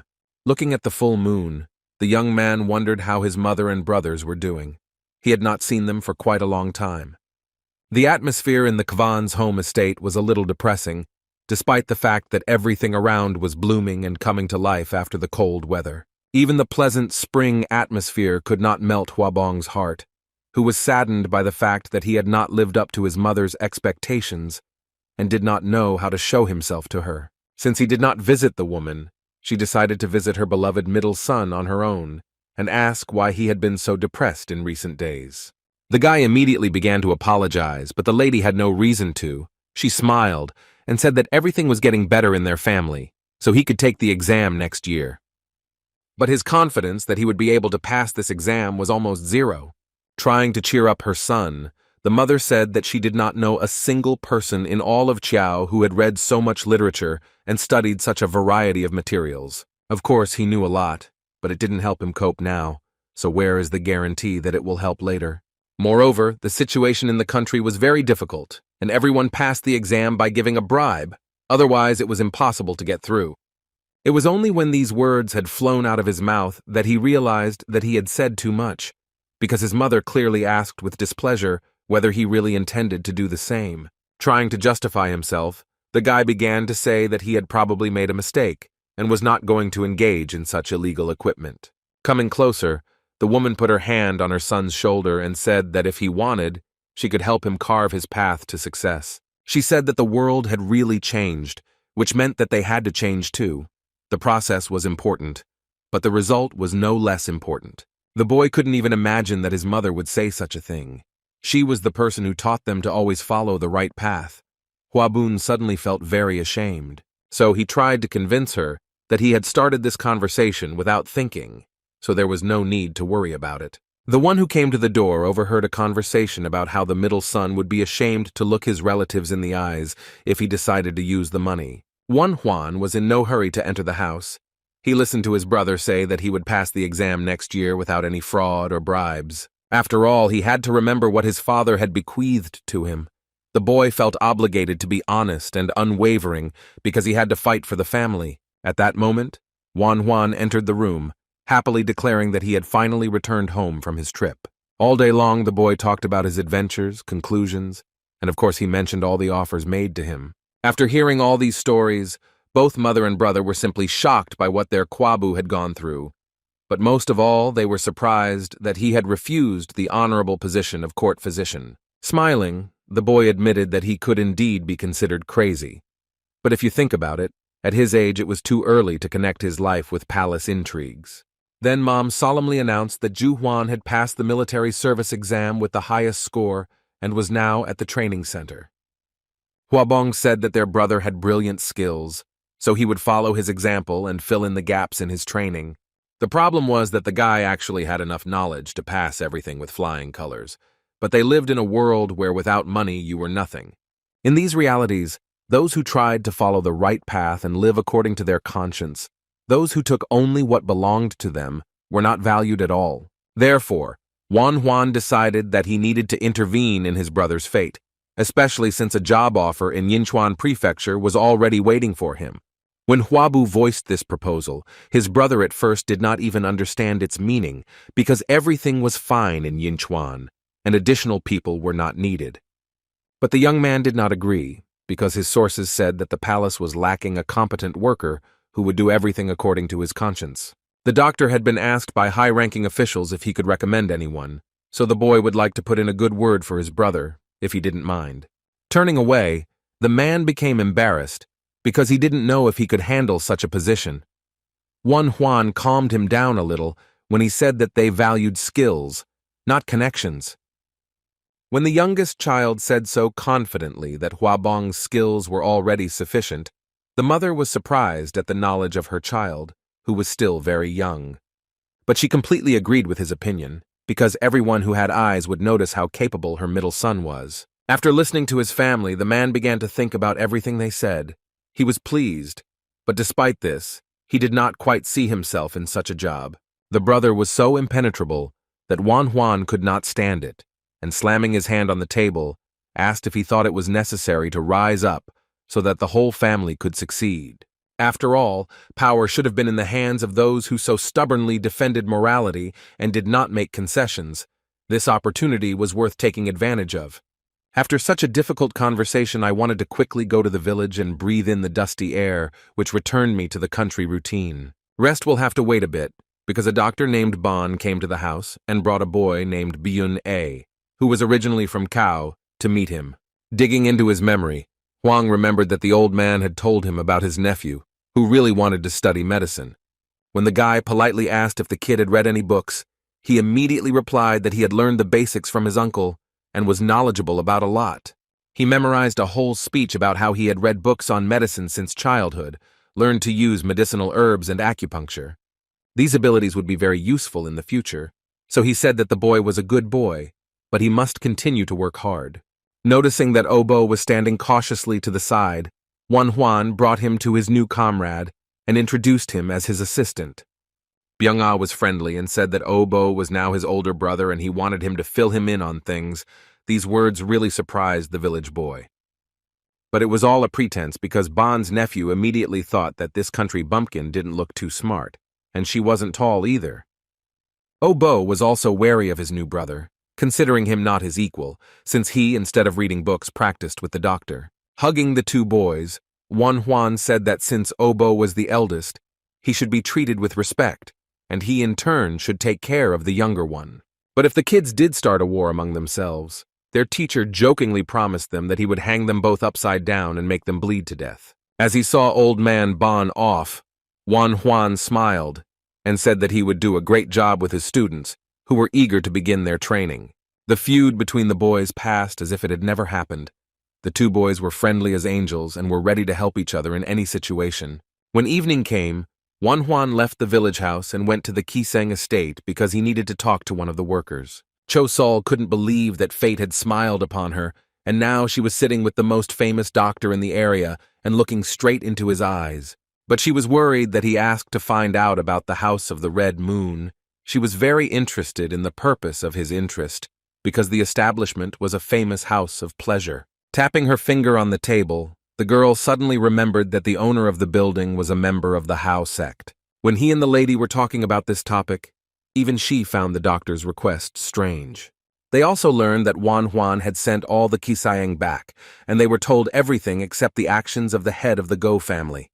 It was strange because this house of pleasure was located next to the Go family, so Chul thought that they would be able to get some information, but it was not so. This situation was not only in the Red Moon House. The Hao sect had discovered several Qisang houses that had problems gathering information.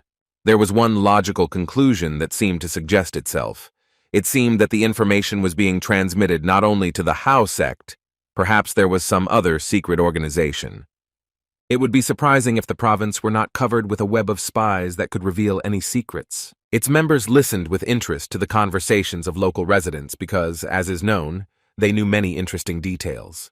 The tavern worker knew about this too, and he listened with pleasure to the conversation about the murdered woman in the Taiping mansion, but the men did not know that she was the head of this mansion. Taking his hot lunch for the visitors from the cook, he thought only about the fact that there were only 3 neutralizing elixirs left, which would run out in a year at most. He needed to find a way to buy more, because without them, he was tormented by terrible headaches that just wouldn't go away. Then an idea came into his head that could, in principle, help, if he did everything correctly and did not reveal his true intentions. He decided to approach the doctors who were sitting at the table, laughing. The man tried to join their conversation. They were friendly to him, since the owner of the establishment stood in front of them. The gentleman bowed his head submissively and said that if they needed anything, they could tell him, because for him, people were more important than money. They were very grateful to him, and at that moment the man realized that he had finally conquered these court doctors. It had cost him 3 months of effort. Now all that was left was to conquer their leader. Only then would he be able to remake the elixir to remove the curse. Suddenly, a visitor entered the tavern, whom no one had met there before, because this place was not suitable for a man's status. When the owner saw who was standing in his establishment, he was simply stunned, because it was the first time that the head of the court physicians, whom he was looking for, visited him. Realizing that this was the chance he had been waiting for so long, the man ran straight to his new guests. Putting on a welcoming smile, the employee began to respectfully communicate with the client and asked him to come inside and make himself comfortable. The innkeeper wanted to take the opportunity to introduce himself, but the head of the court physicians interrupted him and said that he had already heard about him. After these words, the man recognized the person standing in front of him and felt his hands begin to tremble with fear. He bowed respectfully and said that he would serve with all his might.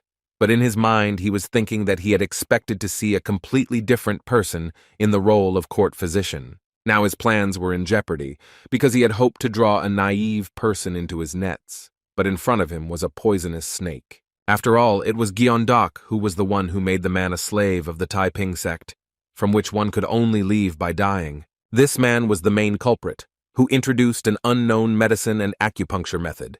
It was because of him that the innkeeper was forced to take the elixir every 6 months. It was unclear how such a person occupied such a position. It would be easy enough to kill him, but if he did, it would be difficult to get away with it. So now the owner of the establishment clearly understood that first he needed to get more elixirs, or get rid of the curse, and only then he could take revenge. He also heard that Gyeongdok would soon be kicked out of the palace because of the Dr. Huang, so he needed to watch him a little longer. Moreover, the young doctor was able to remove toxins from Her Highness. Perhaps it would be possible to turn to him for help, but it was risky. The young lady took poison to commit suicide, but this young talent was able to pump it out of her stomach, thereby bringing her back to life. Most likely, that poison was from the court physician, because there is no one who could use poison better than him. So if the young doctor was able to remove such a poison, then he would probably be able to cure him too, since he had impeccable abilities. The man thought that this boy simply wanted to practice healing, but he must be far from a simple healer. It was necessary to find out what kind of intrigues Wan Huan was planning and decide whether he would become his ally or his sworn enemy. Events brought Wan Huan back to Yinchuan province, where he had urgent business to attend to. He was pleased to return to a place that was filled with an aura of healing and medicinal skill, and he enjoyed digging through ingredients and preparing concoctions. Stirring the boiling brew, the guy realized that it had now reached the consistency he needed. The decoction was ready. As soon as he wanted to leave the warehouse, he noticed that someone was about to disturb his solitude, so he turned around, expecting to see this person.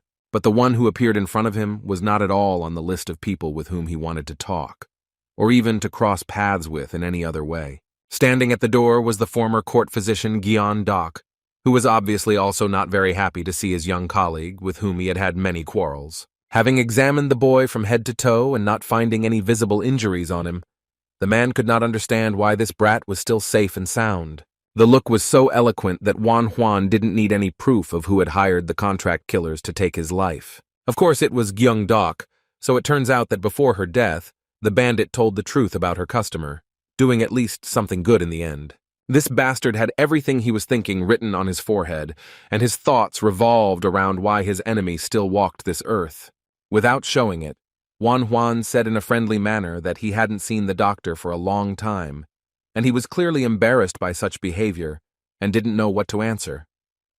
Then he asked what the guy was doing in the warehouse. He replied that he wanted to get herbs to treat Her Highness, because she was still recovering from the poisoning. As he was about to leave, a thought suddenly occurred to Huang, so he asked his colleague if he was familiar with poisons. This question alarmed the man, but then he calmed down and said that doctors should know a lot, so it is obvious that they have to deal with a variety of poisons. Some might think this answer was quite innocent, but Wan Huan was not so easily deceived. He had dealt with treacherous liars before. Finally, he said that now he would have to bother the former court physician often. This information did not make the man very happy. Clenching his fists, he was angry at those idiots who couldn't get rid of the child. The real killers couldn't cope with the young boy. It was amazing how this brat managed to escape death, and now he was walking around the palace and acting like he was the most important one. Gyeong-dok was unbearable to watch this. At that moment, he promised himself that he would definitely make this boy pay for all the harm he had managed to cause him. Wan Huan had no time to think about the threat that Gyeong-dok posed to him. The chancellor was waiting for him, and he went to see him for an audience. After greeting his subordinates, Chen Gui said that he had received the doctor's report and now wanted to talk about it. The gentleman was very interested in whether there were any results that the boy would like to talk about, and he nodded his head affirmatively. It turns out that the guy found out exactly what ingredients were in the poison that his concubine Go Hyun took. The next words shocked the chancellor, because this vile poison was made from medicinal herbs, which in the right proportions could also be deadly. Many medicinal herbs contain small amounts of toxic substances, and in order to use them, it is necessary to neutralize the negative impact. But the young doctor confirmed that incompatible herbs were used, which only increased the toxicity. In addition, he discovered rare herbs that could not be found even in the medicine warehouse located at court. Even a person who was not well versed in medicine could conclude that whoever made the poison had extensive knowledge of the medical craft. So now, Wan Huan was only interested in one thing. Was there anyone who could handle such rare herbs? Of course, there is no need to rush into accusations, but the guy was clearly hinting that the criminal could be the former court physician. The man demanded that the general affairs advisors be brought in immediately, because it was necessary to sort out this problem once and for all. When they entered the hall, the chancellor said that the skills of one of them were no worse than those of the court doctors, so he ordered an investigation. But the old man had a smart idea. His skills could not be compared with those of the court doctors, so he suggested that Huang handle this matter. He did not belong to the palace, so he could conduct an investigation without the prejudices that civil servants might have. This made sense, so the chancellor asked what the guy himself thought about this, since he personally was not at all against Huang taking on this matter. Chen Gui asked if the young man was confident that he could handle it if he was given the right to inspect the court physicians, and he promised to do his best. The next person who was asked to be called to the palace was the Minister of Justice, because Huang needed to be given the authority to check the doctors who were at court. For 3 whole days there was such a bustle in the palace that absolutely all its inhabitants were on edge. Finally, everything was cleared up, and guards came for Gyeong-dok, who intended to punish him for poisoning Her Highness. The man was caught off guard while he was sitting in the warehouse and sorting through the necessary ingredients. He had no idea that everything would happen so quickly. He was overpowered and led away despite his cries that the accusations of poisoning Her Highness were absurd and stupid. Looking at Wan Huan standing behind him, he once again thought that he should have killed him as soon as he left the palace, not allowing his plans to be realized in life. The guards led him to the dungeon while he unsuccessfully tried to convince them that some misunderstanding had occurred and that he should be released. Watching this whole picture, the young doctor felt disgusted because a man who once had power managed to fall so low. Arum, Pinellia, and aconite were supplied to the court physicians, but the herbs were misused and became deadly poisonous. After receiving the servant's testimony, it was discovered that when the doctor made the decoction, he deliberately crossed out these herbs from the recipe so that evidence could not be found. Also, a bottle was found in Gyeongduk's house. It contained the same poison that Her Highness drank. This was irrefutable evidence of his guilt. Now the scoundrel could not escape punishment. He would appear before the ruler and answer for what he had done. But the man was not going to give in so easily. He began to manipulate, saying that he had sworn allegiance since the time of the previous chancellor, so it was stupid to accuse him.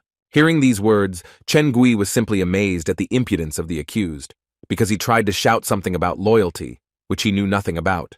To put an end to this story once and for all, the chancellor asked the Dr. Huang to tell the details of the investigation. He read out that since his appointment, Dr. Gyeongdok had appropriated a huge amount of medicinal herbs and used them at his own discretion. The ingredients cost 300 gold niang. Considering that they were of the highest quality, the amount increased to 500 niang. He tried to hide it by giving false recipes. A new wave of irritation washed over the chancellor, and he asked how, after this, the doctor dared to talk about loyalty. He had no excuse. The gentleman asked with a shout whether loyalty really meant theft and embezzlement of state property. There was one more detail that had not yet been reported to His Highness, since it was only discovered this morning. During the inspection of Gyeongdok's house, a strange bottle was found that contained the same poison that Her Highness drank. This meant that the scoundrel who lived under the same roof with them had made a poisonous medicine that almost killed the master's favorite concubine. It was hard to believe, but the facts spoke for themselves. So it was stupid to deny the obvious, and it was worth accepting that the traitor was someone from whom no trick was expected. The decision the ruler wanted to make was cruel, so he wanted to consult with the Minister of Justice first. The accusations were that the poison prepared by the head of the court physicians had endangered the life of Her Highness, so the chancellor asked what sentence he should pass. The minister said there was no evidence of attempted poisoning, but it was true that the poisonous liquid caused the concubine to suffer. But the theft of medicines worth 500 gold nannies shows complete contempt for the chancellor's family, so it is worth taking tough measures. One Huan listened attentively to the verdict. The Minister of Justice proposed to destroy the 3 families of Gyeongdok, confiscate the property, and offer the servants as slaves of the state. The Lord thought the punishment was very appropriate, but he was eager to hear the opinion of another person who was important to him. All eyes were on Wan Huan, as the gentleman voiced his desire to hear what the young doctor had to say. While the guy didn't understand whether Chen Gui was really interested in his opinion or whether this was some kind of strange test, so he had to be careful with his words. Be that as it may, he does not agree that it was necessary to destroy 3 families. Only the criminal should have been punished. His relatives and children were not to blame for the fact that Gyeongdok decided to intrigue behind the chancellor's back. It was impossible to allow those who were not involved in the atrocities to suffer. Trying to speak as softly as possible, the guy conveyed this idea to the gentleman, hoping that he would perceive it correctly and not consider it disrespectful. To Chen Gai's surprise, the boy asked to reconsider the sentence, considering the fact that the doctor was very attached to the chancellor's family. So it was worth trying the old man, taking into account his loyalty, if it could be proven and could be a mitigating factor. This speech surprised not only the ruler, but also Gyeongdok himself. He could never have imagined that his enemy would be merciful to him and would not allow his family to suffer. The young man became more and more interesting to the chancellor, so the man asked why the boy did not want to put forward his own version of the sentence, to which Wan Huan replied that he would not dare to do this, since he relied on the master's correct decision and respected his opinion and future choice. Laughing, Chen Gui said that he would like to see the guy on his side because he says very wise things, but at the same time he is modest and does not pursue power. Coming closer to the young man, the gentleman said that he finally understood why he was praised so much, and he could not allow him to rot as an ordinary village doctor. So, to Gyeongdok's great surprise, the ruler decided to take the boy's opinion into account and grant a special solution to this difficult matter. It was decided to cut off the traitor's head, but leave the family alive, although their status would be reduced to that of officials. The punishment was very terrible, but the former courtier understood that it could always be worse, so it was better not to challenge the decision. The only regret left was that he had underestimated Wan Huan's influence, and that he had been considered an ordinary doctor, but he was not one. As he began to cry, the old man felt a strange relief, for he realized that the end of his suffering would come with death, which was already creeping up on him. The new day began with a grim announcement of the execution of a traitor. Some people were glad that the scoundrel would be punished. The guards led the prisoner along a forest path, followed by Wan Huan, who did not like the fact that he had to see all this. Coming out into a small clearing, one could notice the place that was intended for the execution. The executioner was already standing there and waiting for the moment when it would be possible to use the weapon. Watching the prisoner, Wan Huan realized that he even felt sorry for the man. Few people deserved such an end, but still, he was guilty. Turning his head, the former court physician suddenly spoke and thanked his young colleague for saving his family. Putting a stern expression into his voice, the boy said that he simply didn't want to involve innocent people in this, and in response, Gyeong-duk thanked him again. The criminal also expressed a desire to talk in private, as he wanted to pay off his debt one last time, so that his conscience would not torment him in the next world. Believing the man's good intentions, Wan Huan ordered the guards to move away a little. They were afraid, but the guy convinced them that everything would be fine. When the soldiers had moved a sufficient distance away, the man suddenly said that if the young man was asked to go outside the palace to visit a house, he should not do so. Wan Huan immediately became suspicious and asked if the former doctor had tried to kill him when he invited him home. All Gyeongdeok said was that he was very sorry, but what was the cost of this remorse, which came only before death? Angered by the latest news, the boy did not intend to stay in this clearing any longer, so he left it just before the execution. The last thing he heard was the executioner drawing his blade, followed by the sound of a blow that caused something to fall to the ground with a dull, wet thud. When he returned to the palace, his assistants began to report a multitude of orders for the house, but he refused each of them, fearing for his life. Oh-bo and Byung-ah had no idea what was going on, but they both noticed that their teacher was in a very depressed state. In fact, the guy was very angry that he was forced to turn away truly sick patients, because among the many calls there might be one that was a trap. He was also worried that his enemies might target his students, who were just children, and the healer could not allow anything to happen to them. Then he suddenly realized that it was worth training these rascals in martial arts, since they should be able to defend their lives. Rising to his feet, the boy announced that he had news that concerned his charges. The boys looked at the teacher with apprehension.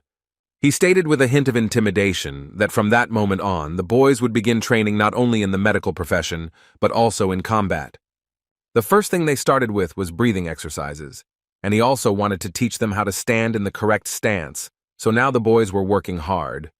One activity followed another, and after the strength training, a psychological one awaited them, because operating on rats was a very unpleasant task. Watching the students' progress, Wan Huan decided that the kids should study both subjects endlessly using this scheme. After all, if he cannot leave the palace for some time, he must take advantage of this for the benefit of himself and his wards. He also didn't forget that he now had another goal that he had to achieve. It was worth doing everything possible to employ Huabong. First, he needed to test the waters, so he struck up a conversation with one of the officials, saying that he would never be in government with the skills he had. Then he added that his brother would be just right for this role, and the elderly courtier became interested in the fact that the doctor had a capable brother. Noticing this, Wan Huan continued, saying that his brother's brain works well, but his character is too righteous, and this hinders him in passing the exam.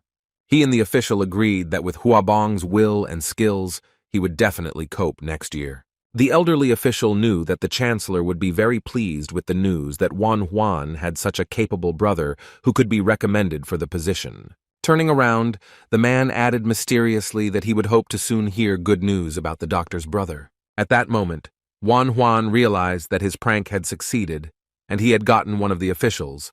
Now he needed to make the whole palace buzz about Huabong. From then on, he spoke not only with officials, but also with servants, who carried news faster than the king's heralds. But in order to strengthen her status at court, it was necessary to complete the treatment of Her Highness, who was still not feeling well after the poisoning. He also had a meeting with the court physicians, and when he met them in the warehouse, he was embarrassed by the fact that they literally walked around him on tiptoe. The guy felt like some kind of gang leader who kept everyone he could in fear. Perhaps that's how the healers saw him. The new head of the court physicians, named Xiong Huan, stepped forward and said that if they had been warned earlier, they would have prepared for the meeting. Smiling amiably, the guy replied that there was no need for that, they could speak as they pleased, to which the chief replied that everything was fine with them. But not everyone was satisfied with the new order, because many doctors were in cahoots with Gyan Dok, who was killed by the boy. Wanting to get on with his business as soon as possible, one Huana said that he had come to make a decoction for the concubine, and the chief physician ordered that a box of medicine be brought immediately. Everyone in the room started bustling about and running around looking for the ingredients the guy needed. He was very embarrassed by this reaction. When all the ingredients were found, they were packed into a convenient bag and served to Huang. The young man thought that Song Huang was even too submissive. When he wanted to take the bag, they did not allow him to do so, saying that they would not allow such a guest to do such things. Annoyed by this intrusive behavior, Wan Huan gently hinted to the man that he was already overdoing it with his care, which is not something he should do. This conversation was interrupted as soon as a man appeared in the warehouse and ordered the young doctor to follow him, because His Majesty wanted to talk. Sitting at his workplace, the gentleman carefully studied the documents that had been brought to him not long ago. When the young doctor he had asked to call a few minutes ago finally came to him, he ordered him to come closer. Having placed an important document on the table, the man said that he would like to ask the boy about something.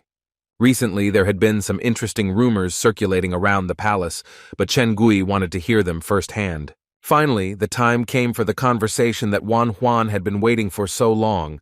The ruler began to take an interest in his brother and ask if he was really as smart as they said. This moment was very important, so it was worth behaving correctly.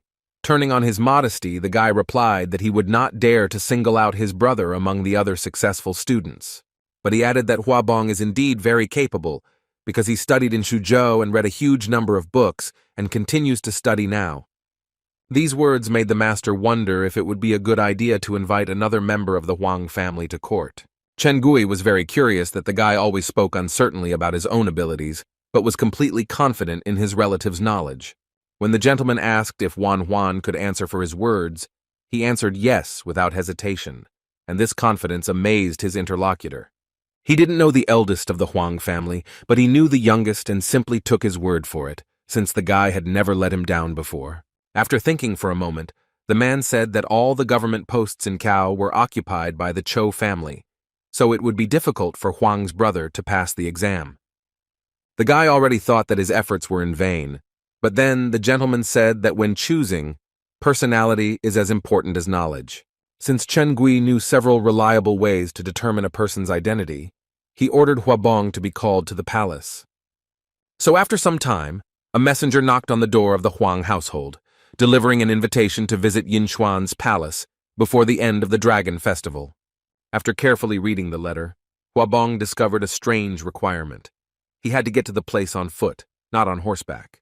After 3 days of travel, the messenger said that they still had time because there was still a week left before the end of the festival, so they would be able to come to the palace very soon.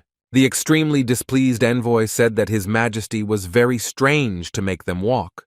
Kubuan agreed with this, but said that it meant there was a reason why they were walking. The man told the messenger that perhaps the ruler wanted them to experience the life of ordinary people. Suddenly, people appeared on their way. These were poor people who asked for a little money because they had not eaten for several days and were feeling terrible hunger. Waving his arms, the messenger began to disperse these unfortunates, saying that such scoundrels should not ask them for food. But Huabun felt sorry for these poor people, because not everyone was lucky enough to be born into a wealthy family.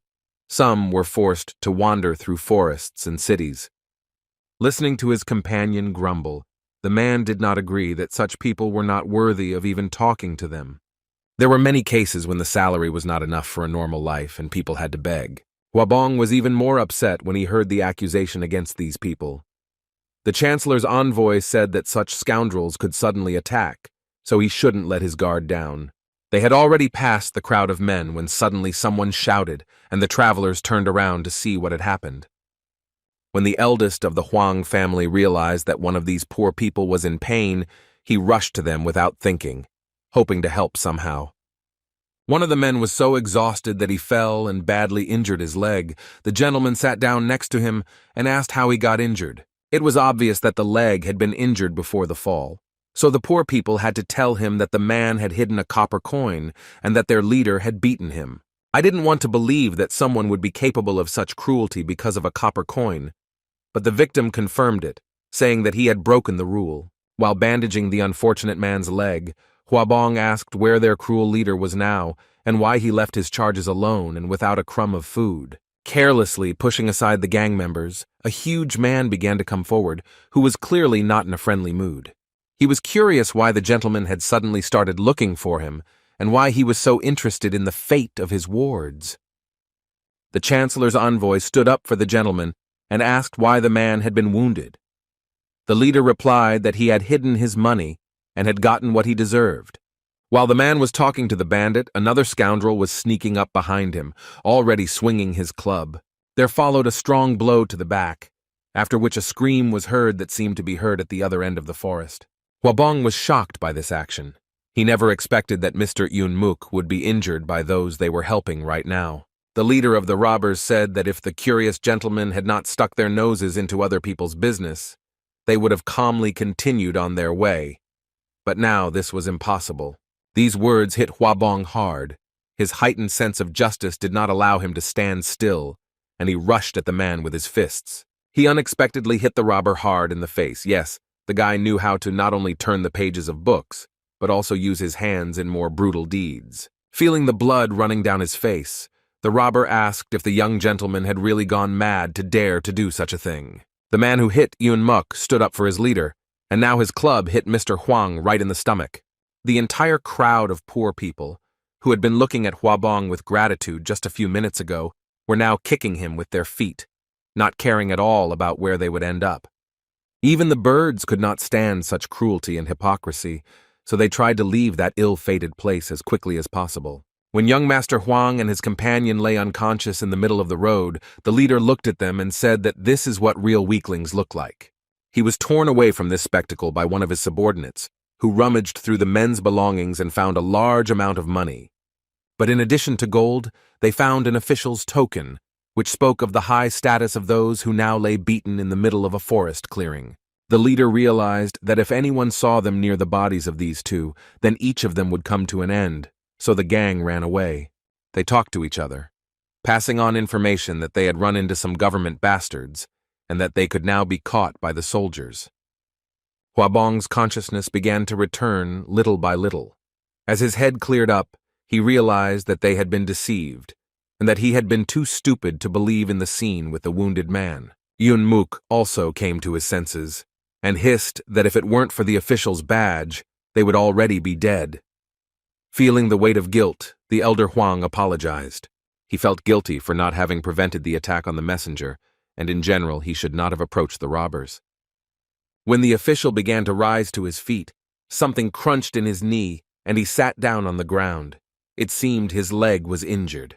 Taking Yunmuk by the arms, the young gentleman began to walk. It seemed like the forest had no end, when suddenly a small house appeared on the horizon. An old man came out of the building, carefully examined the travelers. He silently listened to the request for help. They had no money now, but they promised to pay later. The doctor knew that later meant never, so he said that he would not undertake the treatment because others would also ask for free medical care. Huabong did not give up. He convinced the man that he would bring the money later, but he only spread his arms and said that they did not even know each other and he could not trust his words. Suddenly, the guy heard someone behind him agree to pay for the treatment and order the doctor to begin the examination. The kind-hearted Mr. Bach agreed to become a sponsor, thanks to which Yunmuk was invited inside the hospital. The guy didn't know how to thank this stranger, because if it weren't for him, he would have to look for another doctor in this wilderness. So Huang expressed his sincere gratitude. In turn, Mr. Bond said that his servant was wounded and asked his debtor to take the luggage to his house. Huabong agreed, but said that he and his companion needed to continue on their way. After a short silence, the unknown benefactor said that he understood everything, but the journey to his house would take at least 4 hours. This detail did not please the guy at all, because he could not spend 8 hours on the way there and back, since then they would not have time for the meeting with the Chancellor. But there was no way out, and I had to agree. It was already a dark night, and Hua Bun still had not returned from his campaign. Yun Muk had already managed to come to his senses and get rid of the pain to the extent that allowed them to continue on their way, but the guy was still not there. Finally, a shadow appeared near the house, barely dragging itself along and almost falling off its feet from fatigue. At first, the man thought it was some kind of beggar. It was none other than Hua Bong, who was so tired that even the stick he used as support could not help him walk straight. Taking his companion by the arm, the young gentleman began to apologize and say that it was too late to rent a room at the inn. The speech was interrupted when Yun Muk said that it was he who should apologize, since it was his leg that caused such a long delay. The envoy said that if they left right now, they could still make it to the Chancellor, but his leg still hurt, which meant he would have to walk behind. Looking seriously at his companion, Hua Bong said that such a decision was not correct. He believed that since they left together, they should also arrive at the same time. The official did not abandon him in danger, so the young master could not allow himself to abandon him, because if he could do so, then how would he help those in need? The next day, Yinchuan Palace saw one of the most beautiful sunsets its residents had ever seen. Huan couldn't appreciate the sight because he was very worried that his brother hadn't come yet, even though today was the last day of the Dragonship Festival. He won't be able to stay in the palace unless he gets in before the gates are closed and the place becomes an impregnable fortress. The boy began to seriously worry because the time for the trip was only 2 days. Thoughts crept into his head that something bad had happened. The young man's hopes were dashed the moment one of the guards began to enter the courtyard and inform the second that it was time to close the gates. No, Huan refused to believe that his brother had missed out on the opportunity he had literally fought tooth and nail for him. The doors slammed shut, and it seemed to the young man that this sound was echoing right into his heart. Out of anger, he wanted to beat his fists on the stone wall. There was one last hope, the observation tower, where one could see if some strange traveler walking in the night was approaching the palace. After asking to be allowed in, Huan received permission and was given access to this important building. He couldn't leave the palace because of the murderers, but the boy didn't want to allow himself to sit idle either. Huan gripped the handrail tightly, knowing that no one would let this opportunity slip by. He was completely certain that something had happened. He didn't care anymore if his brother didn't get this position. The only thing he wanted was to see a light in the distance and understand that his loved one was alive. Looking into the distance, the boy prayed that everything would be fine and that no one would get hurt on the dangerous path to the palace. Suddenly, 2 silhouettes appeared in the distance. One man was leading the other by the arms. They were moving slowly and were obviously very tired from the hard journey. But the most important thing was that Hua Bong and the Chancellor's envoy were alive and relatively healthy. One could not even dream of more. When Huan realized that his brother was already very close, he immediately ran to the guards and ordered them to open the back door, because the Chancellor's men were returning. As soon as the barrier that separated the guy from Hua Bong disappeared, he immediately ran towards him, as if they hadn't seen each other for ages. Seeing the youngest member of the family, the eldest could not bear it and fell to the ground. The weight of all these days fell on him, and he did not manage to get to the palace on time. None of this mattered to Huan. He just wanted to hug his loved one and finally realized that he was okay. As they walked into the palace courtyard, Hua Bong apologized for not being able to arrive by the end of the festival, but his brother began to say that it was not a problem now.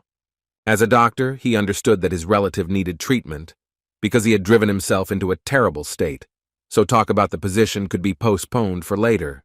Having promised that he would definitely treat this hard worker, Huan led him to the chambers. They needed to hurry.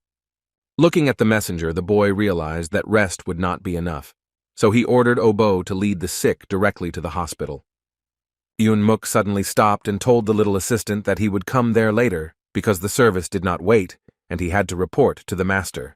He wanted to object, but the man said that now they needed to take good care of the elder Huang because he had been through a lot these days.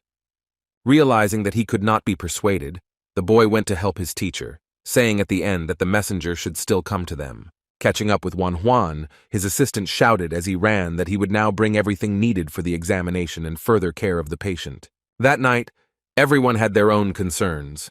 Muk, for example, had to meet with the chancellor and report to him about everything that happened on the way. This man was not a simple envoy. He was an inspector who supervised the work of all the provinces of the state. While drinking tea, they talked to the gentleman as if they were old friends. The man was interested in whether he had gone too far in his checks. He shared with the ruler that the test he had given to the elder Huang had shown him in a way that the inspector liked. After asking for details, the chancellor learned that on the way, they were attacked by a group of robbers who beat them and took their things. Most of the candidates would have surrendered at this point. But the young gentleman was not so simple. In a moment of crisis, he demonstrated not only high moral qualities, but also his true value. Instead of abandoning the wounded man he had known for a couple of days, Huabong began to beg the bandits to save him. Muk emphasized that he asked the guy to leave him more than 5 times, but he did not do so and stubbornly continued to lead him to the palace. When 2 days had passed since their march and their stomachs were aching from lack of food, the master gave his food to the child and the old man, saying that they needed it much more than he did. But what impressed the man most was the reaction to the words that he should work in the government for the good of the state because the chancellor needs such people. The boy simply said that it made no difference to him whether he held a high or a low position because he preferred a position in which he could be of use to people. Having come all this way and having known the boy from such a positive side, the inspector expressed a desire to arrange a meeting with him. After listening carefully to his confidant, the chancellor believed that Huabong was truly a worthy person who could become a successful official. The Huang family was very interesting. The Lord said a great metaphor about the elder brother being a dragon among men and the younger one already flying. Laughing, the inspector added that this family really does have a pair of wings. To finally make sure that his thoughts were correct, the gentleman asked if Huabong had passed the test, and the inspector smiled warmly and nodded his head in the affirmative. He added to the description by saying that the Dr. Huan was amazing, but his brother was no worse. The only thing was that his talent was not in healing, clinking the cups, which now contained not tea at all, but another warming drink. The chancellor said that he would take this report into account. The conversation was interrupted as soon as a servant entered the room, who announced that the head of the court physicians, Sun Huan, was requesting an urgent audience. At this time, one of the palace physicians was looking for Huan to tell him some urgent news. The boy was just helping his brother recover his strength after a hard journey when suddenly an unexpected guest burst into the room. But such a late and unexpected visit was justified by the wonderful news that this man reported. It turns out that Her Highness was pregnant. Hearing this, Huan was so happy as if he was the one who was told that he would be a father. Even Huabong was surprised by such a violent reaction. Taking his bag, the boy told his brother that he had urgent business to attend to, so he would leave him now, but would return soon. Smiling tiredly, the elder Huang said that he was almost okay, and in the absence of a doctor, he would be able to rest a little. When the doors closed, Huabong couldn't help but notice that the court doctors were extremely polite to his little brother. He couldn't believe that they didn't even notice how much he had grown. He was very sad that he couldn't even fulfill his promise and arrive on time. These disturbing thoughts did not give him peace. Covering his face with his hand, the guy could barely hold back tears of disappointment because he decided that he simply had no right to be an official. At this time, Huan was examining Mrs. Go Hyun. Her husband was very worried and asked about her condition, and the woman was worried whether she was really pregnant this time. The doctor had something to please the high-born couple with. He congratulated the future parents on the fact that they would have a healthy girl. The lady burst into tears and said that the doctor not only saved her life, but also did everything to ensure that she could bear a child. Now she is in his debt forever. The selfless Huan surprised the couple when he said he needed to speak with His Majesty alone. When the gentleman said that he need not be afraid and could speak in front of his wife, the boy handed him his official badge and sadly said that he had not kept his promise. Huabong couldn't come on time, so he thought he had to return the inspector's tablet back to the chancellor. The couple listened attentively as the boy, through his shame, said that he was asking them to do a great favor for his family. Huan began to say that his brother did not keep his promise this time, but he is definitely not careless and always keeps his word. Therefore, he asked to look generously at the little kindness that was in him and to grant Huabun at least the lowest position. The chancellor frowned, gave his face an unusual severity, and said that he had one very important complaint. Placing his hand on the doctor's shoulder, the ruler said that excessive politeness was unnecessary at the moment and should not be shown, after which he asked him to raise his head. Go-hyun watched this scene with affection. She knew that now her husband would say that he also had good news for the guy. The chancellor solemnly said that looking at the valor and knowledge of the eldest son of the Huang family, he was recommended to the emperor through filial piety. This news struck the young man to the depths of his soul. He did not dare to hope for such a gift of fate. Now Huabong will be able to go to the emperor's palace. There were so many questions in his head, but first the guy asked why the chancellor made such a decision, since his brother didn't make it before the end of the festival. To which the gentleman replied that arriving on time was not the main goal of the test. The main test took place during the walking tour to the palace. He went on to explain that the person who was with Huabong was an inspector who was monitoring the situation and evaluating the candidate. This official was so impressed by the elder Huang that he simply could not turn a blind eye to such talent, and he is very greedy for talented people. And since not only the eldest, but also the youngest son Huang was a real genius, the chancellor once again asked if the boy would like to become an official. Looking at his simple bag and the bottles clinking in it, Huan decided that he didn't want to change his simple life, so his decision remained unchanged. He dreamed only of mastering as many types of healing in this world as possible, and saving people even with the most serious illnesses. Hearing these words, the gentleman laughed and said that it was very difficult to keep such a free bird in place. But Chen Gui asked this just in case, otherwise, he is ready to take the elder Huang even without connections with the talented brother. After that, the man took out a package from his pocket and said that it was a letter of recommendation, mentioning Huan's skill in case there was any doubt about him. It turns out that Chen Gui's uncle was at the emperor's court. The man fell ill, and the master would like the guy to examine him, and this letter will help him get into the palace. He asked the young man to go there with his brother, and when the old man got better, he could return to Yinchuan if he wished. It was hard to accept such a generous offer without a smile, so the boy bowed and said that he would do everything in his power. After leaving the master's quarters, Huan thought that there must be many talented doctors at the emperor's court, so if they couldn't cope and asked him for help, most likely it was about some serious illness. So many events were happening in this small town of Pei. It was scary to imagine what was happening in the palace of the emperor himself. When the younger brother entered the chambers, Huabong immediately noticed that he was either upset or very tense. He took it personally and thought it was all because he had not arrived at the palace by the end of the festival. Clutching the blanket in his hands, the older brother concluded that he had ruined not only his own future, but also tarnished the reputation of a loved one. It was clear that time could not be turned back, but it was worth at least apologizing to the one who tried so hard for the family. Walking up to his brother, Huan scratched the back of his head and said mysteriously that his dear Huabong would not be able to return home for a long time. These words caused confusion on the elder Huang's face. He asked his brother what he meant, to which he replied that the man was going to the emperor's palace. Little Obo was so shocked by the news that he almost dropped the tray of bandages on the floor. Huan then reported that Huabang was recommended for service at court through filial piety, and he listened with his mouth open. Laughing at this reaction, the boy congratulated his brother and said that he, more than anyone else, deserved it. It was hard to believe in such luck, so the man bent over in bed and tried to hide his tears of happiness, but he failed. The next day, the entire province was buzzing about the fact that Her Majesty was pregnant, and the physician Huang devoted himself entirely to her treatment.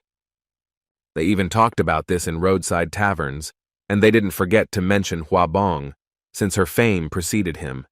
Everyone and their dog discussed the Huang family, and were surprised that it fell, since such talented sons were born into it. The tavern owner listened attentively to these conversations, and like a spider, wove a web of gossip in his head. But when he heard that the famous physician had now gone to the emperor's palace, he almost dropped the tray of food for his guest. People were surprised that another talent would be accepted into the palace, but Huang's abilities could not go unnoticed. Trying to suppress the trembling in his hands, the man put the tray on the table and listened with irritation that the emperor would now keep the guy with him. This was not very good news for the owner of the establishment, because he also wanted to use this talented boy for his own purposes. When he invited him to his home, the capricious young man refused to visit, and if he left now, the man would not have a chance to talk to him. He had very little time, and there was almost no elixir left, so soon the old pain would make itself known. The addiction did not subside, and since the tavern owner did not know when Juan would return, he felt that the end was coming for him. So there was only one way out of this situation. It was worth meeting the guy before he left. The man was distracted from his sad thoughts by a strange guest who was hanging around at the entrance to the building. He looked extremely suspicious. This guest walked away from the tavern. His mission here was accomplished. He got the information he wanted. The strange man with the covered face reflected on the fact that until now the doctor had carefully hidden himself, but now he had finally moved from his place. The now-dead Dr. Gyeongdok gave this mercenary the order to kill Juan, no matter what it cost him, and he was going to fulfill his master's last will. Since the envoy's physician had died, the man could not return to the Taipings empty-handed, so the mission had to be completed. He felt an urgent need to at least make an attempt on the head of the elusive boy. 2 more days passed, and the residents of the Azure House could watch with pleasure as the darkness disappeared in the light of bright lanterns. While enjoying a late dinner, Hwabong could not get over the joy of being recommended for service, and he anticipated how happy his mother would be. Suddenly, Juan abruptly put a bowl with some incomprehensible contents on the table and said that everything was clear to him. He suggested that they drink absolutely anything they wanted today, because it was a day worth celebrating properly. The usually calm and correct brother agreed with this proposal, because he also believed that they should have fun in a way that would be remembered for a long time. The little helpers also raised their cups, only they actually contained a hot drink, sweet oolong tea. The joy that reigned around him was to Hwabun's liking. He realized that all his efforts were worth this very moment in the circle of people close to him. So now the 4 of them drank to the successful older brother, who was going to the emperor's palace, and his younger brother, who had achieved incredible heights as a doctor. Pouring another portion of the alcoholic drink, the man asked if the young doctor would like to stay home for a while, and he replied that the chancellor's uncle was very ill. He kept silent about the fact that he could not leave the palace because of the murderer. It was necessary to take this point into account and move out immediately, preferably this evening. It is good that Her Highness has allocated several warriors for the travelers, but they cannot go with them all the way to the emperor's palace. Juan really didn't want to put his brother in danger, so he asked him to convey his greetings to his mother, whom he would not be visiting for a long time. The drinks were conducive to frank conversations, and Hwabong remembered that many shameful things had happened in the past, especially since the day his brother wanted to become a doctor. They experienced many quarrels and misunderstandings because they did not immediately understand the attraction to the chef's craft and did not want to accept it at all. But the attitude gradually began to change, especially after the boy saved many soldiers and cured the commander of tetanus. He also did things that are not even written about in medical Talmuds, because such diseases were considered incurable. The only one who stubbornly did not believe in the abilities of the young surgeon was his older brother, who thought that he was just playing. If it weren't for the words of Zhou Huan, who kept repeating about the boy's successes, Hwabun would hardly have trusted him even to examine his mother, let alone perform an operation. But in the end, he gave in and allowed his younger brother to do what he could do, and fortunately, it led to positive results. When Juan saved his mother, the man felt so ashamed for not trusting earlier that he simply could not look his relatives in the eyes. Listening to all this, the boy was pleased that his loved one had finally admitted his mistakes and sincerely repented of them. What made him especially happy was that Hwabong was grateful to him for giving him the opportunity to get a position and become a high-ranking official. This speech was so sincere and pleasant that the young doctor was so embarrassed that he could not even comment on what he had heard. He felt incredibly relieved that his relationship with his brother had finally improved and become as close as before. Of course, the guy wouldn't have succeeded if he had done everything alone. There were always those around him who helped and supported him. Raising his cup, he looked carefully at those present and said that he was even embarrassed to say such words. Then he declared that he wanted to drink to everyone in this room, because they had all worked hard and were now reaping the results. The fun never ended, because the house workers kept bringing more and more delicacies, which tempted with pleasant aromas. Little Obo enjoyed these wonderful moments. because living in a poor village, he rarely had the opportunity to enjoy such delicacies. Even though Byung-ah was from a richer family, he still enjoyed dining in such a great company where everyone supported and appreciated each other. Sipping the drink, which made him even happier, Hua Bong thought that now he was happier than ever, because he got what he wanted so much. And he was also surrounded by those who were dear to him. Huan ate the rice he had grown to love while with his relatives, and he truly treasured these moments spent with his family and friends. This day will remain in the children's memory for a long time, because then each of them felt happiness. They laughed and talked all evening, getting to know each other even better. The path to the emperor's palace was long and very difficult, but along the way one could enjoy the most beautiful views. The early morning was cold that day, so there was no desire to leave the roadside tavern where the travelers spent the night. But still, time was running out, so the Dr. Huan had to get up from his warm bed and start getting ready for the journey. As he pulled on his clothes to warm himself up a little, the boy remembered that he had promised the chancellor that he would return immediately after he had cured his uncle. When he approached the exit, he noticed that Obo and Byung-ah were already ready and waiting for him near the horses, which were waiting for the riders to send them on their way. Mounting his white stallion named Chilpun, the doctor made sure that his assistants were comfortable on the second horse and then ordered them to move forward. He didn't even suspect that someone could be watching them in the shadow of the trees, that someone was the very owner of the roadside tavern who listened to rumors about the doctor. The man understood that the road to Luoyang was not short, so he decided that if he followed the travelers, he would definitely have a chance to talk to the doctor. As he mounted his horse, the tavern owner was determined not to give up until he was free of his addiction. No matter how you look at it, it was the only way for him to survive, and he wasn't going to waste time, so he sped up the animal. He hadn't even driven a few meters when he suddenly felt something strange. Usually his instincts didn't fail him, and he could always tell when he was being followed. This was the case this time, because among the trees he noticed a quickly moving shadow. This man was clearly planning to catch up with the travelers, despite the fact that he was moving on foot. The way the man ran surprised his pursuer, because such footwork helped to hide his presence and made him silent for others. This technique was very rare and was called cat steps. It was only mastered by very skilled martial artists who had trained for many years. Later he noticed that there were several such spies, and they were all dressed the same and moved in the same way. It seemed that they were all from the Taiping. After a few hours of driving, Huan felt that he could no longer bear his hunger, so he suggested stopping for lunch. Of course, his companions didn't mind, so they went into another establishment and enjoyed some delicious rice buns. They took a few with them and made a short stop, enjoying the delicacies while sitting right on the ground. Suddenly they tensed up, because they heard the sound of hooves. Some rider was approaching them, and unexpected encounters in the forest rarely ended in anything good. Hiding behind a tree, the guy watched someone who was approaching them very quickly. He was surprised that this person was driving at such a speed on a mountain road. At one point, his horse arched and stopped, and it was then possible to notice that the one sitting in the saddle was quite an old man.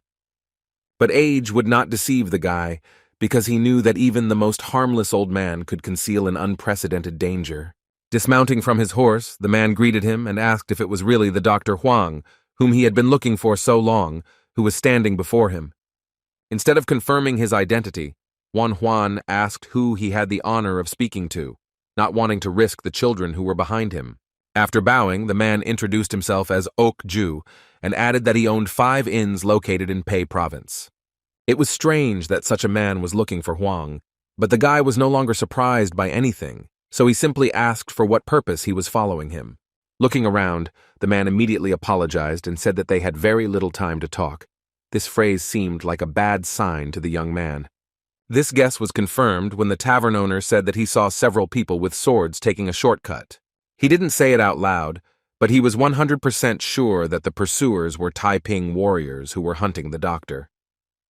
They were extremely skilled killers, at least second class, but if he could warn the guy about this and help him avoid them, then he could get some benefit. Perhaps they would like to help him overcome his addiction. Then the boy asked if he had requested a home visit some time ago. This was indeed the case, and now the man did not know how to get out of it because the young man was wary and began to approach him with a sword. Huan was almost certain that this man had followed him because he had noticed along the way. Perhaps he had even sent people to track him down. So he asked why he should trust someone who hides a sword in his sleeve and does not show his true intentions. After a short silence, the innkeeper said that most likely the young doctor had misunderstood him and had groundlessly begun to consider him an enemy. Having laid out those very swords from his sleeve on the ground, he remained completely defenseless in front of the guy, showing his vulnerability. If there was any doubt left, he even offered to strip naked to prove his honesty, but Juan was satisfied with what he saw. Turning around, the boy said that his interlocutor had pulled out all 3 blades that he had noticed, which is why he had allowed himself to turn his back to him, demonstrating fearlessness. Bowing his head, the man thanked him for his trust, but made a mental note that the boy had a very sharp gaze. Mounting his horse, Juan suggested turning off this road.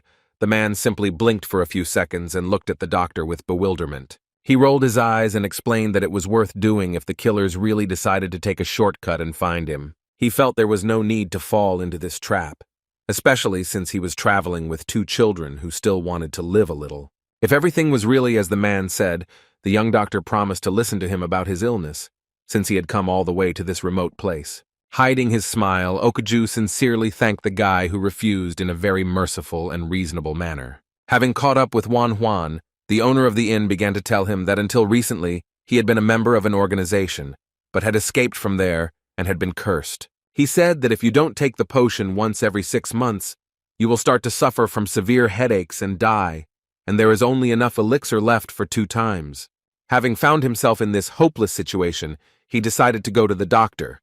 Although it was outright impudence, Juan was shocked by this story. When the man fell silent, the boy began to think about what he had heard. He decided that most likely they were dealing with addiction. It was just unclear why the elixir had to be taken on a regular basis, and how it worked at all. Okaju said that something was causing the poisoning, which is why this addiction appeared. It remained to find out what caused it. Turning to the man, the doctor asked if he could look at the medicine that helps get rid of headaches. Okaju rummaged through his pockets and began to look for something, and his interlocutor was surprised because he thought that he would take out some kind of bottle. But in the end, he pulled out a small pea, which was barely noticeable on the palm of his hand, and that is precisely why it slipped out of his hands. Fortunately, the man was so dexterous that he caught her on the move. This action greatly tensed Juan because it spoke of his companion's good physical fitness.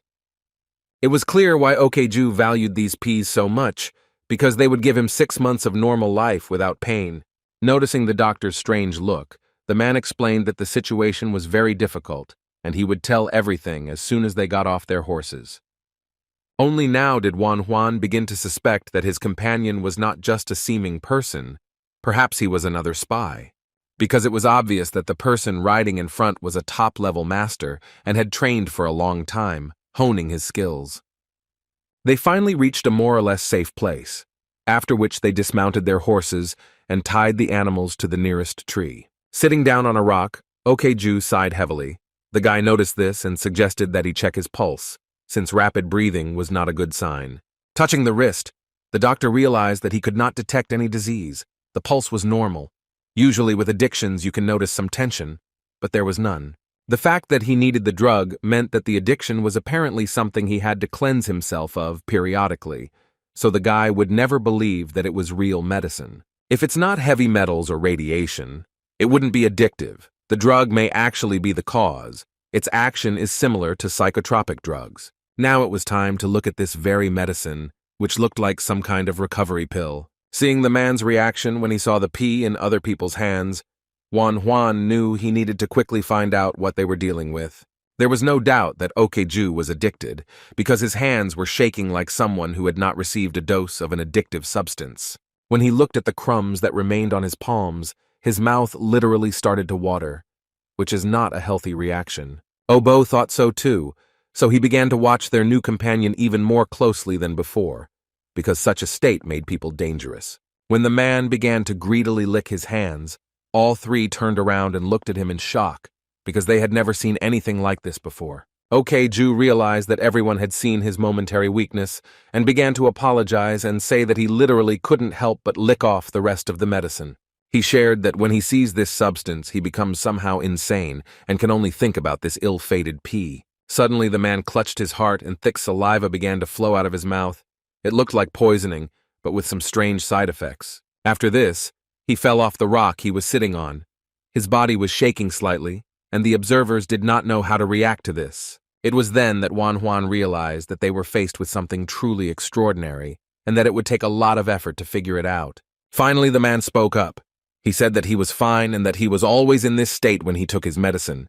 When he said that his heart usually didn't hurt, the boy realized that this man was out of his mind and couldn't think straight. Activating his X-ray vision ability, he decided that it was worth taking a look at his heart and understanding the reason for the body's behavior. But what the young man saw scared him almost to death. Before, he did not believe in strange, inexplicable illnesses, but now, it seems, this has changed. His vision showed that some huge centipede had wrapped its thin legs around the man's heart. It seemed impossible, but his eyes could not lie. It was impossible to understand how the centipede ended up in the human body. It seemed to be alive, which made the situation even more absurd. The guy closed his eyes and rubbed them with his fingers. He decided that his ability had somehow malfunctioned because all this simply could not happen. But when he opened them, he saw the same picture again. A huge insect was digging its paws into Okju's heart and not allowing him to breathe normally. Now the doctor realized that he seemed to be seeing a real picture. He suggested that it could be a helminth, which looks like a centipede. All the images of parasites flashed through his head, and he realized that helminths looked completely different, because this creature was closer to insects than to worms. All that remains is to reveal the secret of how it could enter the human body and remain there in a living state. Another guess, like lightning, struck the boy's consciousness, and was even more terrible than all the previous ones. Most likely, they were dealing with a poisonous insect called kodoku and used for black magic, as a poison with a curse. There was no point to any of this, as Juan thought it was all just fiction, but it was the only explanation that came to his mind. It seemed that this poor guy was really cursed and would die if he didn't take the medicine. It was even more serious than expected. Whether it's heavy metals or radiation, the fact is that something is constantly releasing toxins into that person's body.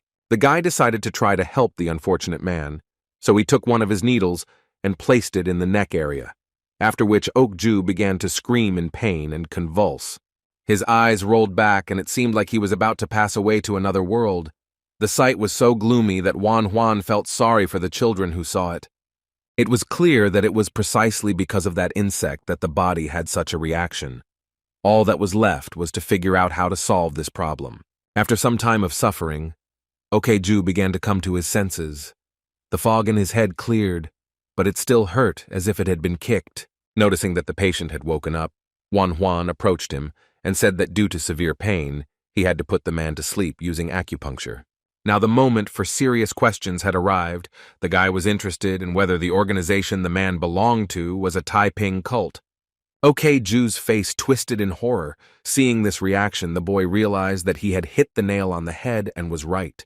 From the history lessons the boy had taken in the modern world, he knew that in 6 years there would be a Yellow Turban Rebellion. And if any organization could force such a master to flee, it was only the Taiping cult. After all, the Emperor's palace or 10 servants would not be involved in such a dark matter, especially since the forces of the main commanders were still weak. From contemporary novels, the boy knew that one of the leaders of the rebellion had mobilized public opinion with the help of witchcraft and founded Taiping Taoism. His name was Zhang Zhao, and if he was skilled in witchcraft and black magic, he could very well use poisonous insects that only appear in martial arts novels. When the young man took over Juan's body, he understood how it worked, and if it really was the Taiping cult, then anything was possible.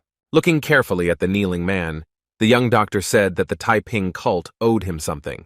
Now he didn't know what to do with Okjun, the man who came from those terrible people. Gritting his dry lip with his teeth, the man understood that if he made even one mistake, it would be the end for him. He hung his head and said that he had indeed been in this cult, but had run away because he no longer wanted to do the terrible things that he was forced to do. He begged the young man to believe him, because although he was not innocent, he did not join this organization of his own free will, so he was also a victim. This statement was highly controversial, since Yu had ordered him to bring the young doctor to him, and most likely this visit would have ended in the boy's death. The very first time Okju failed to follow orders to kill the doctor, he drew a huge storm of anger upon himself. This terrible man Yu played with the destinies of others and decided who should live and who should die. He gave the most terrible orders. The man suddenly realized that all these crimes were on his conscience too, so he decided that it was definitely not the Dr. Huang who should die. With tears in his eyes, the realization came to him that he still deserved to die, and given the circumstances, it would not be peaceful. He literally felt his heart being scraped, and then he decided that he had no right to beg the doctor to save his life. Ju felt like something was biting his internal organs, causing unbearable pain. He wanted to go to a forgotten place and end his worthless life. Experiencing deep mental and physical pain, the traitor to his state understood that it would be better for everyone if a person like him left this world. At one point, Wan Huan noticed how Ju's eyes suddenly began to change. At first, they were just red, and then they completely lit up. The forest has always attracted hard-working people who could use natural resources as building materials and put them to various needs. Several men were engaged in cutting down trees, felling them and sawing them into boards, which were then used in the construction of buildings. But the travelers who were traveling along this route did not know that the road was closed, so when they reached the place, they were extremely disappointed. This became a problem because Wan Huan knew that there was no other way and he had to come up with something immediately. The lumberjacks said that they had nothing to do with it, since the tree did not choose where to fall, and they just wanted to prevent good wood from going to waste. Those of the men who were standing a little further away from the guy realized that the one they had heard about was standing in front of them and began to throw unkind words at each other. Deciding to take advantage of the great opportunity, one of the so-called lumberjacks asked the boy for help, saying that another pair of hands would not be amiss. Taking out his sword, the young man said that he really liked helping people, but he would not provide assistance to those who were connected with the Taiping cult. Everyone who heard these words looked at the doctor in shock. They clearly did not expect him to be smart and observant.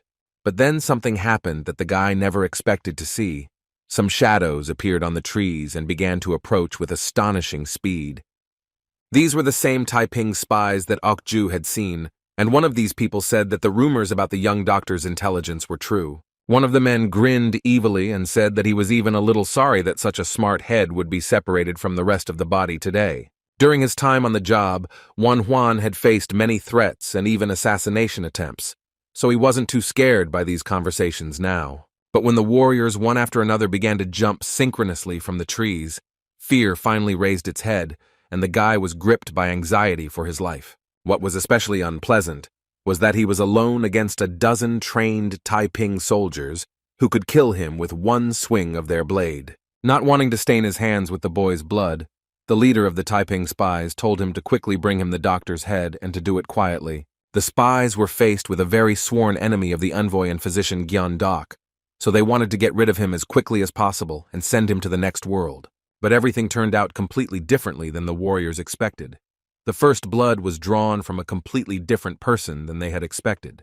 The danger crept up so unnoticed that even such trained spies did not notice it and paid for this fatal inattention. One of the soldiers was hit by an enemy sword and fell dead to the ground, sprinkling it with his blood. The leader was extremely angry about this, because he always told his subordinates to learn to watch their backs in any situation. The one who drew blood from the Taiping warrior was Governor Ju, who held the bloody sword in his hands and demonstratively did not wipe the blood off it. The man was a second-class performer named Sajong, and he clearly didn't expect to see such a high-ranking ally as a traitor. Now all the swords and axes were aimed at the governor. For some reason the warriors were sure that he was dead, so they were shocked that they were wrong. Looking up, the man ignored the question. His gaze focused only on the doctor, who he asked if that was enough for him to believe him. Now the boy was almost completely sure that all the words of this strange gentleman were true, which meant that he would think about how to solve his problem. But he would deal with that later because the pressing problem was how to finish off so many opponents. So the guy decided to start dealing with that. The Taiping mercenaries thought that the guy was making a very bad move, because there were many more of them, but when the doctor began to cut them down one by one, it became clear that they were wrong. Soon, Ju joined the battle, keeping up with his younger colleague, moving so quickly that age seemed like just a number. The once calm forest was now filled with the sounds of swords and death cries. The battle could turn any place into a real nightmare. It was strange that all these people gave their lives for ideas that did not belong to them. They were simply following the orders of the master, sacrificing themselves. The mercenaries simply didn't have a chance when Okju and Wan Huan joined forces and began to drive these evil spirits back to where they came from. While bleeding, Chief Sajong still couldn't understand how a simple village doctor could be so strong and possess exceptional combat abilities. This question remained unanswered because this short-sighted man fell in the middle of the road, which was strewn with the bodies of his subordinates. Feeling his death approaching, he did not want to die without completing the task, so he reached for his sword, which was lying nearby.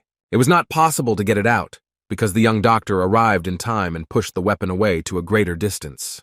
Looking into his opponent's eyes, Wan Huan knew he had to end this farce, so he told him to give up. When this phrase was ignored, the boy said that if his enemy answered the question, he would let him die in peace. Otherwise, he would regret not accepting this offer. Okju intervened in the conversation, saying in an absolutely confident voice that this man would not open his mouth and would remain silent no matter what. The governor's appearance loosened Sajong's tongue, who hissed that the cult's traitors would never find peace in this life or after death. Listening to this fiery speech, Wan Huan realized that only ardent fanatics of the cult could speak like this. This once again confirmed that they were facing the Taipings. All this indicated that very turbulent days would soon come, and many people would die, so it was worth preparing for a series of gloomy events. All the guy could do was rid this world of at least one cult fanatic who controlled other people's lives. Moreover, it was absolutely clear that Sajong would not say anything, so it was best to take him to the department for further interrogation. His heart began to hurt so much again that it was difficult for Okju to take a new breath, and he was unable to answer the boy's request to bring a rope and tie up their prisoner. He couldn't say that he didn't want to just keep him and keep him alive, because this man was indirectly guilty of all his suffering. Therefore, it was decided to resort to more radical and inhumane methods than those proposed by Wan Huan. Swinging his sword, the man cast aside all thoughts of morality and simply did as his sick heart commanded, and it simply longed for the death of this bastard. The young man did not expect such cruel behavior. It seems that he once again underestimated his ally and trusted him too much. Looking at the warrior's corpse, Wan Huan tried to understand why the man was so inclined to cruelty and why he did not allow the authorities to interrogate this man. Trying to figure out what was wrong with Okju and why he had such sudden outbursts of rage, the boy activated his unique vision and looked at him. The poisonous insect squeezed the master's heart even more tightly. It seemed that it was about to press so hard that the organ simply would not withstand the load. Okju was very scared by the way this guy was looking at him. It seemed like he was examining all of his insides with extreme clarity. He didn't even suspect that this was exactly how it was. Wan Huan could see everything, including the huge centipede that was causing unbearable pain. The insect scraped its small, sharp paws across the surface of the organ and provoked the most painful sensations. Now the doctor realized that it was precisely because of this that the gentleman's character was changeable and irritable, since sharp pain provoked such behavior. Night fell, and the roadside inn was happy to accommodate new travelers who needed a place to stay for the night. When Wan Huan was alone with his new ally, he told him the absurd news about the centipede, which explained his addiction and painful sensations. The guy also added that in his opinion, the medicine that the gentleman is taking helps suppress the insect and prevents it from going berserk. What he heard made the man very gloomy. He asked if the doctor really wanted to say that he could die without this medicine. Without jumping to conclusions, the boy was silent for a moment, then suddenly said that there was one way to solve this problem.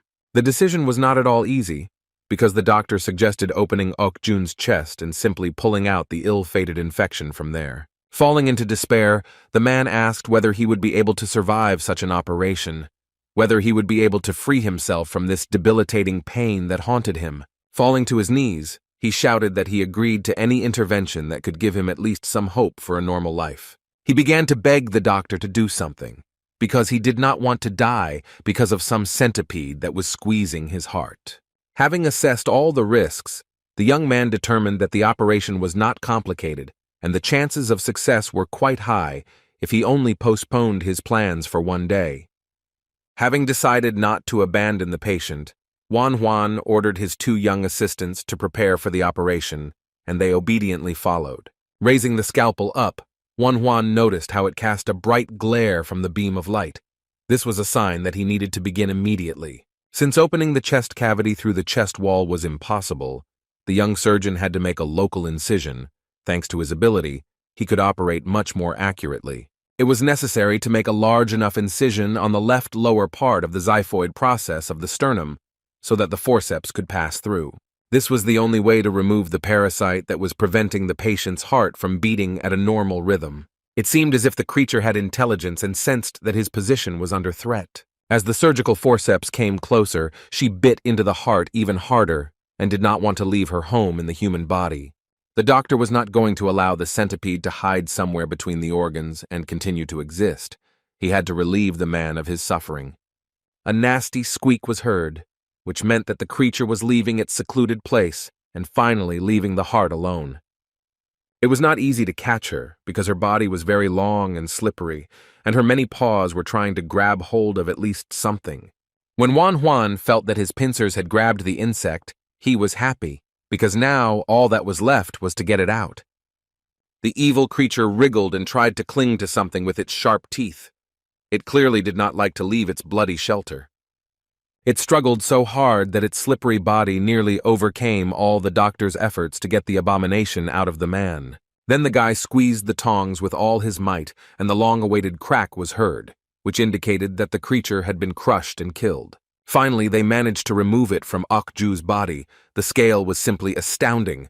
Such a huge centipede could easily kill the patient. The operation was much more difficult than Juan had originally expected, who thought the insect would put up a real fight for survival. He happily threw out the vile creature, which was completely covered in human blood. This picture reminded him of a scene from a horror movie. After that, Juan and Obo began to deal with the wound directly, and Byung-ah kept looking at this terrible insect that was right in the man's chest. Having thrown the forceps and scalpel into a special tray, the surgeon was finally able to exhale and announce the completion of the operation, which had been very tense. While looking at the centipede, Byung-ah asked Obo how something like that could get into a human body, and Obo said with obvious disgust that he didn't know. Removing the protective bandage from his face, the boy was able to assess his results, which indicated that everything had gone well. Saving a person was worth all the risks, and of course there is no need to regret anything, because a good deed was done. But the anxiety did not leave Juan's mind. He himself did not understand why, when he looked at the man, he suddenly became so uneasy. Tonight was also a restless night for the Huang family, as Chancellor Chen Gui's uncle was feeling particularly ill. A doctor came to him to conduct another examination, and after he finished, his expression conveyed such concern that the old man asked what had happened. Commander-in-Chief Wang Huan could endure even the most brutal truth, so he asked if such a disease could be cured. Bowing his head, the head of the court physicians named Pyong Wan did not know how to present his guest to the master, because it was not a happy one. The once brave and fearless commander-in-chief was truly scared for the first time in a long time, because that was his reaction when he was told that he had cancer.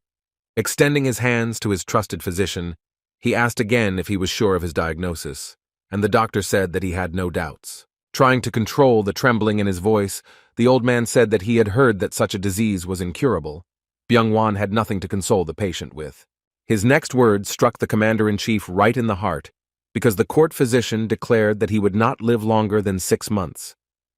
Looking at the dying candle, Wang Huan almost did not hear the words about how they would slow down the progression of his illness and ease his suffering. But no one can give him guarantees about how much more time he will spend on this earth. It was hard to accept, but if Byung-Wan had made the diagnosis, there could be no mistake. So looking out the window, the old man tried to come to terms with it. Looking at his once combat patient, the doctor wanted to somehow help him and distract him from suffering and thoughts of death. Then he said that he had not mentioned it before because he did not want to give false hope, but his elder brother would soon be in Luoyang. This was good news because we were talking about a very skilled doctor who had taken care of many of his patients. The old man even sat up from his bed when he heard that this man might have another way of treatment, because he had excellent skills. Now the dying candle seemed not a symbol of imminent burnout, but a bright flame of hope. All that was left was to wait for the arrival of this healer. Inside Wang Huan, there was anxiety about whether the doctor would arrive on time, since there was not much time for treatment. It was a clear and fine morning, and even the gloomy roadside tavern didn't seem so gloomy, feeling the first rays of the sun on his face. Okeju, who had undergone a difficult operation during the night, opened his eyes. Looking around, the man did not recognize this room, so he asked where he was. When he tried to get up, a sharp pain pierced his entire body. It seemed to him that it had become much worse than it had been before the insect was removed from his body. The realization suddenly hit him, and the man could not answer the question of why he allowed his chest to be cut open and the one who had been with him for such a long time to be pulled out. The screams were so loud that they could be heard even in the next room. Juan and his young assistants immediately realized that their patient had come to his senses. When the boy burst into the room, you saw that his charge was in despair, his body was shaking, and his hands were clutching his head in alarm. Then he fell on his knees before the doctor and began to beg him to kill him quickly because this life seemed unbearable to him. Extending his hand to somehow console Okjun, the young man said that there was no need to torment himself like that, especially since his wound had not healed.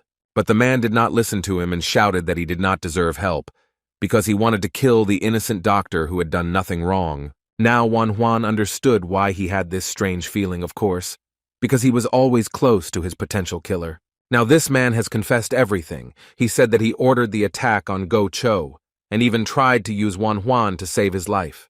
Trying to fight back tears, he said he had committed too many crimes and used other people to save his own life. Hysterically, Okeju apologized and repeated over and over that Juan should not live among such people.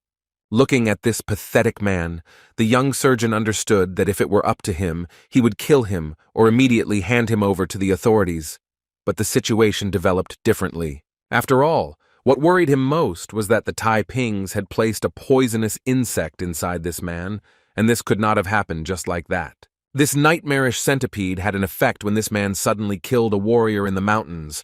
It seemed he acted unconsciously. Now that the creature has left his body, it's only logical that Okju's true character has returned and begun to show itself. He could have just left if he wanted to hide it. There was no need to beg the guy and tell him everything. It made his words seem sincere. But this statement was debatable, so there was something to check.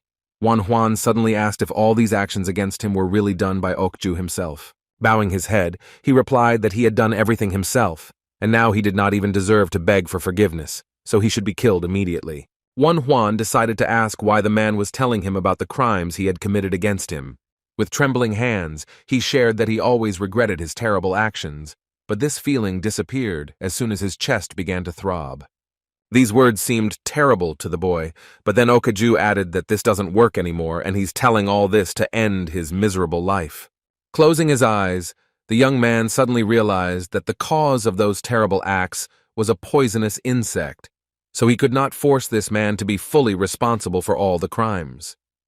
But that didn't make his actions good, so the guy had mixed feelings about what he should do. Looking at the withered corpse of the centipede, the young doctor said that he could not forgive such atrocities. Okeju cried even more, but the doctor added that he could not kill him either, since he had no moral right to do so. The guy believed that no doctor could kill his patient, whom he personally saved from mortal danger. So I advise this man to do as his conscience tells him. He could surrender to the government or go somewhere far away. However, Juan still hoped that his patient would make the right decision and do what was best for everyone.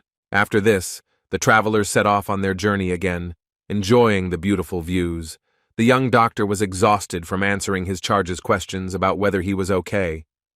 Exhaling, he honestly admitted that he didn't feel any better, but he knew that he had made the right decision. Suddenly, this conversation was interrupted because someone unexpectedly jumped out from behind the bushes and blocked the road. It was none other than Okju, who was nervously begging to be taken along as a guard. None of the three travelers expected such a turn of events, so they were quite surprised by this proposal. Kneeling once again, the man said that he had learned a valuable lesson and now wanted to correct all his mistakes. He said that his conscience was screaming that from that moment on he had to protect the young doctor.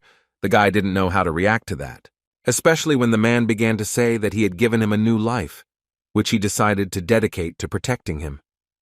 According to Okeju, Juan had too soft a character, so he needed people who could stand up for him if necessary. This man promised to become the sword of the young surgeon, and if he ordered him to jump into a fiery pit, then he would do so, and if he ordered him to fall under the sword, then this would be done. Even though these words were sincere, Juan wanted the man to just live his life and not pursue him. But then he objected, saying that this was his life. His new calling was to protect the young doctor. Not paying attention to such a passionate speech, the guy walked past the unfortunate man and said that he did not need any of this, so he should go his own way. Okju could agree with these words. He would indeed go his own way, but it would not be quite as the young man expected. The next day, the travelers decided to make a stop, but all their appetite disappeared at the very moment when the annoying former member of the Taipings appeared before them again. When he was refused again, he began to come every day and haunt the doctor and his assistants, following them like a shadow. He wanted to achieve his goal. Okju followed the boys everywhere, keeping watch outside the houses of random patients and not forgetting to stop by the roadside inns where Juan was resting. After some time of such bullying, the boy could not stand it and said that the man could do whatever he wanted, as long as he did not bother him, and so he became the guardian of the legendary surgeon. Soon, Juan realized that letting the former traitor stay was a good idea, as he taught him how to use a bow, and the man had to learn to enjoy even such little things as hot food after a long time on the road. While everyone was sleeping, Okju guarded the peace of these young guys who still did not know this cruel life. He felt responsible for their well-being.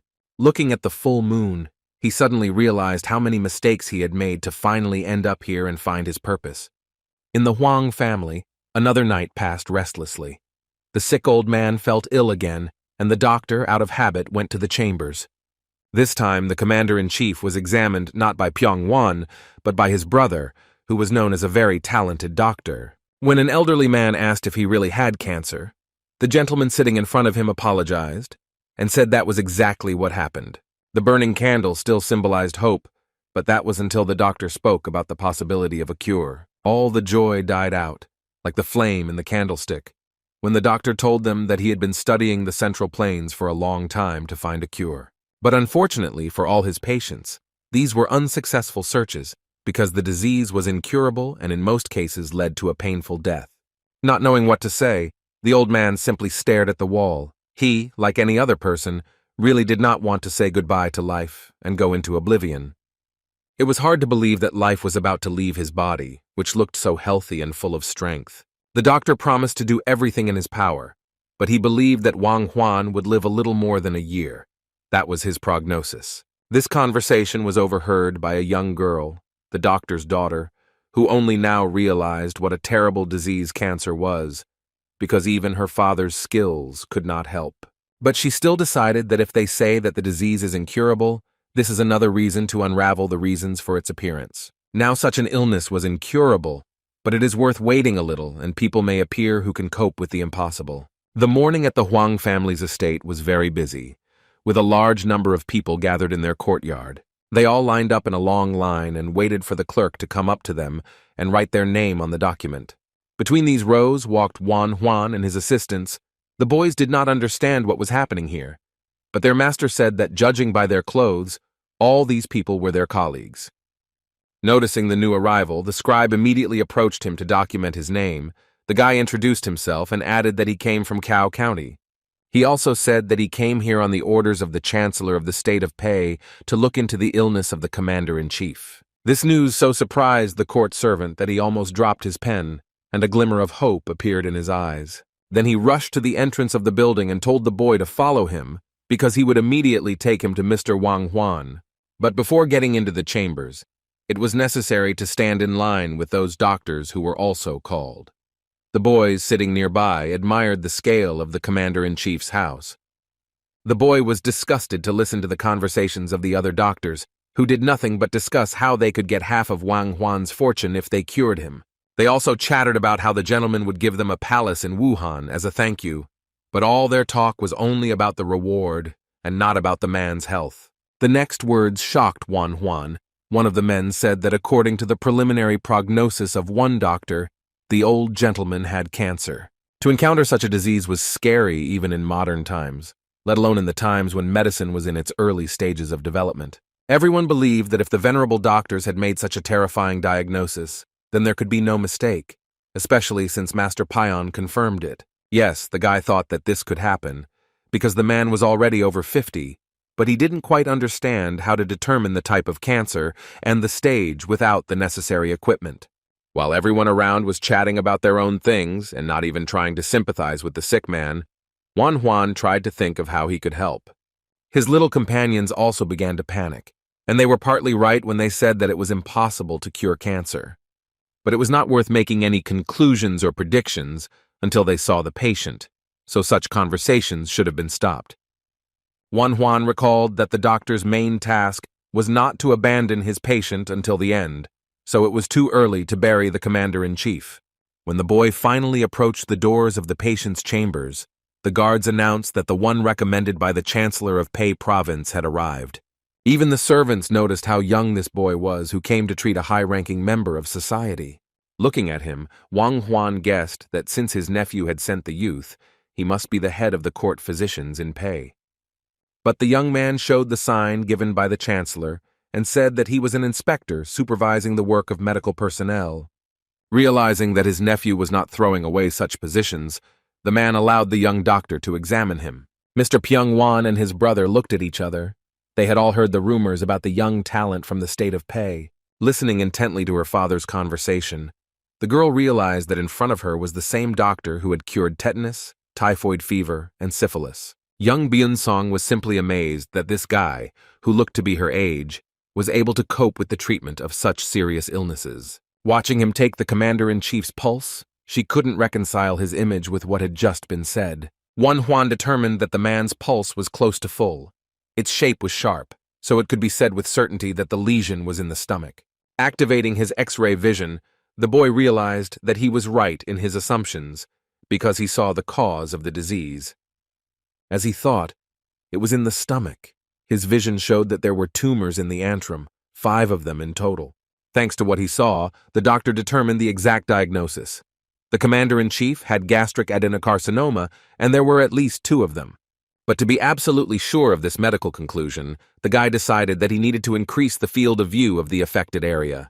His ability obeyed this desire and showed the surgeon even more than he could have wished for. After examining the patient, he felt relief, because the cancer cells had not yet reached the serous membrane. If they had reached the lymph nodes, nothing could have been done. The tumors were only inside the antrum, so there was no need to touch other parts of the body. So if cutting off more than half of the stomach with a subtotal resection could help, it just remains to be seen how to combine this with chemotherapy. Tired of the doctor's long and tense silence, the old man could not stand it and asked what he thought about his illness. When the boy said that the man had most likely been vomiting and had severe abdominal pain recently, Byung-wan and his brother were shocked. But the young man came to the same conclusion as them. Wang-hwan had cancer, only he added that the affected area was in the upper part of the body. Bowing his head, the old man said that everyone kept telling him that he had cancer and that it could not be cured. The elderly doctor examined the young man carefully. No one had said before that the patient had vomited. Moreover, they could not even name the correct symptoms. So it became clear that the rumors were true, and that in front of them was indeed a high-class doctor from the state of Pei. When the gentleman gathered his courage and asked the boy if his illness could be cured, he said that he could not say for sure, but in his opinion there was a chance. These words shocked everyone who heard them, because before that, all the doctors simply threw up their hands and did not give any hope for salvation. Jumping up from his bed, the sick man grabbed the boy by the shoulders and began to ask if he was deceiving him, but looking into Wang-hwan's eyes, he realized that there really was hope. The court doctors did not understand how this young man was going to treat cancer, because everyone had long since figured out that it was impossible. The gentleman also asked himself this question, because he began to interrogate the young man about what he was going to do with his body. Not knowing how to say it more veiled, the guy simply said that he would have to open his stomach and remove the part of the stomach where the tumor was located. The court physicians had never heard of such a method of treatment. It sounded very dubious, but it was the only proposal in recent times. The proud commander-in-chief, who led the warriors into battle, asked with shaking hands if they really wanted to rip open his stomach. Then the fear turned into sharp anger and the old man shouted, saying that the guy was talking nonsense and such an action would not help him recover. Everyone in the room wondered how a person could survive such an intervention. But Wang-hwan, without the slightest embarrassment, said that he saw no other way to solve this problem, since he lacked the skills. However, even with such skills, The guy could say with absolute certainty that there was no other way to cure the disease. The day was drawing to a close, and a beautiful sunset painted the world in purple tones, hinting that it was time to rest. Juan entered the master's chambers during the day, and came out when the sun had already set below the horizon. He was so tired that even his assistants noticed it. The guy said he was yelled at several times, but that it was a normal reaction to the news that the commander-in-chief needed to have his stomach ripped open. So it was worth waiting until the man thought everything over and gave his consent to the operation, because forcing him was wrong. Then Okju spoke up and expressed a desire to say something to the doctor, who allowed him to do so. He told a piece of news that was completely off topic, but despite this, was no less important. It turns out that the storekeeper, Chudak, had an intestinal disease. He claimed that he had pain in the lower right part of his abdomen. This case was similar to the previous one, and the man decided that the doctor could help. It made sense, because if Juan could help the storekeeper, it might convince the commander-in-chief. Coming close to Okejun, the young man looked at him carefully, after which he thanked him for his sound advice and the necessary information. But he warned the man never to offer him to bargain with a patient again, as it was wrong. After that, he turned around abruptly and ordered the guys to follow him, because they still had work to do this evening. Instead of holding a grudge against such harsh behavior, Okeju realized that the doctor reacted this way because he was too kind to all people, even people like him. He was pleased to be a part of all this, to look after the children and ensure the safety of the doctor. It was clear that this was his calling. At night, when everyone had long since gone to bed, only one room in the palace had lanterns burning. The court physicians came to see Lord Wang Huan again to check on his condition after a hard day filled with shocks. The man was still awake, eager to talk to them about the young doctor and ask what they thought of his treatment methods. The elderly doctor said that despite the risk, he considered the operation to be the right decision, which would help directly remove the cause of the disease, but he had not yet heard of such manipulations being performed. These words made the old man think that perhaps he really should allow someone to dig around in his insides. But since he did not really trust the unfamiliar boy, the old man asked the doctor to monitor all the actions of the young man and be present during the operation. He bowed like a humble servant and said that he would never have thought of refusing his master. Before you become a surgeon and cut living flesh, it's worth practicing on more inanimate specimens first.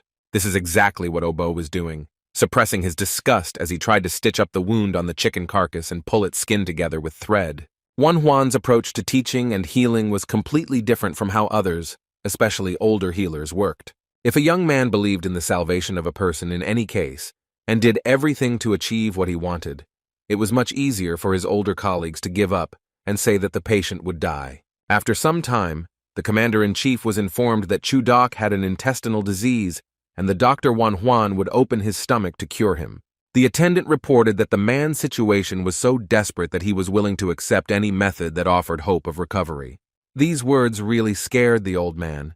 He couldn't believe that someone would voluntarily go under the knife and allow themselves to be cut. Everyone was so shocked by this information that the servant was immediately bombarded with questions about whether the doctor was really treating the patient right now. But no, according to rumors, he would do it tomorrow. The commander-in-chief listened in surprise as the doctor asked Chudak to fast today, and that tomorrow morning he would do what he said. Juan had enough intelligence to draw an analogy between his situation and this one, and realized that he too had no choice. So he surprised everyone standing in the room with his question. He was interested in where the Dr. Huang was now. Getting out of bed, the old man ignored all warnings that it was better for him to lie down and rest. After all, he understood that he needed to meet the boy right now, otherwise it might be too late. So after some time, when it was already deep into the night, a dear visitor came to the Huang family's house. At such a late time, Juan had not yet explained to anyone the step-by-step process of the operation and the possible consequences. The court physicians unanimously declared that after hearing all this, they could conclude that this was a very dangerous undertaking. They understood that simply opening the abdomen was already a terrible thing in itself, but the young man was going to cut off the internal part of the organ, which was simply unthinkable. But at the same time, they were all incredibly interested to see how the boy would manage to open the stomach and treat the internal organs, and then put in stitches and save the person. It all seemed extremely absurd, but the commander-in-chief was not one to be timid, so he made a decision. He told the doctor that he had to see the operation he was going to perform on the storekeeper, after which he would be able to make his final decision. The court physicians did not expect at all that their master would go on this adventure and would actually observe the operation that Chudoku would do. After listening carefully to the man, Juan realized that if he realized that his actions would not be destructive, he would agree to the operation. But still, one should not forget about the rules of the operation. So to the old man's surprise, the legendary surgeon was forced to refuse him this request. Such impudent behavior irritated the man, because the commander-in-chief was not used to being told no. The gentleman shouted and asked how such a scoundrel could say such things and refuse a man who occupies a high position in the state. The boy could only close his eyes and sigh heavily when they started talking about how he was forgetting who was in front of him. The problem was not respect, but that the guy could not allow infection, because if outsiders were present during the operation, there would be a risk of infection. He ended up in a time when there were no autoclaves or even simple antiseptics that help kill germs. All that was left was to hope for a miracle and use clothes sterilized in boiling water as a means of getting rid of bacteria. And in a situation like this, it was impossible to increase the chances of infection because everything could go to hell. It was a really bad idea to refuse the commander-in-chief, but unfortunately, he really couldn't watch the process for now. Not understanding the reason for such unheard-of rudeness, the old man began to ask questions about why he was forbidden to do this. To the doctor's surprise, the boy answered absolutely calmly that this could endanger patients. He decided to ask again whether if the gentleman joined in, the patient might have problems. Juan nodded his head and said that it was not about Juan himself. Anyone who joined this process without preparation could cause harm. Bowing, he asked that his explanations be treated with understanding, since he was not asking for anything out of the ordinary. He just wanted the patient's health to be put first, because nothing could be more important than that. These words made the men think. They realized that they had behaved like capricious children when they demanded that they be given what they wanted. Here a thought came into the court doctor's head. He asked if the participant in the operation was prepared. Then could he join the process? The guy nodded his head affirmatively. The elderly physician was delighted and said that he could do it then, but Juan cut off the conversation and said that he would not give permission. He explained that the patient was dear to the commander-in-chief, and if he was prepared, he could join, but the doctor had no reason to do so. This speech seriously angered Pensong, who considered the guy's behavior to be very provocative and disrespectful towards her father. The guy put an end to this conversation when he said that, apart from the commander-in-chief, only he and his students would be at the operation. These words had no effect on the old man. He grabbed the guy by the clothes and began to beg him to let him near the operating table. If not him, then let him at least take his daughter, who could share her experience with him. It was her scream that interrupted this pathetic conversation. She asked her father to stop humiliating himself in front of this worthless boy. She believed that his thinking did not seem as wonderful as the amazing abilities described by his former patients. Juan quietly listened attentively to the speech about how the girl had been taught from a young age that doctors should only think about saving people. She said that this is why her father always shared his techniques with others and helped mentor young professionals. But Mr. Huang tried to hide his methods. She asked how he differed from those who followed only their own fame. Byun-song didn't deny that the guy's skills might be excellent, but she didn't want to see the healing art of such a doctor. Smiling, the young man realized that he had not met such an honest lady with such a strong mind for a long time. He even felt a little ashamed to admit that she was indeed right. Of course, his words could be misinterpreted, but the fact that this girl was able to gather the courage to say it was impressive. Even her father was surprised by this impulse, so he began to pull her back and ask her to keep quiet, because everything indicated that she had character. Scratching his head, the boy said that his skills could not be called a secret technique. It was a simple operation, but that was not the problem. He explained that he might be considered arrogant, but this operation could not be repeated simply by looking at it from the outside. In his soul, there were fears that such manipulations could be done incorrectly by someone, and he would be held responsible for it. It couldn't be any other way, because in front of him stood doctors who were drawn to master new techniques that would save people, but before that, they could destroy them. This is when the troubles begin, because inexperienced surgeons will try to apply what they saw on patients without having experience. Because of this, they can take someone's life. He then added that the doctors who were observing him had made such a mistake, so he could not be sure that they would not try to repeat it. The guy was convinced that if a doctor wants to study medicine, he needs practice, and seeing a cut once is not enough.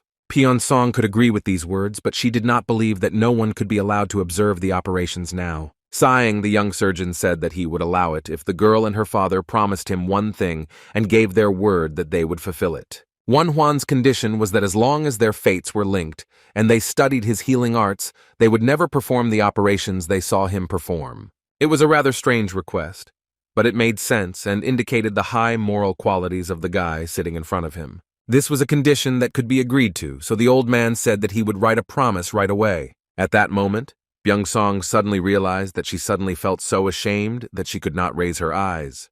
Before her stood a man who was truly a healer from God and could do things that were not even written about in medical books. Morning came, the sun was shining and delighting the townspeople, but not everyone could enjoy its rays this morning. Some greeted the day lying on the operating table, but the young surgeon's day began with him making preparations for the operation. A little later, Mr. Hwang, Byung-won, and his daughter arrived. They fulfilled all the doctor's requirements, put on sterile cotton clothes, masks, and took into account the peculiarities of behavior during the operation. When they entered the chambers, the guy once again asked them to follow all the rules. Otherwise, he would have to kick them out of here in the middle of the process. Adjusting the mask on his face, the commander-in-chief said that he understood everything and he would not allow any of them to make a mistake. Looking at the boy, the man thought that the confidence of this puppy was simply amazing. He had a firm hand and a strong character. For now, he's decided to just watch, but if all his bravado turns out to be just talk, he won't sit idly by. Wang Huan was determined to see that this young man's words were backed up by action. The surgeon was a little uneasy about the presence of 3 strangers, but despite this, he announced the start of the operation. The first thing he had to do was use the needle correctly, and here what he had learned from Bon came to the rescue. The patient was already unconscious, so it was possible to safely inject needles into the necessary places on his right leg.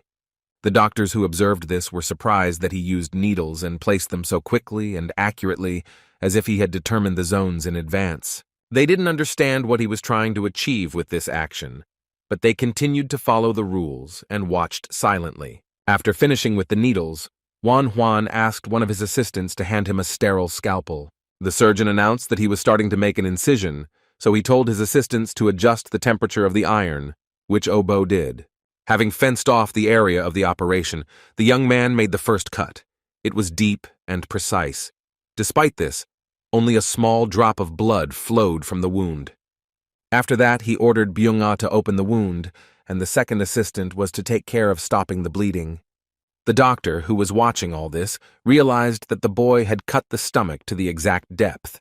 If he had gone deeper, he would have touched the insides. His work was simply amazing.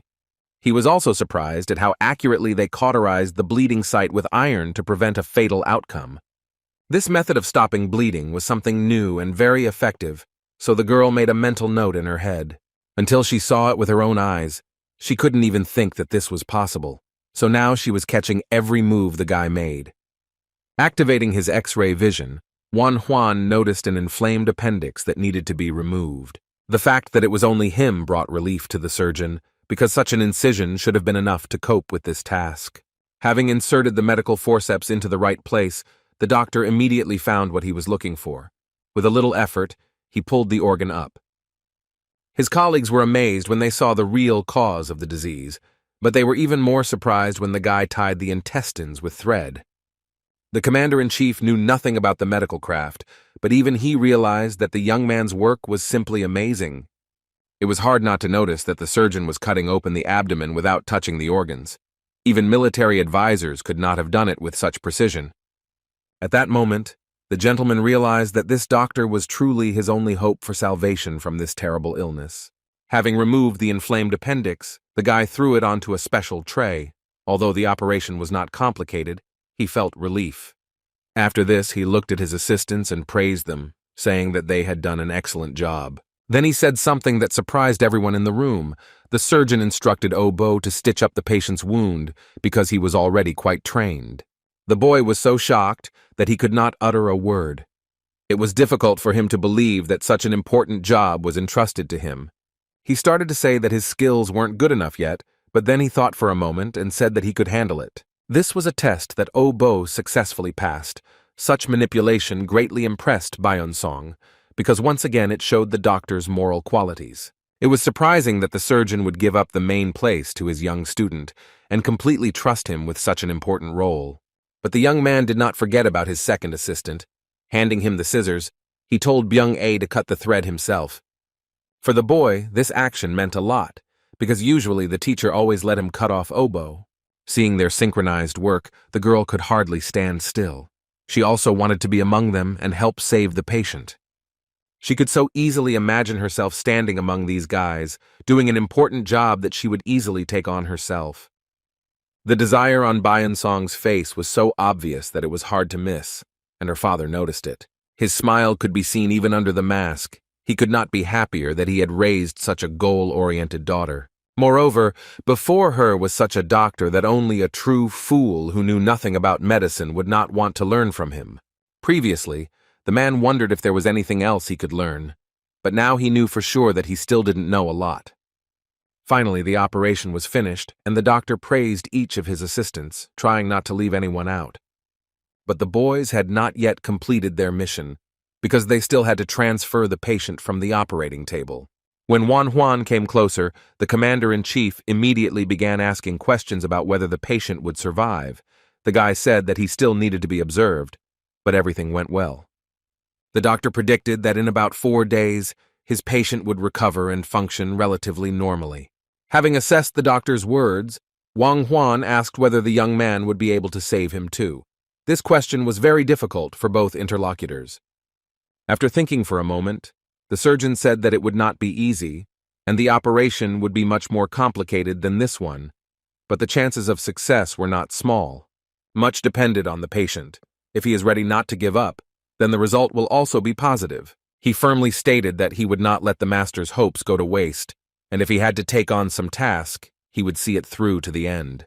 The young man's confidence was transmitted to the master, and patting him on the shoulder, Wang Huan told the doctor that he was not going to give up. From that moment on, the process of preparation for the operation was launched. The boy, together with the court physician, prepared the necessary herbs as a pain reliever. The patient's stomach also needed to be prepared, so he drank special cleansing decoctions that were brought to him every day. The assistants, who were especially important in the upcoming operation, were not left without attention, so their knowledge had to be impeccable. Even though things didn't always go smoothly, the kids didn't leave any opportunity to learn something new, even though it often seemed incomprehensible to them. Byun-song watched the learning process with interest, wanting to be in the place of a little village boy for the first time in her life. Sometimes she managed to hear some information, but almost always these were only fragments that did not really explain anything. When she eavesdropped once again, her father found her and almost told Huang that she was spying on him. The old man decided to remind his daughter that virtue is the most important quality of a doctor, and then comes the way of thinking. Continuing his words, the girl muttered that the third quality was the ability to save a person. She remembered every word. Such attentiveness and prudence could not but please the old man, who always tried to instill the right values in his daughter. He asked her why she hesitated if she knew so much, and the girl herself desperately wanted to find an answer to this question. These words surprised Byun-song, because there was clearly a hidden subtext in them. Her father loved to speak in hidden riddles.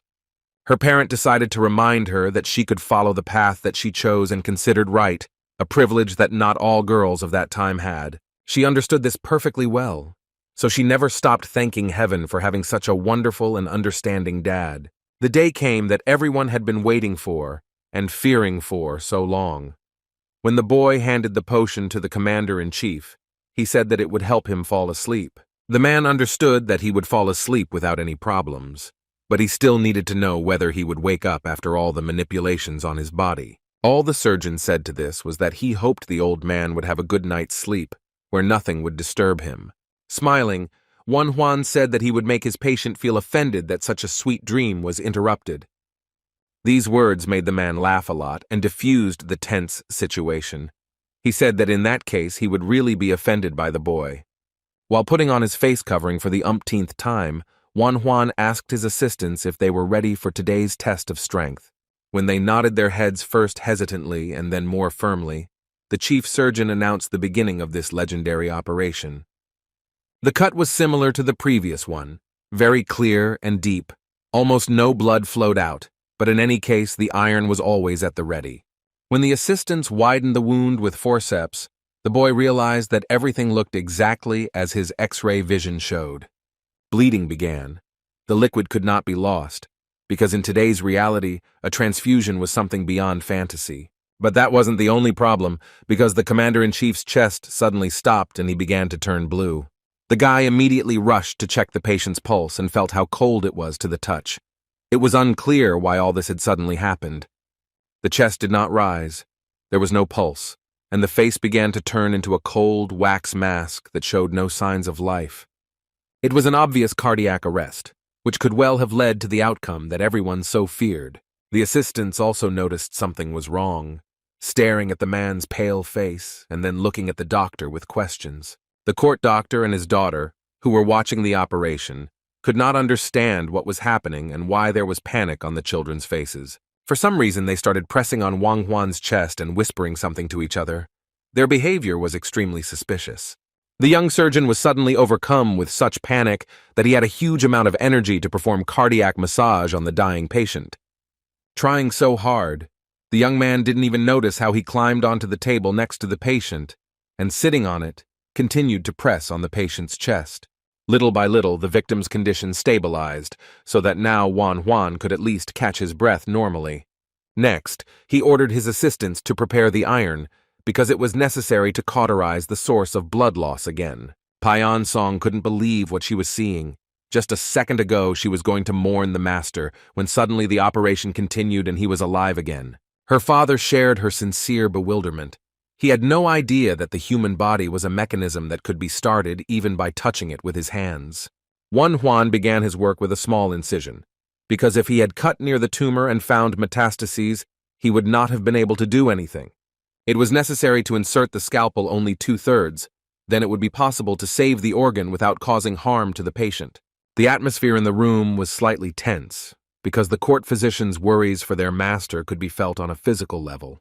But after the guy successfully removed the piece of organ that was being collected, relief washed over him. It was lucky that the serous layer was not affected, but several lymph nodes became inflamed, and it was difficult to understand whether there were metastases there. It was worth removing all the inflamed nodes, because stomach cancer could easily spread further into the lymphatic system. It was also very important to preserve the vagus nerve as best as possible, since removing it was strictly prohibited. While performing the operation, the doctor did not forget to instruct his young assistants, showing them the insides.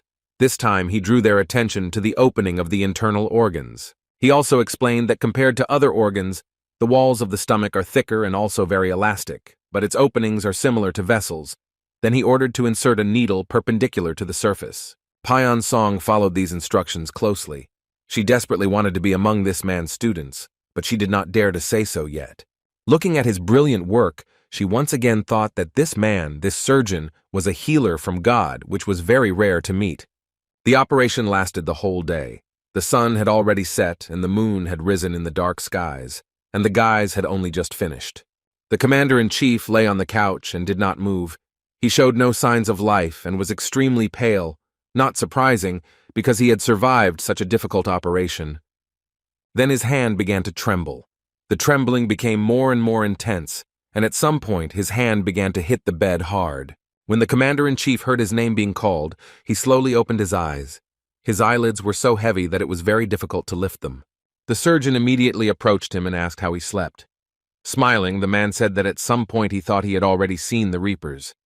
He tried to get up, but a terrible pain in his stomach stopped him, and he groaned as he returned to his place. It seemed that the gentleman had forgotten that his stomach had literally been cut open. Grabbing his hand, Juan strictly ordered him not to touch the wound, as it needed time to heal.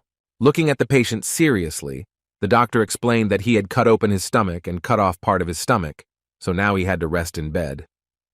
He also said that it would be extremely uncomfortable for some time, but the gentleman had to get used to it, and it was also necessary to watch his diet and get more rest. The suffering did not stop, and Juan asked if it would get worse, because it was simply unbearable now.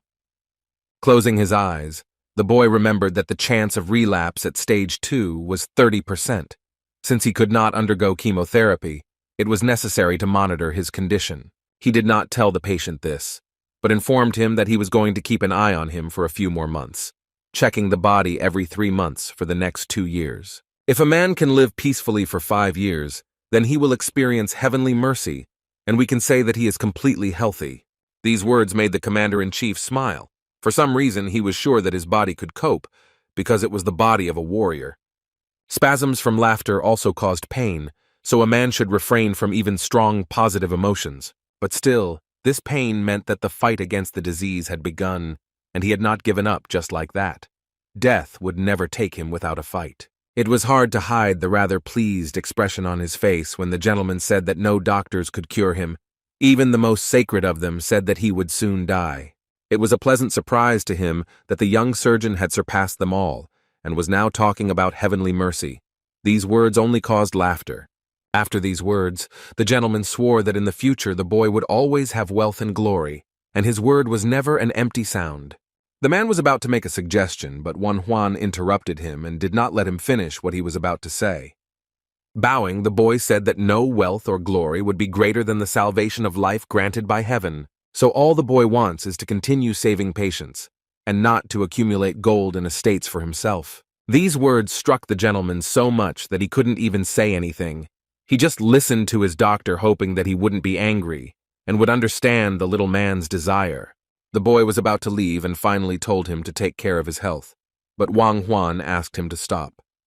Once again, this young man disobeyed the order, saying that he would not interfere with the commander-in-chief having a good rest. After finishing his business, Juan decided to finally visit his home and see his relatives whom he had not seen for quite a long time. Seeing a familiar figure approaching the estate, Uncle Wang Sam exclaimed happily, asking how much time had passed since the master's last visit. Smiling, the boy asked if it was too difficult to accompany his brother. The man replied that it was his job, which he did with pleasure. When a familiar voice was heard in the courtyard, Huabong immediately jumped out of his room and ran to meet his younger brother. The boy apologized to his elder for arriving a little later than he had promised, but he replied that it didn't matter because they had done a great job. While sipping hot and aromatic tea after the journey, Juan asked how things were going with their mother, who had also recently undergone surgery. The brother said that she felt great and invited all their relatives to have a feast in honor of her sons. It was a real relief to hear this, because everything Juan did was aimed at helping the people close to him. Then suddenly, Huabun became interested in whether the young doctor had cured His Majesty's uncle, who was in critical condition. The guy's voice became more somber as he explained that the man had cancer, but fortunately the operation was successful. These words shocked the man. He could not believe that his little brother had managed to cure such a complex disease.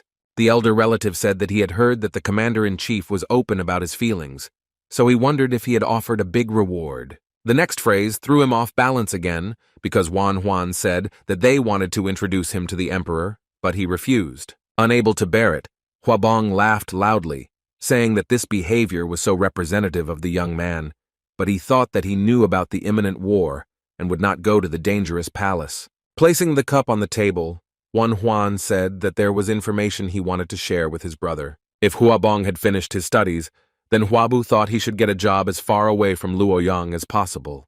The eldest member of the family listened in surprise as the young man said that he needed to do this now, because it would be very difficult to change in the future, so he should move far away. Realizing that the boy knew something that he shouldn't know, it was decided to listen to his advice.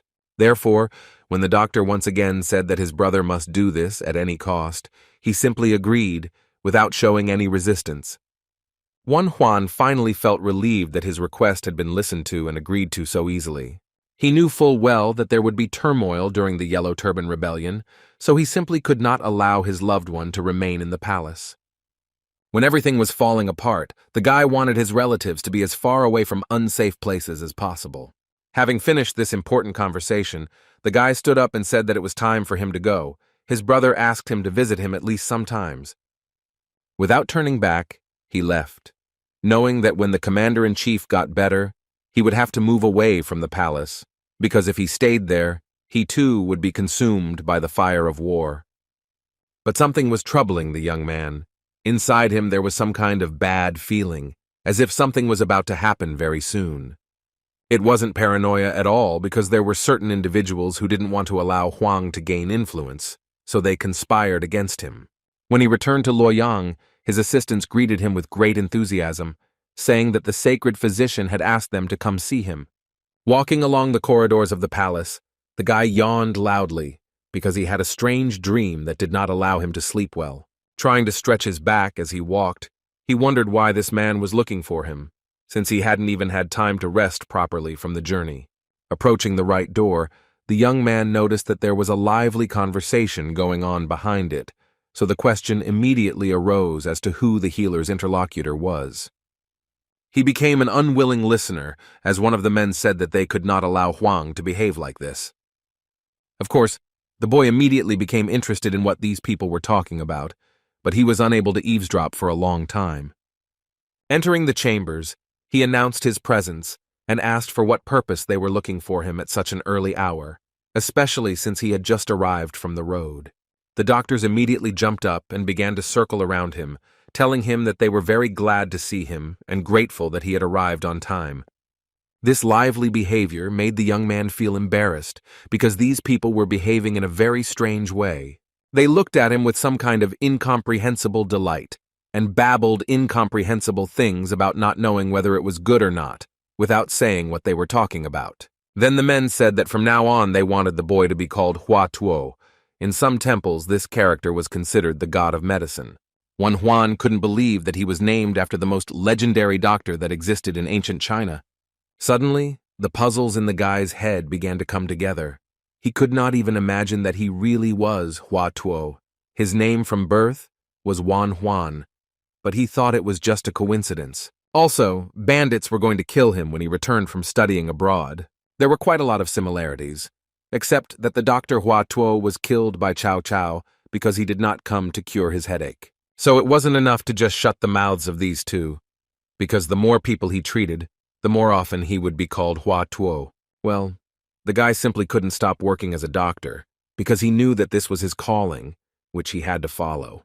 So having thanked the men, the young man said that he did not deserve such a great name, and therefore refused to take it. They were extremely surprised when the young man demanded that they take back their words and stop calling him that. The next morning the boy woke up again in a bad mood. He felt sluggish and tired. He understood that he had arrived at a time when he would be drawn into trouble in any case, but he himself wanted to cure as many people as possible, which is why he had arrived at such an era. It was strange to think that there was a possibility that he would live the life of Hua Tuo, who was about 40 years old when the Yellow Turban Rebellion began, and he was now only 16. Scratching the back of his head, the guy realized that everything was very confusing now, and he didn't understand how to proceed further. He was distracted from these thoughts by a knock on the door. Some voice, clearly female, was calling his name. The surprised doctor said that the newcomer could come in, since he had just gotten up and was ready to leave the room. Suddenly, Byun Song entered the room. Her expression was very gloomy, and she was clearly worried about something because she was acting very quietly and cautiously. She looked at Wan Huan carefully and asked if they could talk to him, since she had something to discuss with the guy. For some reason, this request greatly embarrassed the young man. He suddenly stood up and began to walk restlessly around the room, after which he asked if the girl wanted something to drink. Without answering this question, Byung Song obediently bowed her head and apologized for being rude and disrespectful to him and for doubting his abilities. The guy suddenly remembered how she snapped at him on the first day they met, when he was amazed by her directness and sharp tongue. He laughed and said that anyone could have a breakdown like that, so he didn't hold any grudge against her. Her further actions surprised him even more. The young lady fell to her knees and began to beg him to take her as a student. The lady began to enthusiastically tell me that she really wanted to study medicine and had always been interested in this craft because it brought great benefit to people. Looking at this picture, the young doctor did not know how to behave, of course. Any doctor would like to learn something new, but he did not know whether he should take a student. He told the girl to stop behaving like that and get up on her feet, but she said that she would only get up if she was accepted for training. In this, she was very much like her father, who was also stubborn when it came to new methods of treating patients. Closing her eyes, the lady bitterly realized that it looked like her manipulation would not work, and she would never be taught to help people. But to her surprise, Juan said that they wouldn't be able to work together normally if she persisted so much in his words. First of all, the guy thought that it was worth talking about what the girl wanted from him and what knowledge he expected to receive during the course of his studies. Embarrassed by this question, Byun-song began to quickly rise to her feet and say that she was in a hurry, which is why she acted so expressively. These words made Juan smile, and he repeated for the umpteenth time that he liked this unconventional view of things that was inherent in the girl's thinking. After all, in his opinion, the development of a doctor begins with thinking. It serves as a starting mechanism and helps to find non-standard ways out of a situation. Then he asked if she had received her father's permission, but she was not allowed to answer because an old man entered the room and said that he was giving his blessing. He thought it would be better if Song studied with a doctor like Juan rather than him. Taking the guy by the hand, the man said that his daughter was a very smart girl, so she would be able to compete with any candidate for studying with him. The speech was beautiful and very sweet, but the only thing that embarrassed the guy was that the man kept calling him by the name Hua Tuo. Deciding not to focus on this, the guy invited the family to sit down at his coffee table and discuss everything in detail. After all, before taking someone as his student, he had to say something, and only then could the issue of training be decided. For some reason, these words made Byung-won and his daughter very tense. They began to ask what was the matter, because they had not done anything that could offend the doctor. But the matter was different, since the guy did not take money from any of his students. He would not take it from the girl either. In return, he would give her a task. She will need to brew decoctions, clean and process medical instruments. That is, she will have to do all sorts of little things, and this does not depend on the status she has. Also, along with medicine, she will study martial arts, because it will not be possible to treat patients without endurance, and he was also a very strict teacher. This factor can be off-putting. To sum it up, Byun-son will not be studying with a classical teacher. Juan's approaches were completely different, but no less effective. While the girl remained silent, the young man said that he could not take a student who did not have the determination to make the right choice. The words hurt the lady a little, so she frowned and firmly said that she would do whatever the doctor ordered. It was clear that she was ready for anything. If she was allowed to study the art of healing, Song claimed that she would endure everything and follow her teacher. The answer pleased the young man, so he stood up, bowed, and said that training would begin tomorrow. The only thing the elderly father asked for was to take care of his beloved daughter, who so desperately dreamed of becoming a doctor. This long conversation finally ended because Huang's young assistant burst into the room and began calling out to him in alarm. The boy said that the commander-in-chief was looking for a healer, so it was worth going to his chambers. Sitting on a chair by the window, the gentleman allowed 2 maids to cover his shoulders with a warm robe. The young girls happily took care of the man as if he were their own father. Finally, the young man who had performed the brilliant operation on him arrived. He bowed and asked why he had been called. Bad thoughts immediately came to mind. Perhaps the commander-in-chief was not feeling well, but he said that he called the guy on another matter and asked him to come closer. Smiling slightly, the old man said that he had heard very interesting rumors that from now on the boy would be called by the nickname Hua Tuo. This news was not at all good for Juan, because it meant that the rumors were spreading at an incredible speed and had even reached the commander-in-chief. So he said that he received this name undeservedly and had no right to bear it, to which the man laughed and said that everything was fair, because the doctor managed to cure cancer. But this argument was cut short because the commander-in-chief suddenly became interested in how old the guy was turning this year. He said that he would be 16 years old, after which the question followed whether he was still engaged. Surprised, Huang answered that he was not. The conversation that followed became a real nightmare for the boy, because the commander-in-chief began to praise his beautiful granddaughters and ask if he wanted to establish ties with his family. Trying not to offend his patient, the young man said that he was not going to get married, but wanted to wander the world and study medicine for the next 10 years. But the old man added that the boy should not pay attention to him if he already liked someone, because by marrying his granddaughter, he could take more wives. Juan was seething with irritation inside, but he didn't show it, and said in a reserved manner that this was too much for him, and he wouldn't dare to associate himself with the commander-in-chief's family. After a short silence, The gentleman said that now he too thought that the rumors that the Dr. Huang was a eunuch were true.